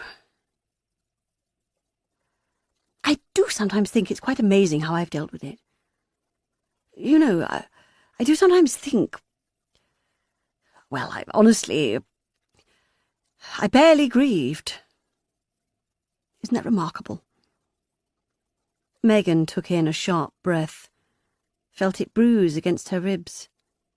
I mean, it was terribly sad, obviously, but I never felt... Megan let the silence play out towards her mother's next words with a terrible sense of dread. I never felt devastated. Isn't that strange? And he was my baby, my littlest one, and I didn't feel devastated. The next silence was weighed down with the sense of Lorelei's own surprise. It was clear to Megan that she'd only just acknowledged this fact, that it had just this very minute presented itself to her, and that she did not know quite what to make of it. It is strange, Mum. Really strange, and it's... She rubbed her bump again. Her baby. Her littlest one. And she chose her next words carefully, realising that this was the first time she had ever had a window into her mother's mind and an opportunity to climb in and change something. I think it's got a lot to do with your habits. Your collecting of things. I think it's a coping strategy. I think that's why you can't let go of things, because they stop you thinking too much, protect you from your own emotions. I think... Oh, Meggie! Her mother cut in suddenly, her voice lilting and full of delight. The girls have just brought in the cake. It's simply beautiful. All covered over in yellow royal icing and baby chicks and pastel-coloured eggs. I wish you could see it. It's the most beautiful Easter cake I have ever seen. And look, even a little chocolate nest in the middle. How completely adorable. Megan sighed and brushed her hair away from her face. Less of a window, then, and more of a pinhole. She wrapped up the phone call and made her way back to her party. Beth sat on the terrace of her Sydney apartment, a book open and unread upon her lap, staring thoughtlessly into space. She had been sitting this way for nearly 3 minutes. It was something she did more and more these days, almost like blacking out, like fainting with her eyes open. After another moment, she came round and shook the blankness from her head. She looked from side to side, trying to remember what she'd been doing, who she was with. She remembered that it was Sunday afternoon, that she was alone, that she was due at her boyfriend Richard's place in an hour, that she needed to have a shower and get changed. She pulled her hair from her face, closed her book, and got to her feet. She should probably see someone about these blackouts. Supposing it happened while she was driving. It had happened at work the other day, while she was in a meeting. Her boss had said, Beth, Earth calling Beth. And everyone had laughed, and she'd smiled nervously and said, Sorry, miles away. But miles away was not accurate. Nowhere at all was more like it. She showered and changed, fixed a clip to her fringe, buckled up her black and white cork-soled Mary Janes, glanced at herself in the mirror, smiled wanly, and drove to Richard's. He met her at his front door in his customary uniform of short-sleeved shirt and jeans. Not a man of style. He wasn't fussed about clothes. She sometimes thought they looked like an odd couple, her all bedecked in girly clutter, him all straight up and mannish. He pulled her to him and smelled her, as he always did, like a mother to a baby. He said. Yum. She wore a scent she'd bought in a local boutique, a brand she'd never heard of before, something new to cover over the aroma of her old persona. She was all about signatures these days. Signature scent, signature side parting with a single diamante clip, signature Mary Janes in zingy colours, signature pinky red lipstick. She was instantly recognisable these days, to everyone but herself. To herself, she was still a stranger. "Look what I've got for us," said Richard, leading her to his kitchen counter and opening up a drawer. He pulled out a pair of cream eggs and handed one to her. $4 a pop. Happy Easter. She held the cream egg in the palm of her hand and stared at it. They always threw her off kilter, these little chunks of home. Richard loved them, knew all the best places to get hold of Anglo stuff. But Beth found them unsettling. She spoke with an Antipodean twang. She used Australian slang. She was assimilated. 100%. She didn't need little chunks of home. They were like slightly sinister postcards from old enemies.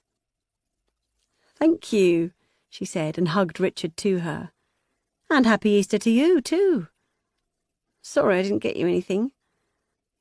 "It's okay," he said. "Wasn't expecting anything. And I know Easter is a strange time for you, so..." She shrugged and smiled. She'd told him early on about Rhys. She had to. You couldn't really get to know someone without having the inevitable, "So, have you got any brothers and sisters?" conversation. And she could have lied, or at least omitted to mention Rhys. But she wasn't able to do that. She would never be able to do that. "Do you do anything," he continued, "at home, to, commemorate the day?" At home. She shuddered at his words. This was home. "No," she said quietly. "Not really.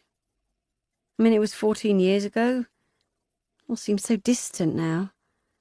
I think we've all moved on."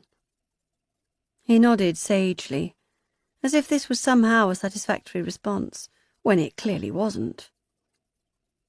He poured her a coffee, and they sat together on his sofa. He slung his arm around her shoulders and picked up the remote control. The window was wide open, his light curtains billowing in the early evening breeze. The sun was still high, and she could hear the sound of the ocean from here, the reassuring whisper of the ebb and flow, the calls of children on the beach, the hum of the traffic that flowed in between. "New shoes?" he said, eyeing up her sandals. She eyed them too, smiled and said, "No, I've had these a while." "They're nice," he said. "Pretty. Although I'd still give $100 to see you in a pair of flip-flops." She nudged him with her elbow. It was a standing joke. She stared at the cream egg on the table in front of her. Just the merest glance at it filled her head with a dozen childhood memories. And as these tiny vignettes danced around her head, she could not help but think of England, of her mother, of poor Vicky, of pregnant Megan. And then she thought of the pathetic email from her father that had been sitting there in her inbox this morning like a big festering boil. She'd skimmed it, barely taken in a word, had let the cursor hover above the link to the photo of Tia for a second or two before changing her mind, too early for that, far too early, and then shut it down, shuddering delicately. But her father had been right about one thing.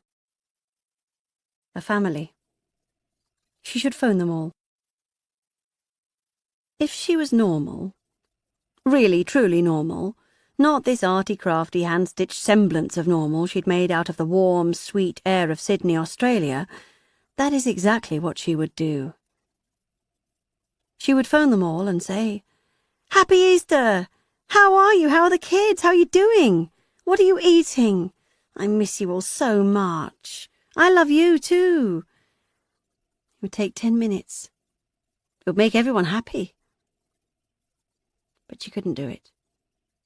And she had no idea why. Instead, she buried her head into the crook of Richard's shoulder, his strong, unquestioning shoulder that smelled of right here and now, and thought herself hard, back into the moment, and away from the past.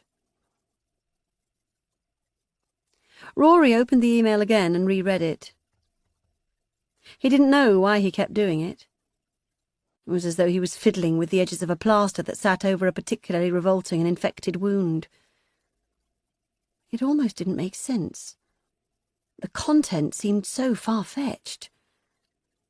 This time last year, he and his dad had been bonding in a tattoo studio.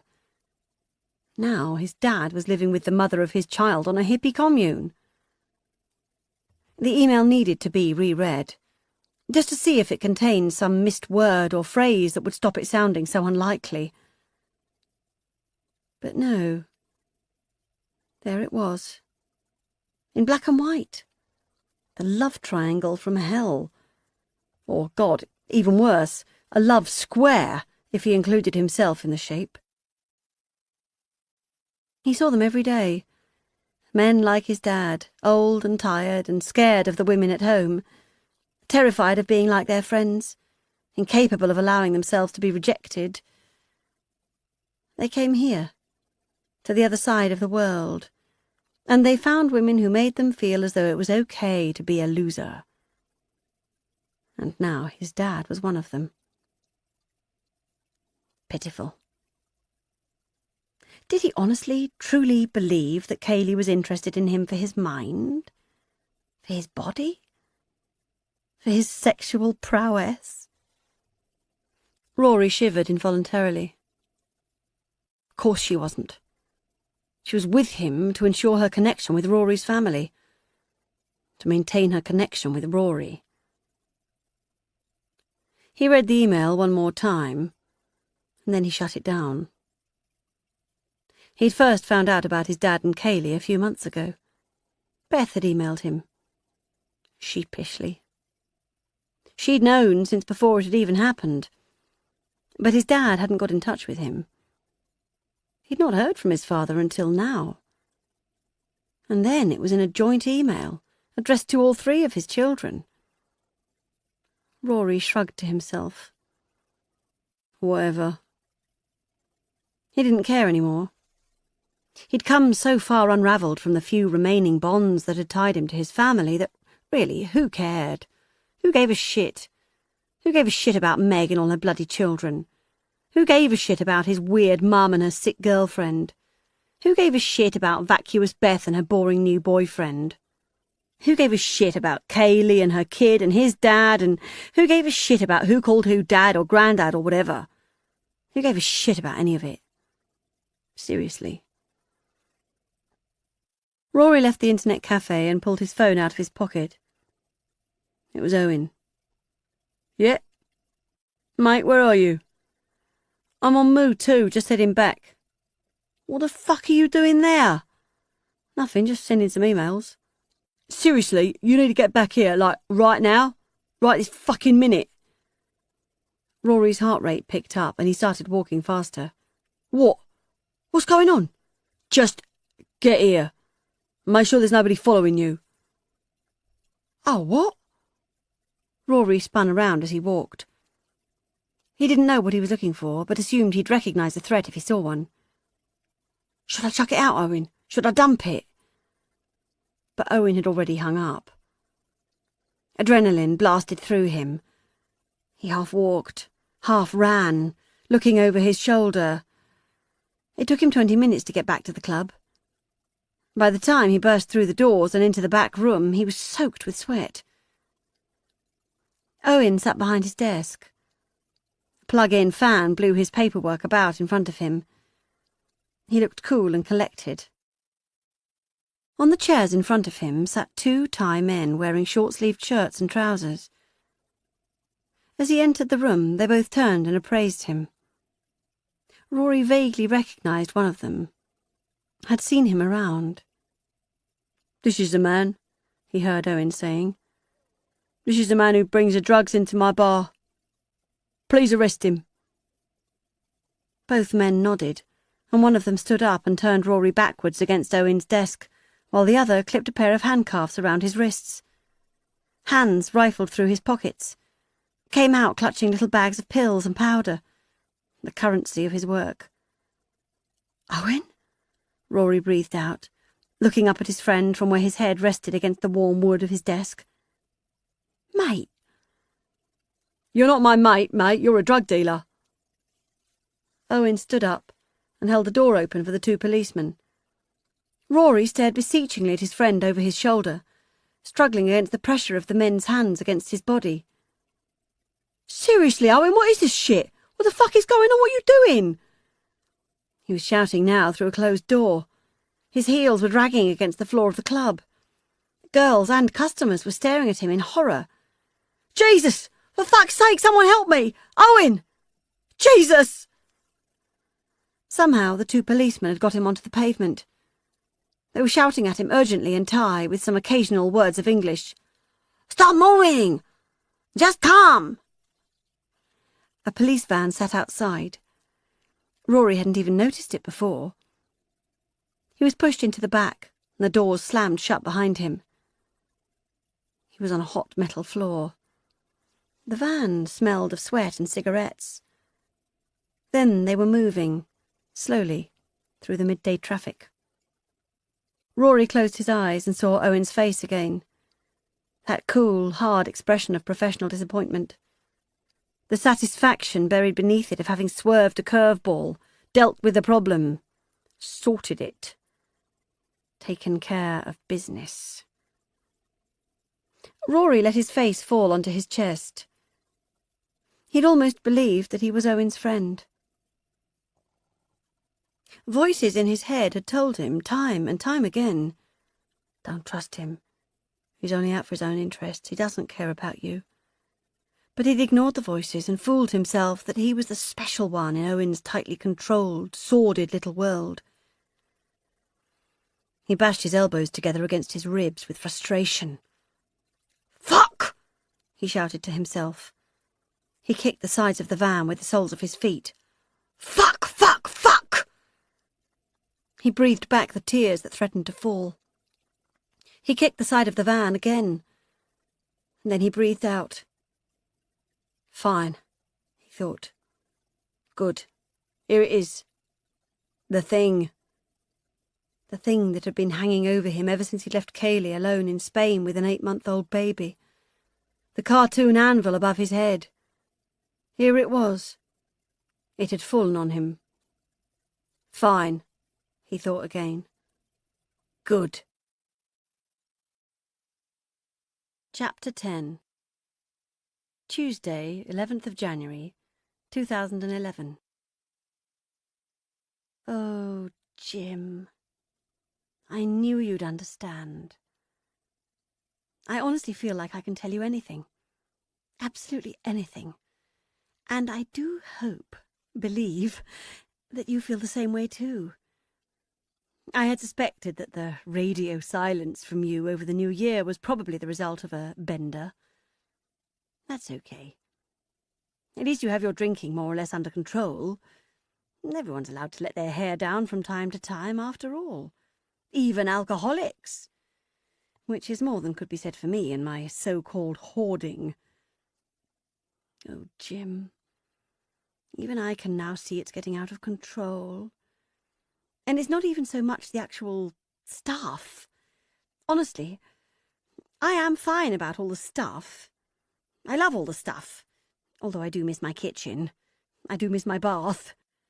I do miss all the things I can't even see anymore. Photos and favourite clothes and whatnot, but anyway. No, the stuff is not the problem. The lack of money is the problem now. Colin, my ex, used to give me an allowance, but then the little bitch he lives with told him to stop, that he was not helping me. Oh, God, Jim, I was livid. I was beyond furious.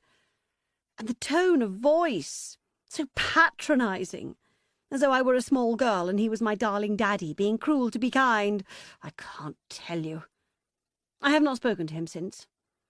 The bastard. So now I am living off thin air, but still, God help me, buying. Yes, I am spending money I do not have on things I do not need, and I have absolutely no control over this. None whatsoever. I find myself at the supermarket with an empty purse, scrabbling for coppers to pay for things, having to put things back on shelves. I am often hungry. Isn't that ridiculous?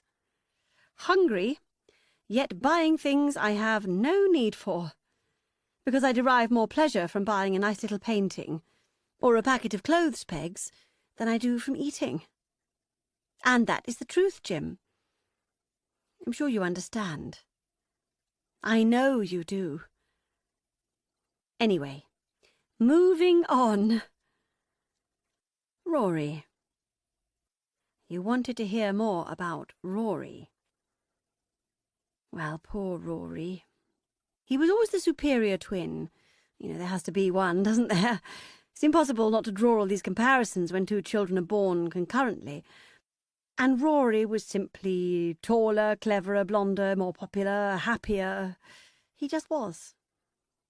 He was also more susceptible to things, to peer pressure, to the crowd. He didn't really have a mind of his own.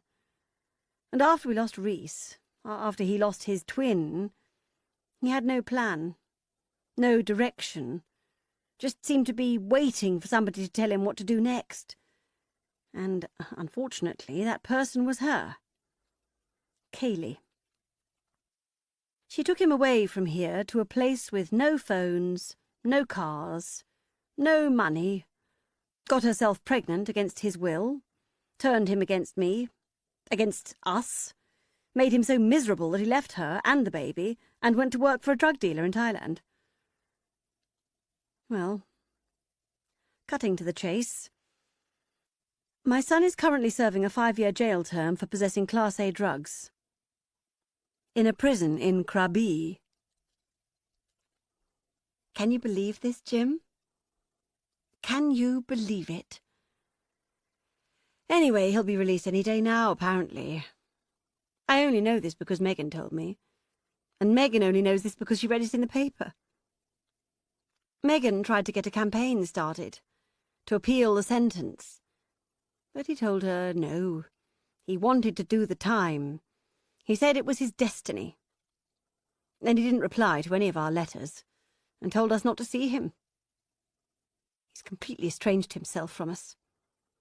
Turned himself into a stranger. It's like he's painstakingly extracted the DNA from himself, become someone not related to us. I don't know who he is anymore. I have no idea. Honestly, Jim, would you believe me if I told you we all used to be close? Like a paper chain family, inextricably linked. And now we're just ephemera, scattered across the globe. Nothing to link us together. Absolutely nothing. Apart from the past. Do you ever wish you'd had more children, Jim? I'm sorry if that sounds insensitive in the light of what happened to your lovely boy. But I'm curious. Because I truly thought that the advantage of having so many children was that I'd end up close to at least one of them. That one of them would end up being my friend. But not only have none of them ended up being my friend, they've all become strangers to me, Jim. My own children.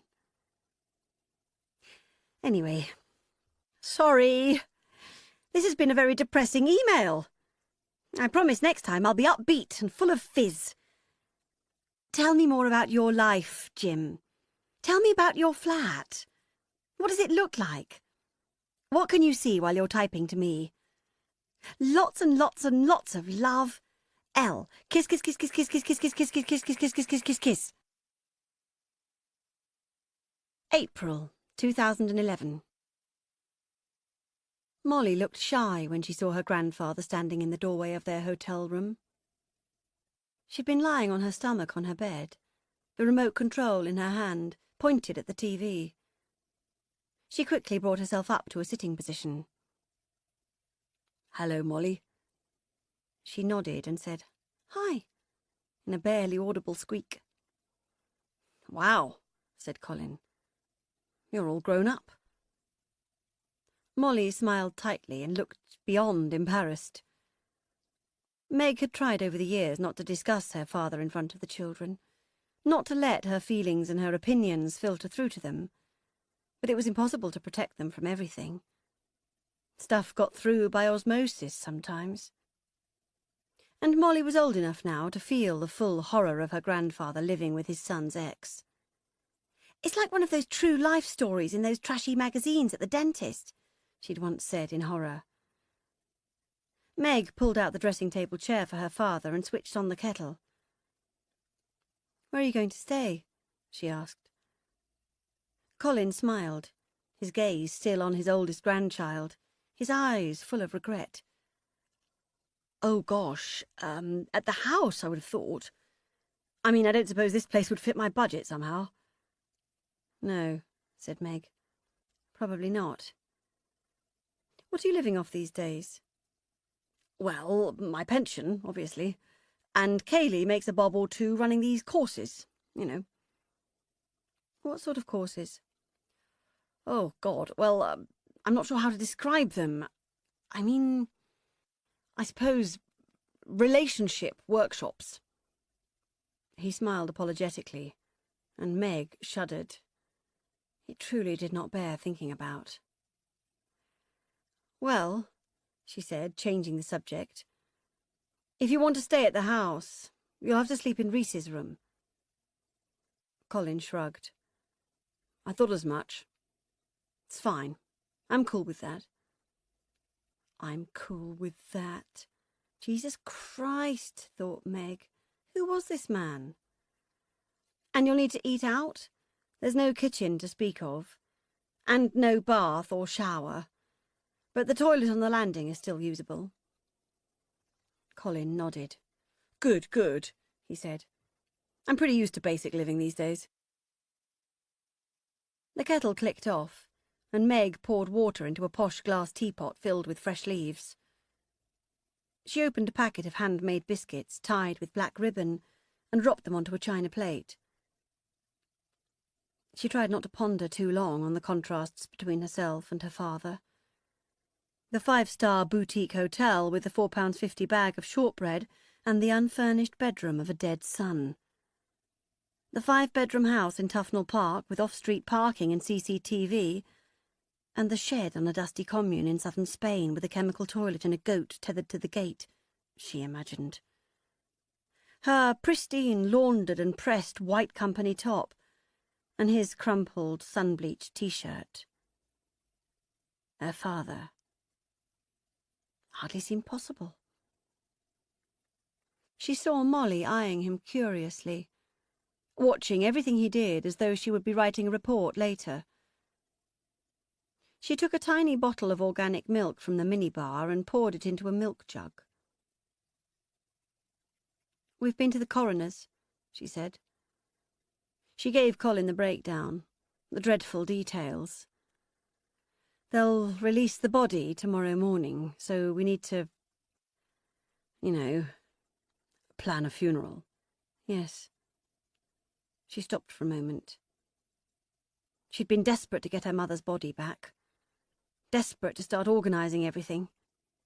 And now she could, and she felt herself suddenly, dramatically, losing momentum.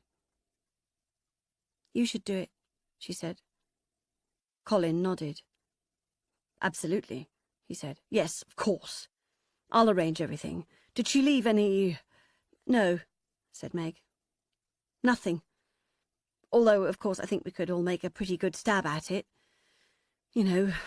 Dancing, music, colour, all the obvious mum stuff."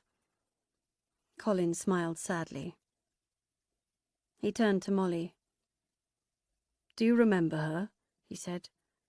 "Your grandma?" Molly shrugged shyly. "Sort of. I remember her in her chair, in her bedroom. I remember her being kind of weird." Colin sighed. "That's so sad, isn't it?" He turned to Meg. "Sad that her grandchildren never saw her at her best. When she was bustling and mad and full of energy and rainbows." Meg nodded. Yes, she thought. It was. But then so was all of it. Sad that Molly only knew her grandfather as a sleazy old man, Not the sweet, patient, sexless man who'd played such a big part in the upbringing of all his children. Sad that Molly only knew her uncle as a pathetic drug dealer who'd spent the last few years of his life in a Thai jail, not the beautiful blonde child who'd been everyone's best friend and the most popular boy at school. Sad that Molly only knew her aunt as a half-formed shadow on the other side of the world, not the sweet, naive child who'd once been the centre of Megan's universe. And sad that Molly had never got the chance to know her other uncle at all, because he'd hanged himself when he was 16 years old. "And Beth," said Colin, breaking her train of thought. "What's going on with her?" She flashed him a warning look, turned her eyes to Molly. Molly did not know. She had managed to protect her from that much. "I mean, have you managed to make contact? Is she coming?" "I've sent her an email, but I haven't taken her calls." Colin nodded understandingly. "So she could be on her way, in theory." "Yes, I suppose she could be. But then again, she might be having another nervous breakdown." She shrugged dismissively. "So," said Colin. "Just us. For now." "Yes," said Meg, feeling a chill of dread running through her. "For now." September 2006. From rainbowbell@yahoo.co.uk to Megan Rose Liddington Bird @yahoo.co.uk, rorybird2@hotmail.com, bethanbabybird@arthouseframing.co.uk, colin.bird@hotmail.com. Dear family of mine, I am writing to you all because I cannot bear to form the words with my own mouth. But yesterday morning, at 11:16 a.m., my precious Vicky finally passed away. I was honoured enough to see her pass, and it was very peaceful and very sweet. Maddie and Sophie were both there. Tim and her mother were there too. It was a good end to a beautiful life. And now she is suffering no more. But now I have to ask you all something very important. I've tried my hardest these last few years to accept the beating wings of my baby birds as they flew, not just the nest, but in some cases the continent. I've let you all go. And now I need you all to come back. Please. For the funeral. For me. I cannot stand by that graveside with somebody else's children, with somebody else's ex-husband. I need to stand there with my family, all together, at my side. It's going to be on Friday, 3 p.m, at the cemetery in Mickleton. And then a party after at that nice pub next door. Vicky loved you all so much. And she's left some things, just little things, in her will for all of you. It would make me very happy to be able to hand them over in person. Beth, if you need some money for your flight, let me know. Meg, Maddie and Sophie say you and the kiddies can have their flat. They'll be at Tim's. Same goes for you, Beth. Or, of course, you can always stay here, though it is a bit disorganised. As ever. Please write back as soon as you possibly can, girls/Colin. I need some support. I'm not as strong as I thought I was. All my love, with all my heart. Your Mummy/Lorelei. Kiss, kiss, kiss, kiss. Beth pulled her velvet jacket tightly to her throat and tried not to flinch when strangers passed too close to her. London looked warped and distorted. Its streets looked like odd memories. People seemed strangely post-apocalyptic in their appearances. Nothing felt as it should. The pavement gleamed with lurking puddles in its dips and cracks. Beth negotiated them gingerly, with horror, as though they might be landmines. A fat woman with a double buggy suddenly loomed before her, and Beth pulled herself tightly away, terrified for some reason that the woman might look at her and see something she didn't like, that she would shout at her. Meg's Road was the next on the left. She wanted to check on her smartphone, but was too scared to take it out of her bag in case someone mugged her. Ridiculous woman. She hadn't been to Meg's house before. She hadn't seen Bill since 2003. She hadn't seen her niece and nephews since they were tiny. She hadn't seen the youngest one at all.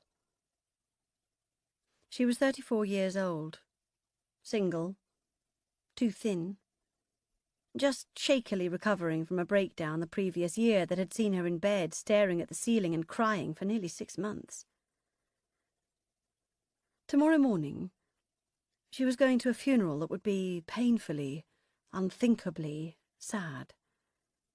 She had many more worrying things to fret about than someone taking her mobile phone. But still. The last thing she should be doing in this condition of pathetic mental frailty was travelling across the entire planet to be reunited with her family.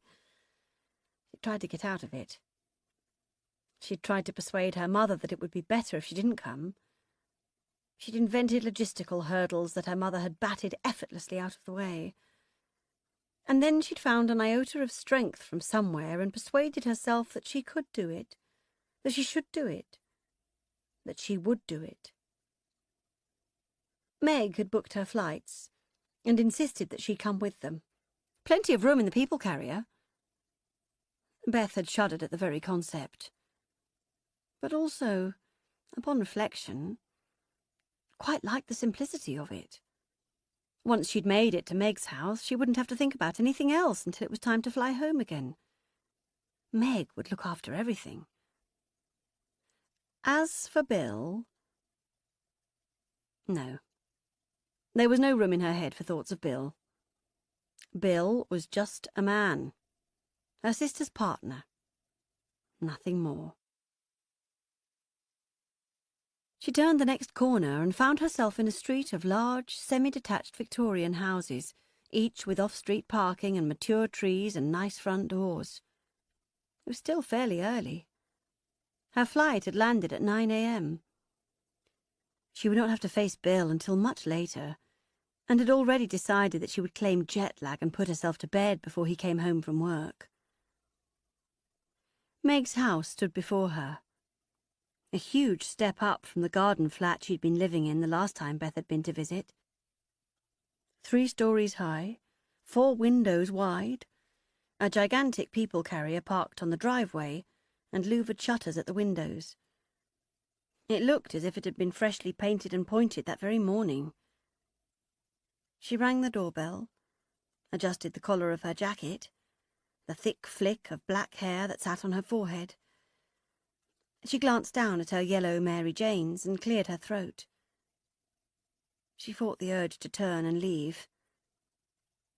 And then there she was, her big sister, in a red lycra dress, with big square-toed boots, her curly hair cut unflatteringly short. And large. So incredibly large. Beth stared at her, open-mouthed for a moment. "Hi," she said eventually.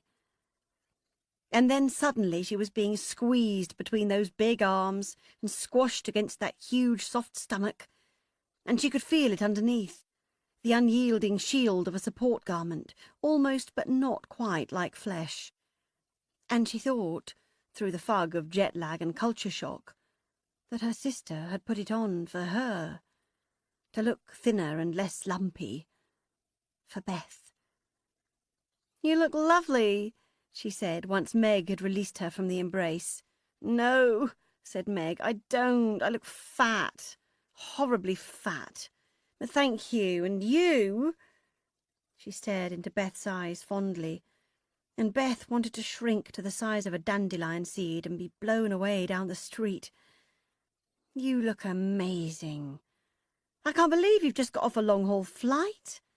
Look at you. I love the velvet jacket.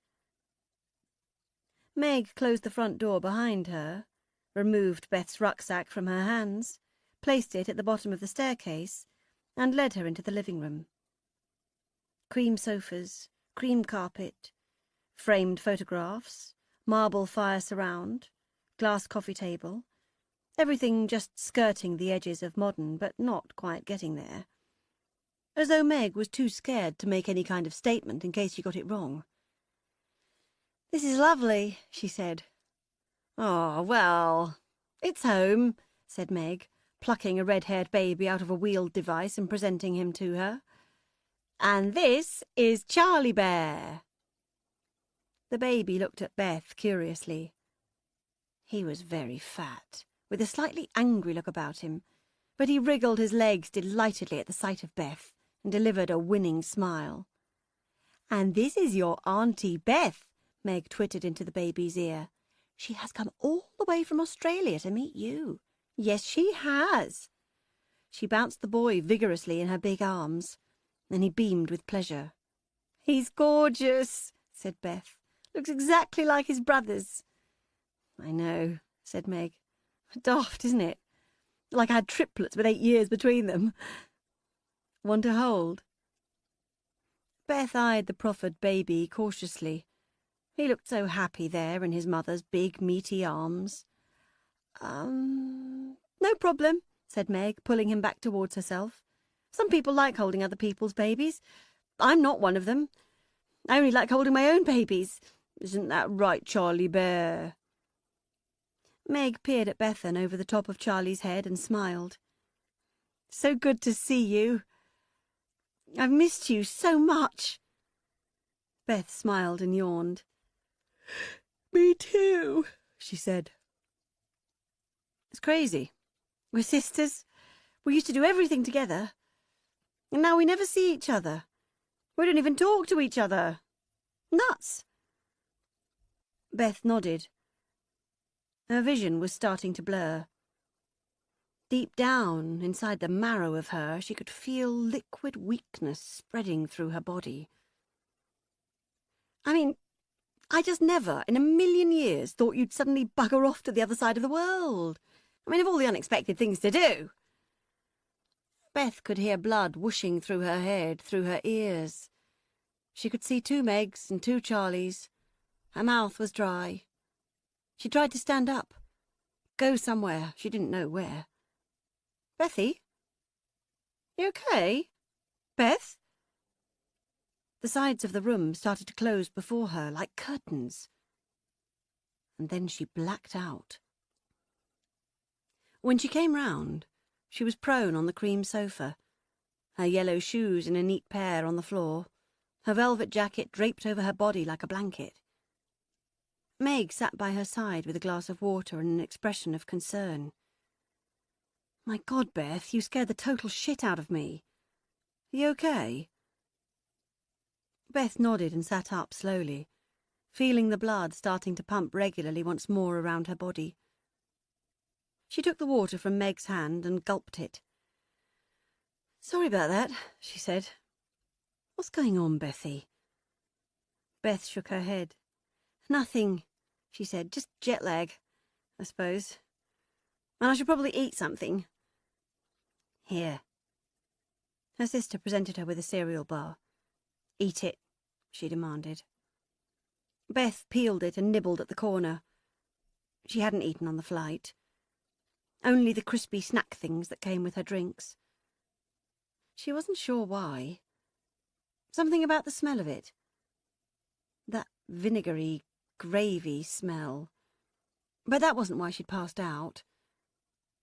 It wasn't hunger. It was panic.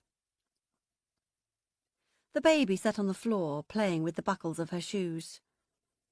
Meg snatched them up and said, "No, no, Charlie Bear, dirty shoes. Dirty shoes, yuck." Charlie stared at her curiously. Beth wanted to say something to him. Say, "Yeah, no, she's nuts, right?" Instead, she shared a complicitous look with him and ate some more cereal bar. And then, just as she was putting herself back together, starting to relax even, she heard footsteps down the stairs. And she looked at Meg for some kind of explanation. And then there he was. Bill. Standing in the doorway with his phone in his hand and a confused expression on his face. Then he looked at Beth and said, "Well, hello, stranger." He looked exactly the same. The thick walls of guinea pig hair, the soft features, the expression of wry amusement as though the whole world were just one big silly joke that he was too clever to laugh at. "Bill," she said, "what are you doing here?" He pretended to look around the house for something, and then laughed, his growling laugh, and said, "I live here." She felt annoyed, but forced a smile. "I thought you'd be at work." "Working from home today," he replied. And then he turned to Meg and said, "Any idea where the charger is for my phone?" Meg sighed and said, "No, darling man, I have no idea." She raised her eyebrows conspiratorially at Beth. "And aren't you going to say hello properly to Beth, who you haven't seen for almost 100 years? Bill frowned and then smiled and said, "Sorry, of course. Lovely to see you, Beth." He strode towards her, clasped her shoulders and kissed her firmly on both cheeks. "Sorry it has to be under such sad circumstances. But still, always a treat. You look lovely." Beth waited for it. The lurch in the pit of her stomach. The longing. She waited. And it did not come. She smiled and said, "Thank you, so do you." She saw him puff up almost imperceptibly. "I don't, but bless you. And I'd better get on. But I'll see you later. In fact," he paused, "it's my turn to collect the kids from school today. Would you like to come with me? Give you something to focus on to keep your mind off the jet lag?" Knowing herself to be cured, she smiled and said, "Yes, sure." "So," said Bill, his hands on the handles of the buggy. Charlie wrapped inside a grey blanket, his feet poking out of the bottom, fast asleep. "It's been a long time, Beth." The first of the autumn leaves littered the pavement. Beth kicked at them with the toes of her Mary Janes and smiled. "Yes, thank God." Bill laughed. "It wasn't that bad, was it?" Beth glared at him disbelievingly. "Bill," she said, "she's my sister. You're my brother-in-law. Of course it was that bad." "That's not what I meant," he said softly. "No, I know, but still, it's not something I can look at in those terms. It should never have happened. I was sick." "Charming." "No, but I was. It wasn't normal. I mean, I'm still not normal. I've got a long way to go before I can contemplate normal. But back then, I don't know what I was thinking." She shook her head. "Oh, come on," said Bill. "You're making out you were a basket case. I can assure you that you weren't. You were charming, you were adorable, you were sleeping with my sister's partner." She shook her head again. "No, Bill. I don't know how you've processed the thing, but I can assure you that I've processed it to the point of negation. Do you see? It can't have happened. It mustn't have happened. There can't be fond memories or rose-tinted nostalgia. It did not happen." Bill slowed his pace and looked at her. He looked as if he was going to say something, but then he sighed and turned back. "I can't be that surgical about it, I'm afraid. It was a terrible mistake. I should be shot for the risk I put our relationship at, for what I could potentially have done to my family. And believe me, I'm glad it's over too. Really. But it was also amazing, wasn't it? At the beginning, you know. I mean, do you remember—" "Stop!" Beth spun around and pushed her hands against Bill's chest. "No, He smiled, put his own hands up in a gesture of surrender. Fine, he said. I'll keep my memories to myself. Good. Yes, please.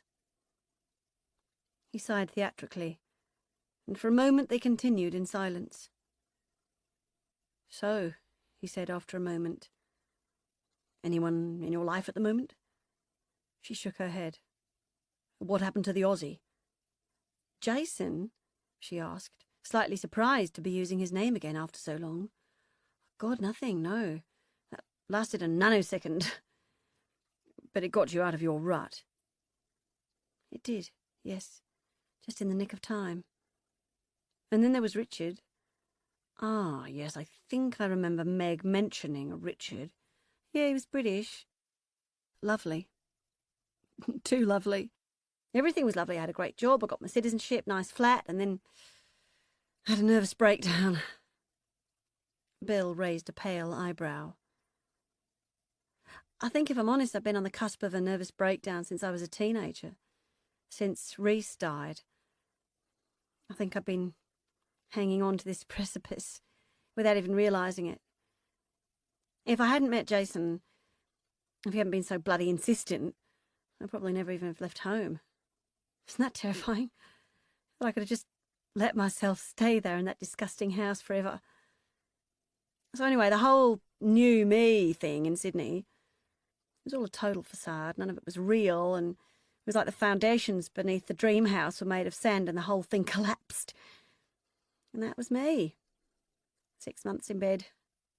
Bye-bye job, bye-bye Richard. He didn't stick around. I didn't want him to, she replied crossly. He was part of the problem. He was a prop on the stage set. That was my life. She shuddered. I'm not recovered, she said. I shouldn't be here. I should have stayed at home. Home? Yes, Sydney, home. But Mum insisted. Might do you good. Beth glared at him. He was an idiot. She had no idea what she'd been thinking for all those years. They were in front of the boys' school. It was a red brick Victorian block, 5 stories high. It looked very urban and very imposing. Clusters of parents stood around the playground and the gates. Some of them were smoking. Beth would not send her children here. She would want them to go to a small village school, cosy and cartoonish, like the one she had been to. Are you going? She asked as Bill negotiated the buggy up the 3 steps into the playground. To the funeral? He asked, nodding hello to a mother in a headscarf. Yes. He shrugged. I don't know, he said. I shouldn't really. Work is nuts at the moment. But Vicky, I don't know. I always had such a fond spot for her. We were quite close, in a way. She said non-committally. I'll decide tomorrow. It's going to be horrific, she said. Those girls. He nodded. And for just a moment, she saw something in his eyes. Something that reminded her what she'd loved about him for all that time. They clouded over, for just a second, with a film of tears. He was a human, after all. He pulled Charlie out of his buggy and held him tight. I kicked him out, said Meg later that evening over a large glass of wine, about 3 years ago. Molly was watching TV next door, and the boys were in the back garden playing cricket with Bill. The baby was asleep. It was a watery evening, early dusk, the tired tail end of summer. Beth had a can of Coke on the counter in front of her and was idly watching Bill charging about in shorts, socks and trainers through the bifold glass doors, thinking what a fool he looked. She turned sharply at Meg's words. What? She cried. Bill? How come? Meg sighed luxuriously, clearly relishing the prospect of her next announcement. I just got sick of him, she said. I mean, I was pretty sure he was having an affair. Beth nodded and lifted her Coke can to her lips. Or a number of affairs. And he was just so cross all the time. But worse than that, he was horrible to the children. That I really couldn't bear. I thought we'd be better off without him. Oh, my God, when was this? Oh, ages ago. Just after you left for Australia, I suppose. And was he? She asked. Having an affair? Meg shrugged and topped up her enormous wineglass. I have no idea, and neither do I wish to know. All I know is that kicking him out changed everything. She slammed her hands down on the kitchen table to establish her point. Everything. Beth stared deeply at her own hands on the counter. Well, that's good then, she said. Right? Yes, from a purely philosophical point of view, yes. Although honestly, at the time, I thought I was in hell. Living with a man who hated me, who hated my children, when we all loved him so, so much. It was like a nightmare. Seriously. And that's the thing, she said, leaning in towards her sister. That's what these stupid women don't realise when they sleep with a married man. They're not just sleeping with him. They're sleeping with his whole fucking family, his whole fucking family. Beth smiled tightly, but her eyes did not meet Meg's. The following day, the sky glowed with illuminated clouds. Thin drops of rain fell at intervals. But it had promise. And, my God, thought Meg, some sunshine would be good on a day like today. Bill did not come in the end, and Meg was glad. She wanted her sister to herself. She wanted the funeral to herself. So he had stayed at home with Molly, who didn't want to miss school. An unlikely excuse, Meg had suggested.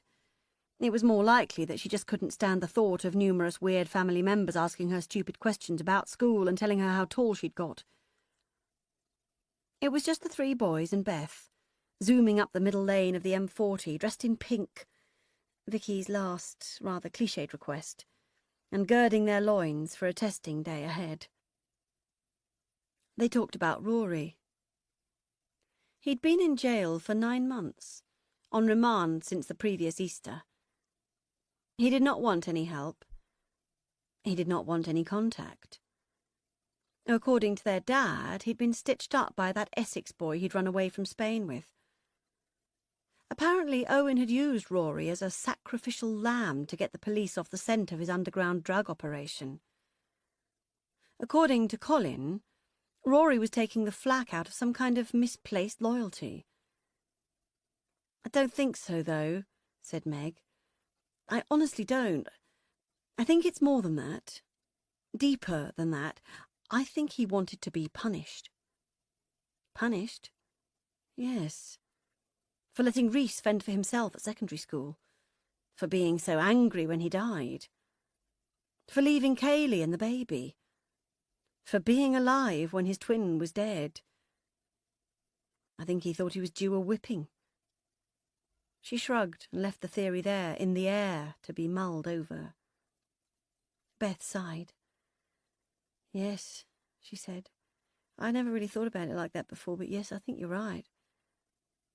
She paused and turned to gaze through the window for a moment. Then she turned back and said, Do you think that's why Mum lives like she does? Do you think she's punishing herself too? Meg shook her head. No. I think Mum lives like that because she's sick. End of story. Beth sighed again. Poor Mum, she said. She's going to be in pieces today. Meg changed lanes, peering from wing mirror to rear view mirror and back again, and said, No, she won't be. She'll be fine. She is fine, I promise you. She has once again processed her grief through some bizarre, unknowable channel and come through the other end just as nuts as ever. Who's nuts? Asked Alfie, his voice barely audible from his seat at the very back of the people carrier. No one's nuts, called out Meg. No one. We're all 100% sane! She laughed out loud at her own words and smiled at her eldest son in the rearview mirror. He returned the smile and then popped his earphones back in. I know who you're talking about, said Stan, sitting behind Beth. You're talking about Grandma. No, we're not, said Meg, checking the signs for the next junction. We're absolutely not. But Grandma is mad, he countered. He began to count things off on his fingers. She keeps absolutely everything, he tapped on his thumb. She doesn't brush her hair. She's obsessed with rainbows. She does cartwheels and handstands even though she's like really old. She shouts a lot and she called Vicky's daughter a little shit. He leaned back triumphantly. And that, he added, is just some of it.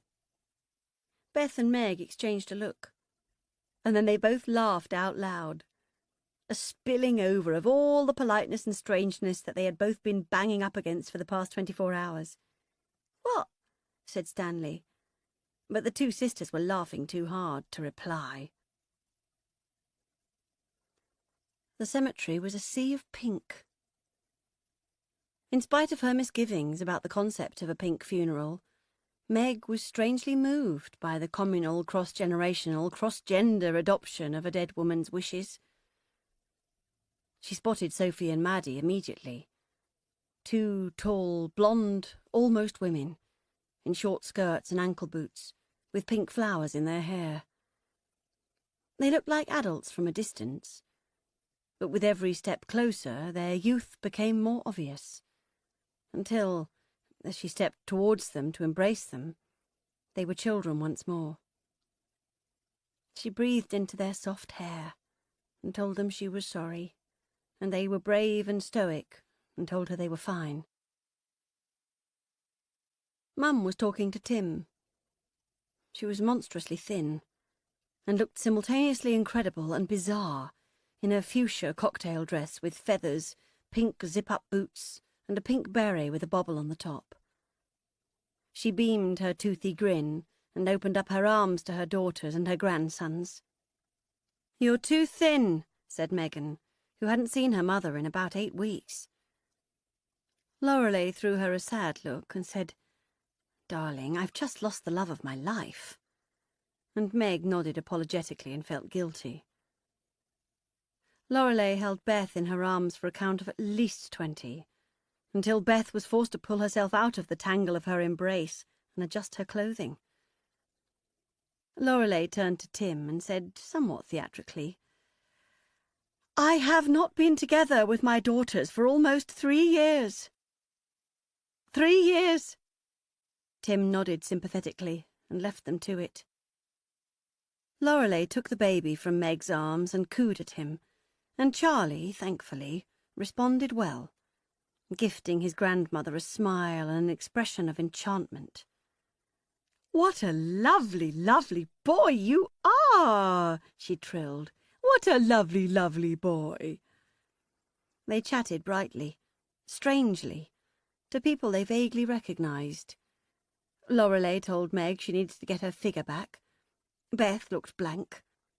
The boys stood shyly with their hands in their pockets. The baby gurgled and complained when he was strapped into his buggy.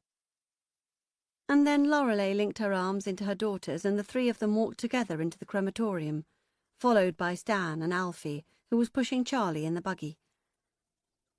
A sudden blast of golden autumnal sun shone on them from behind, and this could have been a poignant and tender moment, possibly even the beginning of a new dawn, if it had not been for the fact that upon entering the chapel, the first thing they all saw was Colin and Kayleigh sitting side by side, with a small girl on their left.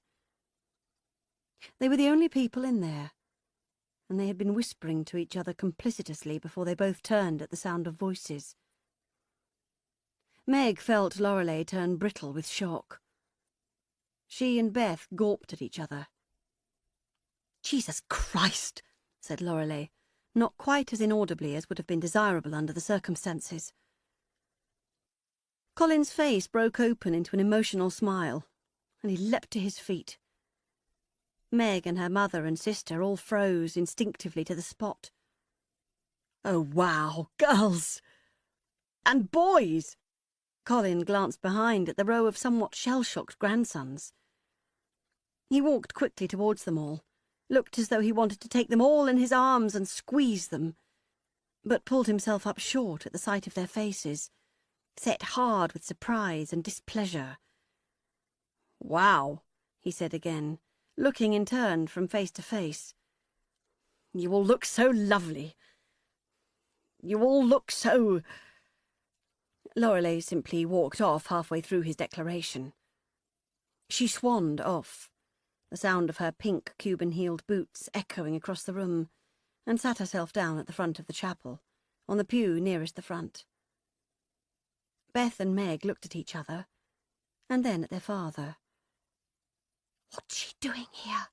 Meg whispered.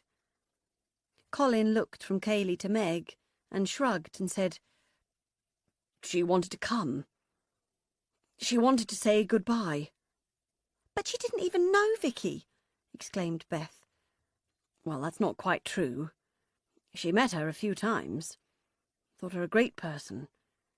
And besides, it's an Irish thing. An Irish Catholic thing. Paying respects. The need to observe the rituals, you know." Kaylee turned, looked at Meg, and nodded a judicious greeting. Meg caught her breath, hesitated for a split second, and then nodded back. Kaylee looked different. Softer. Prettier. Older. Her hair, which had been brilliant scarlet the last time she'd seen her, was long, highlighted, and held on top of her head in a ponytail. She was wearing a baby pink jacket, a Chanel rip-off type of thing with braiding and gold buttons, and a high-necked Victorian-style blouse underneath. And her face, which had once been a sharp thing, all angry angles and set-in lines, had loosened and mellowed into something almost beautiful. And then the girl turned round to see what her mother was looking at. And Meg gasped. This was Tia. The name in countless emails, countless bitter conversations. The purely conceptual child, who had been discussed and abandoned over the years but never before been made flesh. And here she was, in, as her children often said, real life. The child was beautiful. Ethereally, classically, remarkably beautiful. She had Rory's white blonde hair falling down her back in fat ringlets. And she had Rory's fine features, his dark-lashed blue eyes, his full lips, his aquiline nose and high cheekbones. She gazed questioningly at Meg, and then she saw the three boys standing behind her and blushed, turned her head away. But her face stayed on in Meg's consciousness like a sunspot.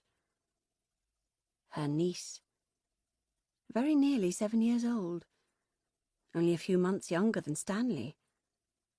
The image of her father, the very image of him. Other people were filing into the crematorium now. Some of them looked curiously at Meg and Beth, at Colin, at Lorelei sitting alone at the front of the chapel. Some of them had no idea of the significance of this arrangement of people and the unfinished conversation that hung between them. "We'll talk afterwards," said Meg, her voice softer for the shock of seeing her niece's face. She put out an arm, touched her father's sleeve, and then headed to the front, to sit next to her mother. Beth and the boys followed behind. "Are you okay?" she whispered into Lorelei's ear. Lorelei nodded and kept her gaze to the front. "Arsehole," she muttered under her breath. "Fucking arsehole." Stanley snorted, and Meg glared at him, and then said, "Please try not to swear, Mum." Lorelei tutted loudly and stared resolutely ahead. "I cannot believe it, whispered Beth. She looked pale and clammy, and Meg squeezed her hand and said, "You okay? You're not going to faint again, are you?" Beth shook her head tightly and swallowed hard. "I'm fine," she muttered. I just can't believe she's here." Meg handed the baby a small toy to occupy him in his buggy and passed polo mints around. "She's very beautiful, isn't she?" she whispered after a moment to Beth and her mother. "The girl, Tia." Lorelei tutted and shook her head. Beth nodded and smiled, but neither of them replied. And it hit Megan then, really quite hard, just exactly how odd this was. That girl was her niece. That girl was Lorelei's granddaughter. She was 6 years old, but none of them had ever met her before. She had not seen her own father since she was a baby. Her grandfather shared a bed with her mother. "Total and utter fucking prick," said her mother. Megan nudged her hard. "Well!" "I'm not going to the wake," said Beth quietly. Meg looked questioningly at her. "I can't do it. Not with her there." "Beth, you have to. I can't do it alone," Meg whispered urgently. The chapel was starting to fill up now. They shifted up the pew a few feet to allow Tim and his new girlfriend to squeeze on. They all smiled tightly and politely at each other, and the conversation ended, and another one began, about motorways, and the rather irreverent humanist funeral celebrant who'd been appointed as per Vicky's instructions, and the cardboard coffin, and the wild meadow flowers that had come from the garden of the house where Vicky had grown up. Lorelei had agreed to give a eulogy. Megan had never seen her mother stand in front of a crowd before. She had never heard her speak in public, and could not quite imagine how it would be. She was feeling slightly anxious about it, but she needn't have worried. Her mother took to the small stage and adjusted the height of the microphone, and she let her eyes range across the room, taking in everyone, stopping at Colin and Kaylee, and redirecting themselves back to Sophie and Maddie, where they lingered and filled with tears. Then she smiled. Her lips closed over her teeth, and she pulled a piece of paper out of the pink handbag slung across her chest, unfolded it, cleared her throat, and began to talk. "I first met Vicky in 1991. She'd moved in next door, taking the place of a rather precious friend who I'd assumed I'd be friends with for the rest of my life. So I was rather cross about this interloper. As it turned out, I never saw the old neighbour again after they moved out, and it was Vicky who became that lifelong friend. I invited her over for Easter, her and her nice-looking husband and adorable little baby." She nodded and smiled at Maddie. "I thought she'd say no, make her excuses, but she said yes. Just like that. On the spot. So rare in people, that quality. Most people have to check and double-check, keep their options open, you know. Nobody wants to commit to anything on the spur of the moment. And they came, and it was lovely. And I thought, what a charming woman. What a vibrant, joyful person." She paused and surveyed the congregation again. "Well, as some of you know, but most of you don't, poor Vicky was witness to a terrible, terrible tragedy that Easter day. Awful, just awful. And I could not have got through it without her. She'd experienced a similar tragedy herself. Her first love, a young girl who'd hung herself simply because she was gay and couldn't deal with it. And yes, Vicky was a lesbian, albeit one who'd made a magnificent marriage with a good man for many years before made beautiful babies with him and been a kind and wonderful wife.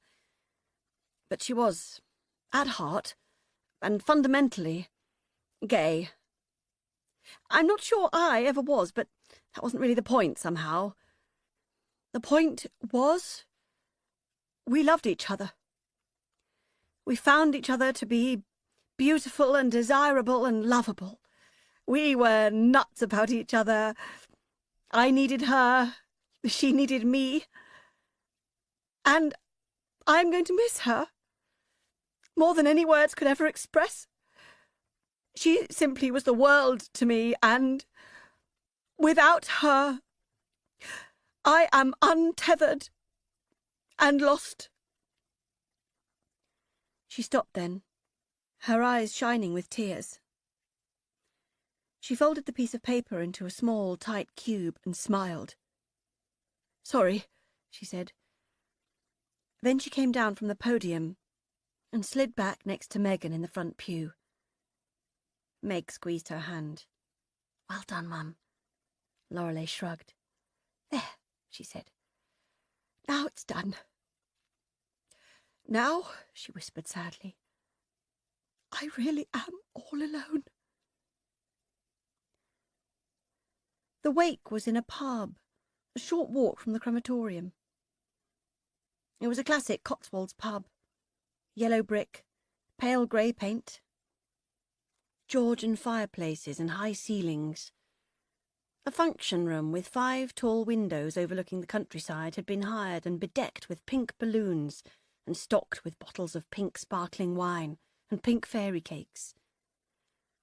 There were French doors out onto a small terrace, where there was a table with a pink book of remembrance and a number of photo albums. People were bustling about this table, looking thoughtfully for the right words, champagne flutes held between their fingers. The boys had found themselves a table for 2 where they sat and played on their DS's and ate crisps from a pink paper bowl. The baby was asleep in his buggy, tucked away behind a curtain. Beth, quite uncharacteristically, was drinking a pint of lager, and Meg was making her only permissible glass of wine last as long as possible. She'd had to beg and cajole Beth to get her into the pub. They'd seen Colin, Tia and Kaylee heading in the opposite direction from the pub after the service, and Meg had persuaded Beth that they probably wouldn't be coming. And certainly there was no sign of them yet. Megan felt herself fill slowly with relief. But Beth still looked tense and terrified, clutching her pint glass tightly between her blue-white fingers and casting her gaze about anxiously. The service had been wonderful. Meg first thought this, and then repeated it over and over each time she encountered a new person. "Oh, yes," she would say, heartfelt again and again. "Yes, it really was wonderful. Vicky would have loved it." Beth, meanwhile, stood silent and teenagery, shoulders tensed, letting her older sister do all the conversational work. Megan was growing tired of this state of affairs and was about to walk away and leave Beth alone to fend for herself when the door to the function room opened, and they walked in. Now that Kaylee was standing up, Megan could see that she had paired her demure woolen jacket and buttoned-up blouse with a pair of leather trousers tucked into well-worn spike-heeled boots decorated with silver studs. Tia was wearing a slightly grubby silver-sequined dress with ripped pink tights and pink flamenco shoes. Colin was wearing grey combat trousers with a white shirt and a pink cravat. His thin silver hair had grown long, covering his face, which was brown and gaunt. He had an earring. He looked strange. The 3 of them looked strange. She thought of an exhibition that Bill had staged a few months back at his gallery. A series of photographs of families living in homeless shelters in dead-end towns in unfashionable US states. Each family had been requested to put on their best clothes for the shot, and the portraits had been heartbreakingly poignant. The bittersweet fusion of pride and hopelessness visible in their eyes, particularly the father's. This family, standing in the doorway, looking around nervously as they pumped themselves with resolve, in their cheap clothes, their out-of-placeness, their delicacy, reminded her of those families. Meg saw Colin find Kaylee's hand and squeeze it in his. She saw Kaylee squeeze his hand back. She gulped back a swell of emotion and turned away, back to her sister. But Beth was gone. A lipstick-imprinted pint glass on the table, the only sign she'd ever been there. "Here," said Lorelei, ferreting through her shoulder bag, an empty champagne glass slung loosely from the crook of her thumb and forefinger, dripping its last drops all over her dress. She smelled of wine and a sweet, cinnamon-noted perfume. She also smelled of damp and must. "For you," she said, pulling a small package from the bag and handing it to Megan. "From Vicky." "Where's Beth?" She looked around herself, full circle, and then spun back to Meg. Her green eyes were slightly unfocused. "She's out there somewhere," Meg replied. "Did a runner the minute they arrived." She pointed towards Colin and Kaylee with her eyes. "I was just on my way out to retrieve her." Lorelei wrinkled up her nose in distaste, in the general direction of her ex-husband. "They look horrible," she hissed, "don't they?" Meg muttered something neutral under her breath, but couldn't lose the tender spot in the pit of her stomach that had formed when she saw them walking in together, looking so pitiful. "Wait there," she said. "I'm going to get Beth."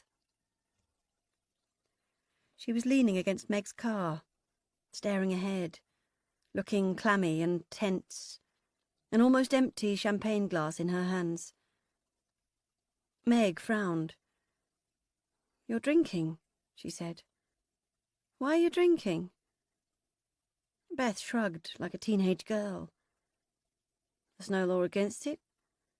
Her words were slightly slurred. Beth was drunk. Meg had never seen her sister drunk before. She shook her head and let it go. "Come on, come in," she commanded. "We need to get this over with." "What, you mean talk to them?" "Yes," said Meg. "We need to talk to them. That's our niece in there. That's our father. Forget everything else. They came all the way here. They're really poor and they came all the way here." Beth shuddered. "Christ, you almost sound like you feel sorry for them." "I do. A bit. I mean, you can't help who you fall in love with, can you?" Beth shuddered again. "I'm sorry," she said. "You've always been more open-minded about stuff than me. Less emotional. I can't even bear to look at them." Meg felt herself tense up with frustration. "Beth," she said, "you are a grown woman. You're not a teenager. This is the real world. We are real people. This is real life. And things sometimes happen that don't fit in with how we think the story should go, but we just have to take a deep breath and get on with it. Not sit there in the corner sulking because it's not what we were hoping for. Come on," she barked. "Stop being a big baby and get in there and talk to your bloody father." "I'll talk to him," she said, "as long as she's not there." Megan sighed and paused. "She's his partner," she said. "There's nothing much you can do about that. It's disgusting. It is what it is. Nobody's breaking the law. Nobody died. Come on." Beth sighed and pulled herself away from the car. "Fuck's sake," she muttered under her breath. Colin and Kaylee were talking to Tim when they returned to the function room. Tia was standing between them, her arm held around her mother's waist, her head nestled against her ribcage. Kaylee looked at Meg and Beth with carefully concealed surprise as they approached. "Hello," said Meg. "Lovely to see you." She was spared the discomfort of a physical greeting, as she knew that Kaylee was not the type.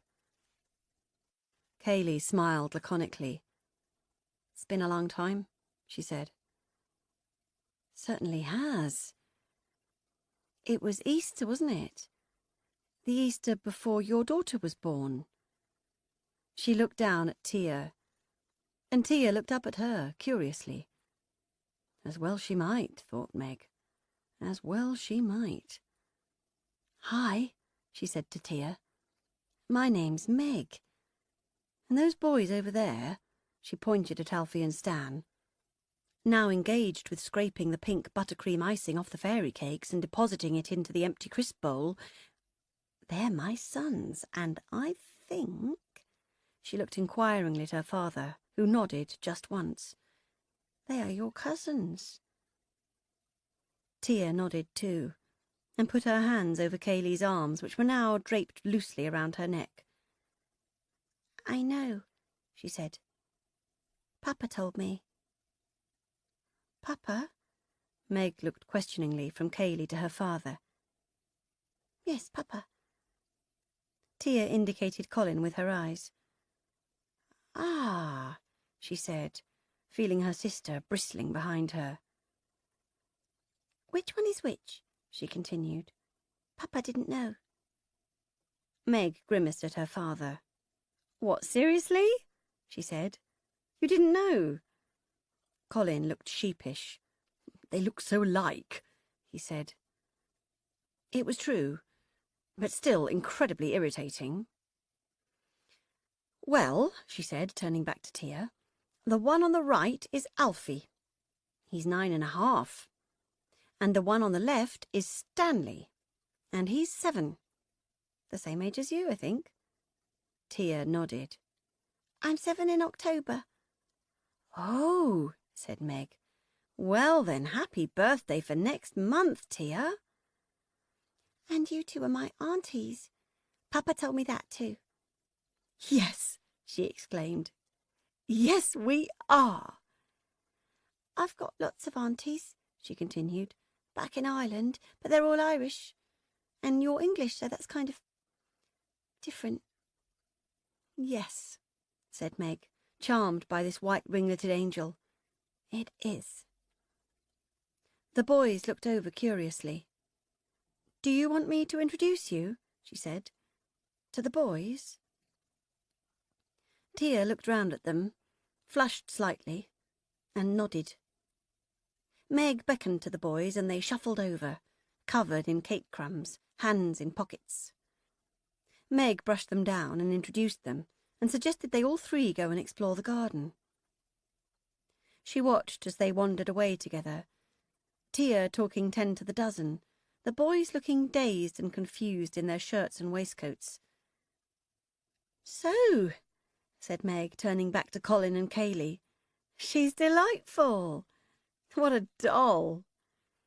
Kaylee looked at her spikily. She's not a doll, she said, her face deathly still. She's a human being. Meg felt the blow of Kaylee's words almost knock her backwards. No, she said, no, of course, I meant... I know what you meant, said Colin, jolly and oversweet. Beth quivered and twitched at her side.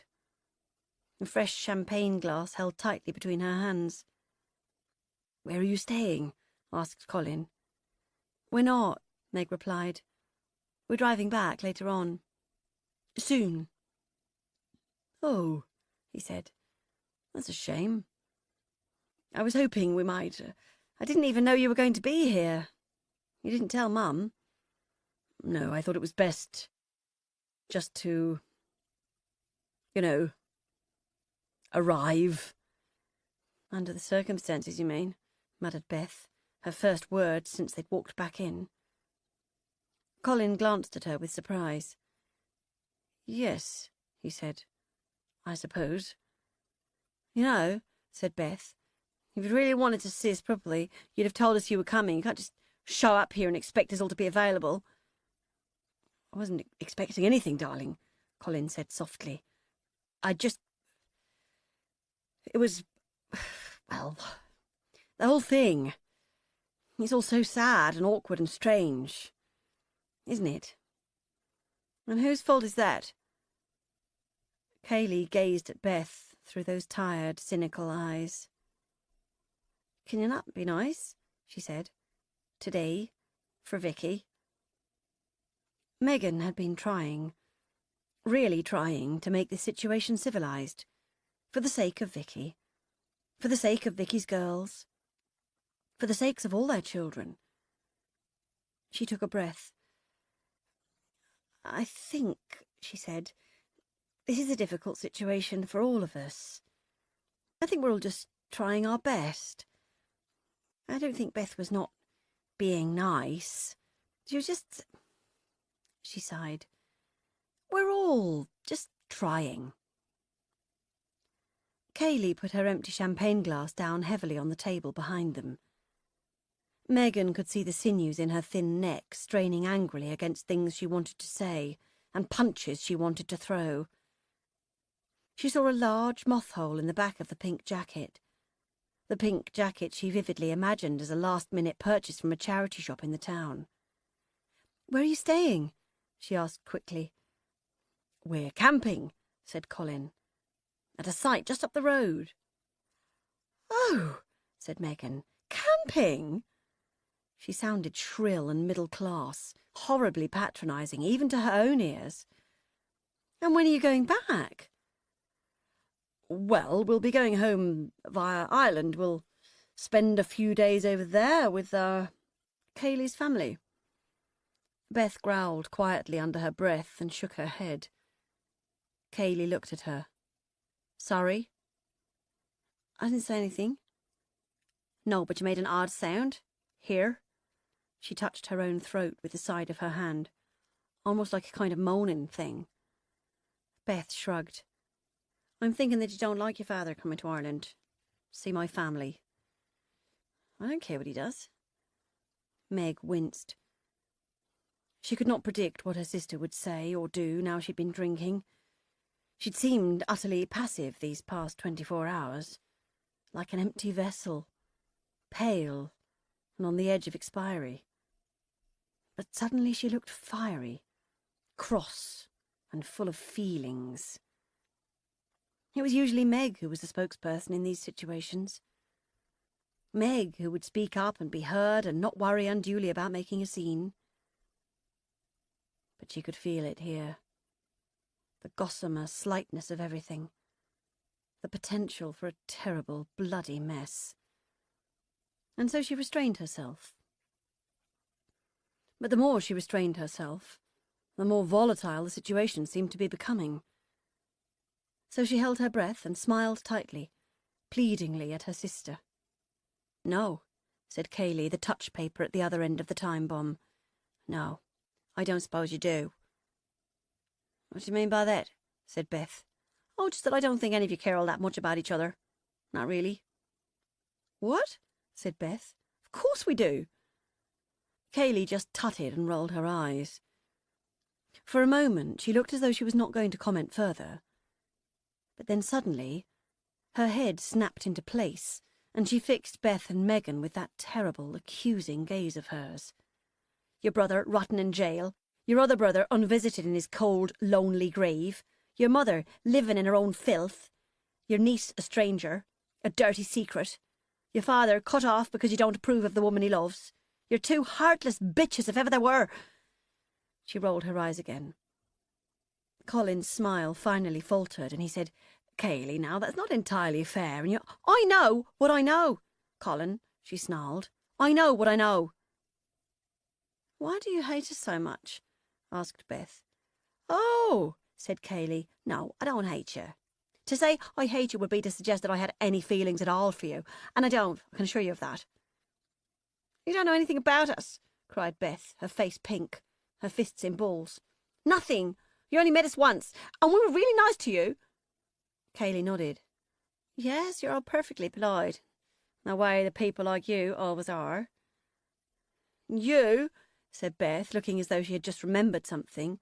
"You were rude to Vicky that day, don't you remember? Dad, do you remember she accused Vicky of pretending to be gay to get her feet under our table? That's what you said, Kaylee. Now you're here at her funeral acting as if you really cared about her." "I did care about her. Of course I did. She was a good person. But you're right. I had other reasons for coming today. Like what? Her. She arched her eyebrows in the direction of the doors to the garden, where Tia, Alfie and Stanley were kicking a pink balloon about on the lawn. My daughter. I wanted to show her to you. To show you what you've been missing all these years. And us. She pulled Colin gently towards her and placed her hand in the small of his back. He smiled awkwardly. I wanted you to see us. To say that we're good. We're fine and we're nothing to be ashamed of. Nothing at all. I'm not ashamed of you, said Beth. Oh, for Christ's sake, of course you are. You think it's disgusting, all of you. Her, too. She pointed at Lorelei across the room, who was laughing uproariously, but somewhat unconvincingly at something a fat man in a pink waistcoat was saying. You think we're disgusting? You do. And how do you think that feels, eh? To be with a good man who loves you and you love him, and you wake up every morning and look at him and he smiles at you and tells you you're beautiful. He smiles at your child and tells her she's clever and grand. And you look at him and feel safe and happy and good. How do you think it feels to know there's a gaggle of bitter-faced old hags across the channel who thinks that's disgusting? Kaylee's voice was low and level. There were no spikes in the intonation of her words. Nothing to draw attention to them. Colin put his hand on her arm and said, Remember, please, darling, these are my children. I can't really have you. It's not right. Kaylee shook his hand from her arm and said, No, fair play. You're right, Colin, I'm sorry. I should not be mouthing off about your own flesh and blood. But listen. She looked from Beth to Megan and back again. You too. Enough already. This is your daddy. That out there is your niece. We are, whether you like it or not, your family. You're going to have to find a way to accept us. To accept this. For the love of God. Meg nodded. She felt a trail of unacknowledged guilt run down her spine. A man. A woman.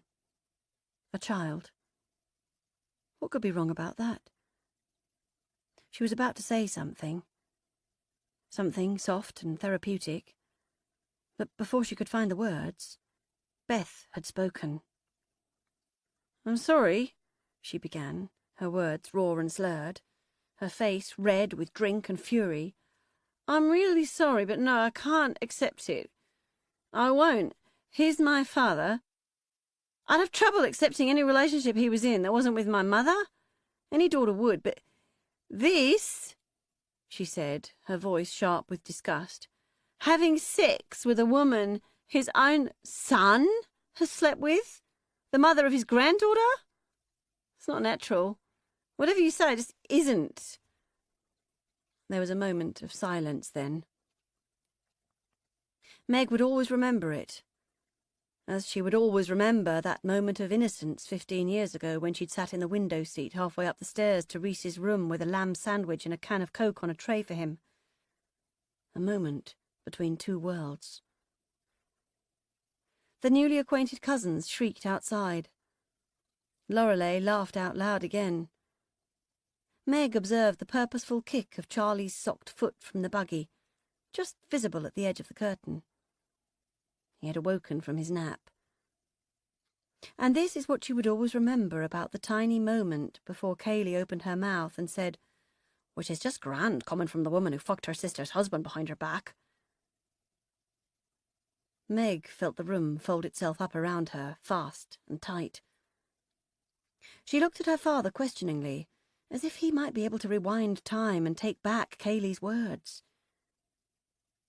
As she glanced at him, she saw, with a terrible, visceral kick of pain, that her father had heard these words before. That Kaylee had said these words to him. Before. That these words were not new to him, and that therefore he could not spool them back into non-existence. Then she turned to her sister.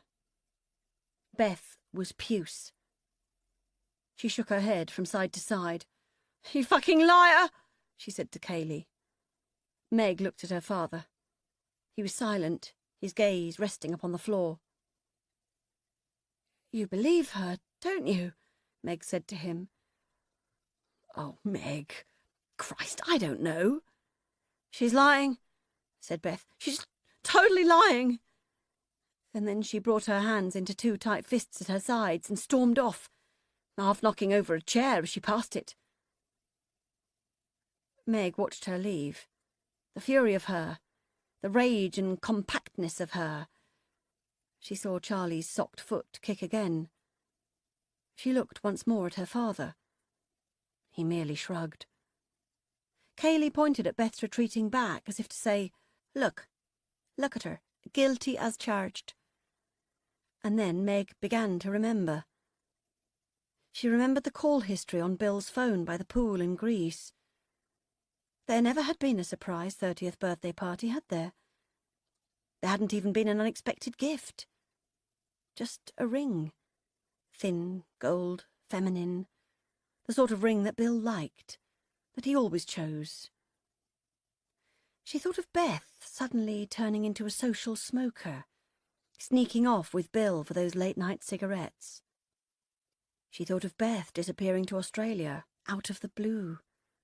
Of the terse, infrequent phone calls. The lack of interest in the niece and nephews where once there had been adoration.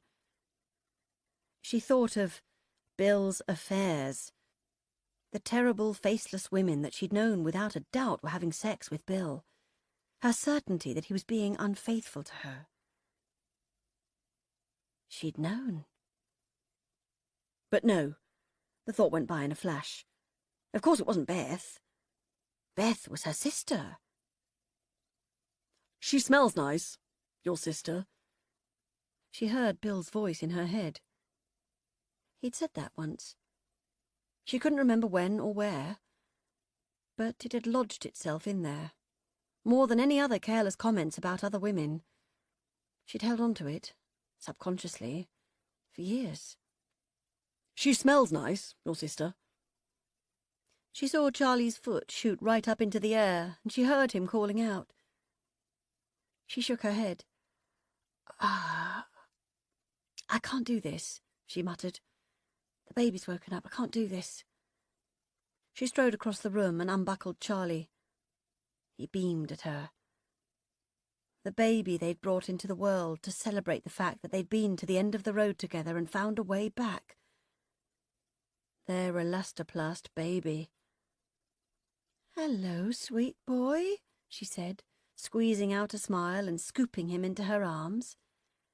Hello. Did you have a lovely sleep? Did you? Her voice was sugar, but her throat was bitter with bile.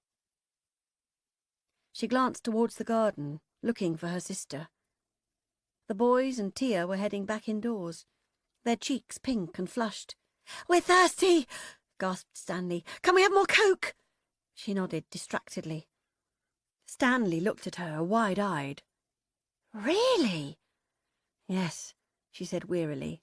Mum says yes, he reported back to his older brother, whose eyebrows shot incredulously up his forehead. All three headed towards the bar. She glanced from them and back to Kaylee and her father. Kaylee raised an eyebrow at her and then headed over. Meg turned away, hoping to discourage her approach, but she felt a hand on her arm and turned again. What? I'm really, really sorry, Meg. I so absolutely did not mean to say that. I so absolutely was never going to say that. But your sister, she was so angry. I'm really sorry.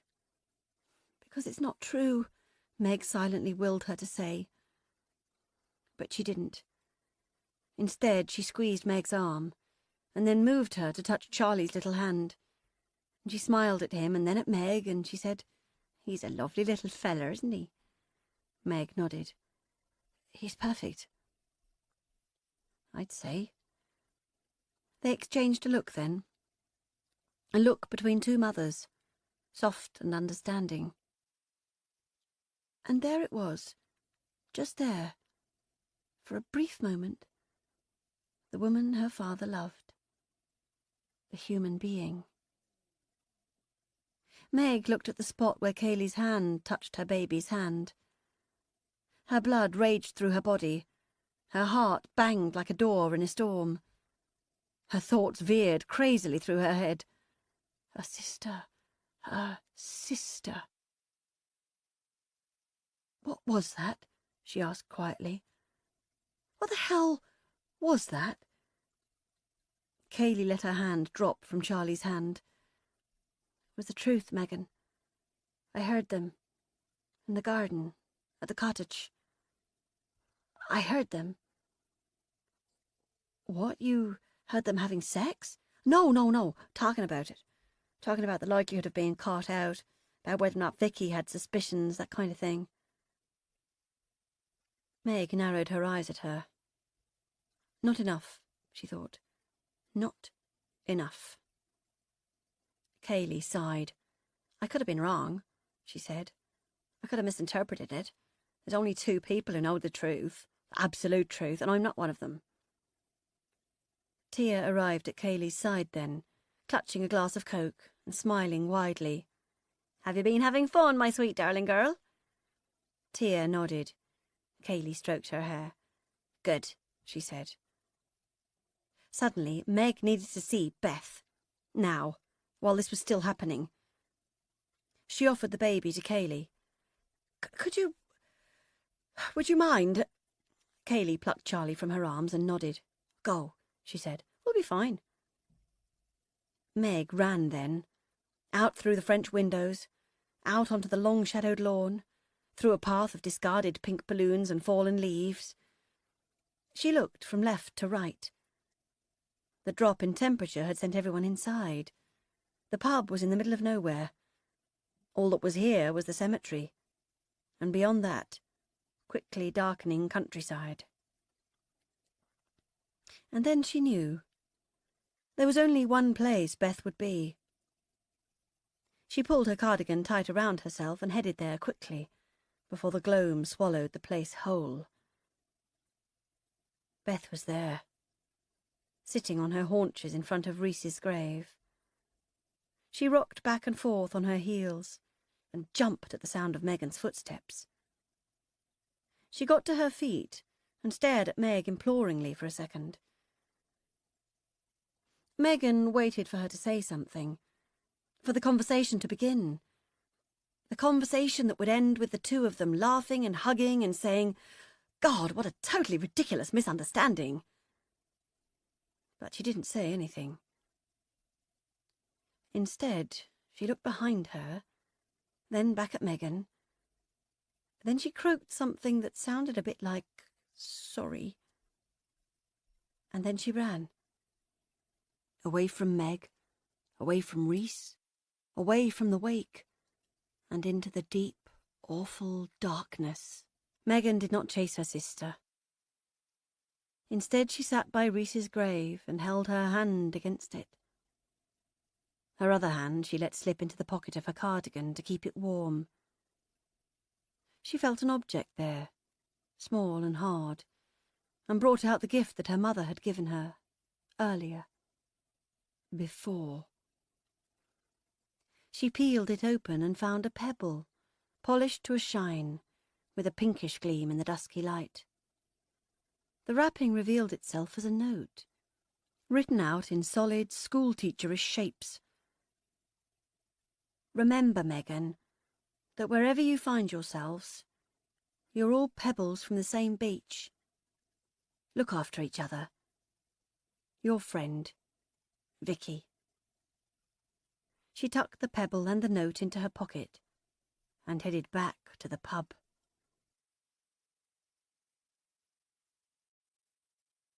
Chapter 11. Thursday, 13th January, 2011. Good morning, lovely Jim. Yes, you're right. I know. I must not go hungry. I'm a ridiculous woman. This whole thing is, well, ridiculous. I do sometimes wonder if it was just the other people in the house with me that were keeping this side of me at bay. If maybe I'd have been living like this years ago if I hadn't met Colin and had all the babies. Who knows? But I've taken your advice and made sure I went to the supermarket before I went to my shops, stocked up on things I like to eat. It's interesting that I can take being bossed about by you, Jim, but not by anybody else. Your flat sounds very sweet. It's strange how I never imagined a place like Gateshead would have any lovely Victorian architecture. I imagined it all as high-rises and dreary old terraces. But I suppose everywhere has its good parts, and I'm glad that you live in one of them. And I'm also heartened to hear that you are surrounded by nice things. My ex-husband, he lived for a while in the other half of this house after we split up, and it was odd to me to see his notion of interiors once cut loose from me and my ideas. And it was quite chilling, in fact, to see that for all those years and years I'd been married to a man who, when left to his own devices, would go out and buy a buttermilk-coloured leather sofa. Absolutely bizarre. I think things are so important. Pretty things, mementos. That's part of it all, you see. When I go into one of my shops and see that someone has given away a little china vase, say, something pretty that someone designed, that someone created, that someone liked enough to buy and bring into their home, it imbues that object with so much substance, so much importance, to my way of thinking at least. So seeing it there, in a charity shop, given away, given back to the universe, it goes against the grain. It makes me sad. So I have to buy it, to redress the balance. Oh, really, I am quite mad. Anyway, yes, you were asking about the funeral, about what happened there. My God, Jim, it was 4 years ago, and I can still feel every hideous moment of it.